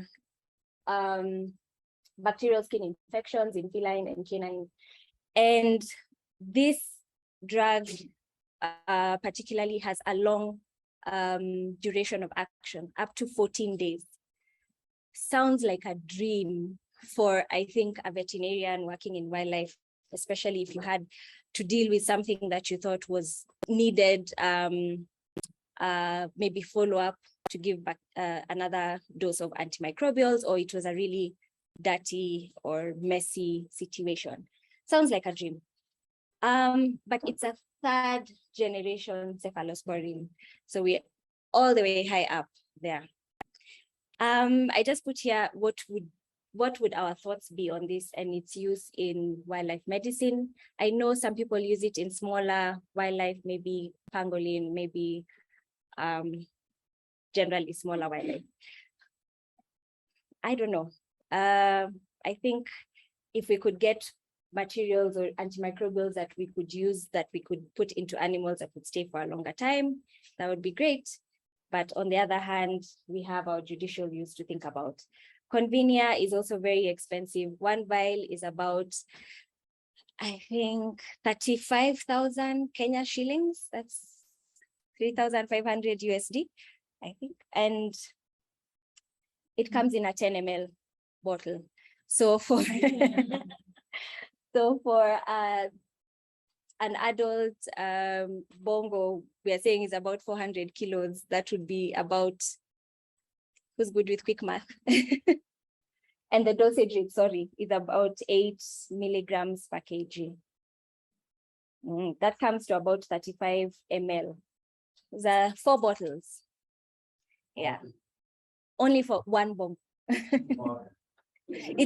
Well, yeah, they are endangered, and yes, we do.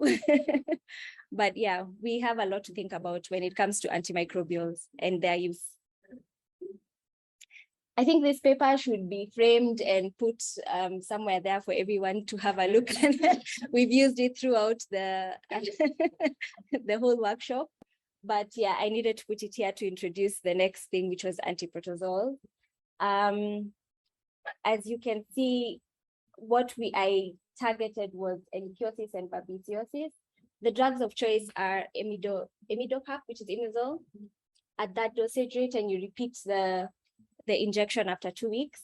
And you have your doxycycline or tetracycline for also ehrlichiosis, and pupavacone for babesiosis. I was having a chat with Dr. Mijele, and he explained to me that they had really bad reactions with diminazine aceturate. Can't figure out why, but so I put a note in there that it is preferred to use imidocap rather than diminazine. Great. So we move on to analgesics. There are many classes. We have NSAIDs, non-steroidal analgesics. Top of my list is meloxicam. It's wonderful.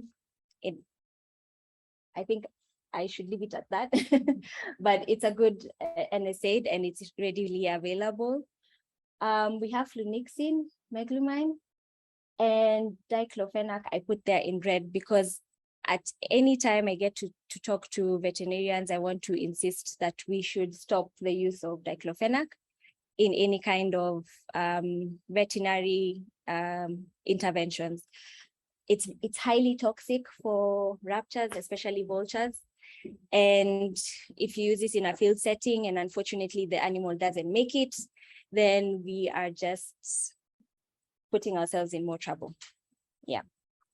Opioids are good. I put here atropine because most of the time when you are dealing with either the Hirola or the Bongo, it is assumed that you have immobilized the animal. So atropine is a good painkiller as well. We have corticosteroids such as dexamethasone, prednisolone. We use this with caution, especially if the physiological state of the animal is known, whether it's pregnant or not. And especially also what are you targeting? Is the animal having a fever? You want to bring down the fever? Can meloxicam do that?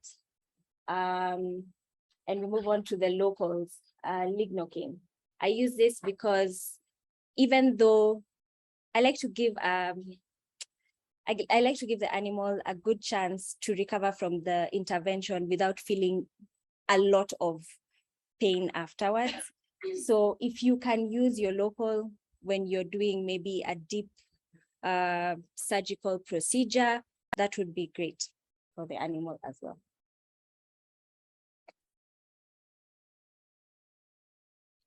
Okay. What can we see here? An eye, fantastic. Can't see a foot. Mm-hmm.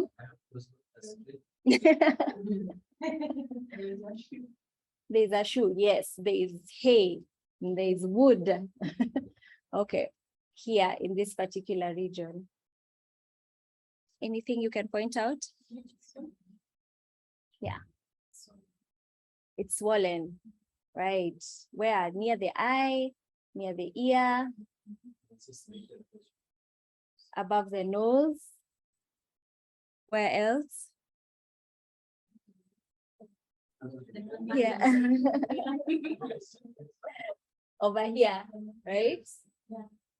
What would you think that would be? Sorry? Mucosine. Okay. Mm-hmm. For sickness.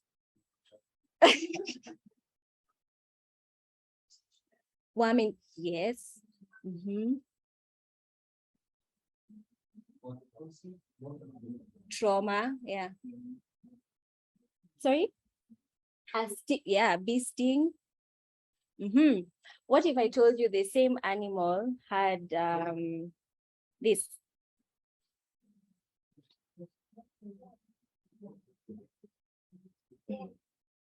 Worms. Okay. So we would see some of these conditions in Bongos up at the MKWC, and this was talked about, sorry? Oh, yes, was talked about extensively, and I won't repeat the same thing, but yes, intervention is needed very, very fast because they go down very, very fast. So sometimes you'd see the bottle jaw or the swollen or swelling of or accumulation of fluid around the submandibular area, jaw area. And then sometimes there's an animal, they're fine, and then the next minute, this is what we would see. So we dealt with antihelmintics. We said that fenbendazole is mostly preferred. We give it at that dosage rate. And yes, we used to do it, I think it's the same, I don't know, Robert will confirm, but we used to do it 2 days consecutively. If we are targeting an individual who is in a herd. Don't know if it's the same thing right now. Okay.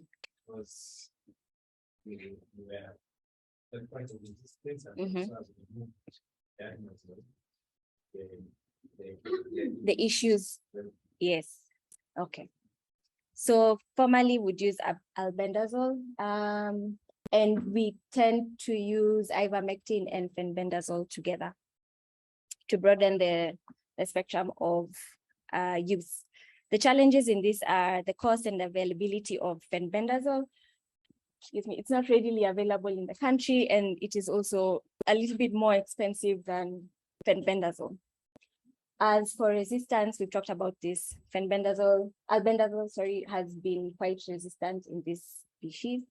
And of course, you have to think about the physiological state of the animal as well. We can't use fenbendazole in pregnant or suspected pregnant females. So your choice of antihelmintics needs to depend on all of that. Supplements. We like this so much. All veterinarians will be like, let's give a multivit. Let's give a multivit. Well, it's good. They do help, but I've written there, you need to be very keen on knowing what are you treating? Because multivits are just maybe sometimes just a band-aid. And I saw I was watching, can you say watching social media? I was scrolling through social media. Yeah. I was on social media and I saw a particular, what we call nowadays influencers, talking about how they had had a really wild night and they were suffering from a hangover. And he said, oh, and we all know that the best thing to do is to take supplements. And then he showed us him taking like a multivit and having water to bring down his hangover. He's not curing the cause. He shouldn't have done too much, but you see, that's what I'm trying to bring out, that there could be an underlying cause. You give them metabolic stimulant like B12, which is catechol. They might start eating or they'll pick up, but you haven't addressed the root cause. So always, if you can, of course, take your samples, make sure you take your parameters, and then figure out what you're dealing with. And then you have the specific ones that target like the vitamin E, selenium, if there's a deficiency in the heart. Right. So I think this was a male with a hoof injury. I don't think it's very clear, but we had to do some hoof trimming and he had hurt the inside of his hoof. So here we are with the iodine. Yes. Another favorite for vets. Yeah. And then this is opticlots. We're treating, I think there was an eye infection in this particular guy, and you can see he'd been drenched as well. He'd just been given some antihelmintic. Yeah. So that brings me to my topic of topicals. So we've seen that was opticlots. I think it's an amoxicillin, has penicillin for eye infections. Ointments are also really good. I say all this with the knowledge that sometimes you will be dealing with animals that you will never see again. But it is up to you to help and address the issue as best as you can.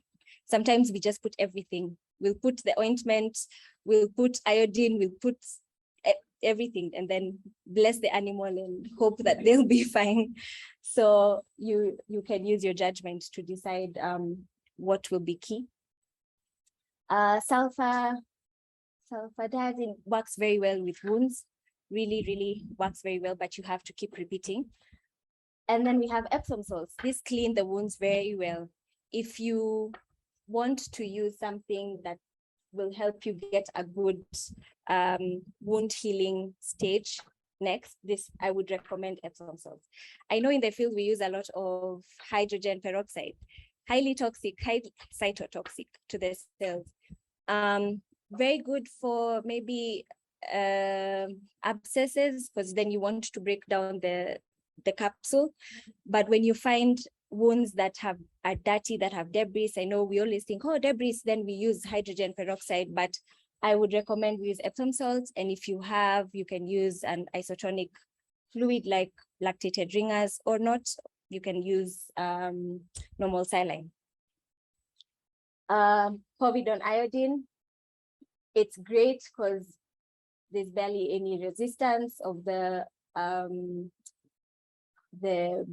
bacteria in the wound. And it's used for treatment and prevention of infection in wounds. We also have sprays. I think, oh, I didn't put a picture of one. Okay, we also have sprays that we can spray on the wound or whatever it is we are treating to probably dispel or repel flies, so to encourage healing. And my personal favorite, again, honey. There's been a lot of research and talk about honey in wounds, using honey as an antibiotic or something that shrinks wounds. And this is one of those papers you can have a look at. This is another one. It has really good pictures of the wounded rhino. But you can't use all honey, that's the thing. That previous this one. It talks about it's not free source, so I wasn't able to read the whole paper, but they tested, I think 13 honeys. No, sorry, they tested 3 honeys, and 12 of the 13 bacteria were inhibited by all the honey they tested. However, they say that medical grade honey is one of the best, because then it impedes the pathogens to thrive, and then it has a little bit of hydrogen peroxide that we all like, and that is able to clean the wound, and it's an antimicrobial. However, again, medical grade honey is expensive. Yeah, and this is a site that's here in Kenya. You get it for 4,500 for 250 gram. If I'm using this on an elephant, I don't know how many I would need. Yeah, so just thoughts, things to jog your brain about. And that's the end of my presentation.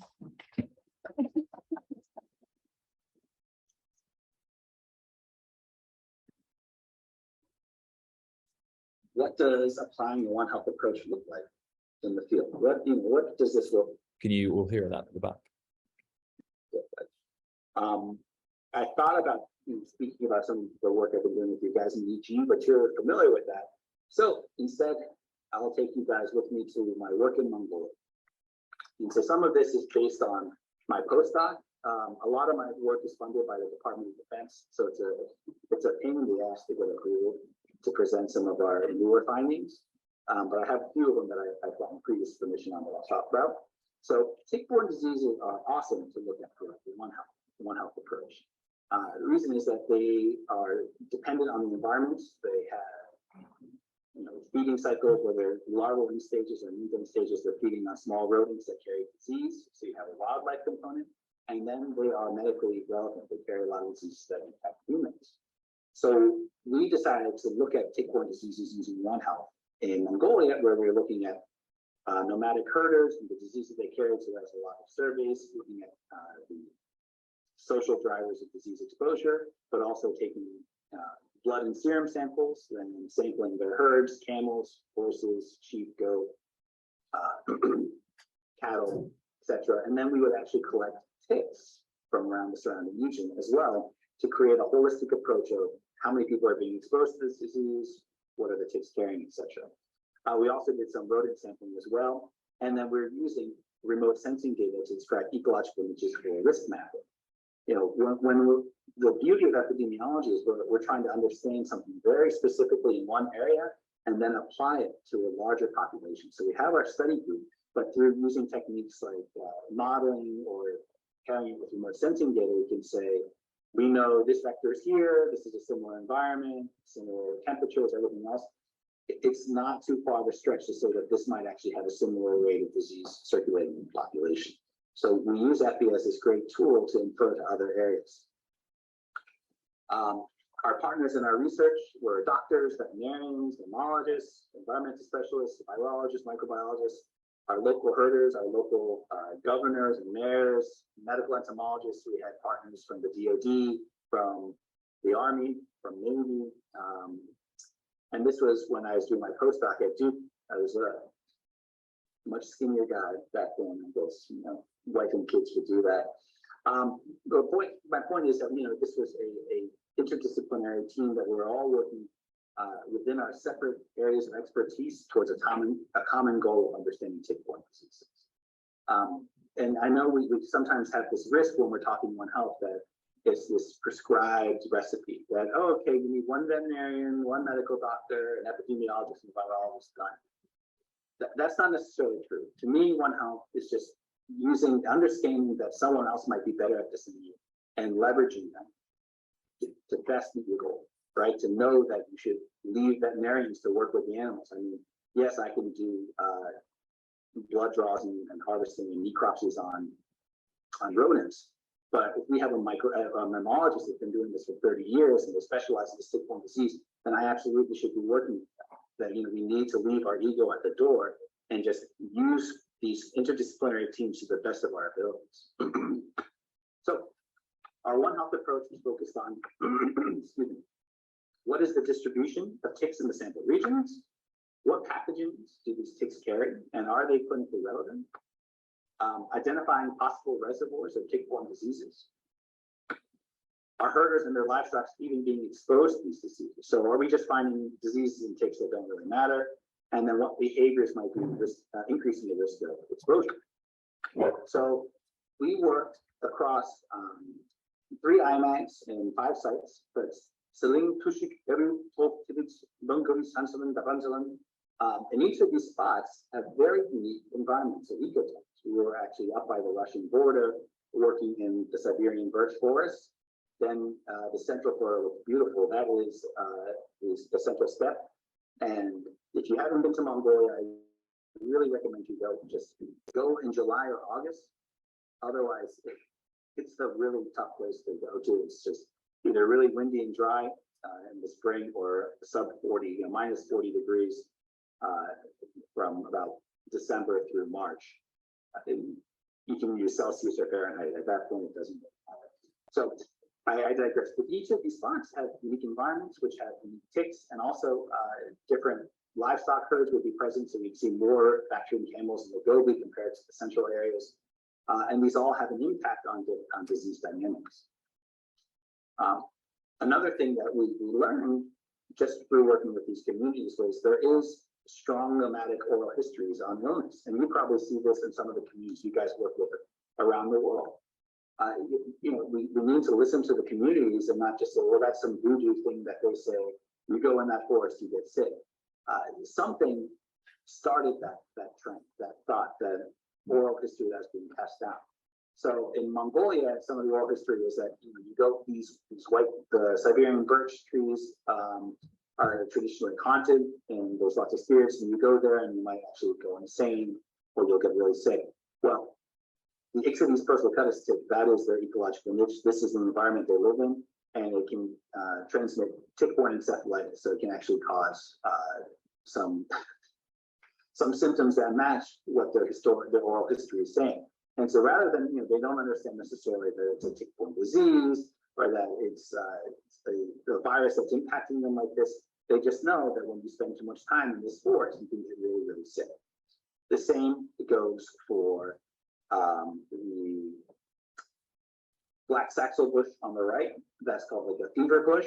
And this is the ecological niche for Hirola asiaticum ticks. This is the vector that transmits Crimean Congo hemorrhagic fever. Camels eat from these bushes, so the ticks attach to them and they maintain this disease cycle.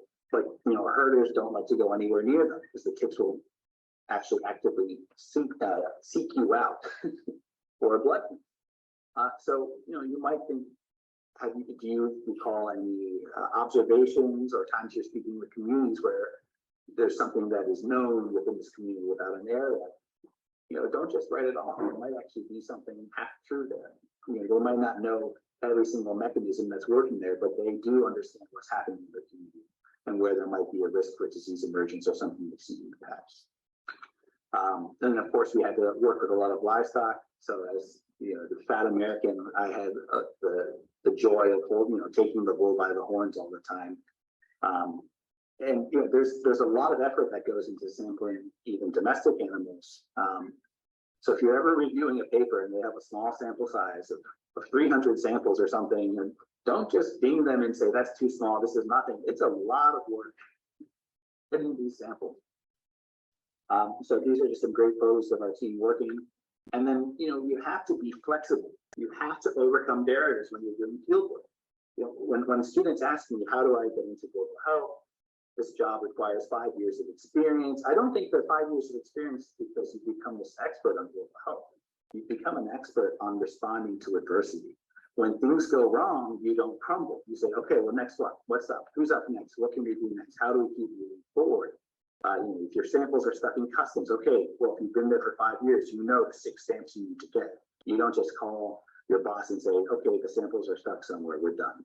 And so that's why, a lot of companies want to see people who have experience. One, because they need language skills. Two, they want people who have been trial by fire through that gauntlet and understand the obstacles and difficulties that we face working in global health. it's an uphill battle. It's some of the most fulfilling work that I've ever done has been in the global setting, in the global sphere. But make no mistake, it is difficult. So some of the barriers we had, that picture in the top left is a camel kick that if it was 2 inches lower would have shattered a kneecap. And this happens in the Gobi. There's no ice. Well, what do we do? We just Downhill 3, thank God. Or working at night, or when we were responding to case fatalities from tick-borne diseases, we had to cross lots of different terrains to get there. And this kind of is a nice snapshot for not just the guys that are working in the field, but then also your upper management. You guys might have been out of the field for a long time, but when you look at a map and you say this person needs to go there, there's a lot of steps that happen to get to that spot. You might see a small road. Is that road going up a mountain? Are they taking? Do they have to hike a big section or take a motorcycle? It's not. It's very clean when we're looking at our GIS maps. But the reality doesn't always match up. We had to ford rivers. We had to go by horseback.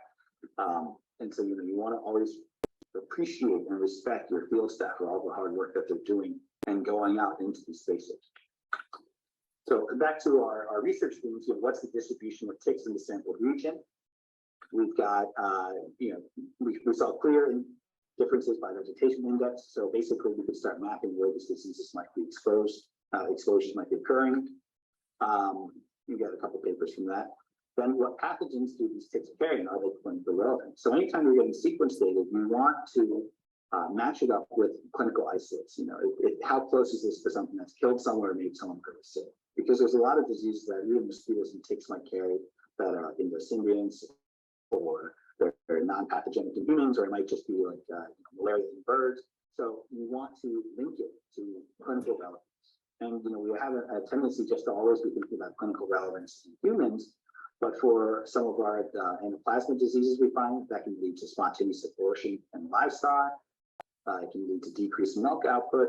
So these pathogens aren't just a concern for humans, but also they still impact food security systems. So yes, we don't want humans to be getting anaplasmosis and anaplasmosis phagocytophilum, something like that. But at the same time, we need to make sure that, is this a major risk for farmers or herders? Are they actually having their livelihood impacted by tick diseases?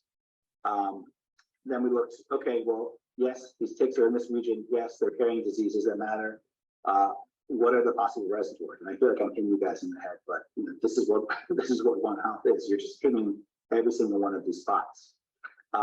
What we found was that it's for one of the rickettsias that causes spotted fever group rickettsia, the most common reservoir was the Mongolian gerbil. Well, bad luck. This gerbil is everywhere in Mongolia. And when we start looking at our rickettsia models and also other areas of the sample, it matches up. There's a lot of rickettsia throughout the country. Then finally, our herders in their livestock are exposed to these.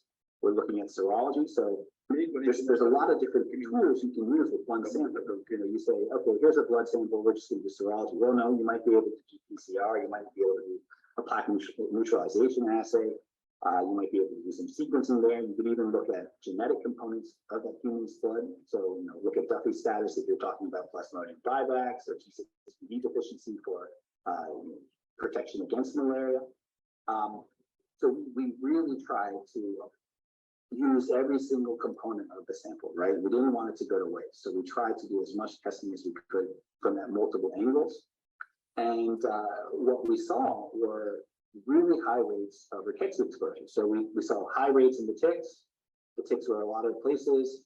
And sure enough, we were seeing 20% of the humans have been exposed to rickettsia. We don't need to get into that. And so basically, we take all this data to start informing your stakeholders. All right, well, what does this mean? Red is rickettsia, blue is anaplasma.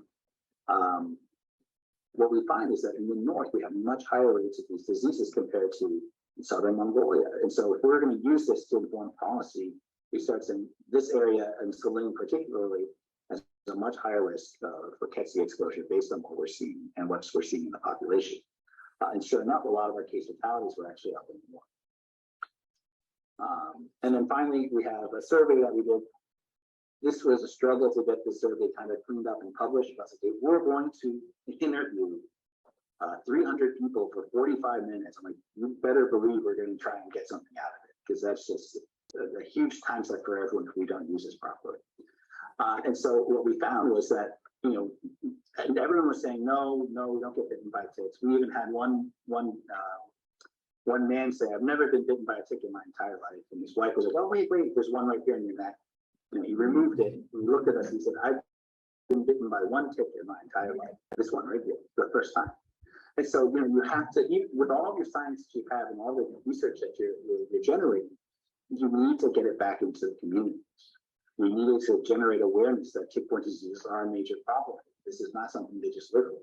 And Mongolian pastoralists, they live a very hard life. You know, their life expectancy is at 55 based on just their diets, the type of works they're doing, indoor smoke pollution, and vector-borne diseases.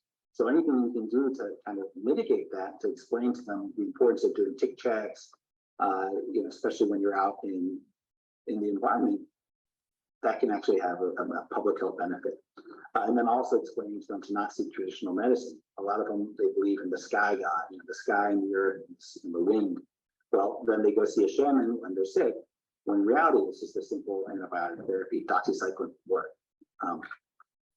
So how can we use these findings to inform subsequent years? And this is actually one of the things you guys are really good at, that I've loved at when I'm looking at your data from Equatorial Guinea, is that everything is building upon what you've done before. You know, you need to make your next decision informed on what you've learned in the past. And so when we were planning our field work, this is the cat, you know, the cat scratch that I usually start with. I'm like, all right, let's go here. This is just overlapped on where we have a history of people dying from tick-borne diseases. So we're trying to hit as many of them as we can and go through different vegetations. Then we start refining that. Who's going where? What team is going when? What are our goals? When are our dates? How are we getting out there? And then this is what it eventually looks like. You know, it's not a perfect match, but then we say, okay, this was 2019. We were out here, we did all the sampling. What are we going to do in 2020? Now we say, okay, look at the spots we haven't been. Let's start looking in other areas. Let's see if we can find different tick species. And over time, we're filling in those gaps. We're addressing those blind spots and coming up with a fuller picture of tick-borne diseases in Mongolia. Now, you might ask, why are we even interested in Mongolia? There's only 3 million people there. It's in the middle of nowhere. There's vast landscape. There's not, you know, a lot of overpopulation out of major city centers. Well, you have China to the south and Russia to the north. Okay, diseases don't respect boundaries. We're seeing more and more publications out of both of these countries of tick-borne diseases that have high case fatality rates, of viruses that might actually potentially be weaponized or used in another way. So we are unable to go into sampling in these countries. One of the things we can do, though, is work in a neighboring country and hug the borders a little bit and look at what might be circulating in this country. So that's kind of one of our big drives of this project. And with that, we're able to get isolates back into the US, potentially look for proteins and therapies, and be ready should something emerge, should you know, this tick-borne disease be able to jump person to person, like Crimean Congo, or if soldiers are deployed somewhere in this region, what are they going to be potentially exposed to, and what can we do proactively to protect them? And then finally, I'm almost done. I know we've gone a little over. We have growing demand for incorporating One Health. So I've been doing One Health stuff since 2009, and it's been really refreshing, especially since COVID, just to hear One Health, One Health, One Health, One Health. That, you know, I think it's finally been hammered into our government, our funders, and our leaders that we need One Health. And you know, this is reflected by some of these major grants out of USAID, where we have Deep Vision, which was $125 million. This was awarded to the University of Washington, but it was just last year in 2021. And it's a 5-year program looking for using the One Health approach for viral detection and novel viral characterization. Then we had Stop Spillover, which was in 2020. That's $100 million here.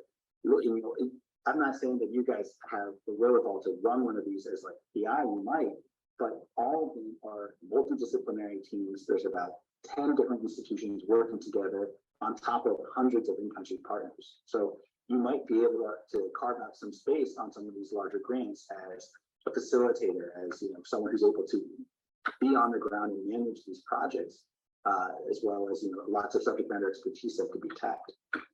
Then we have the NSF Predictive Intelligence for Pandemic Prevention. This is just phase one. There's 25 million per year there, and this is going to be ongoing, so we're going to keep taking more solicitations. But basically, they want to see interdisciplinary teams using the One Health approach to model and predict disease spillover. So if you have a lot of models that are on malaria that are transmitted by vector X, you might actually be able to spin those a little bit and say, well, this vector might also be able to transmit, XYZ. This is what the subsequent outbreaks might look like with an R naught of 3 of a new disease emerging. This is how it might spread in this population. So this one actually is more on the computational side, but it's heavy on One Health.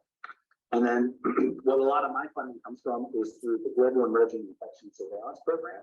This is part of the Department of Defense's annual budget, about 50 to 70 million a year. They usually fund about 100 projects each year. And this was taken directly from the roadmap from this last year for fiscal year 23. One Health was mentioned 64 times in this roadmap. 64 times. We also have the new formation of Walter Reed Army Institute of Research, One Health branch. That's new, and so they're actually merging other departments into a single One Health branch. And this is all showing this trend that more and more One Health is coming. Finally, here's just a list of my ongoing DoD One Health projects where we're working. So we have our project in Mongolia. We have a project that's looking at insecticide resistance in ticks and creating new assays to look for insecticide resistance. We have the West Africa project for ticks, hotspots and blind spots. Then we're looking at malaria and detection-resistant malaria in Haiti, as well as arboviruses. Where we're looking at HRP2 and 3 deletions, which you guys have probably been doing as well, just to make sure your RDTs are working. And then finally, we have our Kenya project, where it's it's not just Kenya, it's Kenya, Chad, Ethiopia, Uganda, and Djibouti, and Chad. So it's 5 countries. I think that's 5. And basically, we're looking at mosquitoes and ticks across the area and looking for emerging zoonosis. Our 2 most recent funded projects is one's through the Congressionally Directed Benefit Research Program. So you guys are eligible to apply for that. That's a $5 million grant over the next 5 years, where we're creating sequence pipelines to rapidly detect diseases in watering holes, beaches, ticks, and fecal samples. So we're using this water hole surveillance because we have this interface of domestic, wildlife, and humans all in one spot. And we're going to test to see if there's any zoonotic disease transmission occurring. We're also looking at leeches because those could be a proxy for different diseases. If they're feeding on hosts, we can actually, instead of sampling that wildlife that may or may not be present at the watering hole, we can just collect the leeches that have fed on them within the past 24 hours and then test for disease there. And then our final project that just was awarded last month is focused on, it's from DITRA, which is also for $5 million. DITRA is the Defense Threat Reduction Agency. And basically, we are looking to train staff on Rift Valley, Crimean Congo, and tularemia. And that's just the diseases of interest, but the thrust of the grant is capacity building. So we're looking to create these systems that they could rapidly respond to a potential outbreak. And so you might be able to, even if you don't have a BSL-3 lab or are able to do that, you could definitely operate in that capacity building space. There's a lot of money that's there to get our colleagues in low middle income countries up to speed on best practices for disease surveillance, especially for select agents. And that's it. I'm happy to chat offline. Here's my email, and I will put my headset back on if you guys have any questions. All good? Yes, all good. Go ahead. All right, perfect. So today I wanted to talk with you guys a little bit about a reviewer's perspective on looking at papers that are submitted to me to journals, and then also provide some tools that you can deploy to help improve your chances and your success rates when submitting. And so the audience here is a lot of veterinarians, I'm assuming, plus some MS students, maybe some public health folks. But this holds true across whatever your discipline is if you're within the field of research. So about me, born and raised outside of the DC area, and I did my PhD at University of Florida, my postdoc at Duke University. Lots of experience internationally in Kenya, West Africa, in Central Asia and the Caribbean. So I've had opportunities to engage with international researchers and as well as collaborating with international researchers for some time now. And my relationship is I'm a research associate with the Global Health Program at the Smithsonian Institution. And so that's my link with James and this project. So I'm happy to provide this lecture. Again, anything I'm going to cover is just, my opinion. It's not the opinion of any outside organization or funding entity that has supported me. And so, I say this part not to like brag or anything, but I'm, trying to demonstrate that I've got a reasonable amount of experience and success as an author. So I've got 57 publications, 12 first, 10 senior, 20 corresponding, and I was just recently promoted to the associate rank at George Mason University. So I'm an associate professor with tenure. In the past 5 years, I've reviewed over 100 submissions in the past journals. This list actually needs to be updated. There's a couple new ones I've reviewed for Lancet. I've also reviewed for PNAS, so I have to update this. And then of course I've been on the other side where I've been an editor for journals and served on the editorial boards, where you actually are trying to sift through the tea leaves of whatever your reviewers are submitting in terms of critique. So what I really want to share with you guys are what I think about when I get my hands on a paper as a reviewer or an editor. Can you guys hear me all right? Am I talking too quickly? I can slow down. It's not a problem. All good, Mike. Okay, great. So when I hit that button that says, yes, I'll take a look at a paper and give my 2 cents, I really think about in terms of what are the methods, the results, interpretation of those results, and limitations. Are we being honest? Looking at the literature and the introduction, visualization, writing. Is the work done ethically, and are the references relevant? Are they just self-citing, or what's going on? And if you haven't, anytime you're getting asked to review papers, especially as a junior scientist, I highly recommend it, because it forces you to put on a different cap, to think differently when you're looking at someone else's work, to be critical of someone else's work. The more often you do it, the easier it becomes for you to be critical of your own work. And so when you have a paper that you're getting ready to submit, you can almost put on a different lens and say, well, what would I do if I was a reviewer? I know where I would attack it if I was looking at this work as a third party. And even then, we're always going to be biased and a little more gentle when we're critiquing our own work. No one wants to tear their own work apart, or we always think that it's the best, or it's really good. But being able to be critical of your work is important. And you can also become a resource to your colleagues. A lot of your colleagues are publishing. You're able to then say, well, I can take a look at this paper for you. I can give you positive, constructive feedback that can increase your chances of getting it accepted, and also decrease the amount of revisions that are going to be required. And so, your methods must be scientifically sound. So a good editor is going to pair the reviewers with, pair that article with reviewers within that discipline. And so, if you're not providing enough detail in your methods, they can be like, this is either incorrect or this isn't enough, what's going on. You also want to make sure that you're using best practices. A great example of this is, in the early 2000s, when PCR was really, gaining a lot of, steam and becoming the standard. Before that, they'd say, did you cell culture this and grow it? How do you know what's going on? Well, then with the dawn of everyone using PCR, they said, well, did you PCR it? Where are your bands? Where are your controls? What controls did you use? And now the standard is, well, did you sequence it? Where are your accession numbers? Is this in GenBank? Can I look at those accession numbers? And so, we have to make sure that we are keeping up to date with best practices. This also holds true probably in your own individual field. In vet med, are you, discussing this in terms of an outdated procedure, or have we actually advanced the science? It's okay if you're using somewhat older methods, but if you're doing something that was, established in the 80s, and then now we've completely shifted gears in terms of diagnostic standards, that a Western blot isn't what used, you have to do an ELISA with kits that have set controls, then that can harm you. So one, make sure the methods you're using and applying are best practices. Other things you want to think, did you do it in duplicate? So I've had papers rejected because I only ran duplicate on our positives. So we did a wide screen, and then of those that had a signal for the first round at a high concentration, we then did duplicate assays to confirm. And they're like, well, why didn't you run duplicate on all of them? I want you to go back to the lab and test all of your samples in duplicate.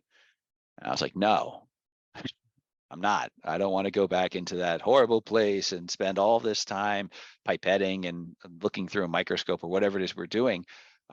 You just have to take my methods as is. And they can hold your paper hostage. They say, well, no, I reject this. This is not the standard. If you're doing any type of serologic assay, if what is truth, what is positive? Is a positive a little fluorescent color? Is it a number? How do you determine what is positive, right? And this is, kind of wonky because sometimes you have really faint positives. Are you going to call that a suspected positive? Are you going to call that a true positive or a negative? Because however you delineate it, it's going to impact the rest of your results. Something that's significant might actually become insignificant, might no longer be significant, or vice versa. You find an association that wasn't there becomes apparent when you tweak your thresholds. And we have to be really careful in that space. One, from a research integrity perspective, we don't want to be manipulating our data too much. You want to make sure that you're setting your thresholds based on best practices, right? And then, of course, always positive and negative controls. You need to make sure that your assay is working. You can say all these samples are negative, but it might just be you forgot to add one component of the master mix, right? And if you don't have that positive control in there, then you're like, oh, something's wrong with this plate. I got to rerun it, right? Again, our sampling approach also will really matter. This is important. So if you're only looking at, let's say you're looking at carcasses or recent kills, then that population of zebra might actually have less fitness than the general population, right? And so you could say, oh my God, 70% of the zebra population, these tissues in their carcasses are testing positive for Borrelia or X, Y, and Z. And then all of a sudden it's like, well, actually, and I don't know if zebras can get Borrelia. I'm just using it as an example. But that actually might just be a type of sampling bias because one, you're sampling the zebras that are being killed. They could be too old. They could be sick already. And you couldn't take that and apply it to the general zebra population, right? You couldn't say, well, 70% of zebras have this. No, you can say 70% of zebras that we tested that were killed already, that had recently been prey to a carnivore are positive. Well, that's a completely different statement than saying 70% of zebras have it. And then you also want to make sure you're testing the right populations. Is this the population you need to be studying? Is this the right reservoir? Is this an incidental host? So you have to make sure that your sampling approach is on point. And if it's not, or you're using convenient sampling, or you're using samples that someone provided to you, then you need to kind of disclose that in your limitation section and also justify that this is still valuable. You also run into issues with how big your sample size is. If you're only going to test 7 zebras, is that really providing any valuable information? And when your sample size gets smaller, the rigor of your data has to improve in other ways. So if you're only going to test 7 samples, then you better be sequencing all 7 positives, right? And you better be targeting multiple genes to really characterize what's there in those, or culturing them and showing that they are infective in human cell tissue, something like that. Then it's okay to have a smaller sample size. But if you're doing any type of epidemiological study or surveillance, you really want to make sure that you have a proper powered analysis. Again, if there's methods that you can't fix or you can't really address, be honest and explain how they might impact your study and what measures you took to mitigate it, right? You can just talk about your confidence intervals that you're going to include or whatever else you want to do.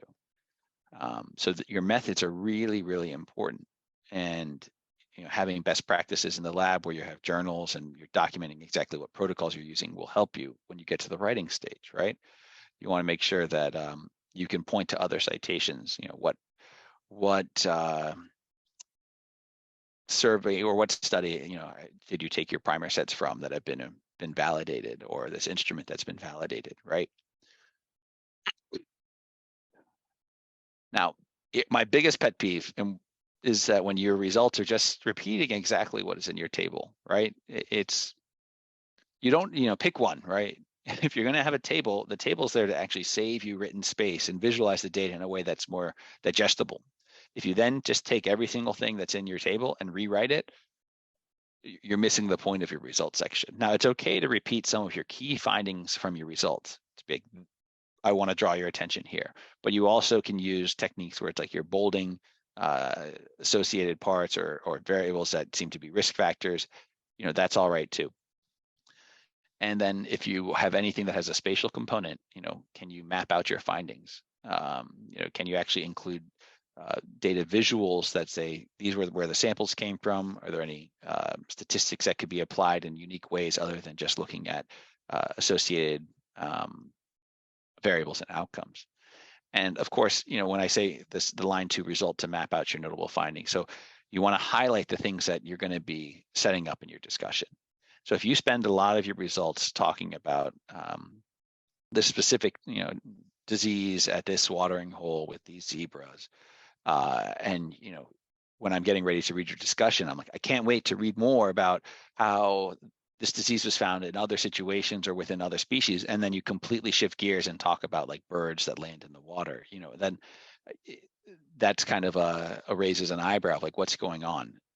There should be no surprises when you're looking through a paper. So if I saw your results and I had an idea of what the topic was, I should be able to come to my own similar conclusions as you, interpreting your results.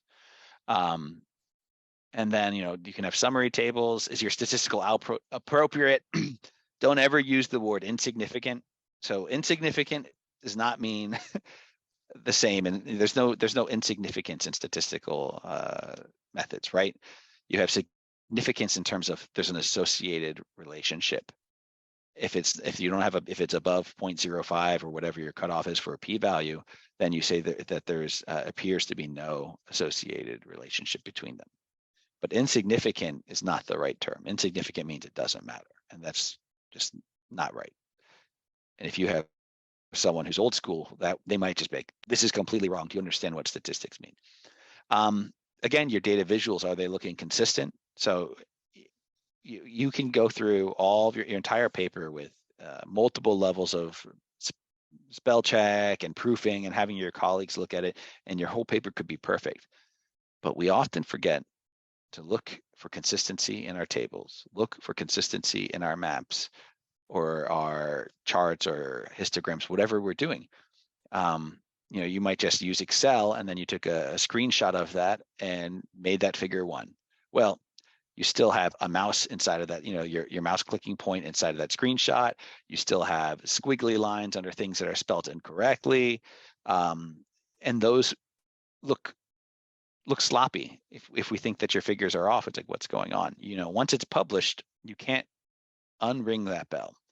And when I talk with my students, I'll show them some of my earlier publications, and I'll point to the things that I recognize immediately as rookie mistakes, and that I'm not going to ask the editor to send it back so I can upload an amended version. It's just out there. It's done. I've got to look at that spelling mistake forever, or I have to look at something that was wrong in a figure. And so you only really get a couple shots to make sure your figures and tables look right. And that's within the submission, the revision, and the proof stage. After that, there's nothing you can do. And so, when you're going through a checklist of reviewing your paper before you submit, make sure you have one extra box that says, looking at your data visuals. And I'm going to show you the torture I put some of my students through when we're talking about how I want a figure or table to look. And finally, focus on your results that are relevant and important, but don't be afraid to present negative findings, right? So there's a bias there. We only want to publish stuff that's, there's this association was detected, and this is a key finding to the field. Well, if you're not publishing negative findings or packaging some of your negative findings within that manuscript you're writing, someone else might say, I've got a great idea. I want to go out to this area and look and see what's going on. And then they do the same study, they have negative findings and they move on. And then their mentee goes, we really need to get out there and check and see if this is present or not. And so we're wasting effort and time and money studying something that's already been proven to likely not be a risk factor, right? And so you want to make sure that you don't just exclude all of your negative findings, because negative findings can still be relevant or important. The absence of something can still be important as opposed to missing. Make sure that you have someone who's stat savvy. You don't always need a biostatistician. I've actually worked with some biostatisticians where I'm like, you are overly complicating our results. Like, why are we doing this intense model when we can actually just do a simple regression, right? But you want someone who's got the strong background in epidemiology to look at your results and be like, even though you're technically correct, you're wrong. So I see, site X had a prevalence of 75%, 3 out of 4 were positive, compared to site Y, which only had a prevalence of 60%, 60 out of 100. We really need to be concerned about site X. Well, you only tested 4 samples. Are those the same thing? Can you actually make that statement? You have to make sure that you have adequate power within both of those. And, there's things that you can do, even if you have a small sample size. You can do like frequency studies that use Fisher exact instead of chi-square. That's a really common one. And again, if there's issues, put it in the limitation section. And you don't even need to have a section called limitations. You just need to have a paragraph that's towards the end of your discussion, but before your conclusion, that says, here are some of the weaknesses of the paper, or something that could potentially be occurring that needs to be addressed moving forward. Another reason that limitations, including your limitations, are important is that later on, you might actually do another study to address those limitations. You might say, well, we didn't have time, or we didn't have the budget to do this. So then you say 5 years, 3 years later, you actually go back and rerun the study and you take care of those limitations and you find similar results. You can publish that and be like, this is a repeat of this pilot study that we actually were able to implement some of those concerns we had, and the results still hold. There's another publication, and you get to cite your old paper. And so, experimental or observational studies typically should have a limitation section. There's always going to be some weakness in our studies, things we could do better, approaches that would be more appropriate. It's an opportunity to air some of your dirty laundry, so the reviewer knows that you're aware of the study weaknesses, but don't sink your article too. I mean, you want to make sure that you want to be honest and upfront about what are some of the weaknesses, but how you describe those weaknesses is like, if I see a limitation sections that's really long and they're like, well, we should have done this, this, and this, the reviewers will say, well, why didn't you do this? This is a weakness of the study, and they might actually just take your words verbatim. So be careful when you have your limitation section that you're not giving them too much fodder to attack you with, or to expect you to go back and address them. And so, you have to find that balance. And then when you're responding to reviewers, you can say no to a reviewer. It might mean you're rejected, which is fine. You just repackage it. You have to have research resilience. Pick yourself up off the ground after they've devastated you rejecting your paper and put it into another journal.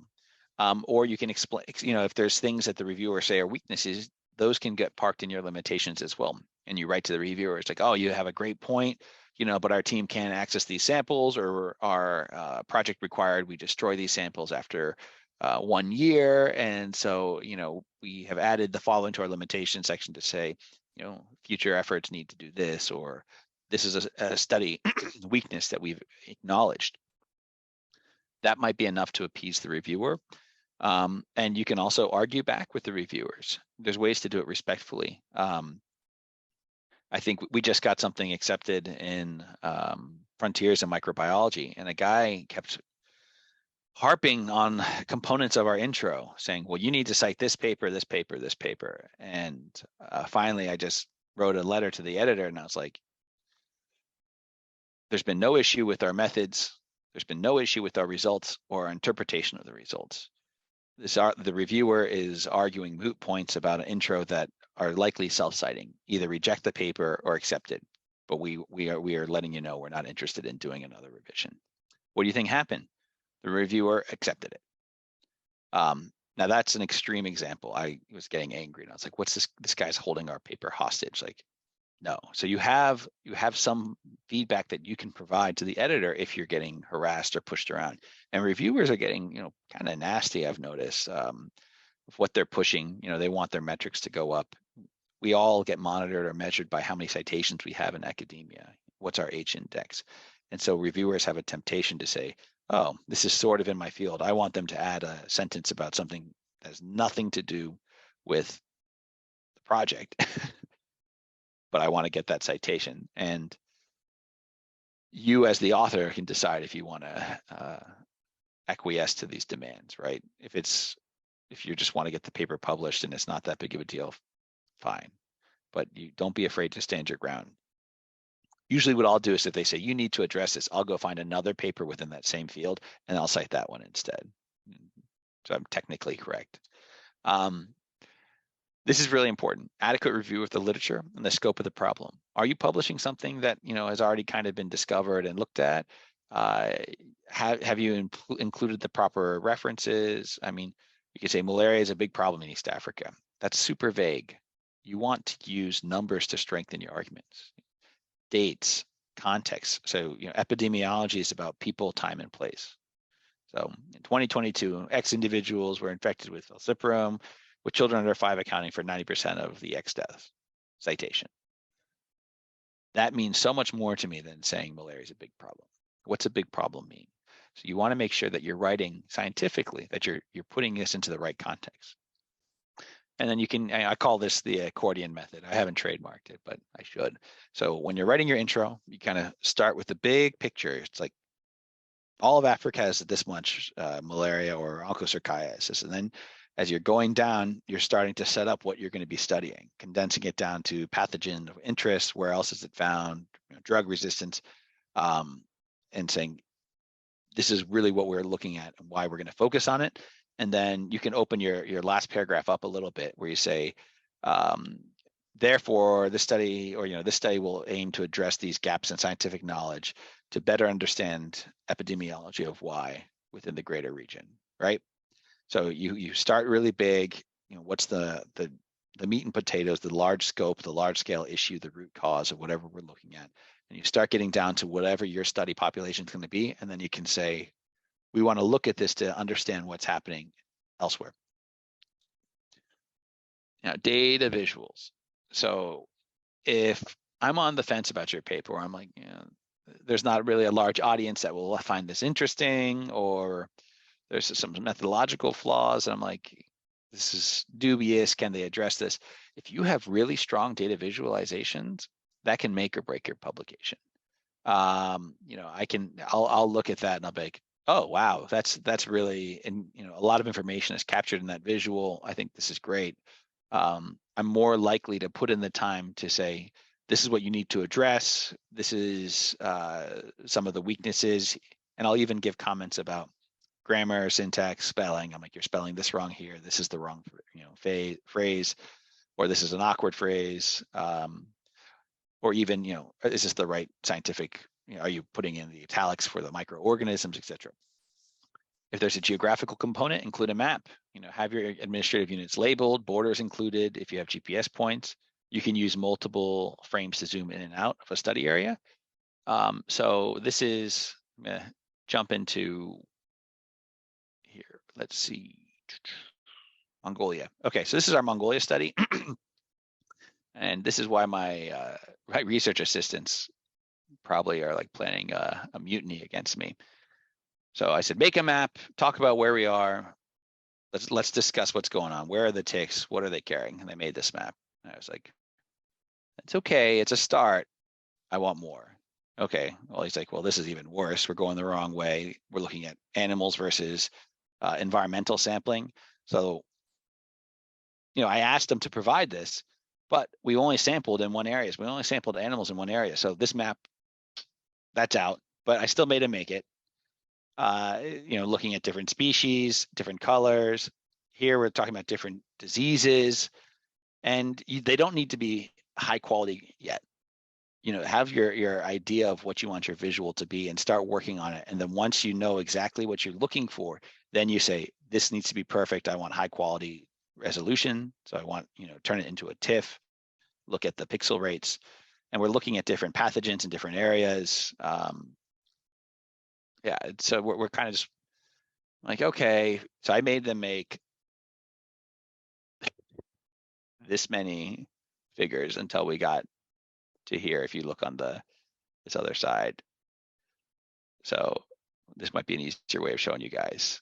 That's why I said they're going to mutiny against me. So this was one of the nicer ones about the study sites, but it came to be through these iterations.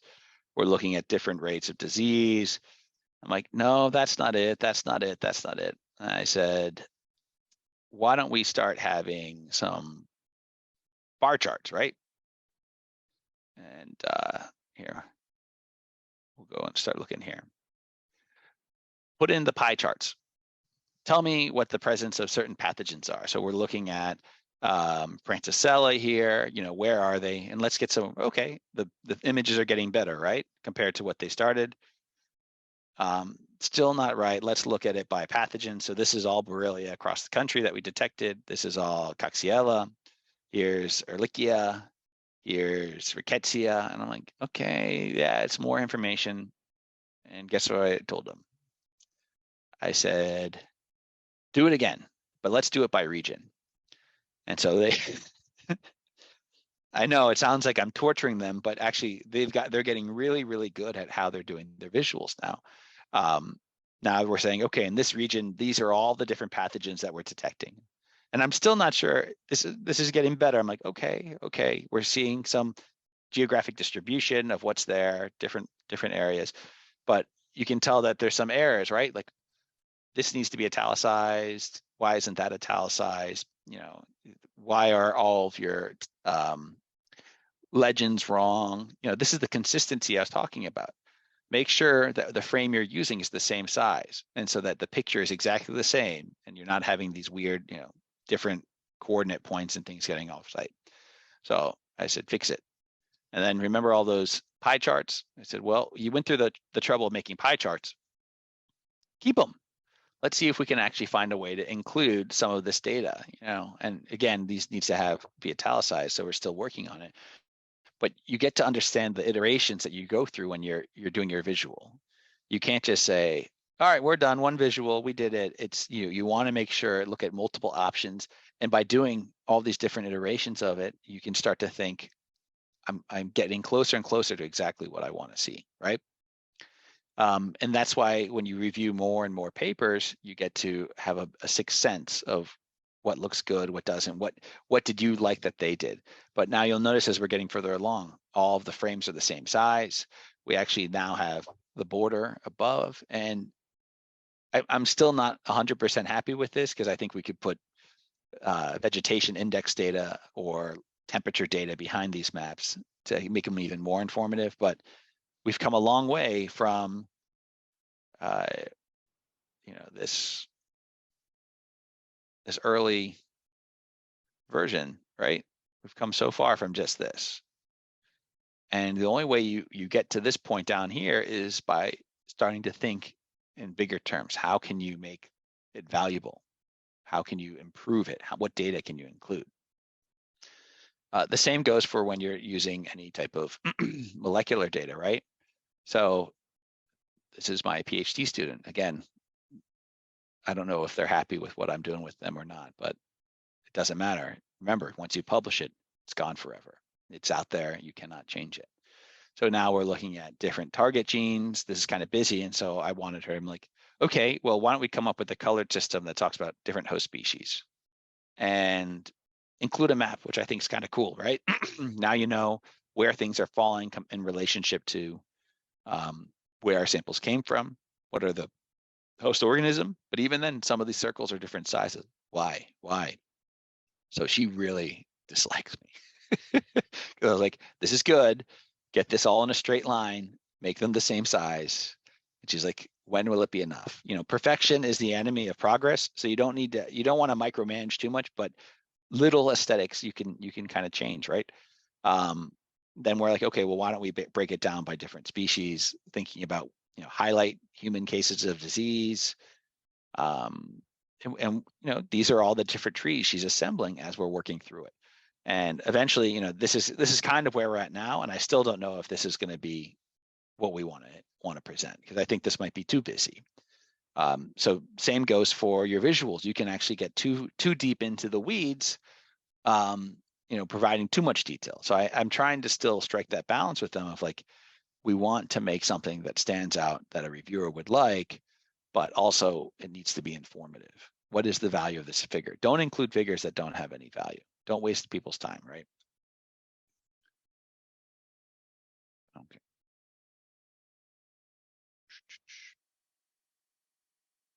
Let me jump back here. I know my ADD, I'm still waking up, All right, now quality of writing. What stands out when reviewing papers? So quality of writing, I put that as like the 7th most important thing, but it's also the 1st most important thing.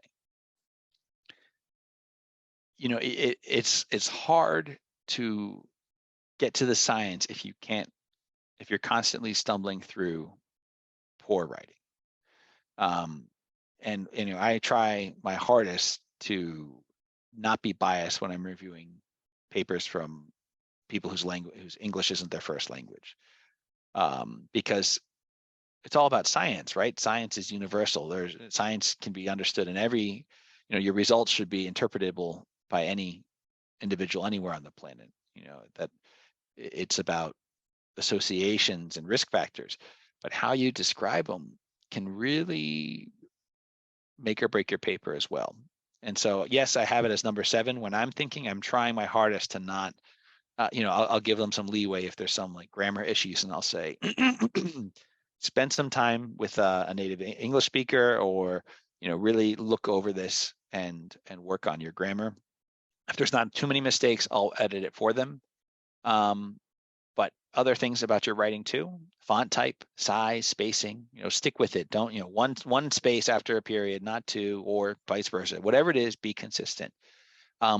This should also be reflected in your tables, figures, legends, text, reference, etc. Like don't mix things up. If you do decide to use a different font size or font type, be consistent. There are prettier fonts that can go into a table, into a figure that might be appropriate. Just use that one through all of your figures and tables so that it's consistent. Here's a mistake that I see a lot too. They'll do a screen grab and you'll have the squigglies.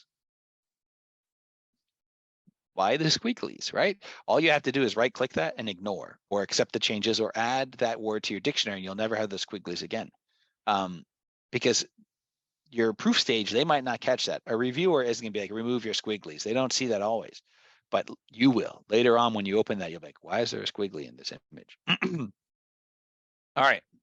So reviewers noticing things like this, there's stuff we'll pick up subconsciously in mistakes or inconsistencies.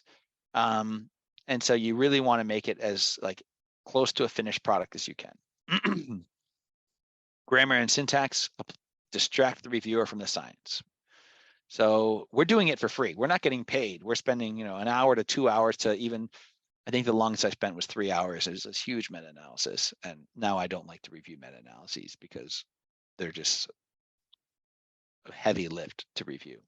But we're doing this for free. So spend the time before you submit to make it as nice and ready for us as possible.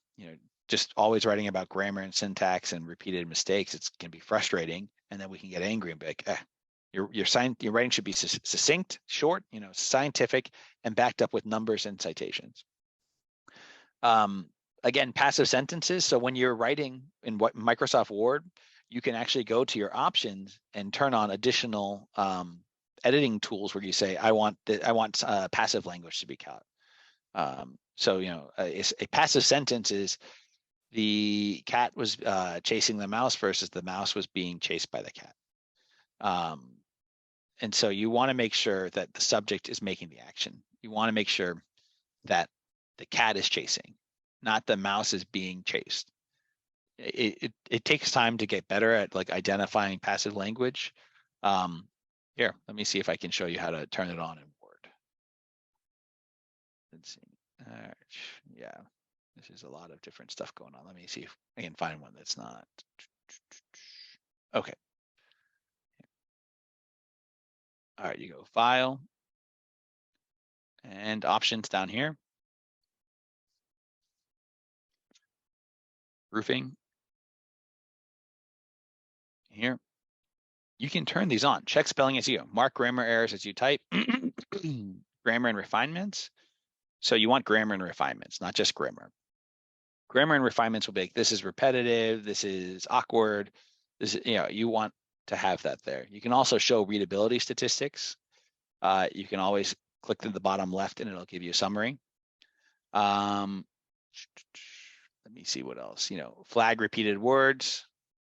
And then even here, I think you can even do more. So mess around with your word options to see how strict you want your editing software to be, okay? When you're working together, editing papers, track changes on, always have track changes on, because then people can follow along and see what's happening. Sometimes you'll delete something that someone likes. Well, this allows me to see what was there before, and then I can say, I reject or accept that deletion. You can add comments and be like, what's going on with here? You can add a comment that says, cite this paper here. What do you think of this? It's really, really valuable to have track changes on. But when you submit, make sure you've gone through and accepted or rejected all changes, because we'll see the red marks as well. And we'll be like, and also the comments. Someone submitted something where like, I hope the reviewer doesn't notice this. And I was like, well, now I'm going to notice this. Why'd you leave a comment that says, I hope the reviewer doesn't notice this? I was just like, reject. You just outed yourself here. Why'd you put this in? So making sure if you're doing team science that, when you're using track changes and version control, people can see what you're doing and you can see what they're doing. Yeah, and so you can turn your filters on. Other writing tips. One thing I'll do is I'll hit Control F and type in LY, because sometimes we say interestingly, surprisingly, really. You can also do Control F and type in the word very. Very shouldn't appear anywhere. We want to make sure that it's scientific, and that if we're going to say very, what does very mean? You also want to use Control F to search for words you might use too frequently. When I was doing my postdoc, I went through a weird albeit phase where I think I used albeit like 15 times in one paper. And a reviewer called me out. It's like, what's with albeit? What's with whilst? Why do you keep saying whilst and albeit? And I was like, oh, I wouldn't even think that I'm using these keywords too much. Get at the source, mix it up. Also with your conjunctions and subordinating conjunctions. So you'll say, however, or furthermore, in that paragraph, try to make that the only however. You don't want to say however, and then the next sentence is however or however. And, you want it to flow. You want this to be very few distractions included in your paper. You want it to be a joy to read. Again, don't draw statements directly from other texts. Even if you're citing it, rephrase it and interpret those findings. You don't want to get caught plagiarizing. And submission portals for journals actually are starting to check this now. So you don't want to get flagged for plagiarism. And then add species names to your dictionary so they pop up. When you spell check at the end of your submission, you spell out the entire microorganism. That's a way to get rid of the squigglies. But then also if it's like this long, it's a Chinese name, or it's a name from Siberia, whatever it is, you want to make sure that you're not potentially misspelling it. So if you add the correct spelling to your dictionary, then you can pay attention to the squigglies where you're like, oh, I misspelled it here. Let me fix it. Are we good on time? When's this over? 15 minutes, Mike. 15 minutes? Okay. I'll try and speed up a little bit. So acronyms, if you're going to use an acronym, make it count. You can use standard acronyms like AMR. Everyone knows AMR. But if you're going to make a bunch of them, you really want to be careful with that, because then the reviewer is like, well, what does this mean? So I use TBD for tick-borne diseases. You never start sentences with acronyms. Also, if you're ever going to have a microorganism to start a sentence, spell it out, even if you've abbreviated it before. Finally, we're getting to 8 ethics statements. Does your manuscript require an ethics statement? probably if you're working with livestock or animals or wildlife or humans. So you can put it in your methods, or it can go at the end of the paper. Different journals require different things, but you need your IRB or IOCOOK number, your in-country review process, your numbers, your permissions. You know, I will, what's that? You mind going back into a slideshow? Oh, sure. Yeah, no worries. It's probably a smaller font. There we go. Better? Yep. All right, so make sure you have your numbers. If something was done and they don't have ethical approval, that can be an instant rejection, which can be really frustrating. Even if you had it and you didn't put it in, you then have to contact the editor and be like, I do have it, it's here. Or you might have to go ahead and resubmit. So finally, relevance of references and self-citation. You know, be sure you're focusing on recent work. Avoid self-citation. It's okay to, you know, cite yourself a little bit, but yeah, I read an article that 9 of the 11 citations were self-citation. I was like, give me a break. Are you really the only person that's doing this? You know, if you're in a very specific field, it's okay because you might be publishing most of it, but you can't just do it to enhance your metrics. And then here's a really good strategy. You have to put in reviewers' names of who you want to review.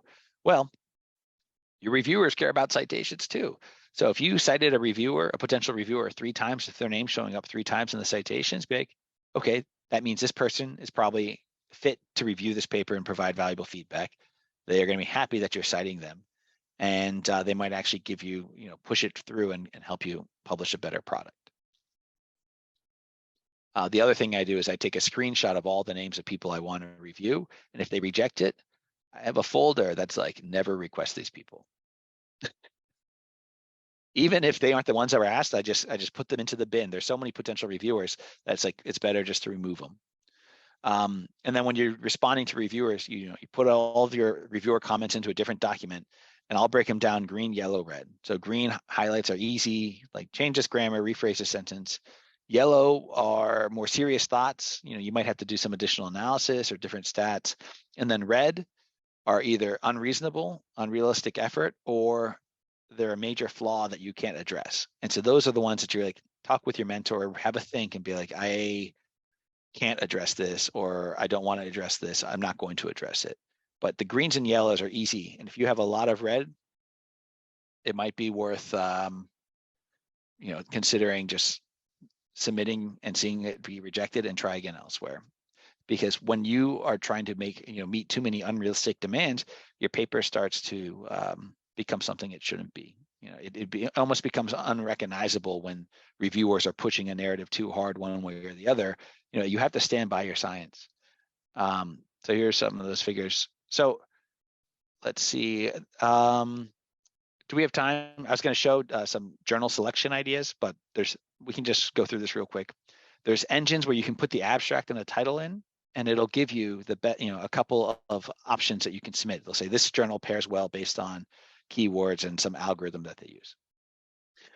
You can also look through your citation list and see where all of the people you're citing are publishing, or you can actually go to PubMed and type in a specific word. So if I go PubMed right here and say advanced, and let's say I want to do a journal plus neglected tropical disease, go down to journal, plus neglected tropical diseases, add, and then you do all fields, ticks. Okay. All right, let's make it more specific. Rickettsia. All right. Now we hit search. So I want to publish this paper on rickettsia. Is PLOS NTD the right journal? Well, they've published there's 245 hits on rickettsia and PLOS NTD. Okay, awesome. That sounds like a really nice fit. But if I go into a different journal and do, let's say, malaria journal 3. Okay, well, why would I put a rickettsia malaria journal? The only time it might be appropriate is if you're doing a malaria study and you keep finding rickettsia in the mosquitoes or co-infection. Otherwise, it's like, what's it doing? Why is this here? So you can use this tool to figure out this is the right home for this paper. Consider article publication charges. So those are the APCs. And then a lot of journals will have waivers for international authors, but you have to put in the request before you submit. Talk with the editor and be like, we can't afford this. We're from this country. And they'll say, okay, here's a discount. Here's a waiver. There's also journals that you can publish for free and they put an embargo on it. It's okay if your article can't be accessed for a year, if you don't have to pay $3 grand for it. It's ridiculous that Lancet's $5K to publish. How is that equitable? How are we helping people in Africa or in Southeast Asia or Latin America, you know, these young scientists publish if it's $5,000? No way. Don't even bother. Don't waste your time. Think about the impact factor of the journal versus target audience. So, you know, I use like Journal of Medical Entomology versus PLOS NTD. Journal of Medical Entomology only has an impact factor like 1.8 or 2, but it's really specific and it's the leading medical entomology journal. If you're talking about medical entomology, that's where you want to put it. PLOS NTD has a much higher impact factor, but it's a wide range of topics. So impact factors are driven by citations, not necessarily the value of that content. If you're publishing something that you want a targeted audience, you want medical entomologists to see, put it there. And finally, discuss authorship early on. Fights over author order can rip teams apart. You know, you want to make sure that you have clear communication. Yes, and so I can show journal selection engines, but basically you just type into Google journal selection engine, and then you'll see multiple options for Springer, Elsevier, BMC, and you put your information in, and it'll tell you, here's some journals that this might fit in. You can double check it using that method I just showed you, looking at the journal and typing in your keywords to see how many times they're publishing it. But you want to take all these things into consideration when you're selecting your journal. Of course, those engines are going to send you to journals within their publication system. They're not going to be like, go publish, Elsevier is not going to tell you to go to BMC. They're just going to tell you to go to Elsevier journals. So look at multiple and try and find the best fit, the highest impact, the right fit for your topic. And that's it. We can open it up for discussion or questions. I'm happy to chat. I know it's the end of the day, so I hope I didn't bore you with the technical side of getting your papers done. Round of applause. No applause is needed. You're good. Any questions? Thank you, Mike. Yeah, of course. Nobody?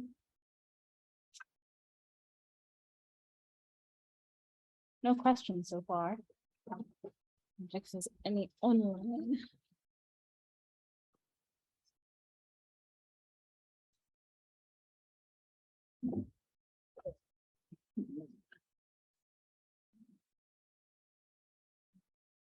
Handing over to James. James, you want me to do the journal finder, or you just let everyone go, release them? What time is it? How long does it take, Mike? Like 2 seconds. You want to see the journal finder? Yeah, everyone's nodding, so take it away. All right. So just type in journal finder or Springer, journal finder, find journals Elsevier, click it. I'll go ahead and use my paper that I was using earlier. Let me grab this. So you need the title. Other things too, when you're getting ready to publish, it's think about target journals, have that information there, table counts. All right, so you grab this abstract. Here we go, copy. Enter your paper abstract, title. I know I gotta get my life in order. I got too much crap open, sorry. All right, applying next generation sequencing. Here we go. This one even wants keywords, so I've got keywords as well.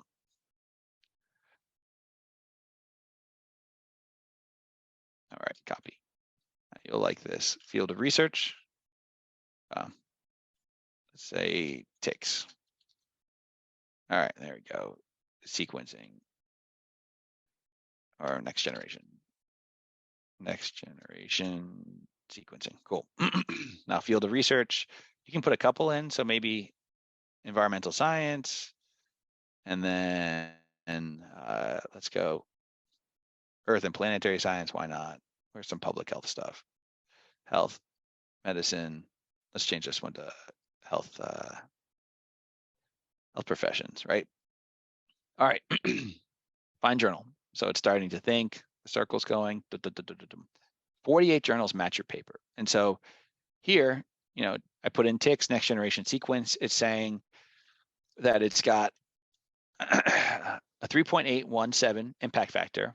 It's got this acceptance rate, time to decision. Some of these journals will be, you know, this is a great red flag if it's like 12 weeks or 6 months to get a paper, you know, accepted. Well, that's a long time. Another one here, microbes and infection, it might fit there, 9.57. My text didn't match too well, but we're actually putting it in. That paper is either going to go in tick-borne disease or parasites and vectors. So that's funny that that was the first hit. And then you're getting to see, you know, this one doesn't have an impact factor. One Health, that might fit. One Health has an impact factor of 9. What? Actotropica. And here's another thing you can see. If you click this, it actually has the APC. So open access is 2,950. If you don't do open access, it's free, but they embargo it for 12 months. One Health is going to be $2,100. There's your fee. Top readership, who's reading it? So you look at these metrics and it's really helpful. Tick-borne diseases, open access charge 2,550. But you can actually submit this one without paying an APC and it just sits there. So it gives you a snapshot of what things might cost. You also look at acceptance rate, 46% is pretty high. I probably would not put it here, 13%. That's pretty specific of what they have. But you also don't want to put it in a journal that's got like 100% acceptance rate or like 90%, because then you know they're just accepting lots of turds, for lack of a better word. You want your research to stand out and be, you know, within that 30 to 50% acceptance rate. Other journals would be Springer Journal Finder. And so you can see I've been going through these a lot. And it'll give you a different text, but it's same concept. I'm just going to post the abstract and not go through all the other stuff real quick, just to give you an idea. All right, Mongolia, ticks, next generation sequences, diseases. All right, same subject areas. You kind of pick them, and I know I'm kicking a dead horse here, but you could probably think life sciences. Well, this one you only get to pick one, so I would say medicine and public health. So just journals. All right, here, same thing. They all kind of are copying each other, but they are different enough that they're not suing each other, I guess, right? So here they're saying BMC veterinary research, infectious diseases of poverty, 8 days, first decision average, all this information. And then they actually have the links of where you go to submit. And there's publication charges. No, thank you. $4,190. No way. So that's just one more way to think about where to park your research.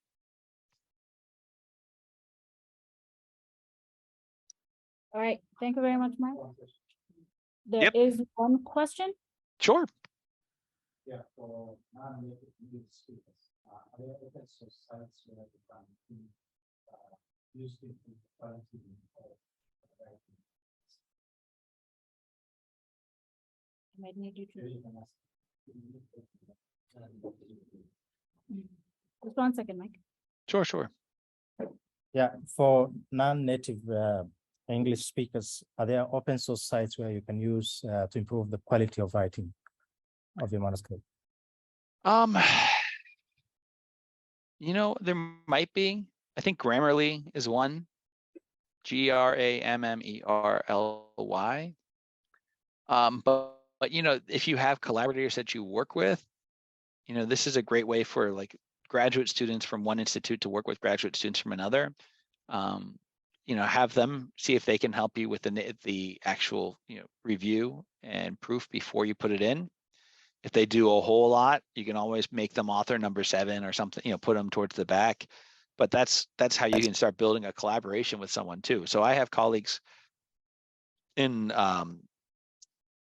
Mongolia and in Kenya and Haiti that are sending me stuff, their work, and then I'm helping them with their analysis and flow, and then they just put me somewhere in the paper. I was like, okay, great. But when you do that enough, next thing I know, I'm writing grants with them, and now I'm first author on stuff, and we're working together on new topics. And so you can always view that as a potential way to collaborate, but you don't, you know, that's one way to think about it. Or if you have a good colleague from the US or the UK, or like Germany, they can review it. If the reviewer says you need to have this reviewed by a native English speaker, send it to someone that you think could review it, add input, and they can provide a letter. They'll write a letter on letterhead being like, I reviewed it, I believe this meets this criteria. I made these changes and I think it's suitable for review again. Because I mean, reviewers, I wouldn't call them racist, but there's subconscious bias where they see either a Chinese name, an African name, something that's different to what their culture is, and they might predispose themselves to look for more mistakes. They might say this person's not a native English speaker, so I'm probably I'm going to find more errors, and sure enough, they will find more errors, as opposed to like someone named John Smith. They're like, oh, this this Brit is going to be fine, no problem. So it's kind of backwards too. It's really unfair. That's why I try to put quality of writing so low on my metric, because I don't want to exclude authors from non-native English speaking countries. You shouldn't be dinged so hard because it's the flow of your language as opposed to the strength of your science.